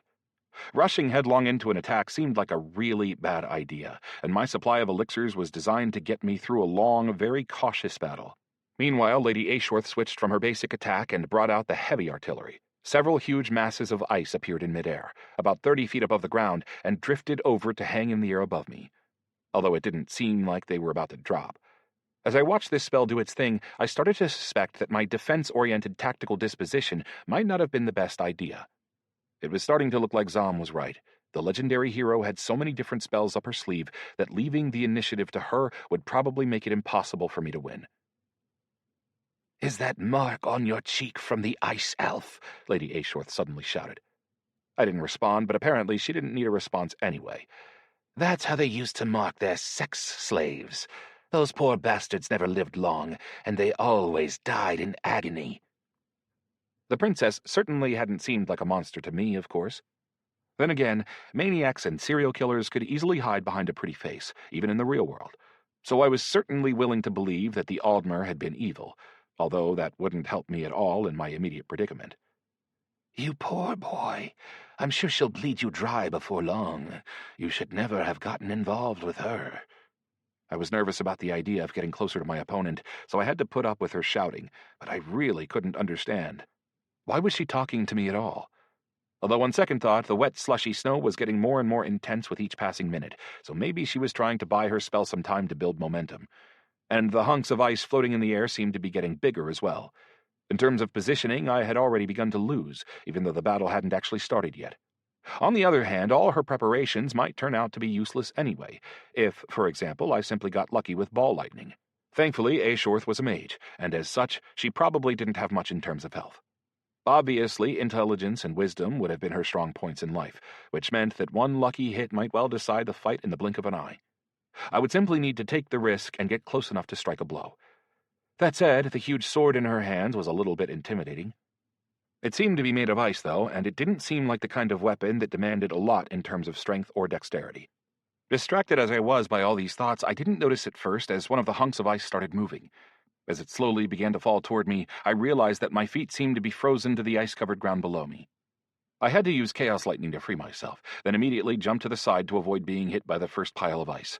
As soon as I landed on the ice, of course, I lost my balance and rolled for a few yards before I finally came to a stop. By then, the second mass of ice was already falling. I had to use Chaos Lightning again, which blew the huge iceberg into two halves that crashed to the ground on either side of me. It seemed like I had chosen the right ability after all. As my sparring with Zom had shown, regular lightning could never have dealt so effectively with so much ice. The third iceberg slammed into the icy ground about 3 feet away from me, sending big shards of ice flying all over the place. Inevitably, a few of these hit me, and altogether they took about 100 points of my health. Even then, however, I didn't catch a break from the attacks. Lady Ashorth had already sent several ice spears flying my way, slightly larger ones this time, and a small forest of ice spikes exploded out of the ground at the exact same time. I had to jump higher this time, and as soon as I did, I suddenly felt a ton of tiny needles plunge themselves into my body. They didn't do much damage, maybe 1 to 2 points each, but there were a huge number of them.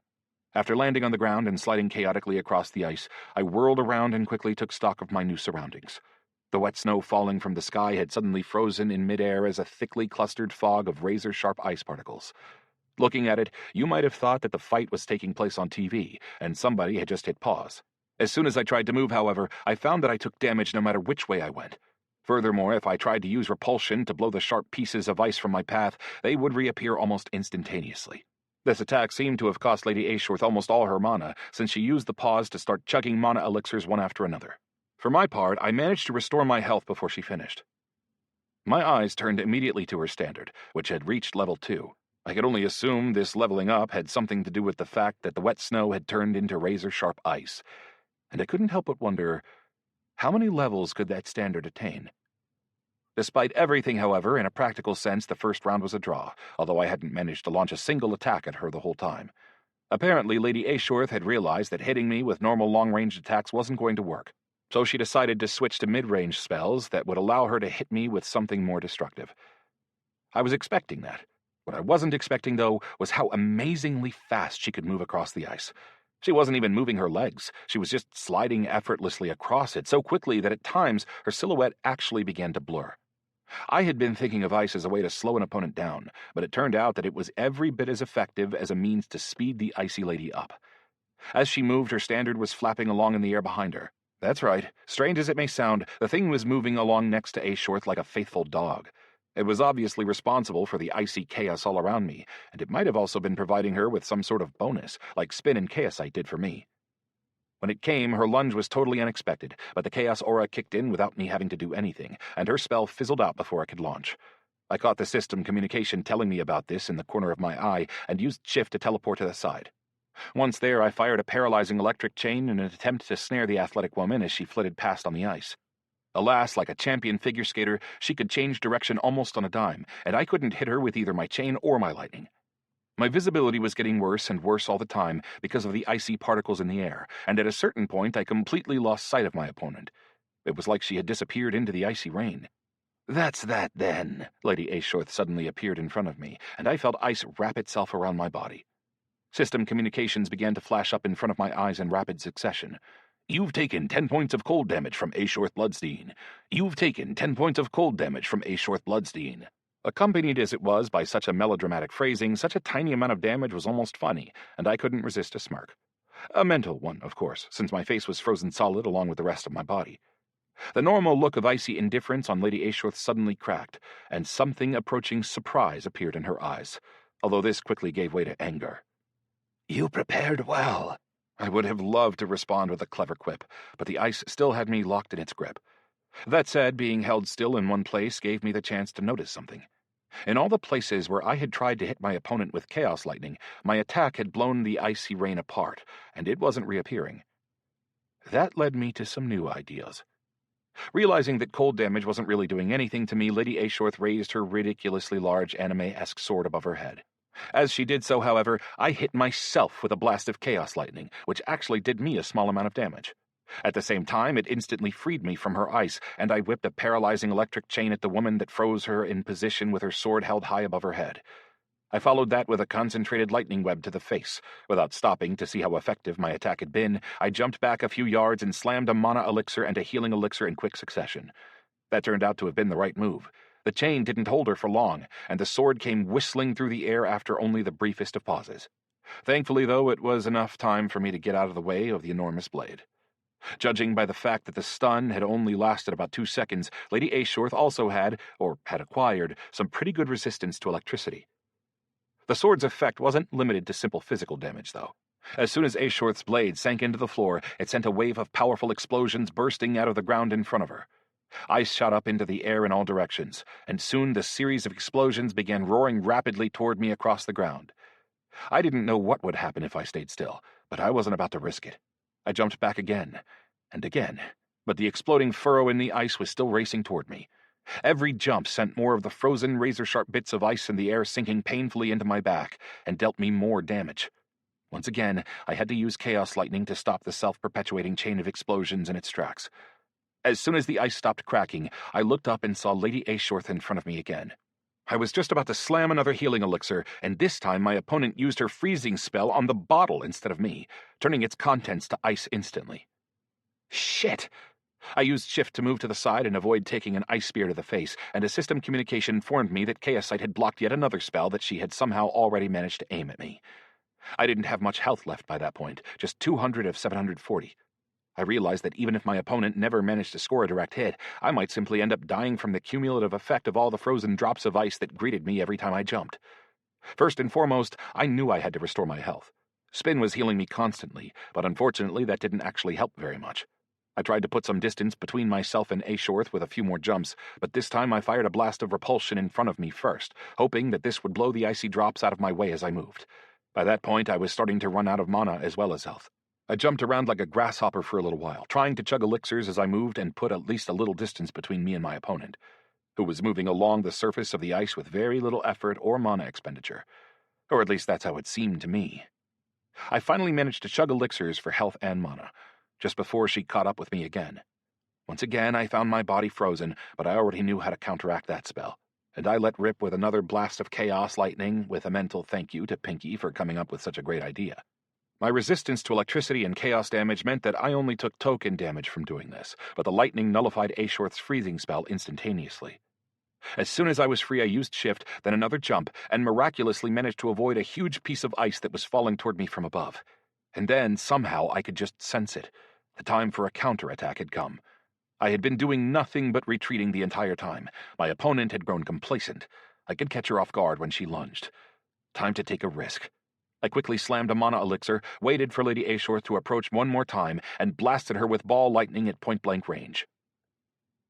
She obviously hadn't been expecting me to counterattack at all, so she totally failed to react in time. At the last moment, though, her standard, which had been following her the entire time, suddenly popped up in front of her. Somehow, the artifact managed to take all the damage from my ball lightning onto itself. When the light of the flash died down, there was nothing but a wet pile of ash streaked across the ice. You've dealt 15,000 points of plasma damage to the standard of House Bloodstein. The standard has been destroyed. As soon as that goddamn standard disappeared, all the drops of ice hanging in the air suddenly evaporated, as did the ice beneath our feet. I didn't know whether to celebrate or not. The first thought that flitted through my mind was that I was finally rid of that standard and its accompanying problems. And the second was, well, I could potentially kill Ashworth herself with a single blow. For once, the random multiplier had actually worked out in my favor, providing me with a powerful counterattack at just the right moment. Seeing her standard reduced to a dirty gray smear on the ground, Lady Ashworth was still in shock.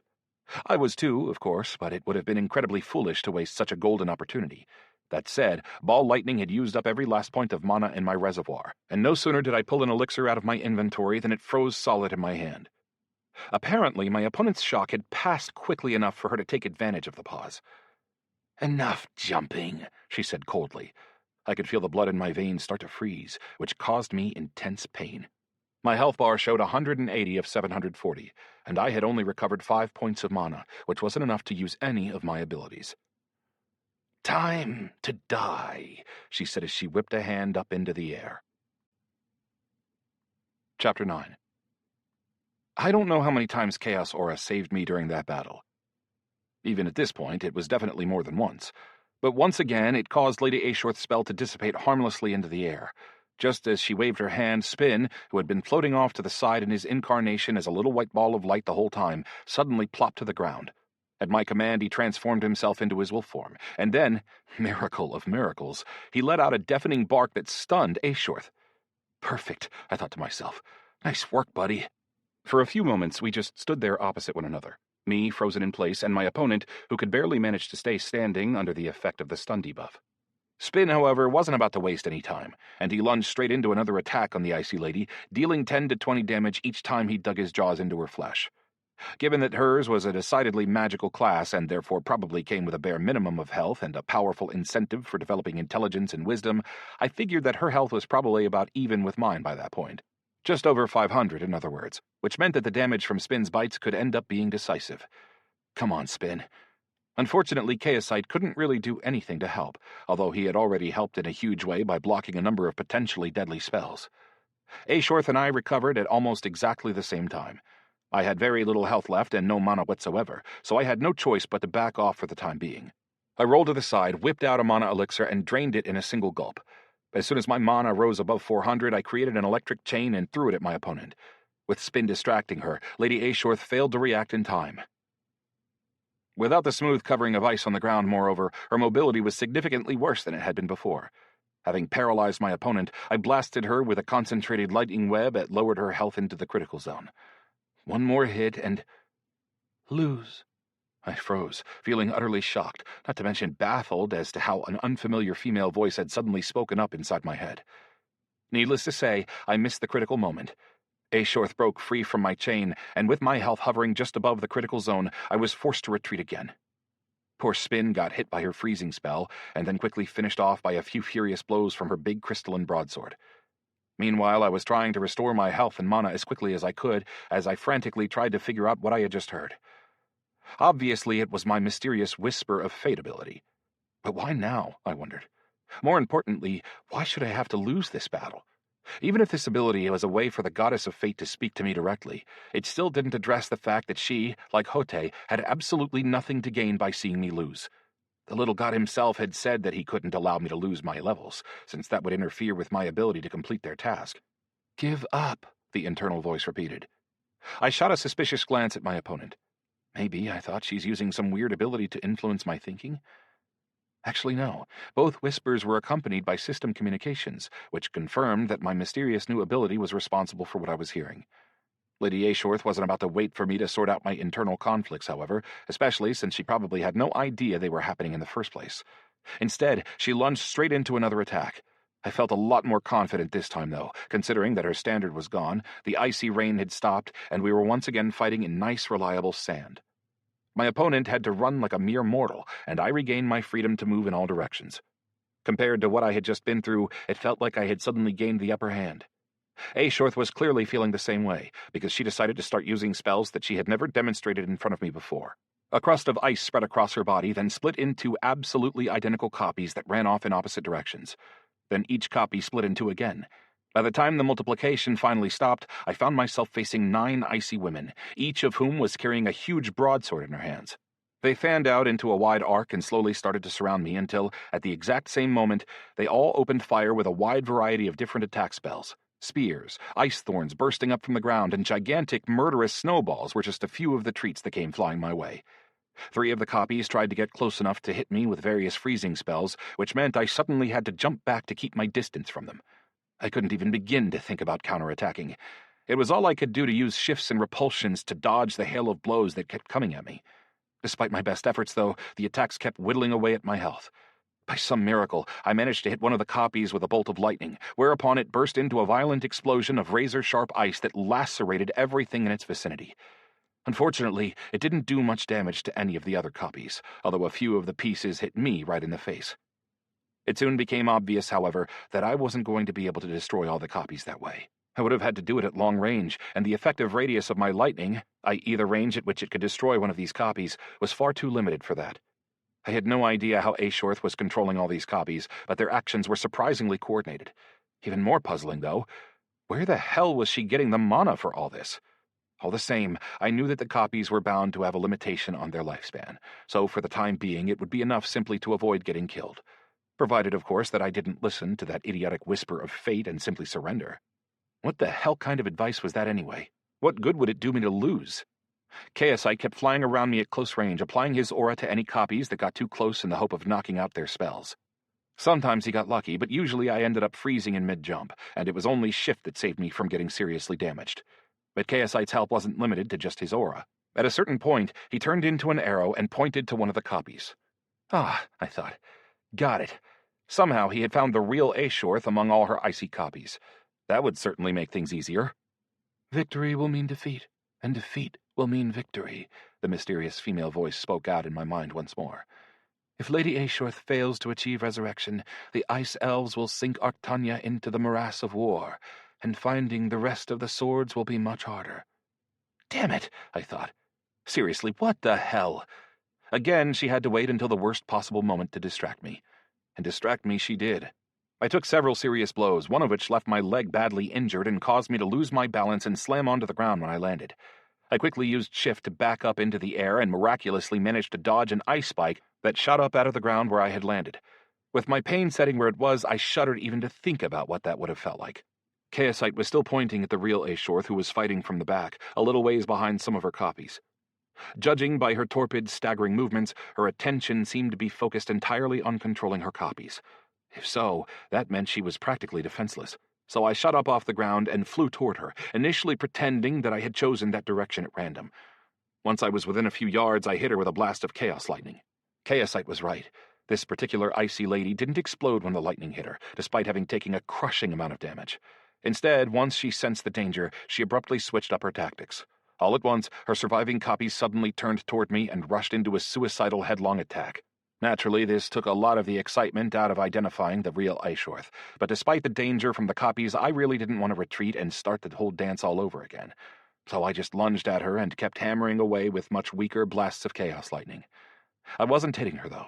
I was hitting myself, to avoid the effects of her freezing spells. Once I was right up against her, I dodged a swing of her sword and hit her with a wall of repulsion that knocked her off her feet. Then I created a lightning chain that paralyzed her in a prone position and prevented her from using her weapon again.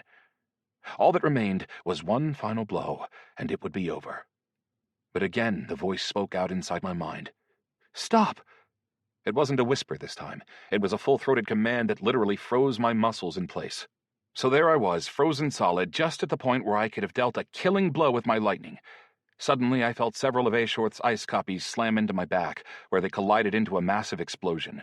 You've taken 120 points of ice damage from Ashorth Bloodstein. You've taken 120 points of ice damage from Ashorth Bloodstein. You've taken 76 points of ice damage from Ashorth Bloodstein. You are dead. After a few moments spent flying down the rainbow corridor, I found myself back at the refreshed arena with full health, in the company of the gods and Lady Ashorth. No sooner did I respawn than I received a new system communication. You've failed the task, promised to Princess Alora Snow. Penalty for non-completion, an ice curse that brings pain and a constant stream of cold damage, 5 points of health per minute. I felt the scar on my cheek start to throb painfully and spread gradually across my cheek, into my neck and down onto my chest.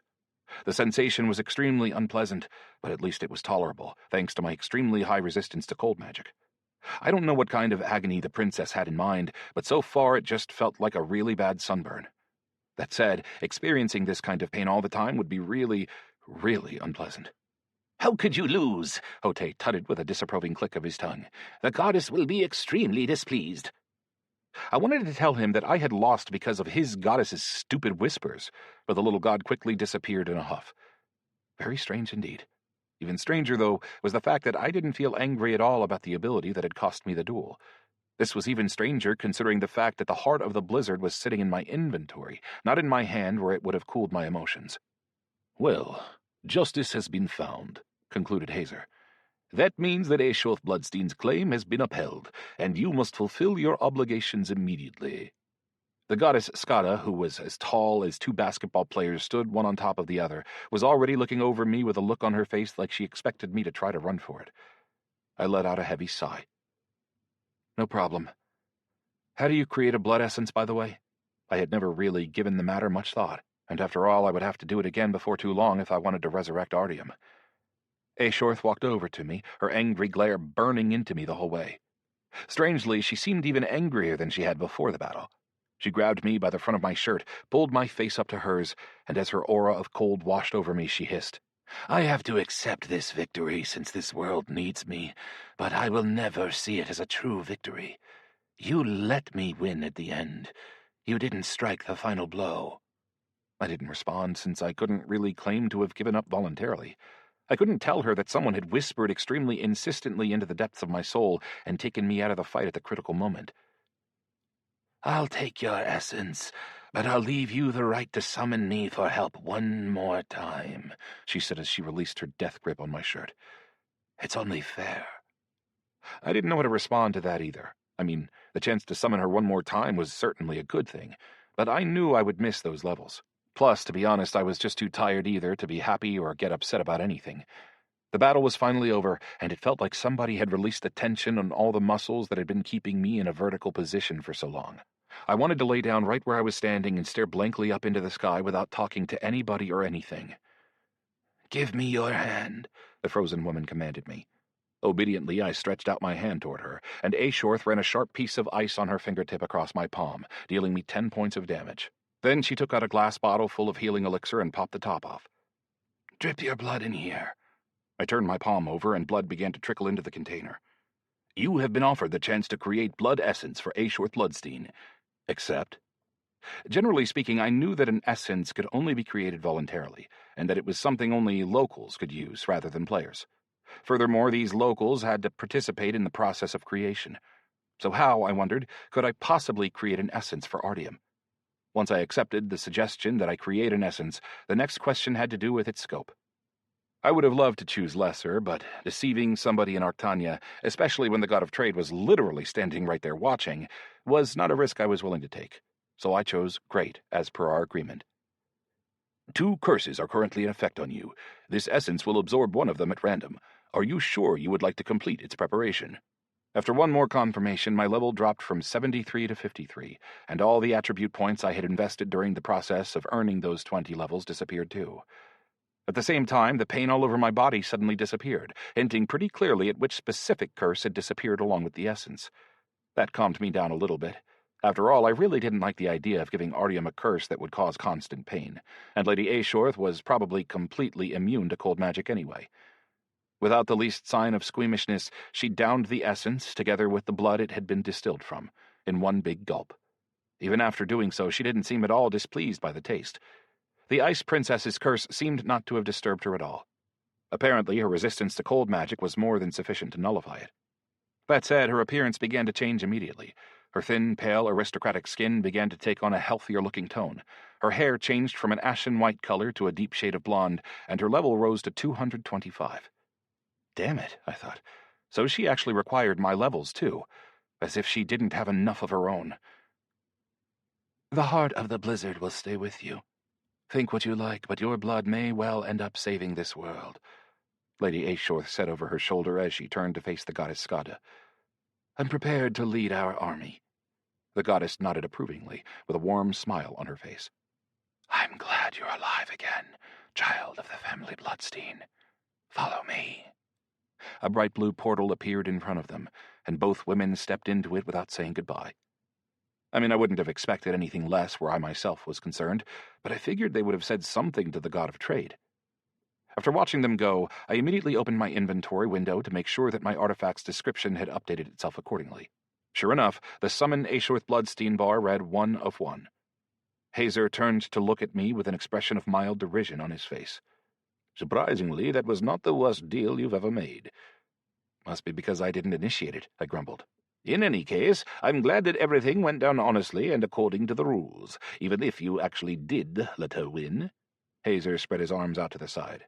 "Before sending you back, I've been asked to arrange one more meeting." At that, a black portal appeared behind the god of trade's back, and a player stepped out of it. More specifically, a zombie, an undead copy of a player I knew very well named Glitch the Adventurer. Weird, I thought. Didn't his copy die in the huge battle when the curse first erupted into the world? "My master has ordered me to give you this artifact," the zombie said, with the same exact smirk that was always on the original Glitch's face, as he handed me a skull-shaped amulet. "And he's also asked me to repeat certain instructions, in case you happen to remember them poorly. The artifact will only work on a weakened dead immortal, whose health is in the red zone. Only you will be able to create the essence. Transferring this burden is impossible, because the resurrection will require you to transfer the god of the dead's blessing directly to this new emissary." "Blessing," I repeated. "It's not a curse?" I had been thinking I would finally get rid of my second curse, but apparently there were some new conditions. "I'm only passing on what my master told me," the zombie replied, still smirking. "Speaking of, the most important thing to remember is that only a loving heart will be able to find the correct coffin. And with that, my mission is completed. I bid you farewell." "Hey, stop!" I quickly shouted. "What am I actually supposed to do with this amulet?" But the zombie was already gone. "I could give you a hint," offered Hazer. "Obviously, you need the amulet to create a blood essence and transfer the god of the dead's blessing. You need to sprinkle your blood on it, then put it into the hand of whomever you're planning to resurrect." "How do you know that?" I was surprised. And anyway, I thought that the god of the dead had declared war on all the other gods of Arctania. Why are you cooperating with him? Hazer smiled. "War is no impediment to trade, and speaking of trade, in exchange for the help I just gave you, I'd like you to give someone this little trinket for me." He handed me a golden amulet with a stylized letter H on its surface. "What's this?" "A blessing from the god of trade. I like the way your friend Boris handles his business, and I'm sure that with time the boy will be able to achieve quite a lot." I couldn't argue with him there. I didn't need to look any further than my own bank account for proof of Boris's outstanding business acumen. "I'll give it to him." "Then that's truly it. Time to go." The god snapped his fingers, and I found myself back in the arena in Qatar, surrounded by other players. Pinky, Mark, and Boris were nowhere to be seen, so I messaged them on my tablet to let them know the fight was over. "We'll be right there. Don't go anywhere," Pinky replied almost immediately. Within less than 2 minutes, Mark and Pinky appeared nearby. They were both panting, but looking pretty happy nonetheless. "I won 3 out of 3, Pinky announced with a vicious smile. "Yeah, something to brag about," Mark scoffed. "You're only 20 levels higher than me." "Right. And which of us said levels don't matter when you're dealing with a true master?" Mark couldn't find a response to that, but thankfully for him, he finally noticed me standing there. "Oh, I was going to ask if you won or not, but I can already tell," he snickered. "Sorry, man." "It wasn't quite as simple as it sounds," I replied with a frown. "Well, what happened?" Pinky interjected. "I need all the juicy details." "I don't even want to talk about it. You know what they say, whatever happens in the arena of justice stays in the arena of justice." They quickly looked around. "Where's Boris? There's something I have to give him." "He was just here," said Pinky as she started looking around too. "But it's fine if he wandered off. I got his contact info both for here and the real world. We already figured everything out. We're all going to meet up tonight." Yeah, the meeting. I suddenly remembered. I had to hold back a sigh of disappointment. "Listen, can we reschedule for tomorrow? I'm completely exhausted, to be honest. This was a really hard day." Mark nodded understandingly. Unlike the others, he knew exactly what I had been through over the preceding 24 hours. "I was going to suggest the same thing, actually," he decided to support me. "I wouldn't mind getting a good night's sleep, especially," he winked at Pinky, "before meeting up with this beautiful lady in real life." The young woman was obviously disappointed, however, and she didn't respond to his little bit of flirtation in the slightest. "You can meet up with Netherrock without us," I suggested. "Then we can all meet up tomorrow." For some reason, Pinky blushed. "Why would we meet up without all of you?" "Well, I mean, just to get to know each other," I said with a smile. "You seem to be getting along pretty well." "No, we'll meet up all together," she said as she blushed even more. I realized that she was just shy about meeting Netherrock one-on-one in real life, and I could sympathize with her there. It was always a roll of the dice with virtual friends and relationships. When you finally met up, you might feel like you got lucky, or you might be extremely disappointed. Even if you already had a photo, the person might actually turn out to look totally different in person, but that problem was exponentially greater with a video game. You might simply be a little more polished than in real life, as might have been the case with Pinky, or you might be completely different in every way, as was definitely the case with Netherrock. Sure, they had found a common language in Arctania pretty quickly, and even started flirting. At least it seemed like that to me. But nobody could really predict how an in-person meeting might go in real life. However, if just the two of them met up, it would practically feel like a date, and Pinky clearly wasn't ready for that at all. "Tomorrow it is, then," I hurriedly agreed. "I'll catch up on sleep, then I have one more important meeting, then I'm all yours. How about 2 p.m.? Suddenly, a panting Boris burst out of the crowd of players around us. "Ah, there you are." I was happy to see him. "I have something for you." I took the amulet out of my inventory and handed it to him. "Is this what I think it is?" the kid asked with shining eyes as he snatched the artifact from me. "How do I know what you're thinking?" "I'm thinking that this is an amulet from the god of trade that gives access to a quest chain and an advanced merchant class," he crowed, eyes still alight with excitement and maybe just a little bit of fantasy. "Where'd you get it?" I shrugged. "From the god of trade, of course. He asked me to tell you that he likes the way you do business." "Ha! I knew it! I knew that someday I'd become his emissary and create a financial empire in Arctania," Boris exclaimed. At this, Mark and I both snapped to attention. "Emissary?" Mark repeated. "What do you know about that?" But Boris wasn't paying attention to us at all anymore. Instead, he seemed to be reading some kind of system communication that had popped up after he received the amulet. "I don't think he meant that kind of emissary," I said, hoping that would calm the illusionist down. Sure enough, Boris confirmed that I was right as soon as he finished reading the task description from Hazer.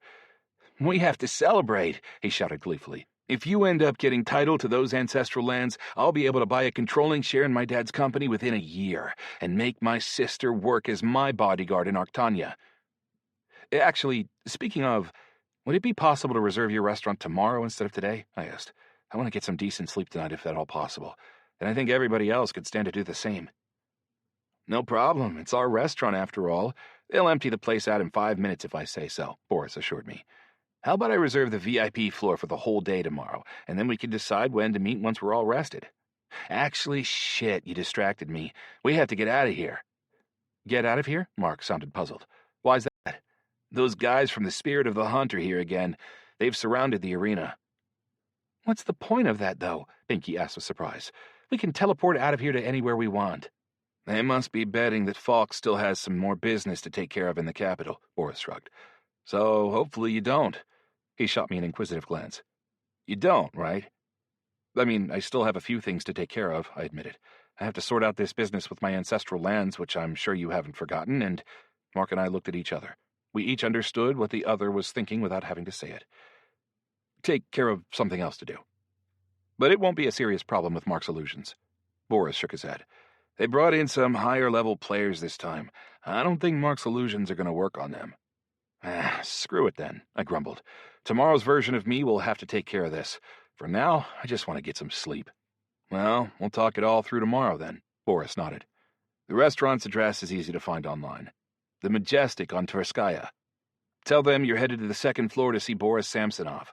I'll send you all the details in a DM later." With that, we all bid each other a warm farewell. Mark tried to give Pinky an even warmer goodbye, but she obviously wasn't interested in the least. She was pointedly keeping her distance from the muscly hunk. It almost seemed like she subconsciously realized just how much his in-game appearance differed from his real-life body. After flying down the rainbow corridor once more, I found myself staring at the main menu. Before hopping out of the capsule, I decided to check my pain settings one more time. 100%. Okay, I thought. What now? I had been waiting for this moment for so long, trying to guess what would happen when the setting finally hit 100%, and the day had finally arrived. Quietly, in fact. without any system communications whatsoever. For a while, I just lay there, staring up at the screen and trying to listen into my body's sensations. Had anything changed? Basically, it looked exactly the same as before. After climbing out of the capsule, I just stopped for a little while, unsure of what to do next. To be honest, I felt a little bit let down, although, you know what they say about letting your expectations run wild. Still, though, the torturously slow increase in my pain setting and all the discomfort I had experienced in the game, was it really all one big lead up to nothing? And then, suddenly, the room around me started to spin, and just before I lost consciousness, I saw a system communication. Interface installation. Step 1.